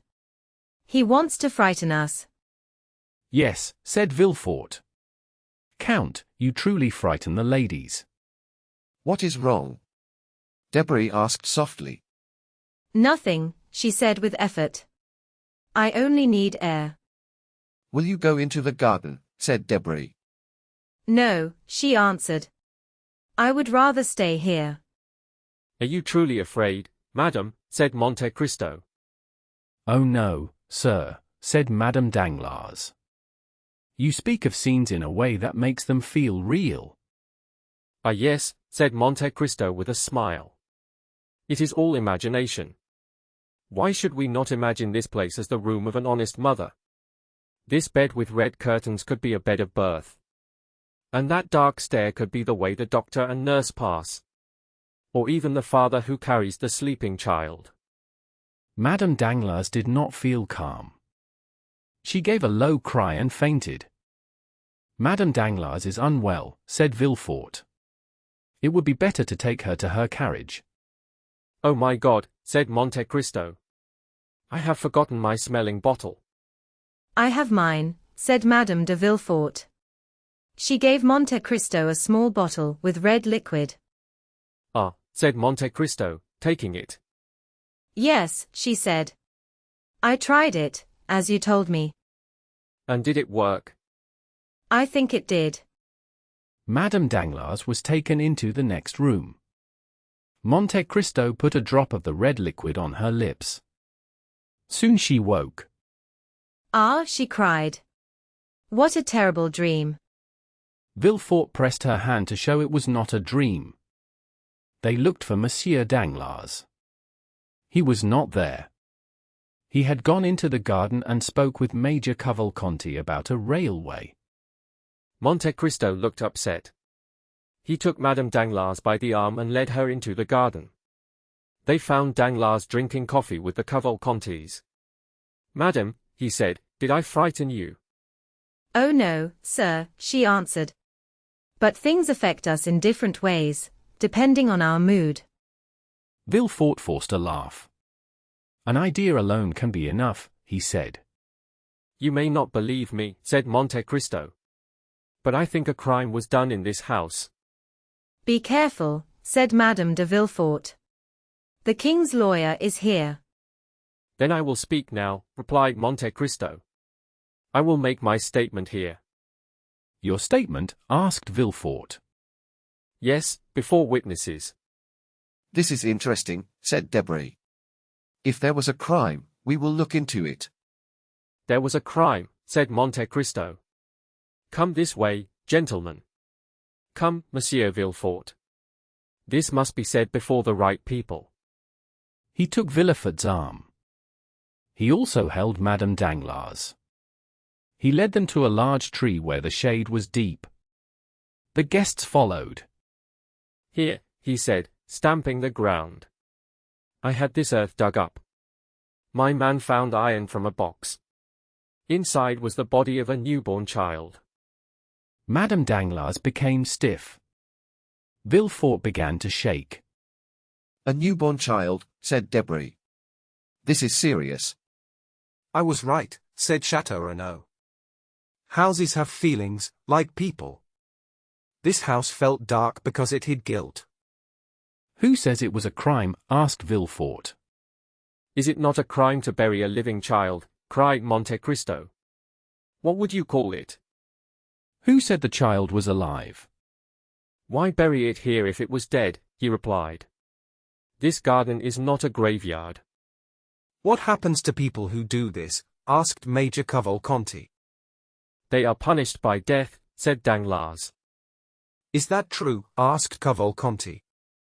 "Am I right, Monsieur de Villefort?" asked Monte Cristo. Yes, Count, replied Villefort in a weak voice. Monte Cristo saw they could bear no more. He chose to stop. "Come, gentlemen," he said. "Let us have some coffee. We seem to have forgotten it." He led the guests back to the table on the lawn. Count, said Madame Danglars. I am ashamed to say it. But your stories have upset me. Please let me sit. She fell into a chair. Monte Cristo bowed and went to Madame de Villefort. "I think Madame Danglars needs your bottle again," he said. Before Madame de Villefort could reach her friend, the procureur leaned close to Madame Danglars. He spoke very softly. "I must speak to you." When? "Tomorrow. Where? In my office, or in the court, if you wish. That is the safest place." I will be there. At that moment, Madame de Villefort came closer. Thank you, my dear friend. It is over now. I feel much better. The evening went on. Madame de Villefort wished to return to Paris. Madame Danglars did not dare to do so, even though she felt uneasy. At his wife's request, Monsieur de Villefort was the first to say it was time to leave. He offered Madame Danglars a seat in his carriage. He wished her to be under his wife's care. Monsieur Danglars did not notice any of this. He was deep in conversation with Major Cavalcanti. The Count of Monte Cristo had seen Villefort speak to Madame Danglars. He had asked Madame de Villefort for her smelling bottle. From this, he understood what had happened. The words were spoken very softly. The Count did not object to the plans. Morel, Chateau Renaud, and Debray left on horseback. The ladies went in Monsieur de Villefort's carriage. Monsieur Danglars offered Major Cavalcanti a seat in his own carriage. Andrea Cavalcanti found his small carriage waiting at the door. His groom stood ready with a strong grey horse. Andrea had spoken very little at dinner. He was clever, but he feared saying something foolish. He saw many important people, including the king's attorney. Monsieur Danglars watched the old major and his quiet son. He believed they were very rich. He admired the large diamond on the major's finger. The major had changed his money into jewels for safety. After dinner, Danglars asked many questions about their way of life. The father and son were very friendly and grateful. One thing increased Danglars' respect even more. The major showed no surprise at fine food. He only spoke about where the best lampreys were caught.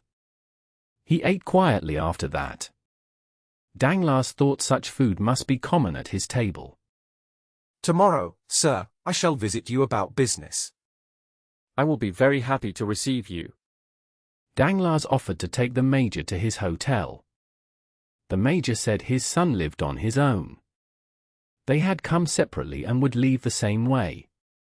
The major sat beside Danglars. Danglars admired his order and careful habits. Andrea began to scold his groom. The carriage was not close enough.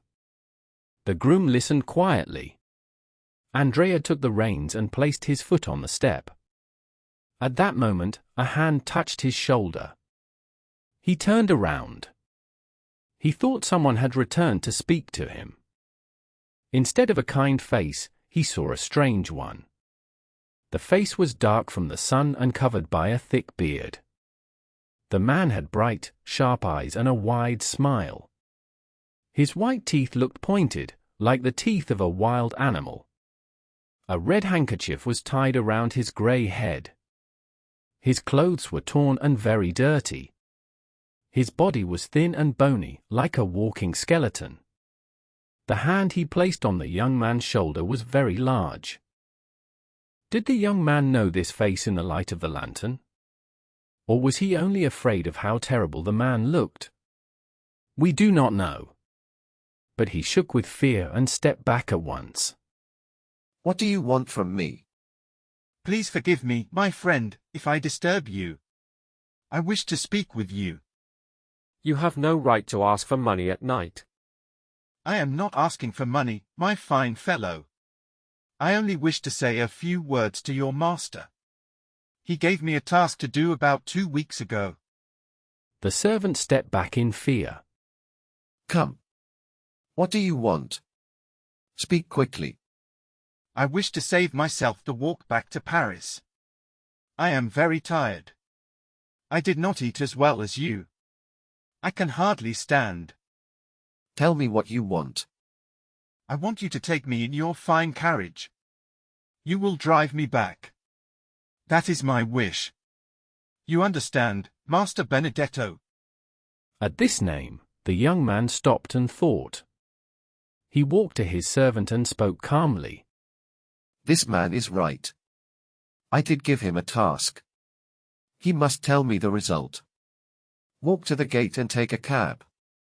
Do not be late. The servant left, very surprised. Let me at least stop in a dark place. I will take you to a perfect place. The man took the horse and led the carriage away. No one could see them there. I do not want praise for riding with you. I am tired. And I have some business to discuss. Come in. It was a strange sight in the dark. The rough man threw himself onto the seat. He sat next to the young and well-dressed driver. Andrea drove past the last house in the village. He did not speak. The man smiled and seemed pleased with the comfortable ride. When Andrea left Auteuil, he looked around. He wanted to be sure that no one could see or hear him. Then he stopped his horse and crossed his arms before the man. Now tell me why you come to trouble my quiet life. Let me ask you why you lied to me. How did I lie to you? How, you ask? When we parted at the Pont du Var, you said you would travel in Piedmont and Tuscany. But instead, you came to Paris. Why does that trouble you? It does not. In fact, it helps me. So you want to make use of me? What fine words you use. I warn you, Master Caderousse, you are wrong. Well, do not be angry, my boy. You know what it is to be unlucky. Bad luck makes people jealous. I thought you worked in Tuscany or Piedmont as a guide or porter.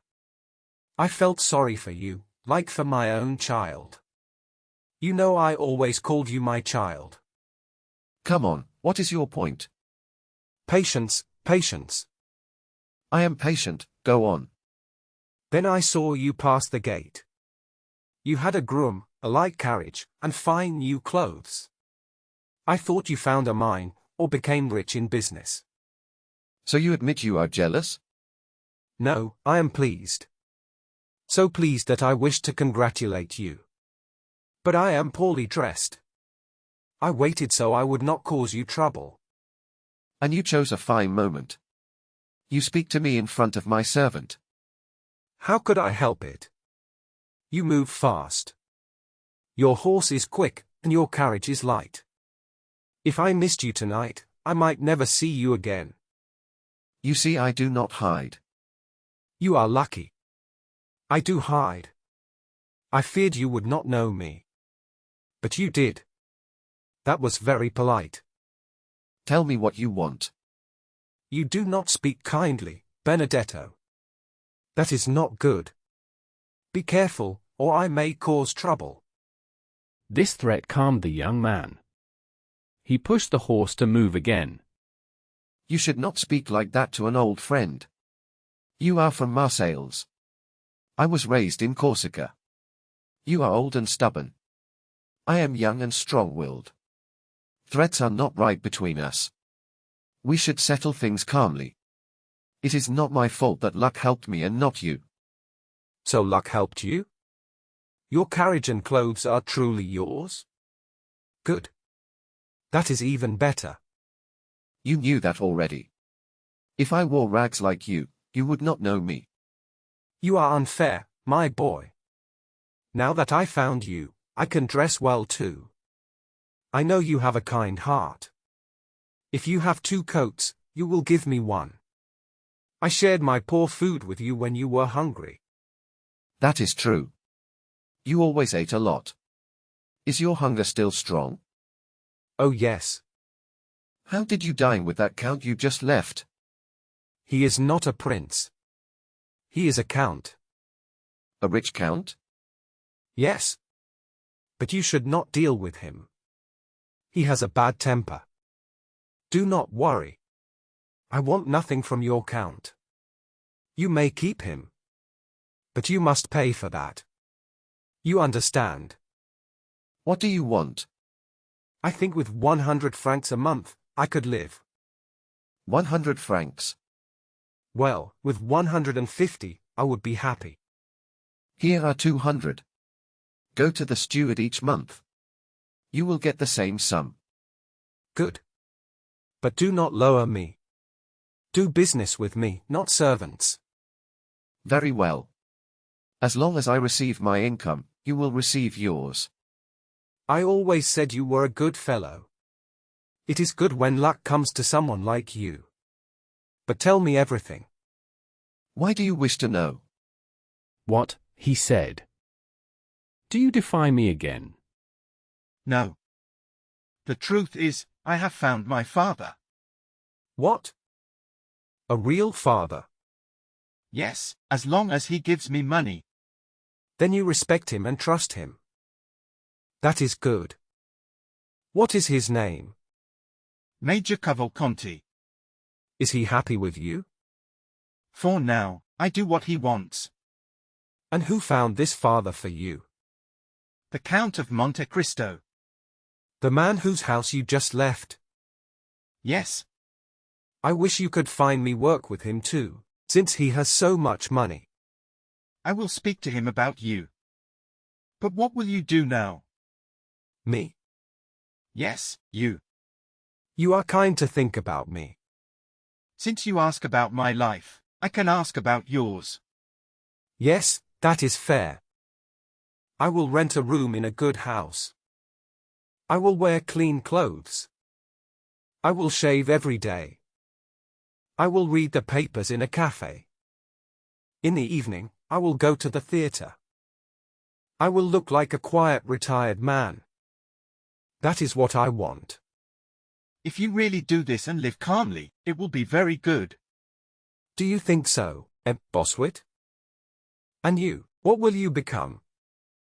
A great lord. Who knows? Major Cavalcanti may already be one. But family titles are no longer passed on. No politics, Caderousse. Now you have what you want. We understand each other. Get down from the carriage and go.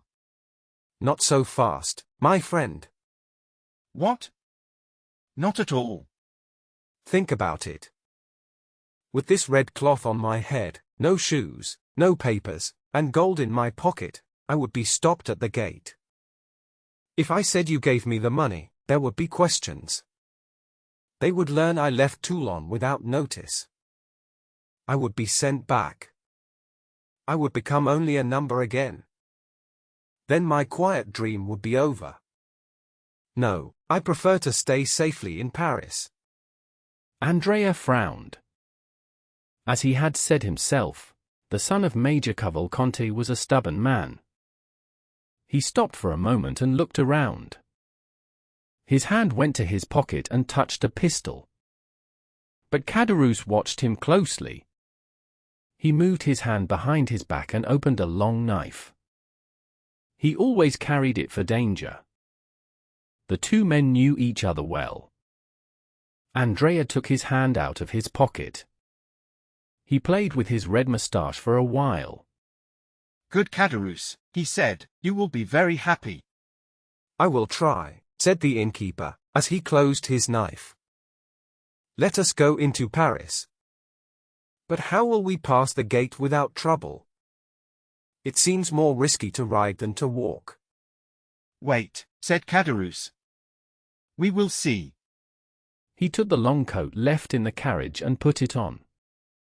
He took Cavalcanti's hat and wore it. He stood like a servant whose master drives himself. And me, said Andrea. Must I go without a hat? Bah, he said. It is windy. Your hat can seem to have blown away. Enough, said Cavalcanti. What are you waiting for? I hope it is not because of me, said Caderousse. Quiet, said Andrea. They passed the gate safely. At the first street, Andrea stopped the horse. Caderousse jumped down. Well, he said. My coat and my hat. Ah, said Caderousse. You would not want me to catch cold. Then what should I do? You are young, he said.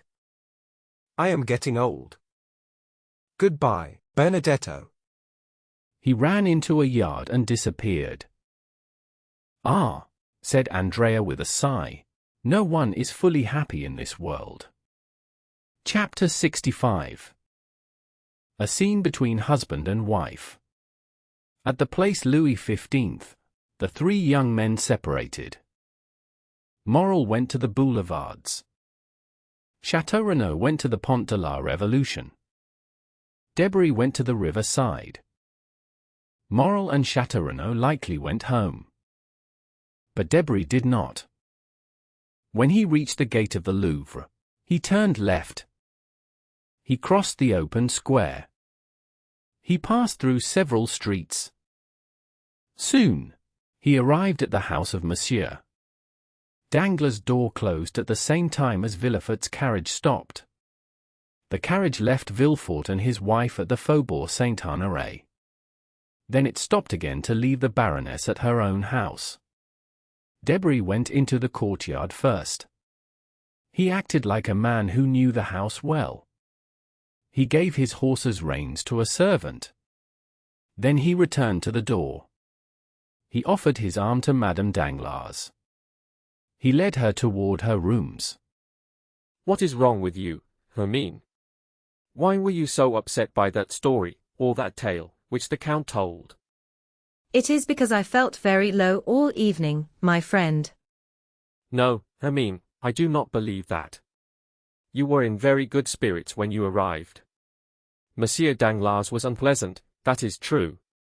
But I know you do not care much about his bad mood. Someone has upset you. I will not allow anyone to trouble you. You are mistaken, Lucien, I assure you. What I said is true. I also felt the bad mood you noticed. But I did not think it was worth speaking about. It was clear that Madame Danglars felt nervous and restless. She could not explain this feeling, even to herself. Or perhaps she had a secret worry. She did not want to admit it to anyone. Debray understood this. He decided not to ask more questions. He chose to wait for a better moment. At the door of her room, the Baroness met Cornélie. Cornélie was her trusted maid. What is my daughter doing? She practiced music all evening. Then she went to bed.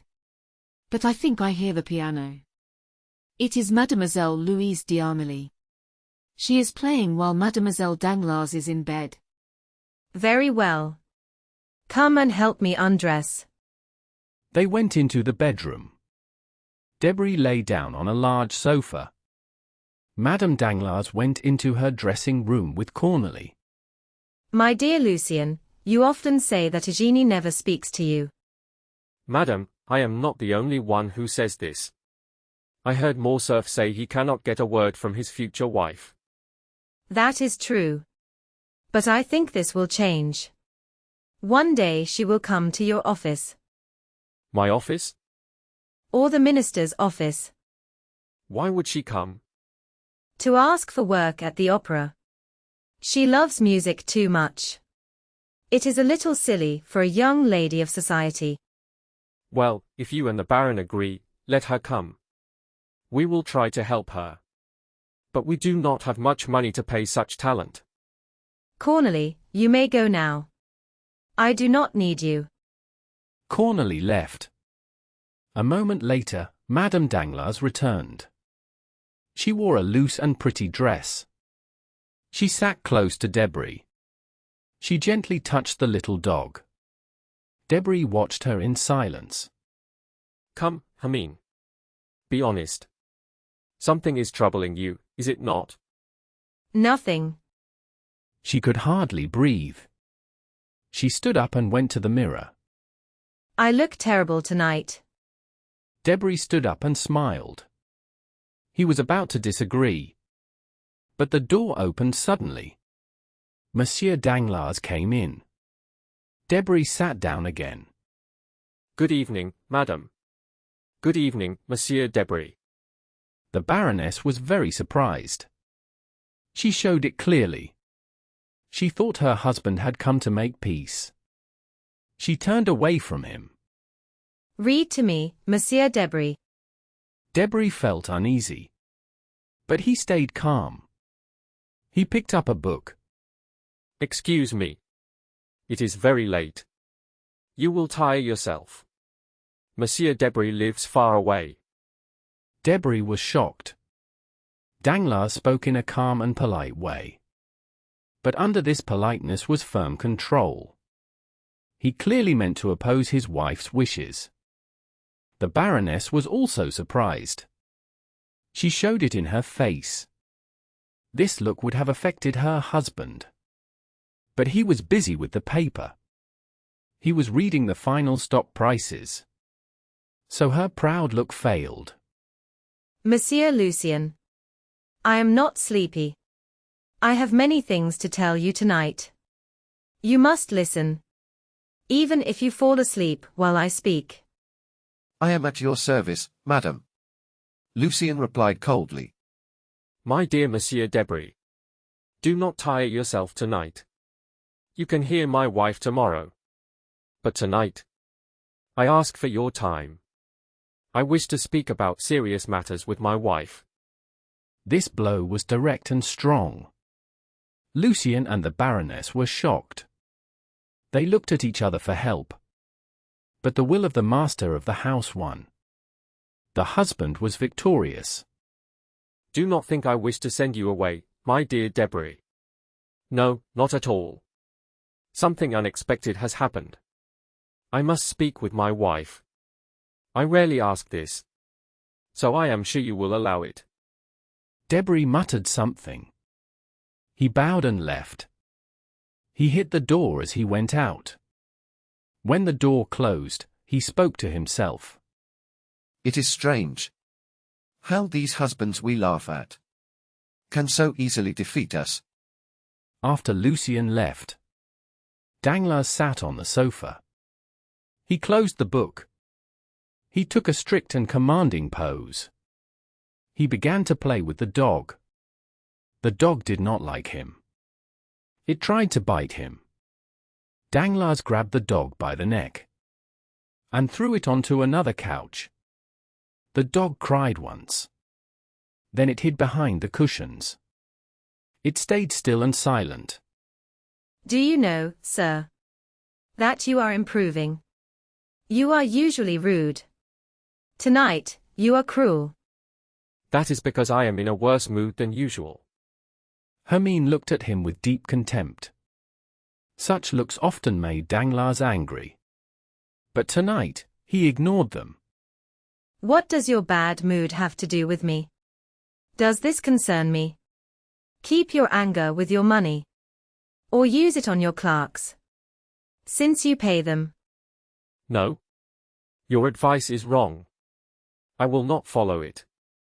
My money must flow calmly. My clerks are honest men. They earn my fortune. I pay them less than they deserve. So I will not be angry with them. I will be angry with those who eat my food, use my horses, and drain my fortune. And who are these people? Please explain clearly, sir. Do not worry. I am not speaking in riddles. You will soon understand. These people are those who take 700,000 francs in 1 hour. I do not understand you, sir. You understand me very well. I have just lost 700,000 francs on the Spanish loan. And am I responsible for this loss? Why not? Is it my fault you lost that money? It is certainly not mine. Enough, sir. I will not hear talk of money. I never heard such language. In my parents' home. Or in my first husband's house. I believe that. Neither of them had any money. That is why I hate this bank talk. I hear it all day. The sound of coins is hateful to me. There is only one sound I dislike more. It is the sound of your voice. Really? He looked at her with surprise. Well, this surprises me. I thought you took great interest in all my business. Me? Why would you think that? Because of you. Oh? What do you mean now? I am very sure. I want to know when this happened. That is easy to explain. Last February, you were the first to tell me about the Haitian money. You said you dreamed about a ship arriving at Le Havre. The ship brought news that a lost payment would be made.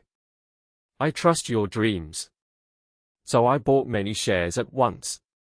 I earned 400,000 francs. I paid you 100,000 francs. You spent it as you wished.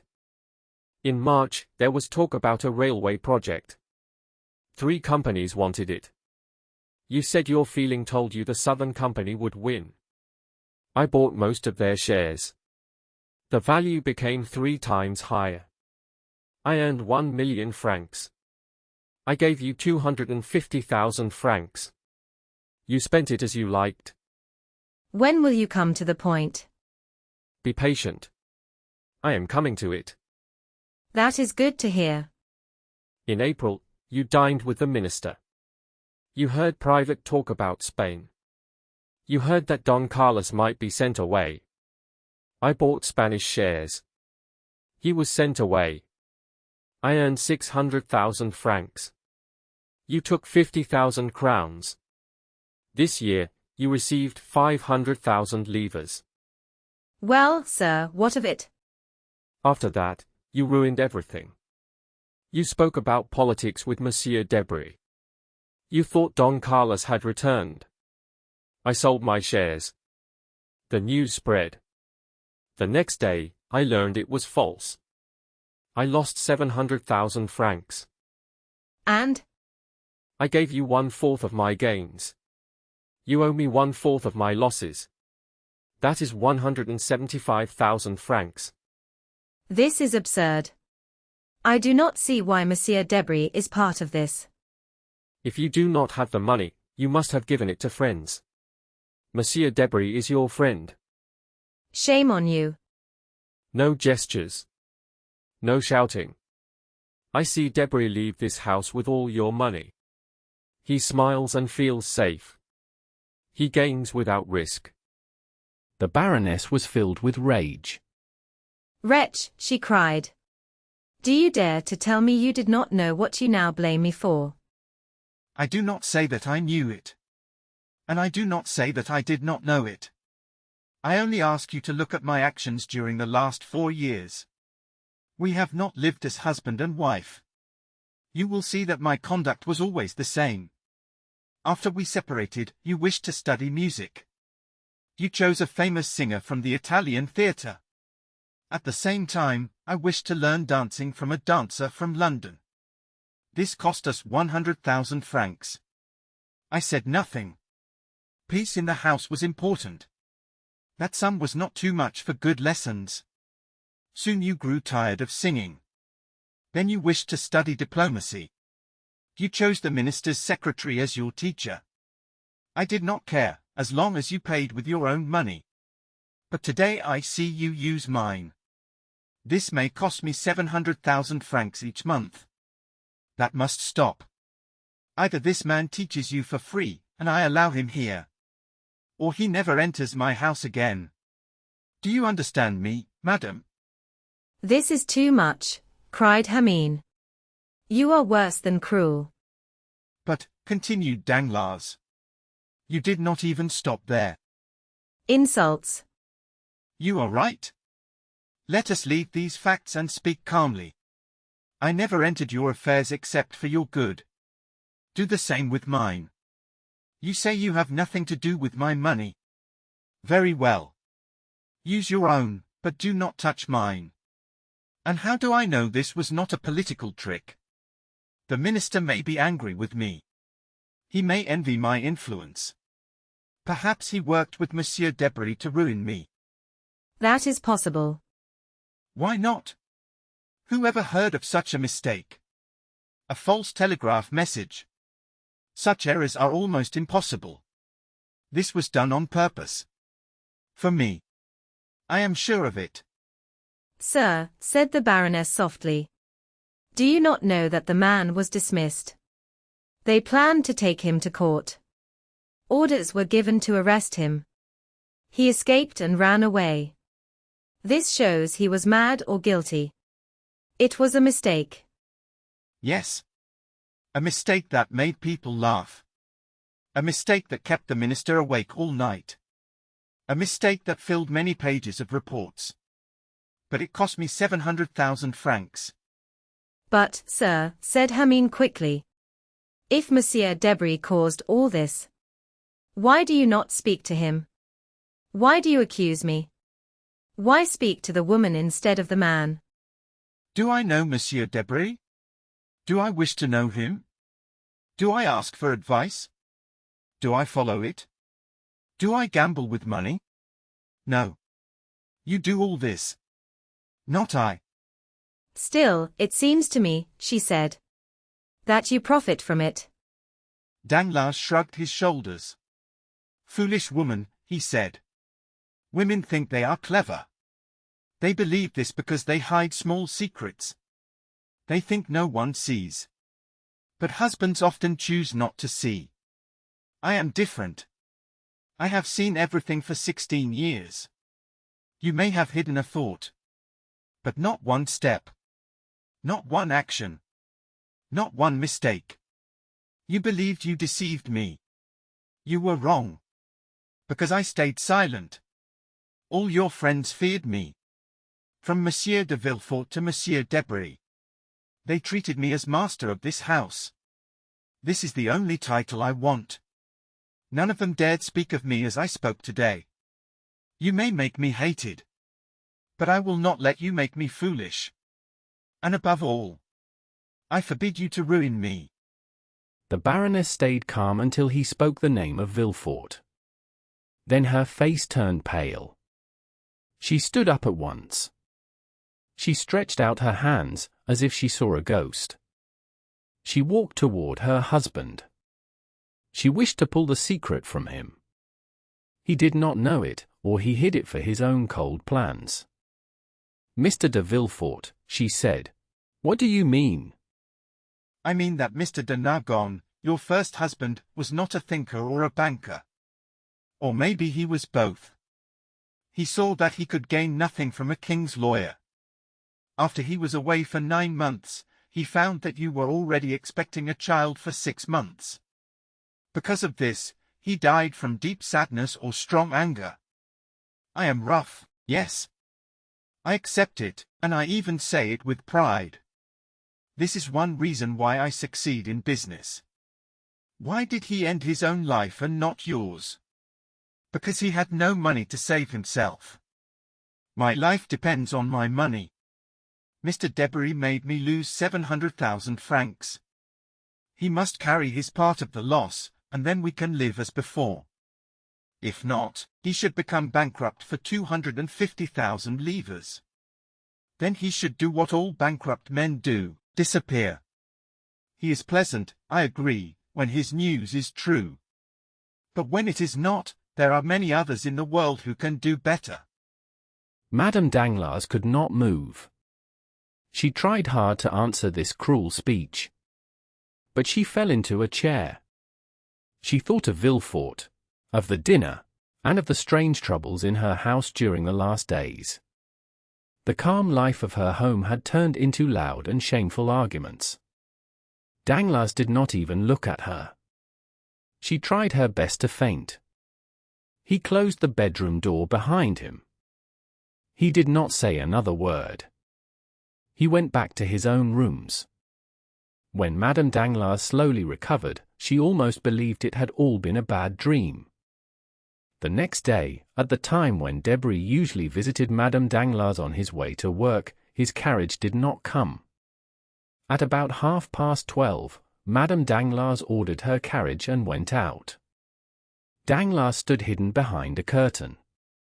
He watched the departure he had been waiting for. He gave orders to be told as soon as Madame Danglars returned.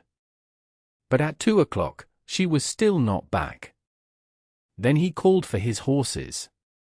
He drove to the chamber. There, he wrote his name to speak against the budget. From 12 to 2, Danglars stayed in his study. He opened letters and counted numbers. Each minute, he became more sad. Among his visitors was Major Cavalcanti. The Major arrived exactly at the hour set the night before. He came to finish his business with the banker. After leaving the chamber, Danglars showed strong signs of worry. During the meeting, he had been sharp and angry toward the government. He returned to his carriage. He told the driver to go to number 30, Avenue des Champs-Élysées. Monte Cristo was at home. But he was busy with another person. He asked Danglars to wait for a short time in the drawing room. While Danglars waited, the door opened. A man dressed like a priest came in. He seemed very familiar with the house. He bowed, walked on, and disappeared into the inner rooms. A minute later, the same door opened again. Monte Cristo came in. Please forgive me, my dear Baron. One of my friends, the Abbé Busoni, has just arrived in Paris. You may have seen him pass by. I had not seen him for a long time. I could not leave him sooner. I hope this is a good reason for making you wait. No, it is my fault. I came at the wrong time. I should leave. Not at all. Please sit down.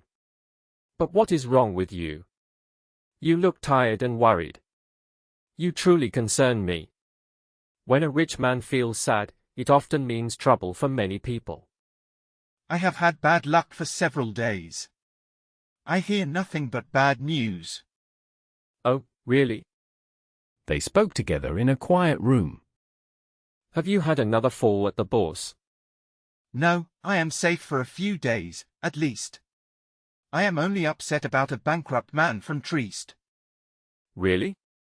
Is it Jacopo Manfredi? Yes, exactly. Think of a man who worked with me for many years. We did business for 800,000 or 900,000 francs each year. He never made a mistake. He always paid on time. I trusted him like a prince. I gave him 1,000,000 francs in advance. Now Jacopo Manfredi has stopped paying. Really? It is terrible bad luck. I asked him for 600,000 francs. The bills came back unpaid. Worse than that, I hold his signed bills for 400,000 francs. They should be paid in Paris at the end of this month. Today is the 30th. I went to present them. But my agent in Paris has disappeared. This, and my business in Spain, ended the month very badly. So you truly lost money in Spain? Yes. I lost only 700,000 francs from my cash box. Nothing more. How could you make such a mistake? You have so much experience. It is all my wife's fault. She dreamed that Don Carlos had returned to Spain. She believed strongly in dreams. She says it is magnetism. She says that when she dreams, the thing must happen. Because of this, I let her speculate. She has her own bank and her own broker. She speculated. She lost. It is true that she used her own money. But when 700,000 francs leave the wife's pocket, the husband feels it. Did you not hear about this? The story made a lot of noise. I heard people speak of it. But I did not know the details. I know very little about the bourse. So you do not speculate? I? How could I? I already have trouble managing my income. I would need more staff. But about Spain, I think the Baroness did not dream everything. The newspapers wrote about Don Carlos. Did they not? Do you believe the newspapers? No, not really. But I thought the messenger was honest. I believed it only printed telegram news. That is what troubles me. The news about Don Carlos came by telegraph. So you lost almost 1,700,000 francs this month. Not almost. That is the exact amount. That is a hard blow for a small fortune. Small fortune? What do you mean? I divide fortunes into 3 kinds.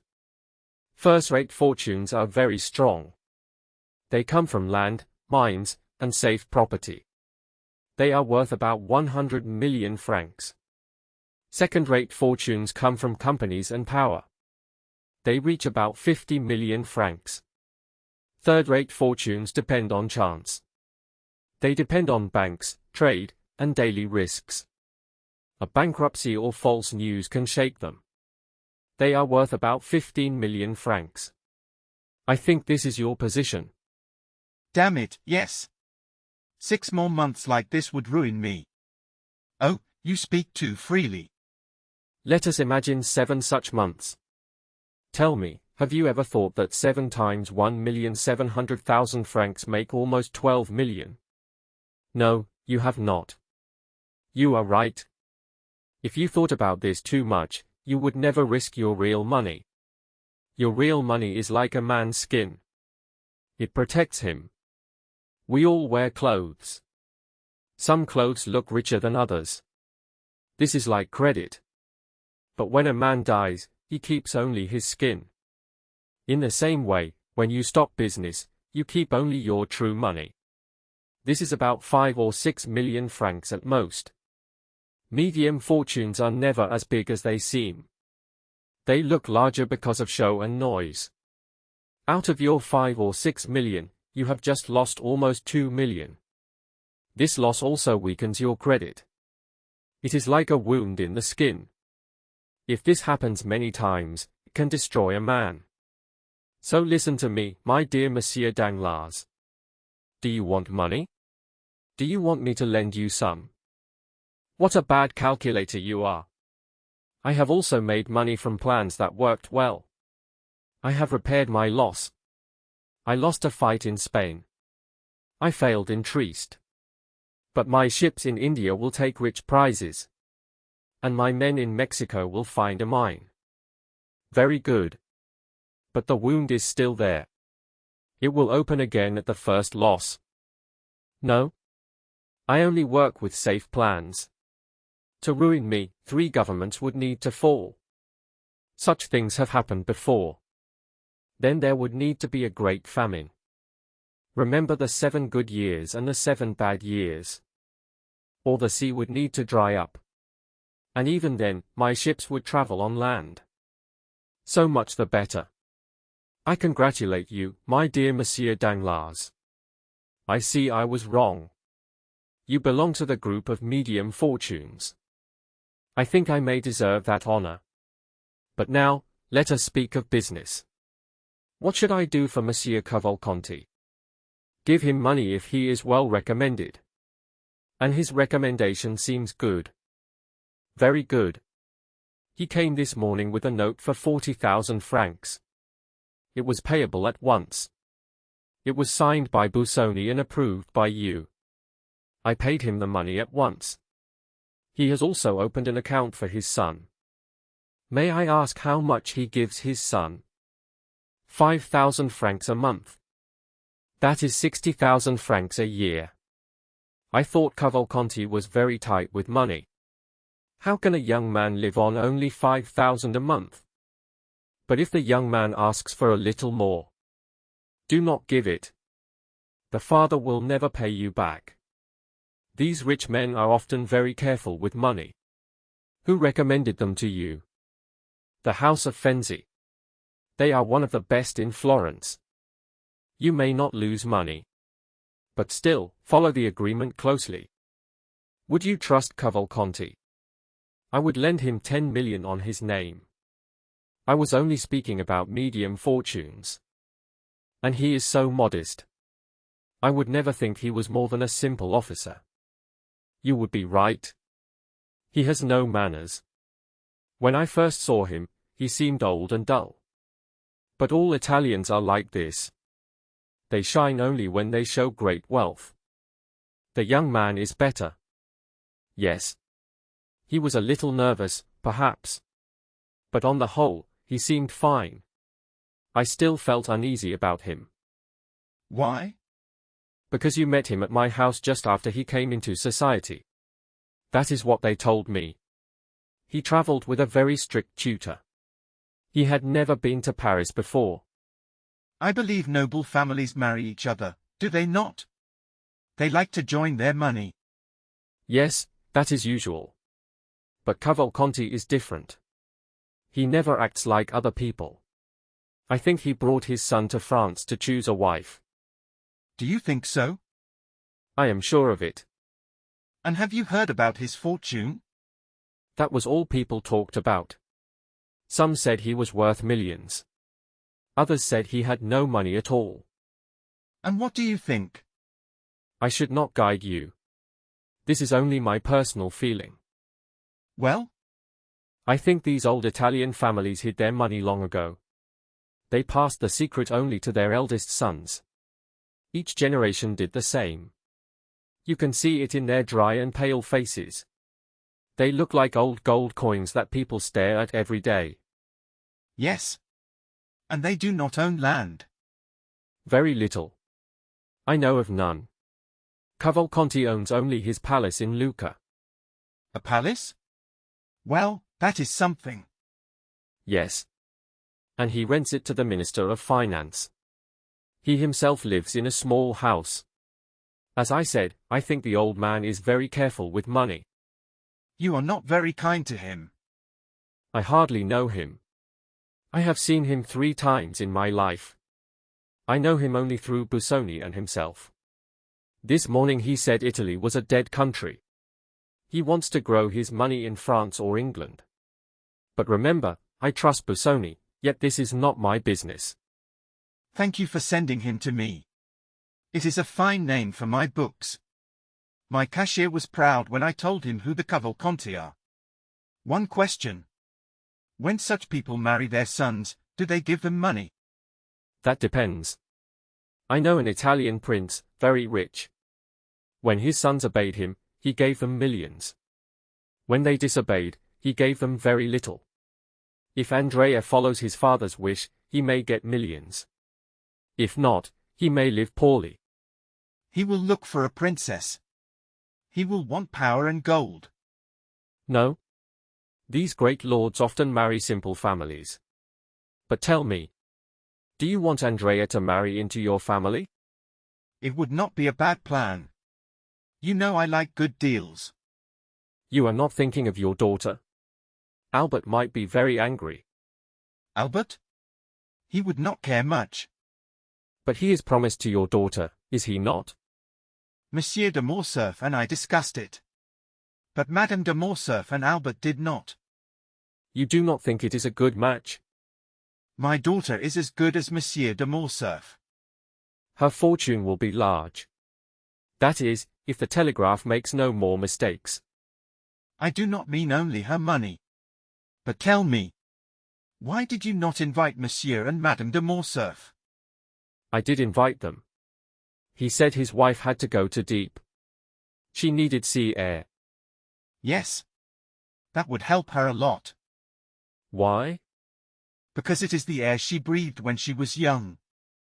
Monte Cristo did not reply to this unkind remark. The Count spoke in a calm way. But even so, if Albert is not as rich as Mademoiselle Danglars, you must agree that he has a fine family name. That is true, but I like my own name just as much. Of course. Your name is well known and respected. But you know that many people believe an old noble family is better than a new one. A family of 500 years is valued more than one of 20. That is exactly why I prefer Monsieur Andrea Cavalcanti to Monsieur Albert de Morcerf. Still, I do not think the Morcerf family would accept that. The Morcerfs? Wait, my dear Count. You know society well, do you not? I believe I do. And you understand family symbols and titles? A little. Then look at my coat of arms. It is worth more than Morcerf's. Why is that? Because even if I was not born a baron, my real name is Danglars. And what does that mean? His name is not truly Morcerf. What? Not Morcerf. Not at all. Please go on. I was made a baron, so I truly am one. He made himself a count, so he is not one in truth. That cannot be true. Listen, my dear Count. I have known Monsieur de Morcerf for 30 years. When I was a clerk, he was only a fisherman. And what was his name then? Fernand. Only Fernand? Fernand Mondego. Are you sure? Yes. I bought fish from him many times. I know his name well. Then why did you wish him to marry your daughter? Because we were alike. We both rose in society. We both became rich and noble. But people have spoken of things about him that were never said of me. What things? Nothing important. Your words remind me of something. I have heard the name Fernand Mondego in Greece. With the story of Ali Pasha? Yes. This is the mystery. I would give much to know the truth. It would be easy if you wished. How? You likely have a contact in Greece. Yes, in many places. In Yanina? Yes. Then write and ask what part a Frenchman named Fernand Mondego played in the fall of Ali Pasha. You are right. I will write today. Please do. I will. If you hear anything shameful, tell me. I will tell you. Danglars left the room at once. He hurried into his carriage and drove away fast. Now let us follow Madame Danglars. That morning, at 12:30, she ordered her carriage. She rode toward the Faubourg Saint-Germain. She stopped, walked through a passage, and called a cab.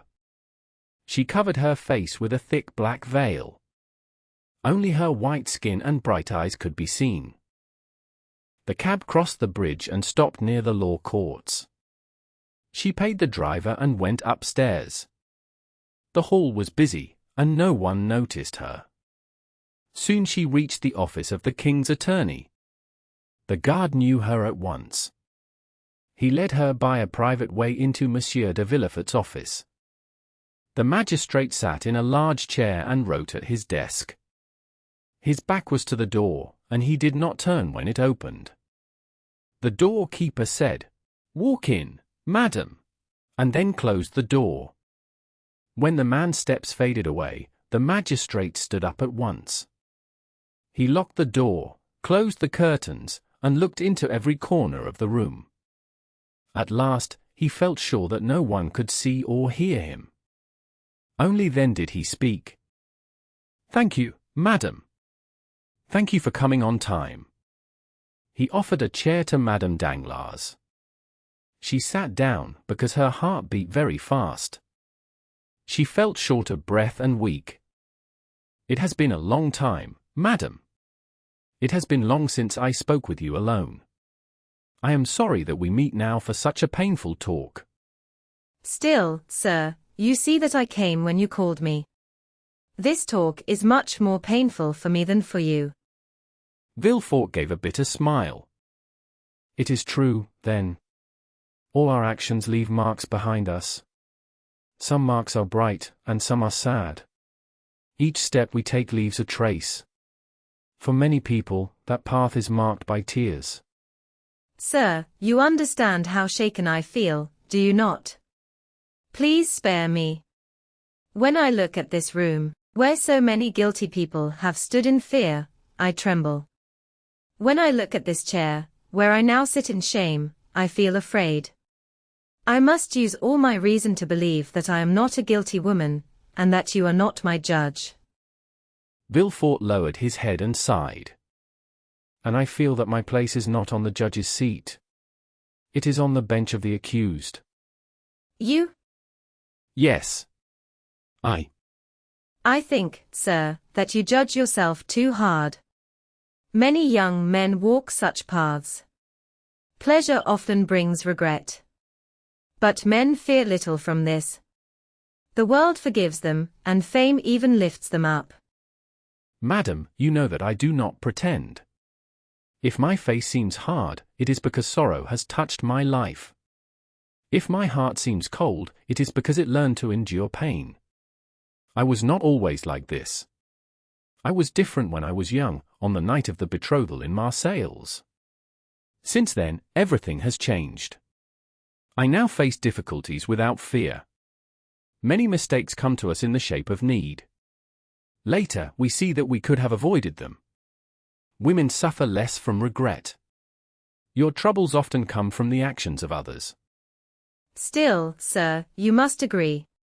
Even if the fault was mine, I was punished badly last night. "Poor woman. It was too much for your strength. You fainted twice, and yet—" "And yet—" "I must tell you the rest. Gather all your courage. You have not heard everything yet." "What more is there to hear?" "You look only to the past. But the future may be darker still. It may be terrible." Madame Danglars knew how calm he usually was. His strong emotion now filled her with fear. She opened her mouth to cry out. But no sound came. Villefort cried out in pain and fear. How can this terrible past return? How did it escape from the grave and from our hearts, where it was hidden? Why does it come back now, like a ghost, to make us pale with fear and red with shame. Alas, said Hameen, it must be by chance. Chance? Villefort replied. No, madam. There is no such thing as chance. Oh yes, she said. Did not a cruel chance show us all this? Was it not by chance that the Count of Monte Cristo bought that house?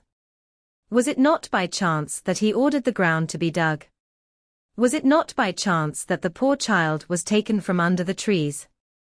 That innocent child of mine, whom I never kissed. I cried so many tears for that child. My heart loved the Count, when he spoke of what he found under the flowers. No, madam, said Villefort in a hollow voice. This is the terrible truth I must tell you. Nothing was found under the flowers. No child was taken from the ground. You must not cry. You must not moan. You must be afraid. What do you mean? Asked Madame Danglars, shaking with fear. I mean that when Monsieur de Monte Cristo dug under the trees, he found no bones and no box. Because neither of them was there. Neither of them there, she repeated. Her eyes were wide with terror. Neither of them there, she said again, trying to understand the words. No, said Villefort, hiding his face in his hands. No, 100 times no. Then you did not bury the poor child there. Why did you lie to me? Where did you place it? Tell me, where? There, he said. But listen to me. Listen, and you will feel pity for me. For 20 years I have carried this heavy grief alone. I did not place even a small part of it on you. You frighten me, she said. But speak. I will listen. Do you remember that sad night? You were weak and close to death in the Red Room. I was also in great fear as I waited for the birth.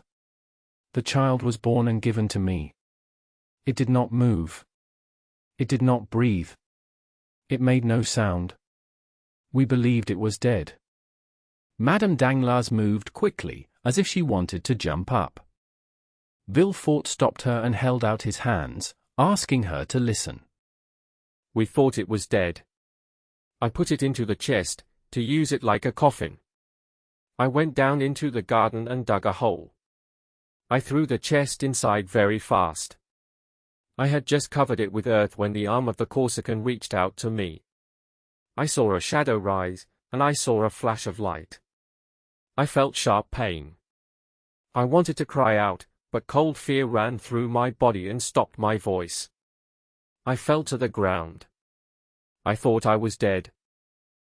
I will never forget your great courage. When I woke again, I dragged myself to the foot of the stairs. You were almost dying too, but you came to me. We had to stay silent about this terrible event. You found the strength to return to the house, helped by your nurse. A duel was given as the reason for my wound. We did not expect it, but our secret stayed safe. No one else knew. I was taken to Versailles. For 3 months, I fought for my life. At last, when I began to live again, I was sent to the south. For men carried me from Paris to Chalons. They walked many miles each day. Madame de Villefort followed me in her carriage. At Chalons, I was placed on a boat on the Saône. Then I went to the Rhône. I floated with the river to Arles. At Arles, they put me back on the litter. I continued my journey to Marseilles. My recovery took 6 months. I never heard your name. I did not dare to ask about you. When I returned to Paris, I learned that you, the widow of Monsieur de Nargon, had married Monsieur Danglars. What did I think about when I woke again? Always the same thing. Every night I saw the child's body in my dreams. It rose from the ground and hovered over the grave. It looked at me with threat. As soon as I returned to Paris, I asked about the house. No one had lived there since we left. But it had just been rented for 9 years. I found the people who lived there. I said I did not want strangers in a house that belonged to my wife's parents. I offered money to end the rent. They asked for 6,000 francs. I would have given 10,000. I would have given 20,000. I had the money with me. I made them sign the papers. Then I rushed to Auteuil. No one had entered the house since I left it. It was 5 o'clock in the afternoon. I went into the red room and waited for night. All my painful thoughts came back stronger than before. The Corsican had sworn revenge on me. He had followed me from Nimes to Paris. He had hidden in the garden. He had stabbed me. He had seen me dig the grave. He had seen me bury the child. Maybe he knew who you were. Maybe he already knew. Would he one day punish you for keeping this secret? Would it be sweet revenge for him to know I survived? So I knew I must erase every sign of the past. I had to destroy all proof. The memory alone was already too real. This was why I ended the rent. This was why I came back. This was why I waited. Night came, and I waited until it was fully dark. I had no light in the room. The wind shook the doors. I thought someone was hiding behind them. I shook with fear. I thought I heard your suffering behind me. I did not dare to turn around. My heart beat so hard that I feared my wound would open. At last, all sounds around the house stopped. I knew no one could see or hear me. Then I decided to go down into the garden. Listen, Hermine. I believe I am as brave as most men. But when I took the small key from my coat, I nearly cried out.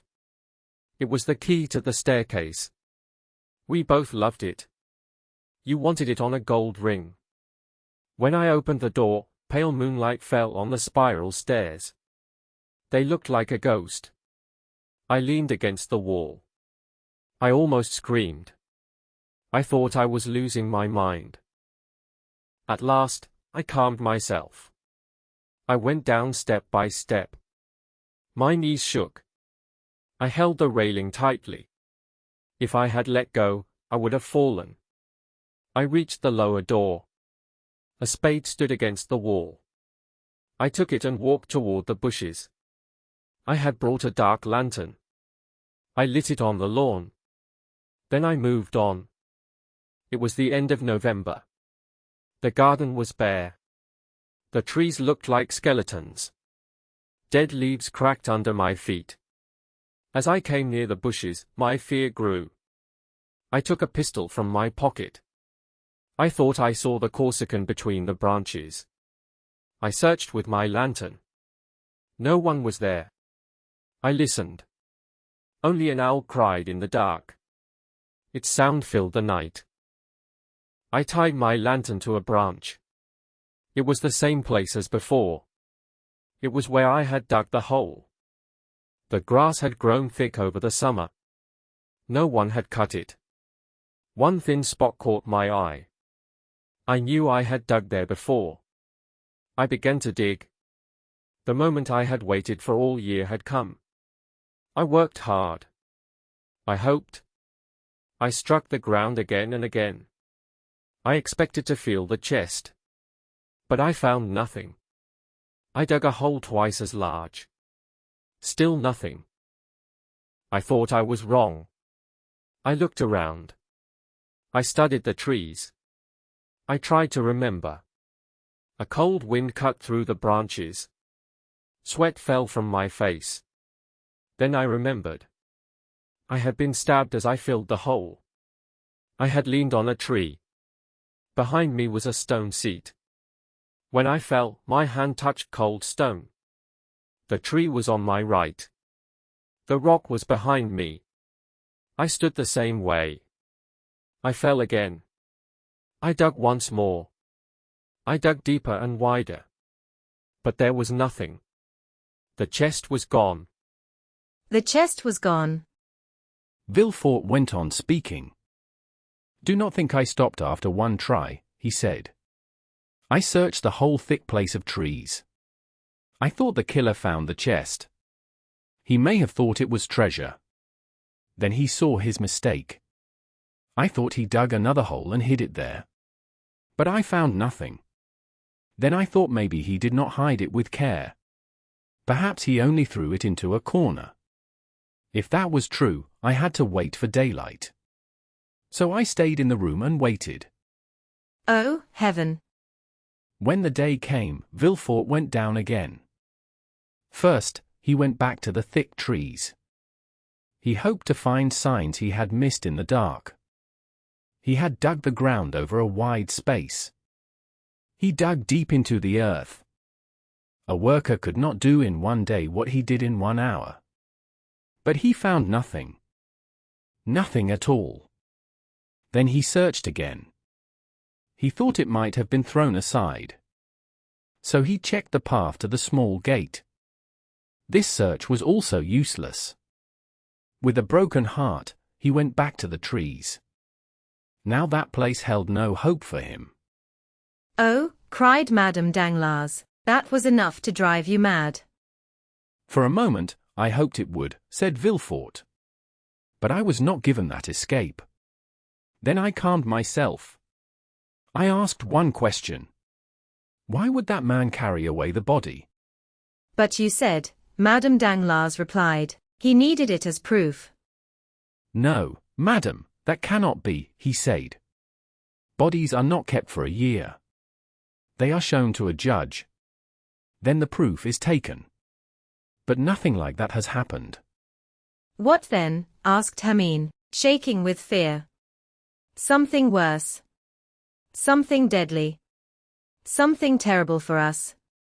The child was maybe alive. The killer may have saved it. Madame Danglars gave a sharp cry. She caught Villefort's hands. My child was alive, she cried. You buried my child alive. You were not sure my child was dead. And you buried it. Ah? She stood before him and held his hands. Her grip was weak. I do not know, Villefort replied. I only guess. I guess this as I might guess anything. My mind was close to breaking. Oh, my child, my poor child. She fell back into her chair. She hid her sobs in her cloth. Villefort saw her fear. He knew he must share his own fear with her. You see, he said softly, if this is true, we are lost. The child lives. Someone knows it lives. Someone knows our secret. Monte Cristo spoke of a child taken from the ground. The child could not be found. So he must know our secret. Just God, punishing God, she whispered. Villefort answered only with a low sound of pain. But the child, sir. The child. I searched for him for years, Villefort said. I called for him in long nights without sleep. I wished for great wealth. I wanted to buy secrets from many people. I hoped one secret would be mine. One day, as I lifted my spade again, I asked myself what the man from Corsica did with the child. A child slows a man who runs away. Maybe, when he saw the child was alive, he threw it into the river. Impossible, she cried. A man may kill another from hate. But he would not choose to drown a child. Perhaps, Villefort said. He left it at the home for lost children. Oh yes, yes. My child is there. I ran to the hospital, he said. I learned that the same night, the night of the 20th of September, a child was brought there. The child was wrapped in fine cloth. The cloth was torn in two on purpose. On it was half a baron's crown. There was also the letter H. Yes, yes, she said. All my cloth is marked like that. Monsieur de Nargon was a baron. My name is Hermine. Thank God, my child was not dead. No, he said. The child was not dead. And you say this without fear. You do not fear I may die from joy. Where is the child? Villefort lifted his shoulders and said nothing. Do I know? He said. Do you think that if I knew, I would tell you every test and every event, like a writer of plays or books? No, I do not know. About 6 months later, a woman came to claim it, with the other half of the napkin. She gave all the needed details, and the object was given to her. But you should have looked for the woman. You should have followed her path. And what do you think I did? I acted as if there was a crime. I used my sharpest men and best agents to search for her. They followed her to Chalons, and there they lost her. They lost her? Yes. Forever. Madame Danglars listened with deep pain. She sighed, cried, or gasped at every detail. And that is all? You stopped there?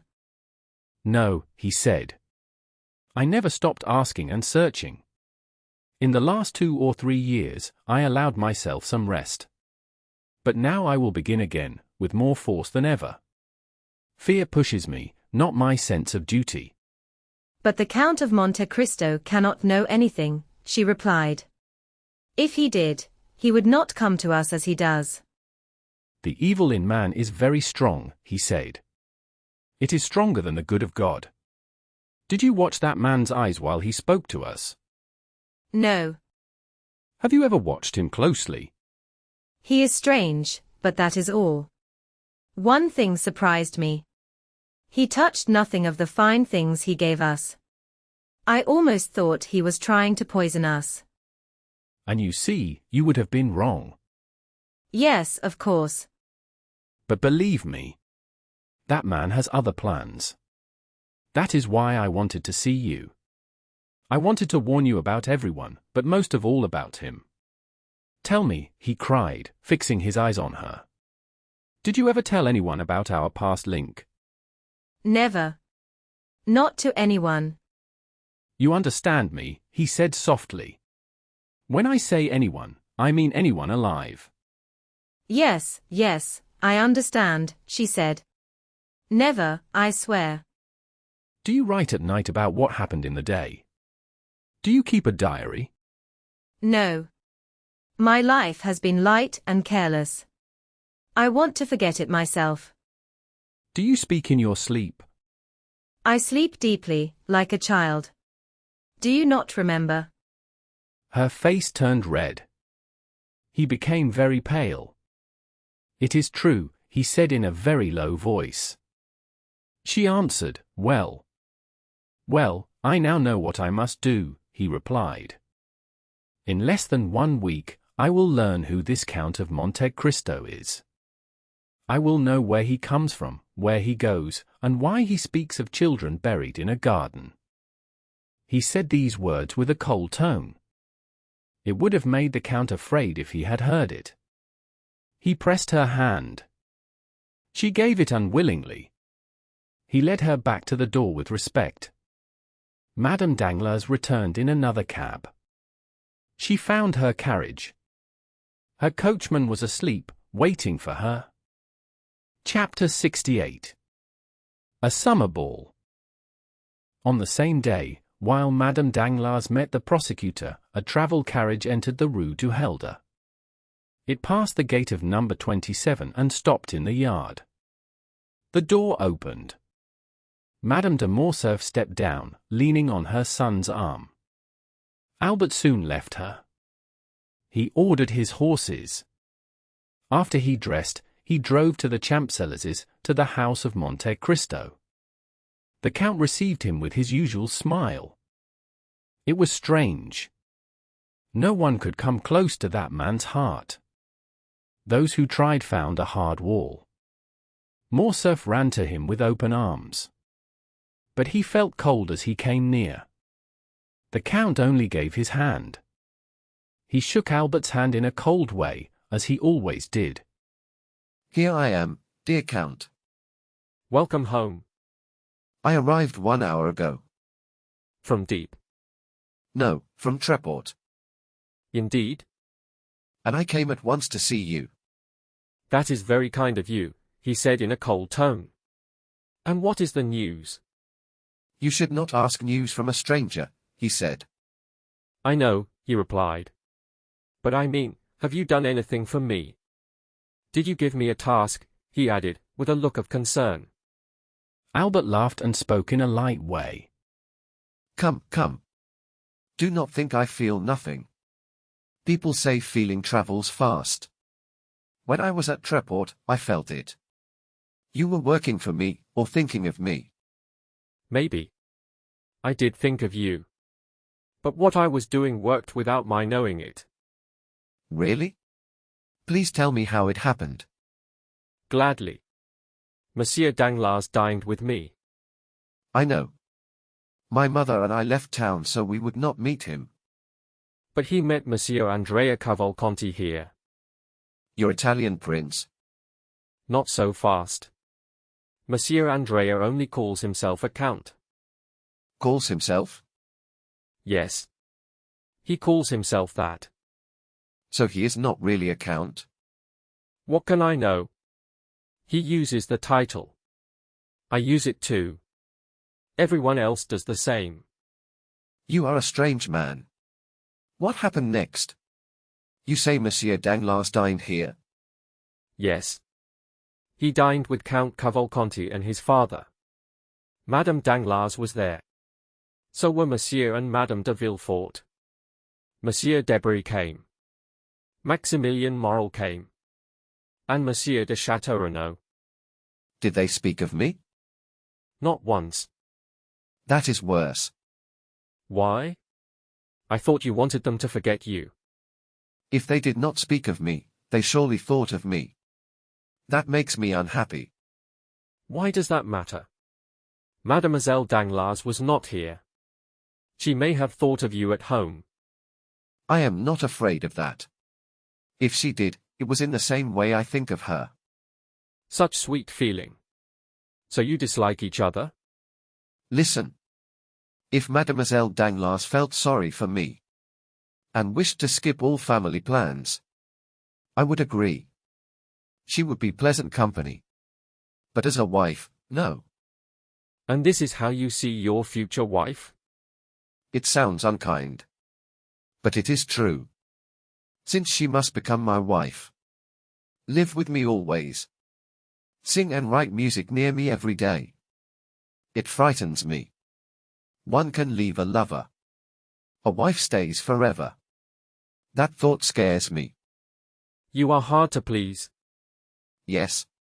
I often want what I cannot have. And what is that? A wife like the one my father found. The Count turned pale. He looked at Albert while touching the fine pistols. Your father was lucky then? You know how I feel about my mother. Look at her. She is still beautiful and clever. She is more charming than ever. Another son would feel tired after 4 days with his mother. I came back happier and calmer. Even more full of dreams. That is strong praise. You could make anyone choose to stay single. These are my reasons. I do not wish to marry Mademoiselle Danglars. Things seem better when they belong to us. A jewel shines more when it is ours. But if we see something better, and must keep what is less, that is hard to bear. You speak like a man of the world. So I will be glad when Mademoiselle Eugénie sees I am small. I have little money beside her great wealth. The Count smiled. I had one idea. Franz likes strange things. I tried to make him love Mademoiselle Danglars. I wrote 4 letters. They were full of praise. But he always replied the same. He said he would not break his promise. That is true friendship. You suggest to another what you will not do yourself. Albert smiled. He went on speaking. He said that Franz would arrive soon. But he thought this news would not interest his friend. He added that Monte Cristo did not like Franz. My dear Viscount, how did you learn that I do not like Franz? I like everyone. And I am part of everyone? Thank you very much. Let us be clear. I love everyone as God asks us to love our neighbors. But I truly hate only a few people. Now, let us return to Franz d'Épinay. Did you say he was coming? Yes. He was called by Monsieur de Villefort. Villefort seems very eager to see his daughter Valentine married. Monsieur Danglars feels the same about his daughter Eugénie. It must be very tiring to be the father of a grown daughter. It makes a man nervous until the marriage is finished. But Monsieur d'Épinay, unlike you, accepts his trouble calmly. Yes. He speaks seriously about it. He wears a white tie and talks about his family. He thinks very highly of Monsieur and Madame de Villefort. And they deserve this respect, do they not? I believe so. Monsieur de Villefort is known as a strict but fair man. So there is one man you do not judge harshly, unlike poor Danglars? Maybe because I am not forced to marry his daughter. You are very elegant, my dear sir. Please, take a cigar. Stop defending yourself. Do not struggle so much against marrying Mademoiselle Danglars. Let events move on. You may not need to change your mind. Bah! You think I could be forced? But tell me seriously. Do you wish to end your engagement? I would give 100,000 francs to end it. Then be calm. Monsieur Danglars would give twice that amount for the same result. Albert tried to smile. But a small shadow passed over his face. Am I really so lucky? But does Monsieur Danglars have a reason? You are proud and selfish. You can hurt another man's pride easily. But you feel pain when your own pride is touched. Still, Monsieur Danglars seemed pleased with you? Yes. But he has poor taste. He now admires someone else even more. I do not know who. Look and decide for yourself. I understand. But my father plans to give a ball. A ball at this time of year? Summer balls are fashionable. If they were not, my lady would make them so. You are right. Only a few people will attend. Those who stay in Paris in July are true Parisians. Will you give our invitation to the Cavalcanti family? When will the ball take place? On Saturday. The father will be away. But the son will be here. Will you invite young Monsieur Cavalcanti? I do not know him. You do not know him. I saw him only a few days ago. I cannot answer for him. He was sent to me by a good abbé. The abbé may be mistaken. Invite him yourself. Do not ask me to present him. If he later marries Mademoiselle Danglars, you may blame me. Also, I may not attend the ball. Where will you be? At your ball. Why would you not be there? Because you have not invited me. I came here to do so. You are very kind. But something may stop me. If I tell you one thing, you will come. Tell me. My mother asks you to come. The Countess de Morcerf. Ah, Count, said Albert, I promise you that my mother speaks openly with me. If you did not feel the kind feelings I spoke of just now, then you must have none. For the last 4 days, we have spoken only about you. You have spoken about me. Yes, that is the price of being a living mystery. Then am I also a mystery to your mother? I thought she was too sensible to follow her imagination.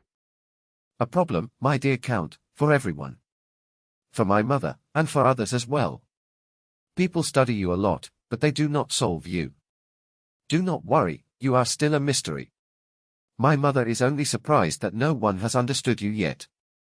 While the Countess G. thinks you are Lord Riven, my mother believes you are Cagliostro or the Count Saint-Germain. When you have the chance, agree with her. It will be easy for you. You have the deep thinking of one, and the clever mind of the other. Thank you for the warning, said the Count. I will try to be ready for all ideas. So, you will come on Saturday? Yes, since Madame de Morcerf invites me. You are very kind. Will Monsieur Danglars be there? My father has already invited him. We will try to persuade Monsieur de Villefort to come. But we do not hope much that he will. Never lose hope, says the proverb. Do you dance, Count? Do I dance? That is fine before one is 40. No, I do not dance. But I like to watch others dance. Does Madame de Morcerf dance? Never. You can speak with her. She enjoys your conversation very much. Yes, truly. I promise you. You are the only man I have heard her speak of with interest. Albert stood up and took his hat. The Count walked with him to the door. I have one thing to blame myself for, he said, stopping Albert on the steps. What is it? I spoke to you too freely about Danglars. On the contrary. Always speak to me the same way about him. I am glad to hear that. By the way, when do you expect Monsieur d'Épinay? In 5 or 6 days at the latest. And when will he be married? As soon as Monsieur and Madame de Saint-Méran arrive. Bring him to see me. You say I do not like him. But I will be happy to meet him. I will follow your wish, my lord. Goodbye. Until Saturday. I may expect you then, may I not? Yes, I promised you. The Count watched Albert as he left. He waved his hand to him. When Albert climbed into his carriage, the Count turned around. What news? He asked Bertuccio. She went to the Palais, replied the steward. Did she stay there long? An hour and a half. Did she return home? At once. Well, my dear Bertuccio, said the Count.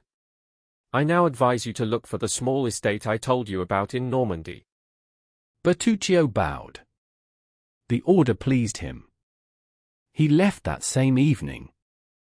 Chapter 69. The Inquiry.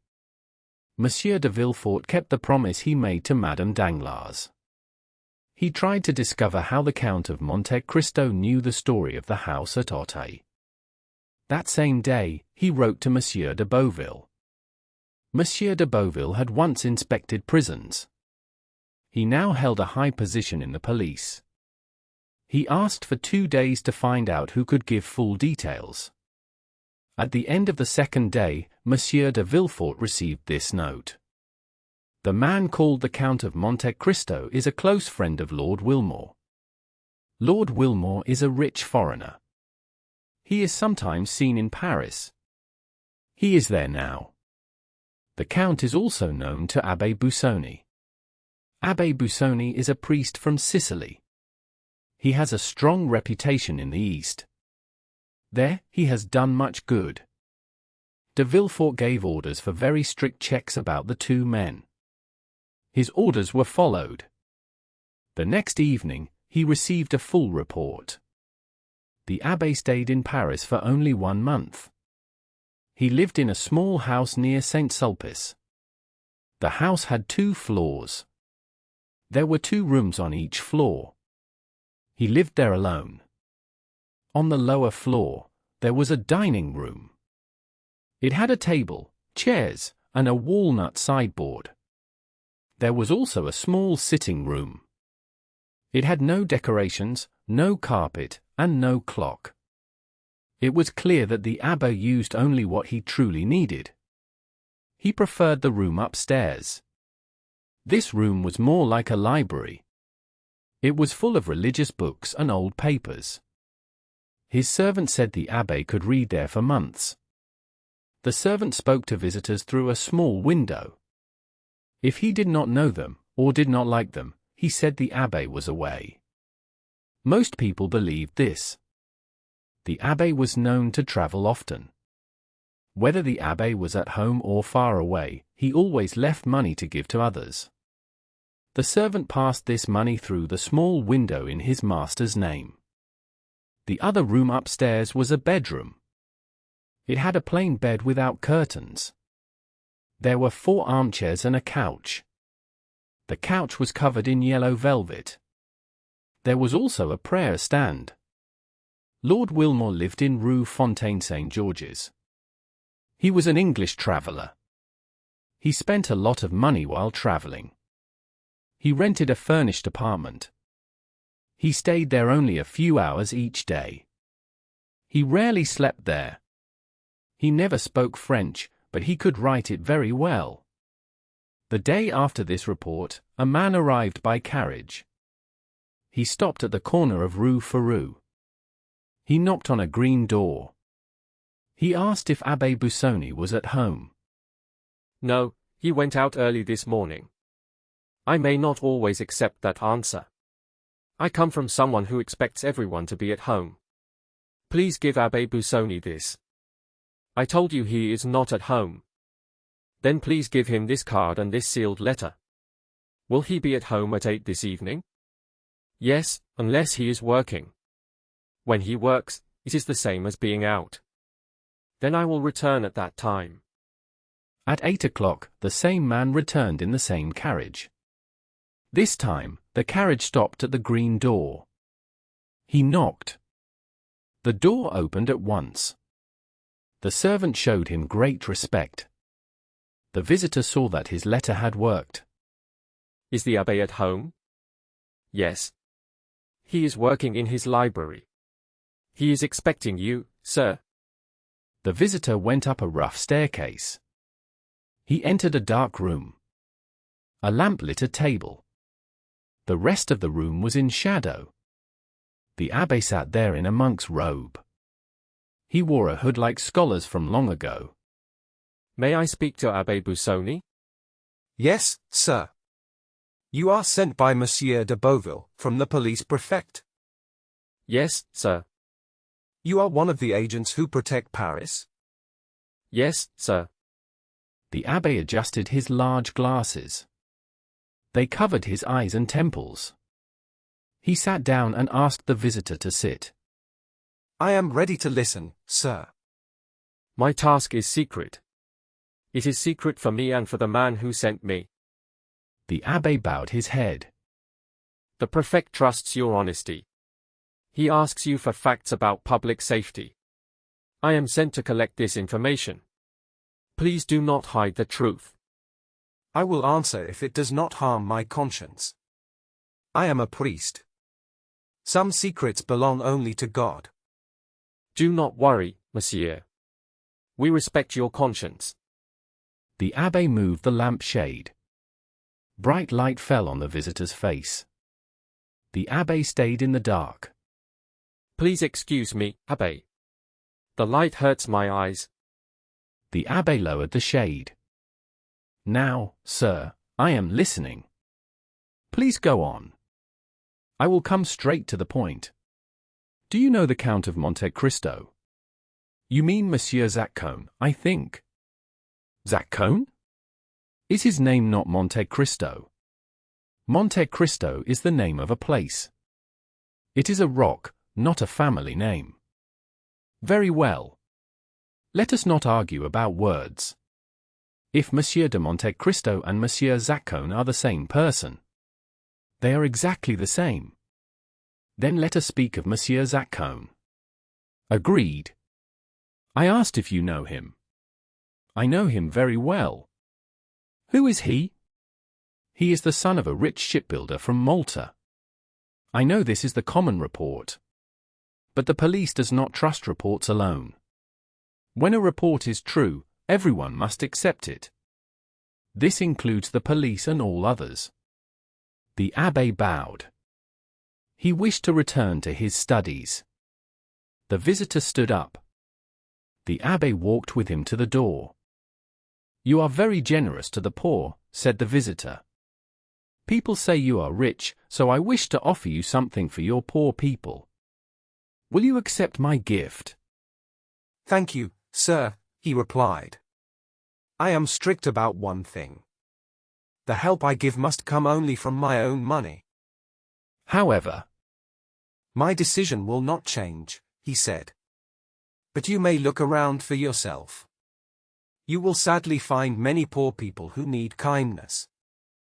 The abbé bowed again as he opened the door. The stranger bowed and left. The carriage took him straight to the house of Monsieur de Villefort.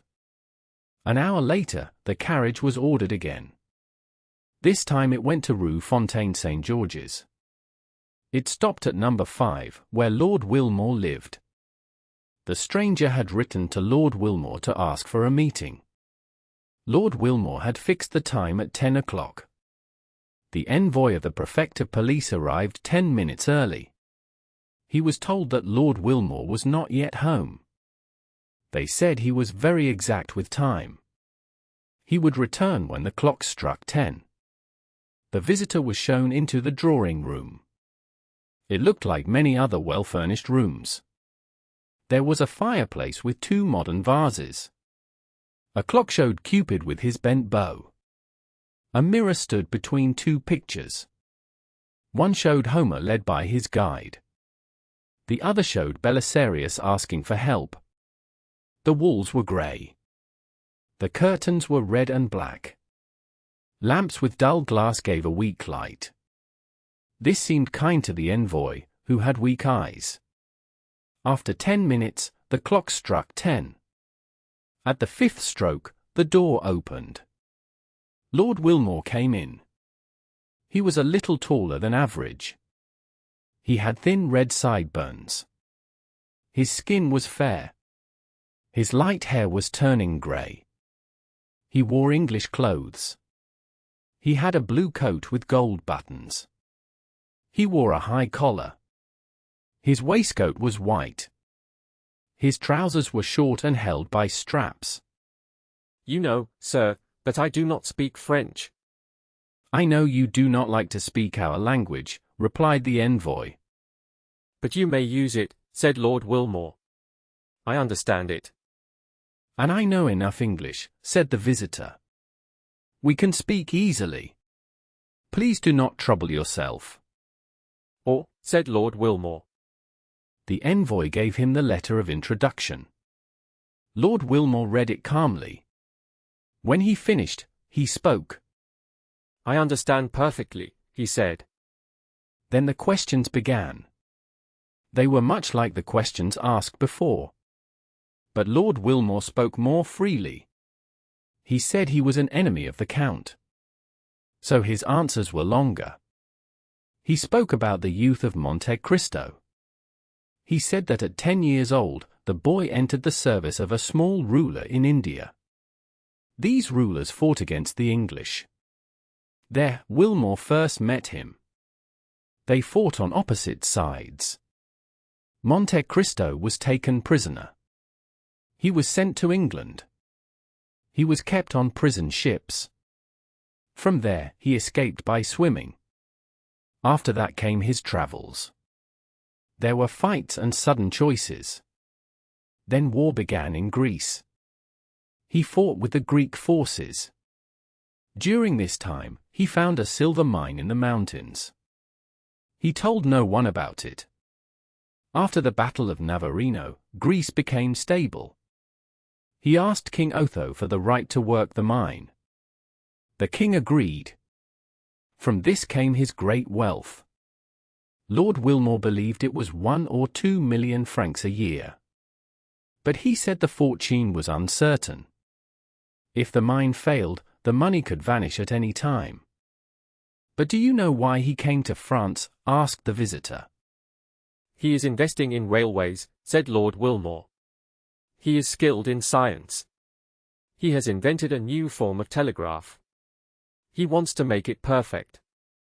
How much does he spend each year? Asked the prefect. Not more than 500,000 or 600,000 francs, he replied. He is very tight with money. Hatred clearly guided the Englishman.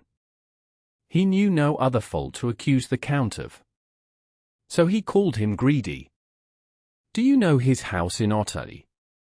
Yes, I do. What do you know about it? Do you want to know why he bought it? Yes. The Count likes risky plans. He believes there is a special spring near the house.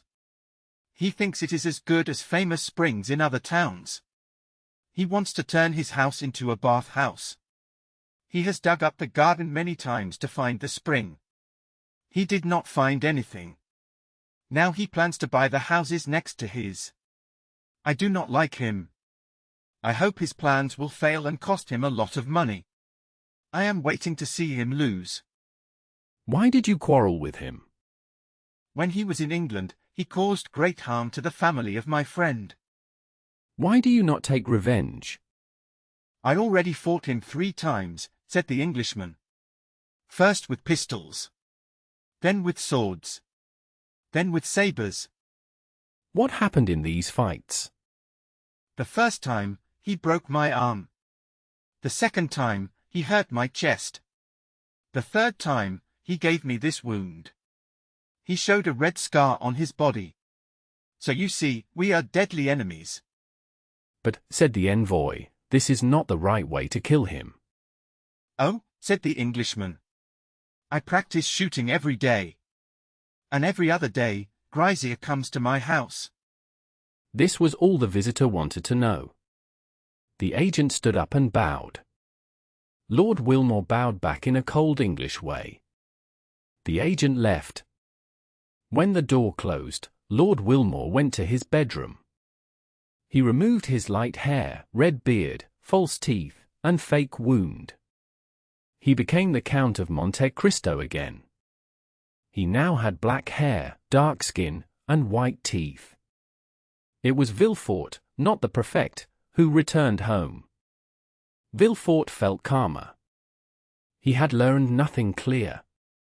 But for the first time since the dinner in Auteuil, he slept well. Chapter 70. The Ball. It was a hot evening in July. Saturday had arrived. The ball was held at the house of the Count of Morcerf. It was 10 o'clock at night. Large trees stood dark against the blue sky. Stars shone above. Some clouds from a storm were still fading. Music came from the rooms on the ground floor. People danced the waltz and the galop. Bright light shone through the window blinds. Only a few servants were in the garden. The Countess had told them to prepare supper. The weather was calm and warm. They had not decided where to serve supper. It could be inside or under a tent on the grass. The clear sky helped them choose the lawn. Colored lanterns lit the garden. The supper table was full of candles and flowers. When the Countess of Morcerf came back inside, guests were arriving. People loved her warm welcome. They also admired her good taste. Madame Danglars felt worried after recent events. She was not sure if she should go to the ball. That morning, her carriage met Villefort's. He signaled to her and spoke. "You are going to Madame de Morcerf's, are you not?" No, said Madame Danglars. I feel too ill. You are wrong. It is important that people see you there. Do you think so? Yes. Then I will go. The 2 carriages went on their way. That evening, Madame Danglars arrived at the ball. She looked beautiful and bright. She entered as Mercedes appeared. The Countess brought Albert to greet her. Albert praised her dress. He offered his arm and led her to a seat. Albert then looked around the room. The Baroness smiled and spoke to Albert. You are looking for my daughter. I admit it. Could you be so unkind and not bring her? Stay calm. She has met Mademoiselle de Villefort. She is walking with her. Look, they are coming after us. They both wear white dresses. One has camellias. The other has small blue flowers. But tell me something. Yes? What do you want to know? Will the Count of Monte Cristo be here tonight? 17. What do you mean? I mean the Count is very popular. You are the 17th person to ask me this. Everyone talks about him. I am glad for him. Did you answer everyone like that? Ah, no. I have not answered you yet. Do not worry. He will come. We are lucky people. Were you at the opera yesterday? No. He was there. Really? Did he do anything strange? He always does. A famous dancer was on stage. The Greek princess was very excited. After the dance, he put a fine ring on a bouquet. He threw it to the dancer. Later she came back wearing it. Will the Greek princess be here? No. You will not see her. Her place near the Count is not clear. Wait. Leave me now. Go and speak to Madame de Villefort. She wants your attention. Albert bowed to Madame Danglars. He walked to Madame de Villefort. Madam, I am sure I know what you will say. What is it? If I guess right, will you admit it? Yes. On your honor? On my honor. You will ask if the Count of Monte Cristo is here. No. I was thinking of Monsieur Franz. Did you hear from him? Yes. Yesterday. What did he say? He said he was leaving. And the Count? He will come. You know he has another name. No. Monte Cristo is only an island. His real name is Acone. He is from Malta. His father owned ships. He worked in India. He found a mine. Now he wants to open a health place in Paris. This is surprising news. May I repeat it? Yes, but be careful. Do not say I told you. The police found out. Poor Count. Does he know? I do not think so. Then I will warn him. A young man came in. He had dark hair and bright eyes. He bowed to Madame de Villefort. Albert took his hand. Madam, this is Maximilian Morel. He is a brave officer. I met him before. It was at the Count's house. Her cold tone hurt Morel. But soon he felt better. He saw a young woman near the door. She looked at him softly. She held blue flowers to her lips. They understood each other. They stood still and forgot the room. At that moment, the Count of Monte Cristo entered. People had already noticed that something about the Count drew attention wherever he went. It was not his coat, which was simple and plain. It was not his white waistcoat. It was not his trousers, though they showed his fine step. It was none of these things. It was his pale face, his soft black hair, and his calm expression. It was his dark and sad eyes. It was his mouth, shaped with great care, which could show quiet pride. These were the things that made people look at him. Many men could be more handsome. But no one looked more full of meaning. Everything about the Count seemed important. His long habit of deep thought gave strength to his face. And even to his smallest movement. The world of Paris was strange. All this might still not have been enough to draw such notice, if there had not also been a mystery around him. And a very great fortune.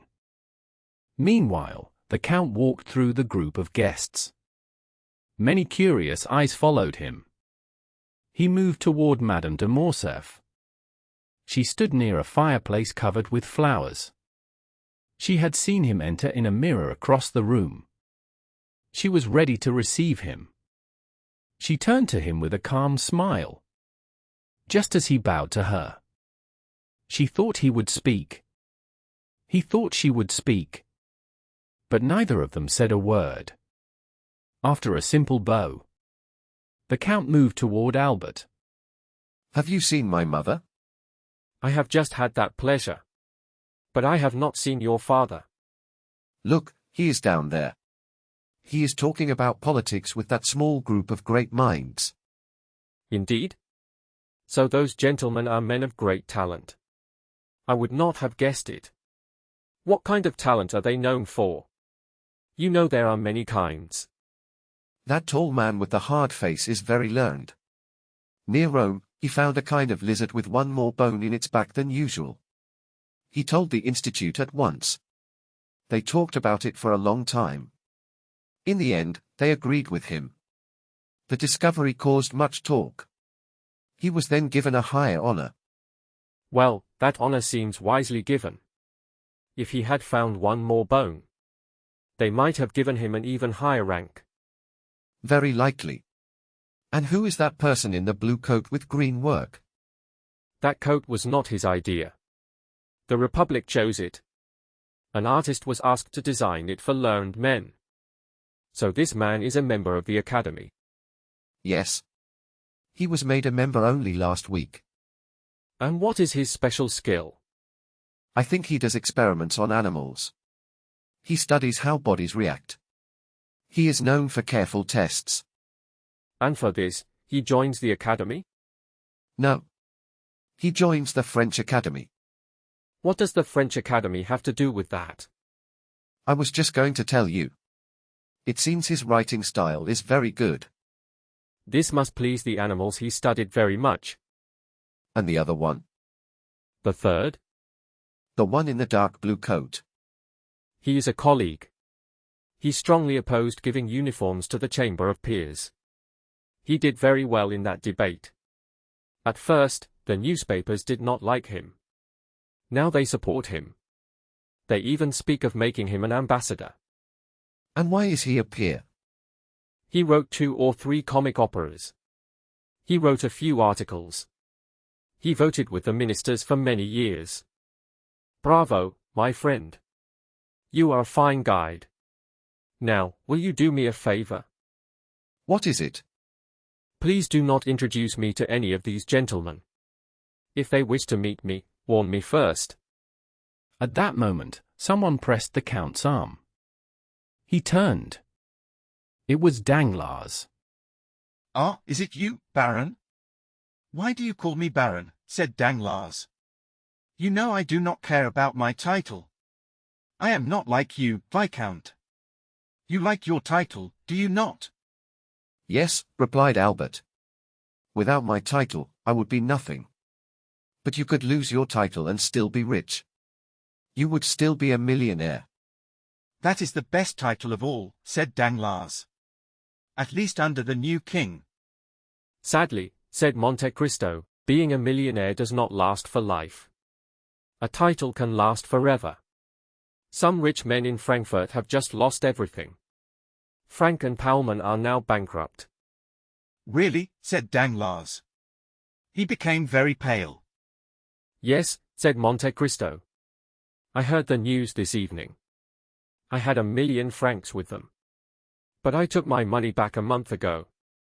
Oh my God, cried Danglars. They asked me for 200,000 francs. Then do not pay, said Monte Cristo. Their name is now almost worthless. It is too late, said Danglars. I have already paid the bills. Then 200,000 francs are lost, said Monte Cristo. Please be quiet, said Danglars. Do not speak of this here. Not in front of young Cavalcanti. Albert went to speak with his mother. Danglars turned to talk with young Cavalcanti. For a short time, Monte Cristo stood alone. The room became very hot. Servants walked fast with trays of ice cream. Monte Cristo wiped his forehead. But when a tray came near him, he stepped back. He took nothing. Madame de Morcerf watched him closely. She saw that he refused the food. Albert, she asked, did you see that? See what, mother? The Count never eats in this house, she said. He ate with me once, said Albert. That was when he first came out in society. But that was not this house, she said softly. I have watched him all evening. And? He has taken nothing, she said. He eats very little, said Albert. She smiled, but her smile was sad. Please go to him, she said. Ask him again to take something. Why, mother? Just to make me happy, she replied. Albert kissed his mother's hand and went to the Count. Another tray passed. Albert tried again. The Count refused once more. Albert returned to his mother. She was very pale.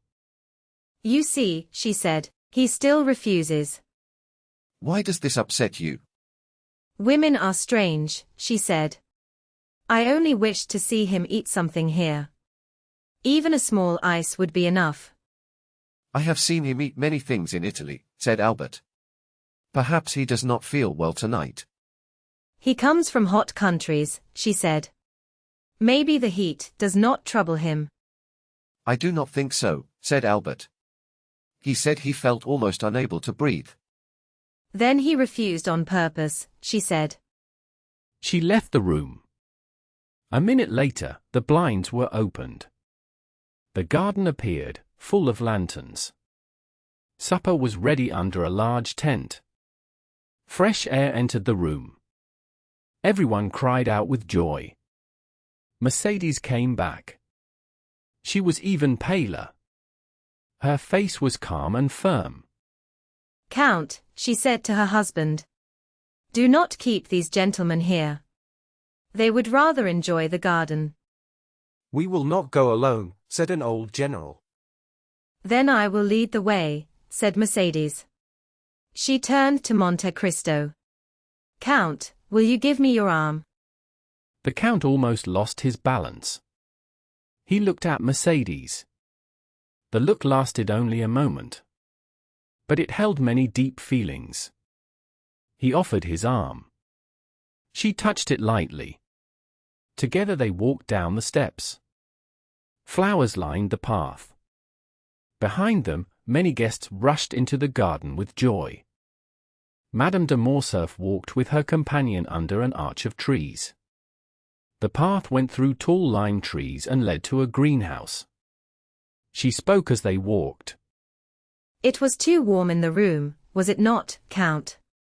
Yes, madam. It was very kind of you to open the doors and the blinds. As he finished speaking, the Count felt Mercedes' hand shake. You wear a light dress. You have only a thin scarf. Do you feel cold? Do you know where I am taking you? No, madam. But I follow you without protest. We are going to the greenhouse at the end of the trees. The Count looked at Mercedes as if he wanted to ask her something. She kept walking and said nothing. So he stayed silent. They reached the building. Inside were fine fruits. They grew early because warm air replaced the sun, which was often weak in this land. The Countess let go of the Count's arm.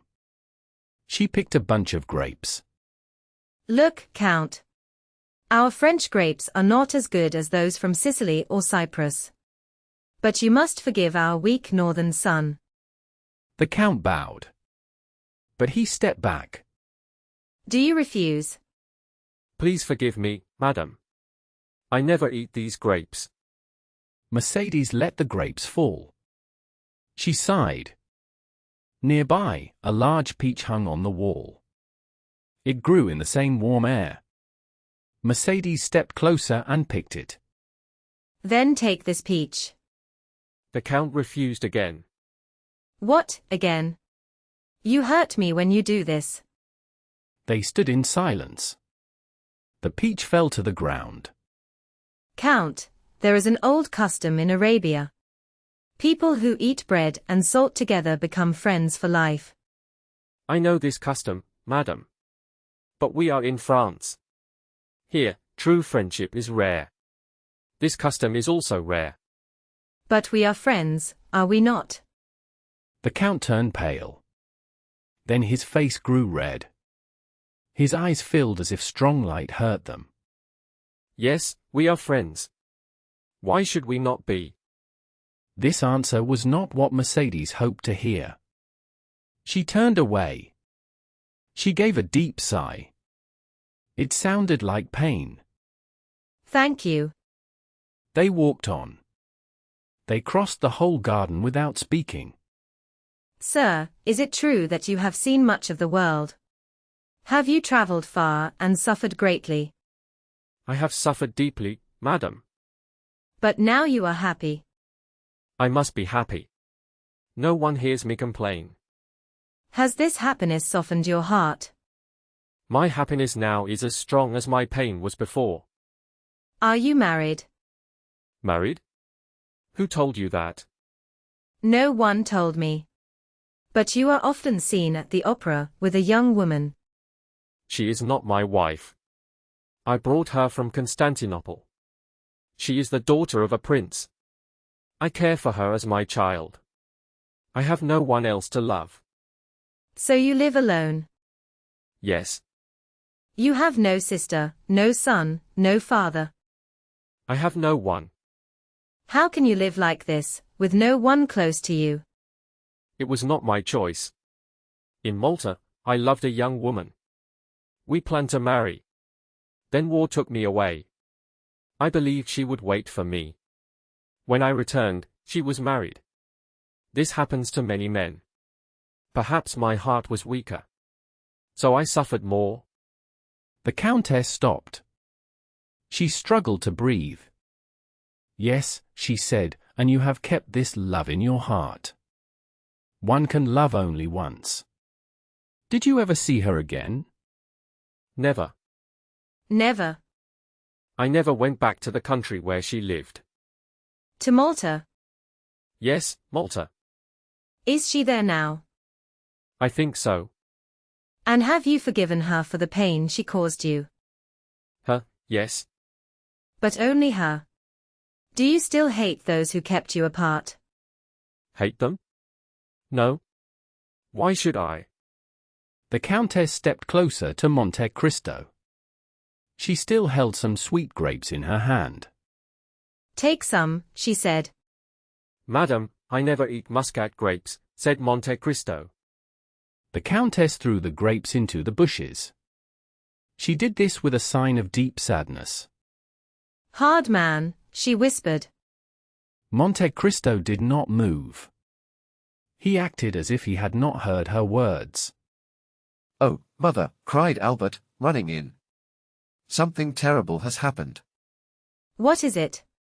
What has happened? You say something bad. I almost expect bad news now. Monsieur de Villefort is here. And? He has come to take his wife and daughter home. Why? Because Madame de Saint-Méran has arrived in Paris. She brought news that Monsieur de Saint-Méran has died. He died on the first day of his journey from Marseilles. Madame de Villefort did not believe it at first. She felt happy and refused to think it was true.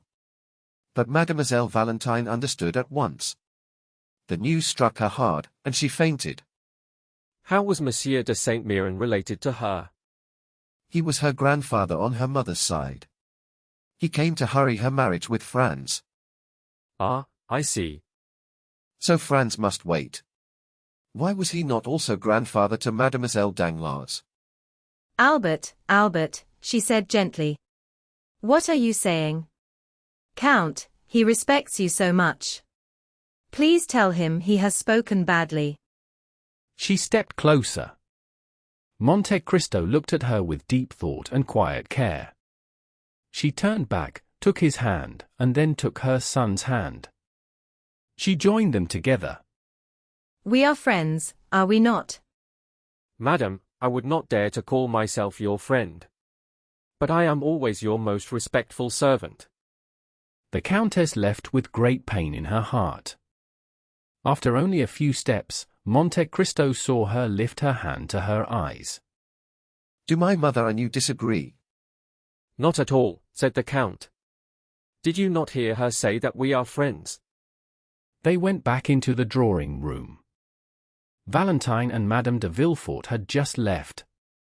Morel also went away soon after. Chapter 72. Madame de Saint-Méran.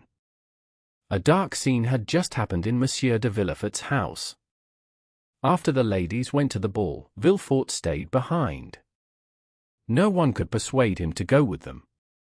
He locked himself in his study, as he often did.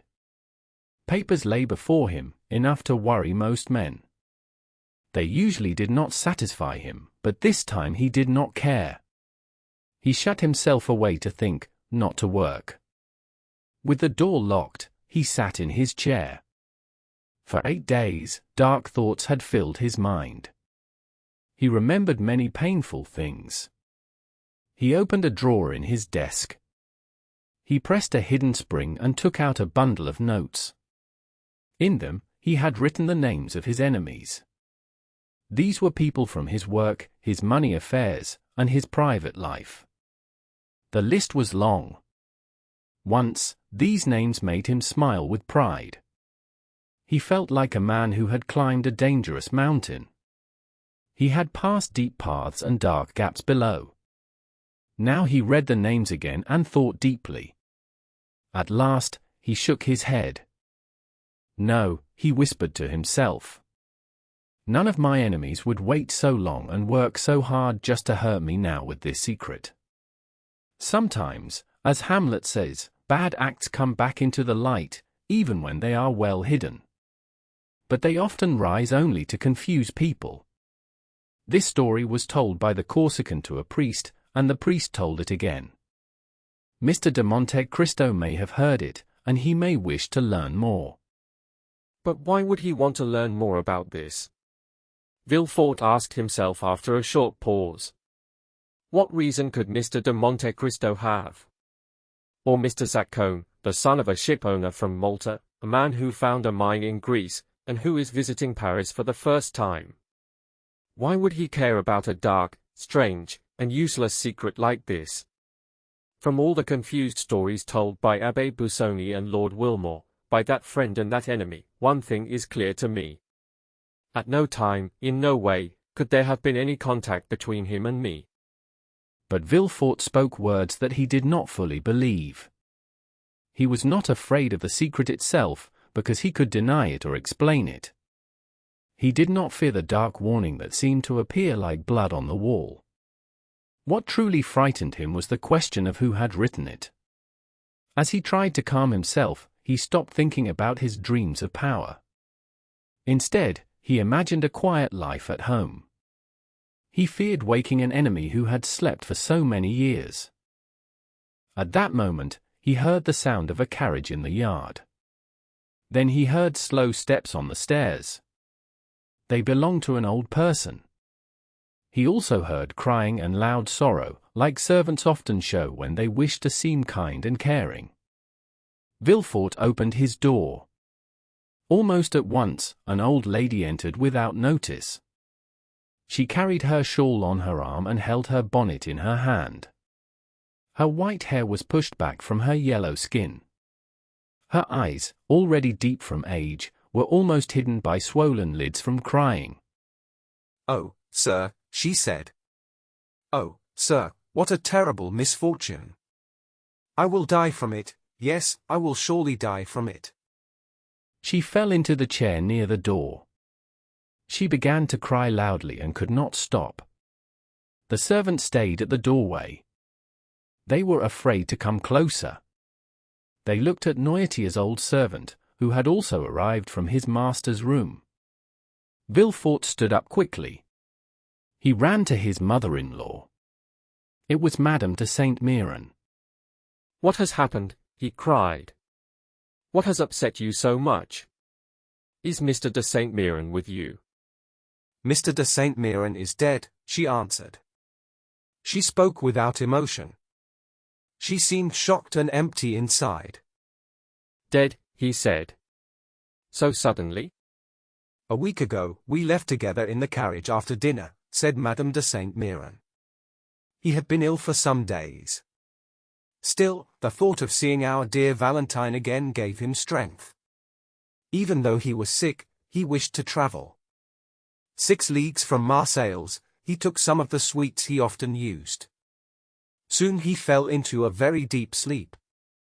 It felt strange to me. His face was red, and the veins on his head beat strongly. But I did not wake him. When it grew dark and I could no longer see, I fell asleep too. I woke suddenly to a sharp cry, like a man suffering in a dream. He threw his head back with great force. I called the servant. I stopped the driver. I spoke to my husband. I used my smelling salts. But it was too late. I arrived in Annex beside his body. Villefort stood still. His mouth was half open. He was deeply shocked. Of course you sent for a doctor? At once, but as I told you, it was too late. Yes, but he could tell why the poor Marquis died. Yes, sir, he told me. He said it was a sudden stroke. And what did you do then? Monsieur de Saint-Méran always wished this.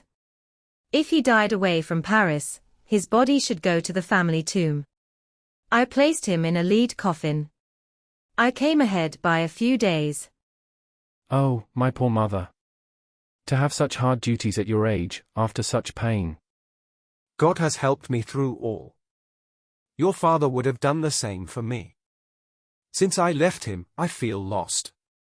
I cannot cry. They say old people have no more tears. Still, in pain, one should be able to weep. Where is Valentine, sir? I came to see Valentine. Villefort could not say that Valentine was at a ball. So he said she had gone out with her stepmother. He said someone would fetch her. This moment, sir. I beg you. Villefort took Madame de Saint-Méran by the arm.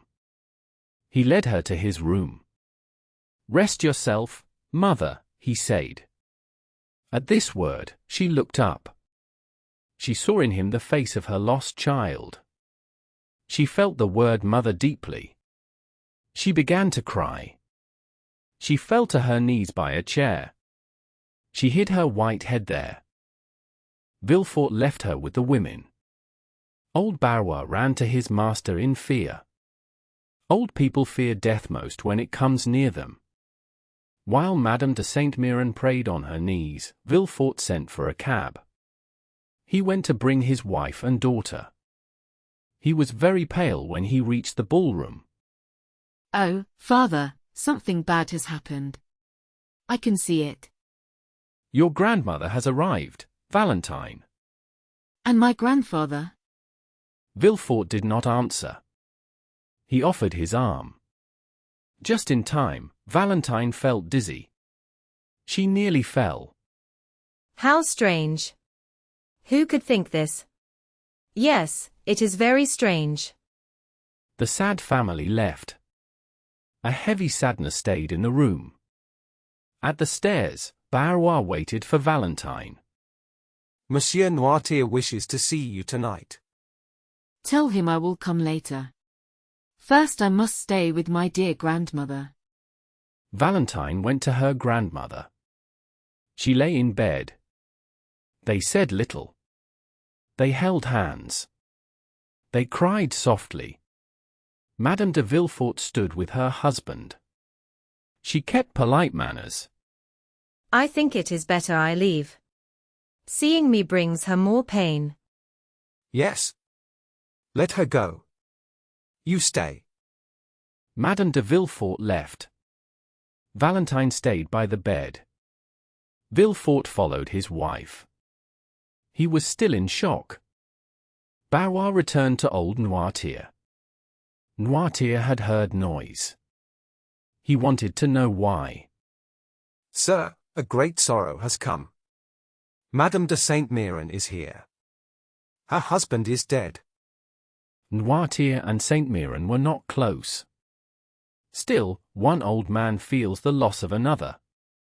Noirtier lowered his head. He thought deeply. Mademoiselle Valentine? Noirtier nodded. She is at the ball. She came to say goodbye. Do you wish to see her? Noirtier nodded again. They have gone to fetch her. I will wait. I will ask her to come here. Is that what you want?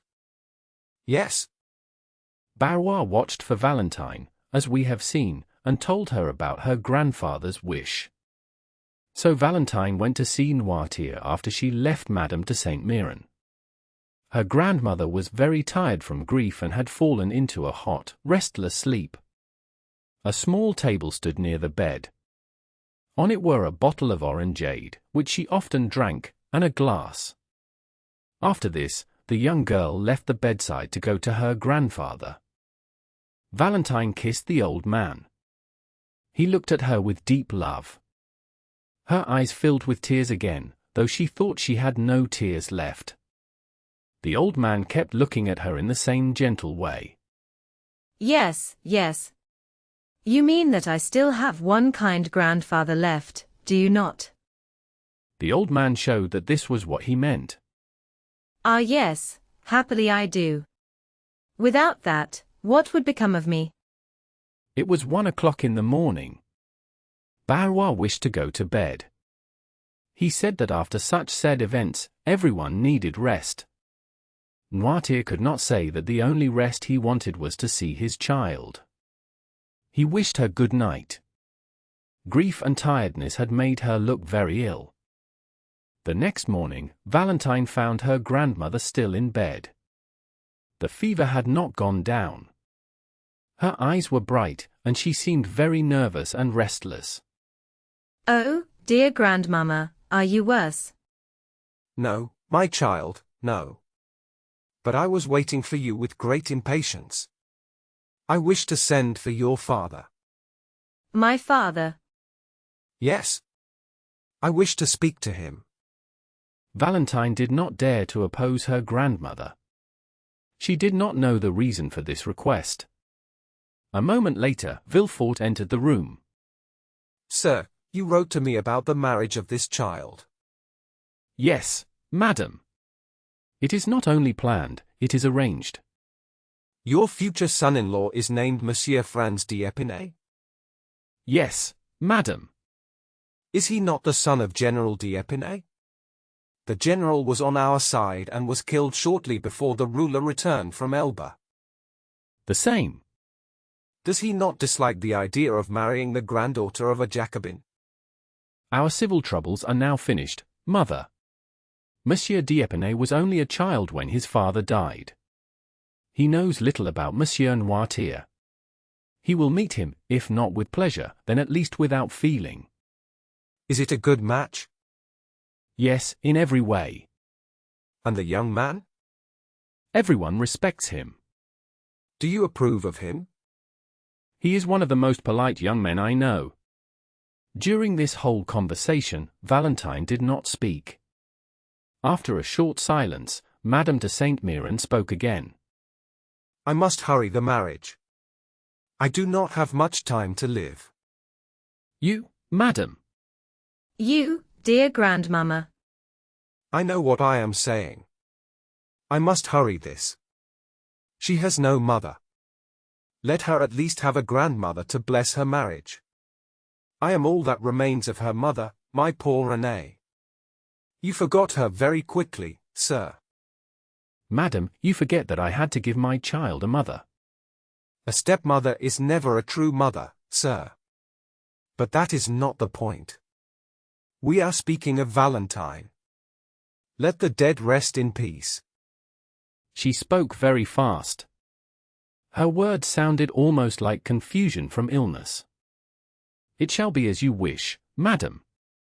Your wishes match mine. As soon as Monsieur d'Épinay arrives in Paris. My dear grandmother, please think of what is proper. There has just been a death. You would not have me marry under such sad signs. My child, do not speak of empty rules. Weak minds fear the future. I was married at my own mother's deathbed. I was not less happy because of it. Still, that thought of death troubles me, madam. Still? Always. I tell you, I am going to die. Do you understand? Before I die, I wish to see my son-in-law. I wish to tell him to make my child happy. I wish to look into his eyes. I wish to know if he will obey me. I will know him. I will. If he does not do his duty, I will rise from my grave and find him. Madam, you must put these ideas away. They are too strong and sound like madness. The dead do not rise again after burial. You are wrong, sir. Last night I had a terrible sleep. It felt as if my soul was leaving my body. I tried to open my eyes, but they closed. Then, though my eyes were shut, I saw something. I saw a white figure enter the room. It came from the door near Madame Villefort's room. It came in quietly. Valentine screamed.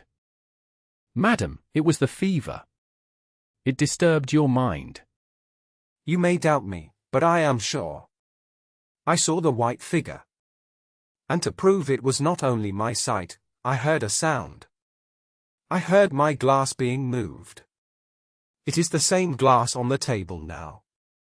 Oh dear mother, it was only a dream. It was not a dream. I reached for the bell.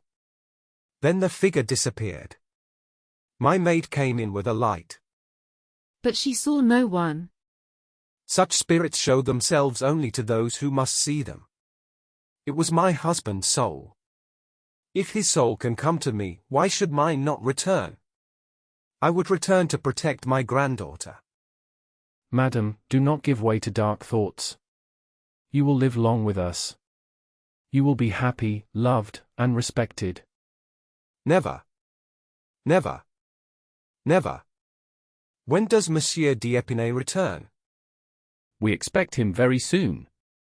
Good. Tell me at once when he arrives. We must act quickly. I also wish to see a notary. I want to be sure all our property goes to Valentine. Oh, grandmamma. Do you wish to harm me? You are burning with fever. We should call a doctor, not a notary. A doctor? I am not ill. I am only thirsty. What are you drinking, dear grandmamma? The same as always. My glass is on the table. Give it to me, Valentine. Valentine poured the drink and gave it to her. She felt afraid. It was the same glass she thought the spirit had touched. The Marchioness drank it all. She turned on her pillow. She repeated the words, "The notary." Monsieur de Villefort left the room.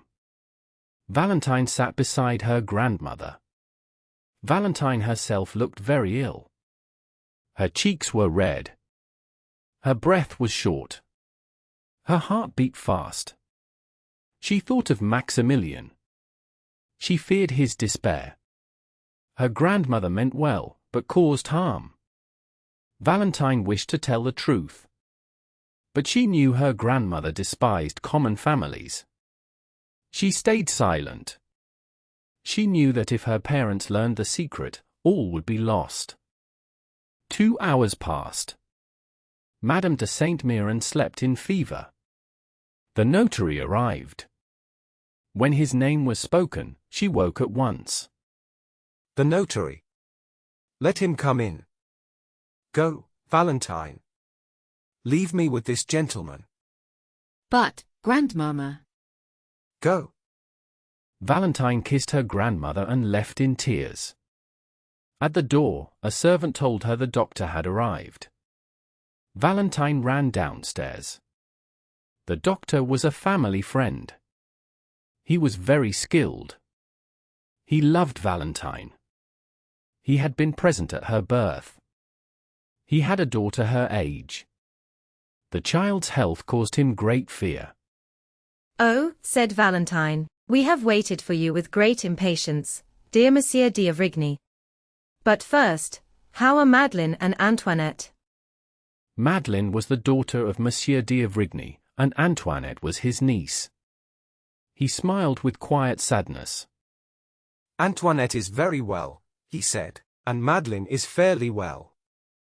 But you sent for me, my dear child. Your father and Madame de Villefort are not ill. As for you, doctors cannot take away nerves. I think you only need to rest your thoughts and not let your mind wander too far. Valentine blushed. The doctor knew how to read the mind, and he often helped the body through calm words. No, she replied, it is for my poor grandmother. You know the sad event that has happened to us, do you not? I know nothing, said Monsieur d'Avrigny. Alas, said Valentine, holding back her tears. My grandfather is dead. Monsieur de Saint-Méran. Yes. Suddenly. From a sudden stroke. A sudden stroke. Yes, and my poor grandmother believes her husband has called her, she said. She thinks she must go and join him. Oh, Monsieur d'Avrigny, please help her. Where is she? In her room with the notary. And Monsieur Noirtier? He is the same, she replied. His mind is clear, but he cannot move or speak. And he still loves you very much, my dear child. Yes, said Valentine. He was very fond of me. Who does not love you? Tell me, what troubles your grandmother? She is very nervous and sleeps badly, said Valentine. This morning she thought her soul was floating above her body. She believed she saw someone enter her room. She even thought she heard a sound near her glass. That is strange, said the doctor. I did not know she had such fears. I have never seen her like this before, said Valentine. This morning she frightened me very much. Even my father seemed deeply troubled. We will go and see her, he said. What you tell me is very unusual. The notary then came downstairs. Valentine was told that her grandmother was now alone. Please go upstairs, she said to the doctor. And you, he asked. I cannot, she replied softly. She told me not to call you. I feel restless and unwell. I will walk in the garden to calm myself.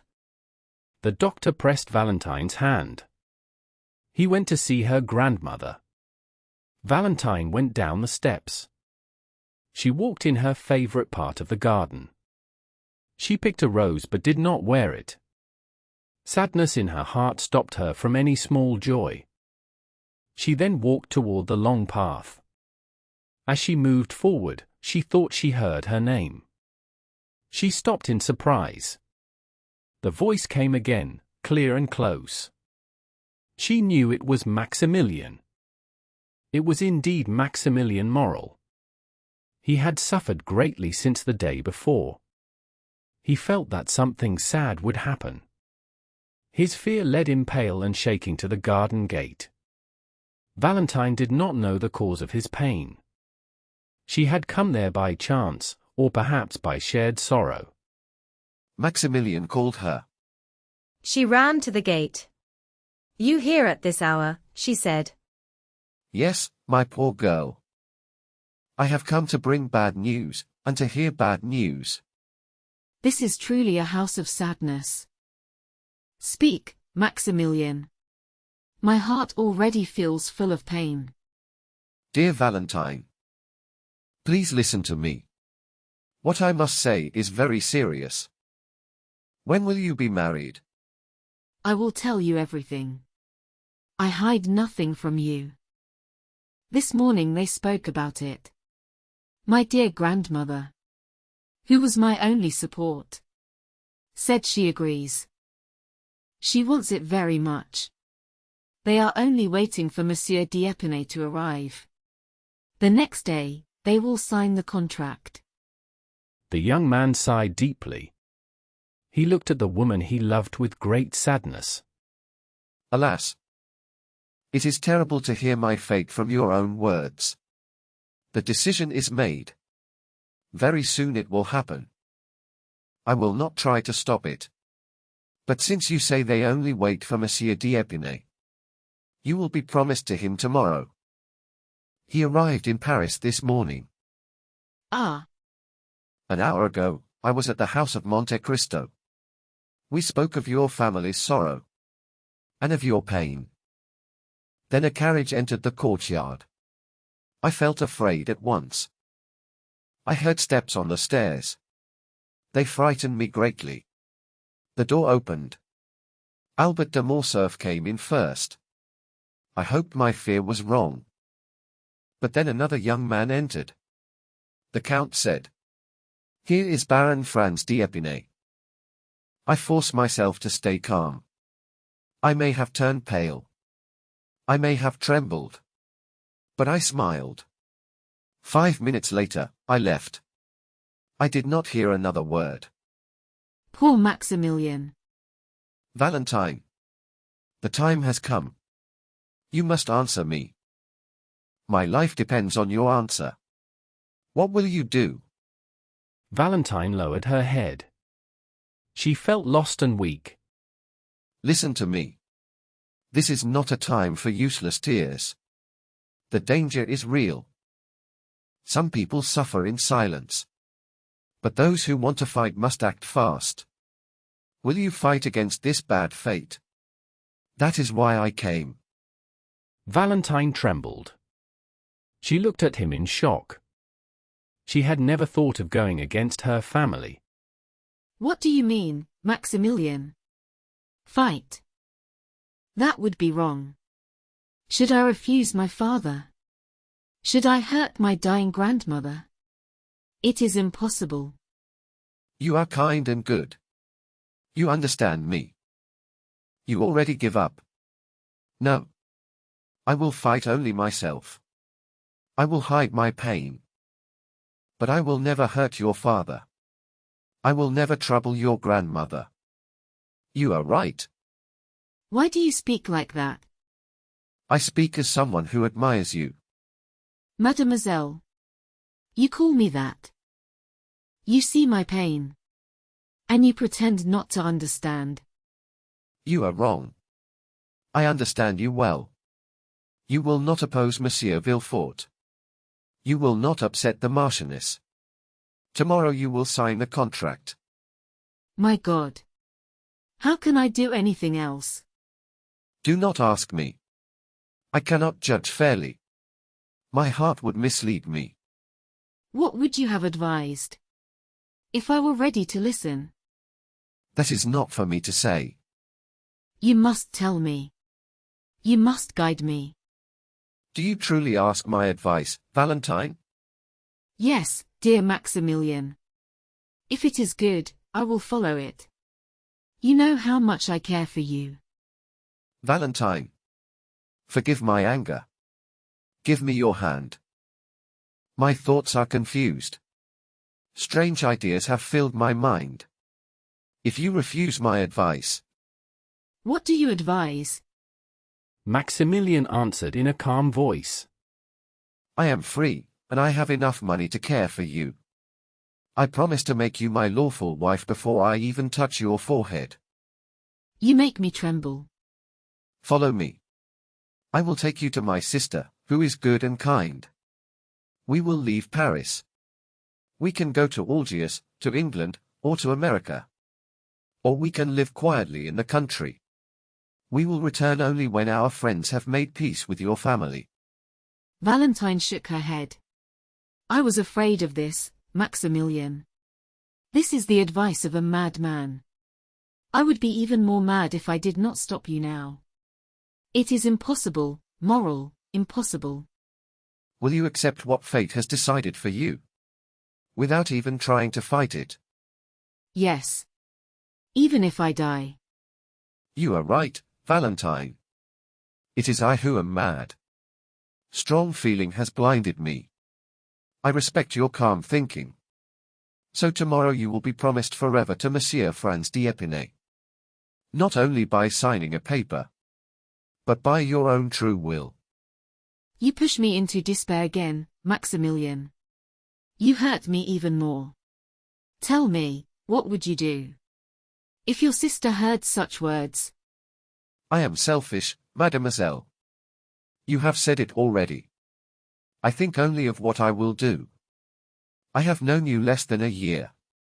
From the first day I saw you, all my hope was to win your love. When you said you loved me, my whole future rested on you. To have you would be life to me. Now I think no more. My good fortune has turned away. I thought I had found heaven. Now I have lost it. A gambler often loses not only what he has, but also what he hoped to have. He spoke in a calm and deep voice. Listen, my dear Valentine, whom I love so much. People like us have nothing to hide. We can read each other's hearts. I am not a dreamer, and I am not a sad hero. I do not act like men from stories. But my life is tied to yours. You are leaving me, and you are right. I say it again, you are right. But when I lose you, I lose my life. When you leave, I will be alone in the world. My sister is happy and married. Her. Yes, we will wait, replied Valentine. Her strength returned when she spoke. Many things may still save unhappy people like us. I trust you, Valentine, said Moral. Everything you do will be right. But if they ignore your prayers, if your father and Madame de Saint-Méran insist that Monsieur d'Épinay is called tomorrow to sign the contract, then you have my promise, Maximilian. Instead of signing, I will come to you, and we will escape. But from now until then, we must not meet. We must not take risks. It is a miracle we were not discovered. If someone surprised us, if they knew we met like this, we would have no way to save ourselves. You are right, Valentine. But how will I know? From the notary, Monsieur Deschamps. I know him. And I will write to you. You can trust me. I fear this marriage, Maximilian, as much as you do. Thank you, my dear Valentine. Thank you. That is enough. When I know the hour, I will hurry here. You can cross this fence with my help. A carriage will wait at the gate. You will come with me to my sister's home. There, living quietly or meeting people as you wish. We will be strong enough to resist what is forced on us. We will not suffer in silence. Yes, said Valentine. I now see you are right. Are you satisfied with our promise to each other? My dear Valentine, words cannot tell how happy I am. Valentine moved closer. Her lips came very near the fence. Moral pressed his lips to the other side of the cold barrier. Goodbye, until we meet again, said Valentine. She pulled herself away. I will hear from you. Yes. Thank you, dear love. Goodbye. The sound of a kiss was heard. Valentine ran down the path. Moral listened to her steps on the gravel. When all was quiet, he looked up to heaven. He smiled with deep thanks for being so loved. Then he also left. Moral went home. He waited all evening and all the next day. No message came. The following morning, at 10 o'clock, as he was about to visit the notary, the postman gave him a small note. He knew it was from Valentine. The note said this: My tears and prayers changed nothing. Yesterday, I spent 2 hours in the church. I prayed with all my heart. But heaven is firm, like men. The contract will be signed this evening at 9. I have only one promise and one heart. Both are yours. So tonight, at 8:45 at the gate. Your promised wife, Valentine de Villefort. My poor grandmother grows worse. Yesterday, she had fever and confusion. Today it is almost madness. Please be kind to me, Moral. Help me forget the pain of leaving her. Grandfather Noirtier does not know that the contract will be signed tonight. Moral went to the notary. The news was confirmed. The contract would be signed that evening. Then he visited Monte Cristo. There he learned even more. Franz had announced the ceremony. Madame de Villefort had written to excuse herself. She spoke of recent death and serious illness. She did not wish to bring sadness to the Count. The day before, Franz had met Madame de Saint-Méran. She rose from her bed to greet him, but soon had to lie down again. Moral's worry did not escape the Count. Monte Cristo was more kind than ever. Many times, Moral almost told him everything. But he remembered his promise to Valentine. So he stayed silent. Moral read Valentine's letter many times that day. It was her first letter. And it came at such a serious moment. Each time he read it, he promised again to make her happy. How strong is a woman who makes such a brave choice? How much love she deserves. She gives up everything. She becomes both a queen and a wife. It is impossible to love her enough. Moral waited with a strong desire for the moment when he would hear Valentine say, "Here I am, Maximilian, come and help me." He had prepared everything for her escape. 2 ladders were hidden in the clover field. A small carriage was ready for Maximilian alone, without a servant and without lights. At the first street corner, they planned to light the lamps. Too much care would bring the notice of the police. At times, he felt a cold fear in his body. He thought of the moment when he would stand on the wall and help his dear Valentine climb down. He imagined holding her in his arms for the first time, after only kissing her gentle hand before.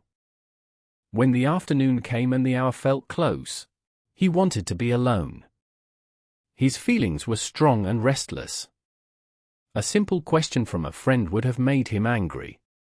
He locked himself in his room and tried to read. But his eyes moved across the page without understanding. He threw the book away. For the second time, he sat down to draw his plan again, the ladders and the fence. At last, the hour came near. No man deeply in love lets the clocks move in peace. Moral watched his so closely that they seemed to rush forward. They struck 8 when it was only 6:30. "It is time to go," he said.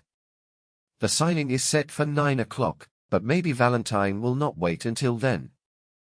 So Moral left the Rue Meslay at 8:30 by his watch. He entered the clover field while the church clock was striking 8. The horse and carriage were hidden behind a small ruin. Moral had waited there many times before. The night slowly came on. The leaves in the garden grew darker in color. With a fast-beating heart, Moral came out of his hiding place. He looked through a small opening in the gate. No one was there. The clock struck 8:30. Another half hour passed as Moral walked back and forth. He looked again and again through the opening. The garden grew even darker. In the dark, he searched for the white dress, but saw nothing.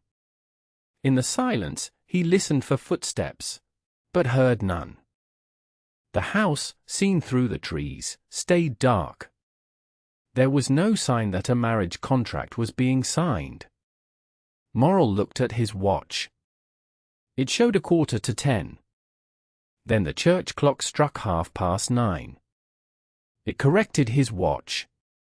This was already half an hour later than Valentine had planned. This was a terrible moment for the young man. The smallest sound in the leaves caught his attention. The light wind made him sweat with fear. With shaking hands, he fixed the ladder. Not wanting to lose time, he placed his foot on the first step. Hope and fear changed again and again. Then the clock struck 10. "It cannot be," said Maximilian. "The signing cannot take so long without some problem. I have thought of every chance and counted the time. Something must have gone wrong." He walked quickly back and forth. He pressed his hot forehead against the fence. Had Valentine fainted? Or had someone seen her and stopped her escape? These were the only reasons he could imagine. The thought that frightened him most was that her strength had failed. He imagined her fainting on one of the paths. "If that is true," he said, "I will lose her, and it will be my fault." He held this thought for a moment. Then it felt real to him. He thought he saw something lying on the ground far away. He dared to call out. It seemed that the wind carried back a weak sigh. At last, the half-hour struck. He could not wait any longer. His head was pounding, and his sight was fading. He lifted one leg over the wall. In a moment, he jumped down on the other side. He was now inside Villefort's grounds. He had climbed the wall to enter. What might happen next? Still, he could not turn back now. He walked close along the wall for a short distance. He crossed a path and entered a group of trees. In moments, he passed through them. He could now see the house clearly. Morrel then saw that he had been right. The house was not lit. On a day of ceremony, lights usually shine in every window. Now he saw only a grey shape. A cloud covered it, hiding the weak moonlight. A light moved quickly past 3 windows on the 2nd floor. These windows belonged to Madame de Saint-Méran's room. Another light stayed still behind red curtains. That light came from Madame de Villefort's bedroom. Morrel understood all this at once. Many times, Morrel had asked Valentine to describe the house to him. She told him everything, hour by hour, until he felt he knew it well. So now, the dark and silent place frightened him even more than her absence. He was full of grief and fear. He decided to risk everything to see Valentine once more. He wanted to be sure that his fear was not true. Morrel reached the edge of the trees. He was about to cross the garden as fast as he could. Then he heard a voice in the distance. The wind carried the sound to him. He stopped at once and stepped back. He hid himself and did not move. He made a clear plan in his mind. If Valentine was alone, he would speak to her. If she was with someone, he would stay silent but watch her. Then he would know she was safe. If they were strangers, he would listen. Perhaps he would understand this strange mystery. The moon came out from behind a cloud. Morrel saw Villefort come down the steps. Another man walked behind him. They moved toward the trees. Morrel soon saw that the second man was Dr. d'Avrigny. Morrel pulled back without thinking. He stopped when he touched a tall tree in the center. He could not move any farther. Soon, the 2 men stopped as well. "Ah, my dear doctor, heaven is against my house. What a terrible death, what a cruel blow. Do not try to comfort me.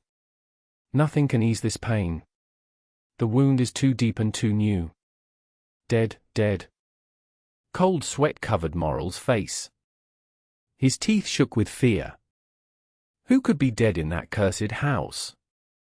My dear Monsieur de Villefort, I did not bring you here to comfort you. I came for the opposite reason. What do you mean? Behind this misfortune, there may be another one. It may be even worse. Is that possible? What are you going to tell me? Are we completely alone? Yes, we are. Why do you ask? Because I have a terrible secret to tell you. Let us sit down. Villefort almost fell into his seat. The doctor stood before him and placed a hand on his shoulder.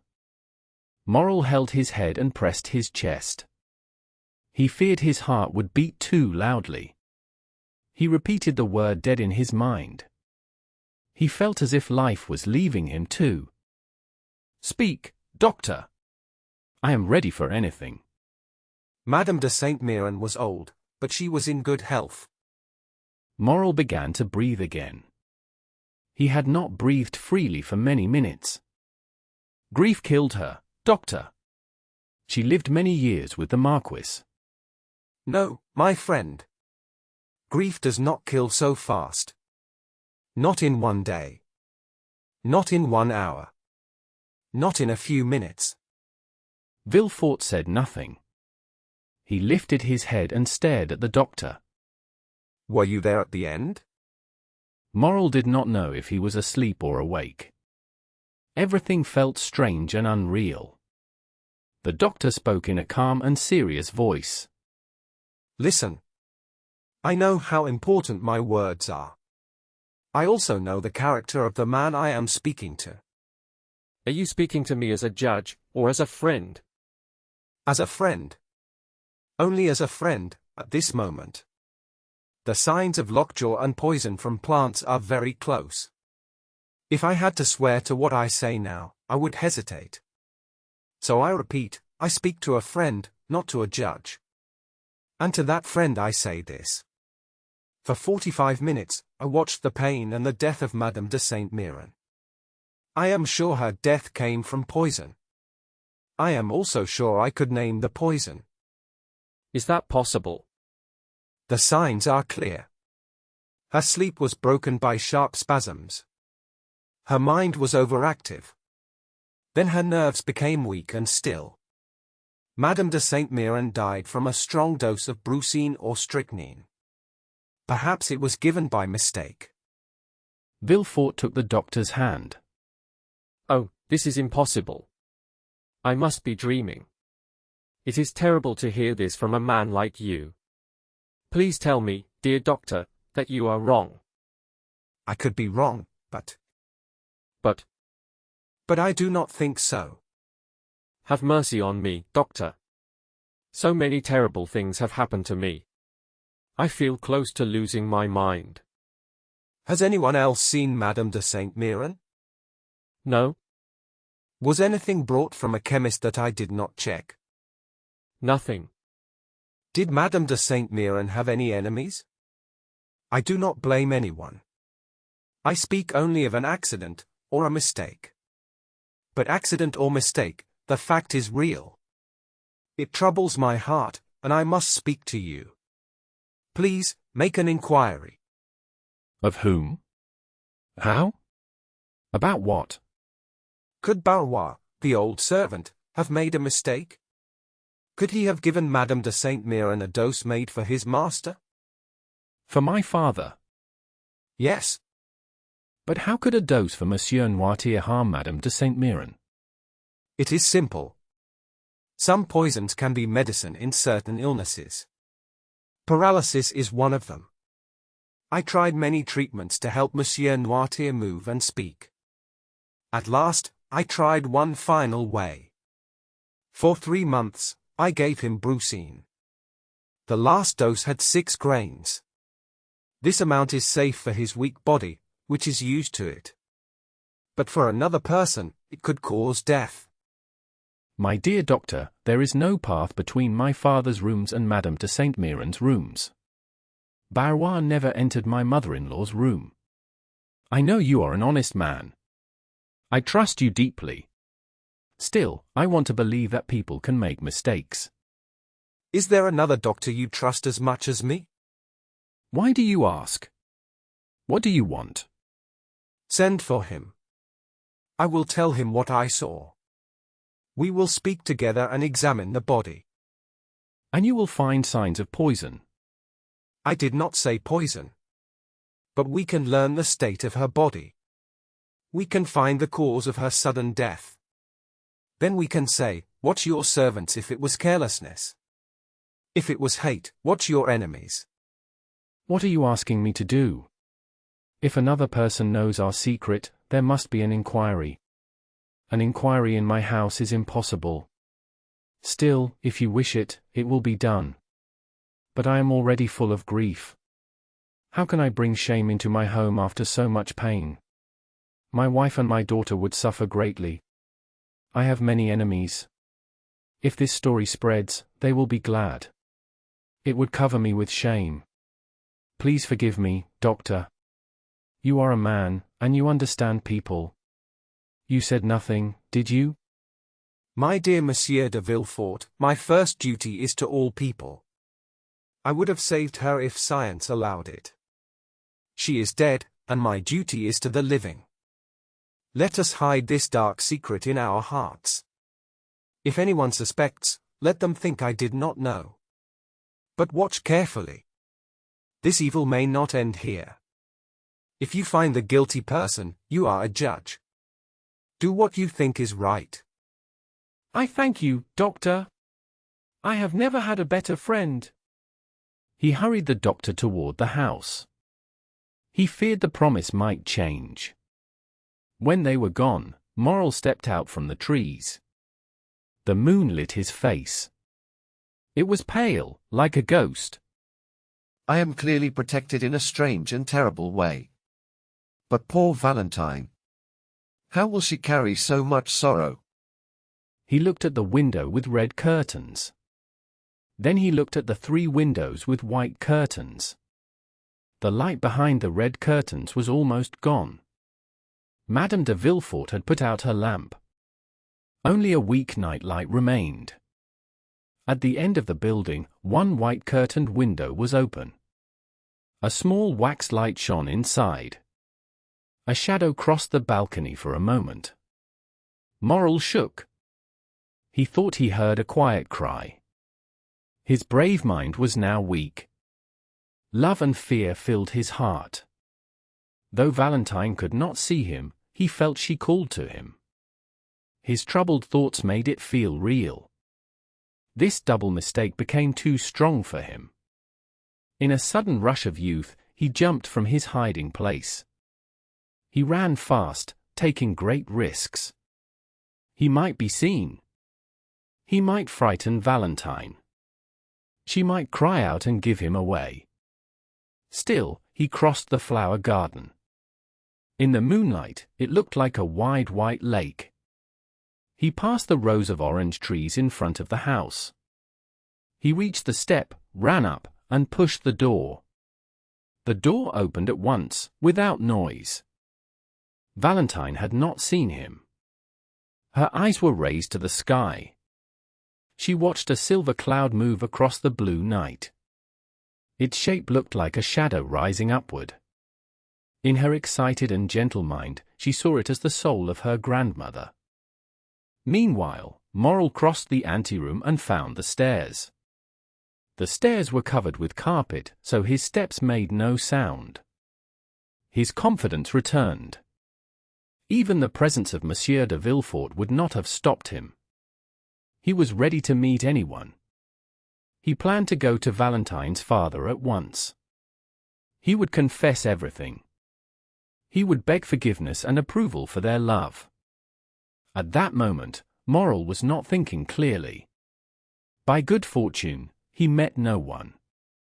Now more than ever, Valentine's description of the house helped him. He reached the top of the stairs safely. As he felt his way forward, he heard a sob.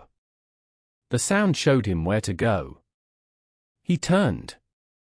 A half-open door showed him the path.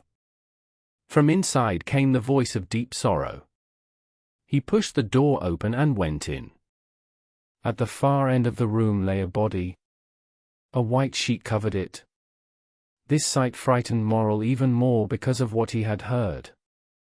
Beside it, on her knees, was Valentine. Her head rested on the cushion of a chair. She was shaking and crying. Her hands were raised and clasped above her head. She had turned away from the open window. She was praying. Her words were fast and broken. Her grief was so heavy that it almost stopped her voice. The moonlight came through the open blinds. It made the lamp look pale. A cold, grave light filled the room. Morrel could not endure this sight. He was not deeply religious. He was not easily moved. But Valentine's pain was too much for him. He sighed. He softly whispered her name. Her tear-wet face lifted and turned to him. She saw him without surprise. A heart full of one great sorrow feels no small ones. Morrel held out his hand. Valentine pointed to the body as her only answer. She began to sob again. For a long moment, neither dared to speak. Death seemed to command silence. My friend, How did you come here? I would say you are welcome. But death has opened the door for you. Valentine, I waited from 8:30. You did not come. I became worried. I climbed the wall and crossed the garden. Then I heard voices. They spoke of the terrible event. What voices? Your servants. They told the whole sad story. That is how I learned everything. But coming here put our plan in danger, my love. Forgive me. I will go. No. You might meet someone. Stay. But if someone comes here, No one will come. Do not fear. There is our protection. She pointed to the bed. what has happened to Monsieur d'Épinay? Franz arrived to sign the contract. He came just as my dear grandmother was dying. Morel felt a brief and selfish relief. He thought the wedding would now be delayed. But this makes my pain even greater. On her deathbed, my grandmother asked for the marriage to happen soon. She wished to protect me. Yet she did not know she was hurting me. Listen. They both listened. Clear footsteps sounded in the hall and on the stairs. It is my father. He has just left his study. He is walking the doctor to the door. Valentine looked very surprised. How do you know it is the doctor? I thought it must be him. Valentine looked at the young man. They heard the street door close. Then Monsieur de Villefort locked the garden door and went upstairs. He stopped for a moment. He did not know if he should go to his own room or to Madame de Saint-Méran's room. Morel hid behind a door. Valentine did not move. Her grief took away all her fear. Monsieur de Villefort went to his own room. Now you cannot go out by the front door. You cannot go out by the garden. Morel looked at her in surprise. There is only one safe way left.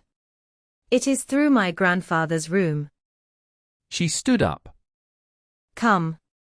Where? To my grandfather's room. To Monsieur Noirtier's rooms? Yes. Do you really mean it, Valentine? I have wanted this for a long time. He is my only friend now. We both need his help. Come. Be careful, Valentine. I see my mistake now. I was foolish to come here. Are you sure you are thinking clearly? Yes. I have only one worry. I promised to watch beside my dear grandmother. Valentine, death is always holy. Yes. And it will not be for long. She crossed the corridor. She went down a narrow stair. She led the way to Monsieur Noirtier's room. Morel followed quietly. At the door, they saw the old servant. Barrois, close the door. Do not let anyone come in. She went in first. Noirtier sat in his chair. He listened to every sound. He watched the door. When he saw Valentine, his eye grew bright. Her manner was serious and calm. At once, his eye asked a question. Dear grandfather. You know my poor grandmother died an hour ago. Now I have no friend in the world but you. His eye showed great love and care. May I tell you my pain and my hopes? Yes. Then look closely at this gentleman. The old man looked at Morel with care. This is Monsieur Maximilien Morel. He is the son of the good merchant from Marseilles. Yes. He has a good and honest name. He will make it even better. He is a captain. He has honor for his service. The old man showed that he remembered him. Grandfather. I love him. I will belong only to him.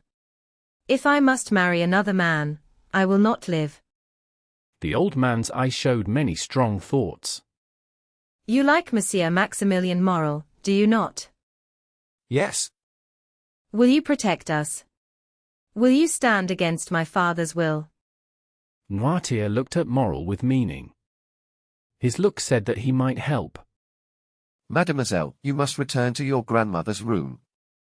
May I speak alone with Monsieur Noirtier for a few minutes? The old man agreed with his eyes. Then he looked at Valentine with care. Do you fear he will not understand you? Yes. We have spoken of you many times. He knows how I speak with him. He knows all that I know. Valentine stood up. She placed a chair for Morel. She asked Barrois not to let anyone enter. She kissed her grandfather with love. She said goodbye to Morel with sadness. Then she left the room. To show Noirtier that he knew their secret, Morel took a dictionary. He also took a pen and some paper. He put them on a table near the light. But first, sir, let me tell you who I am. Let me tell you how much I love Valentine. Let me tell you what I wish to do for her. Noirtier showed that he was ready to listen. It was a powerful sight.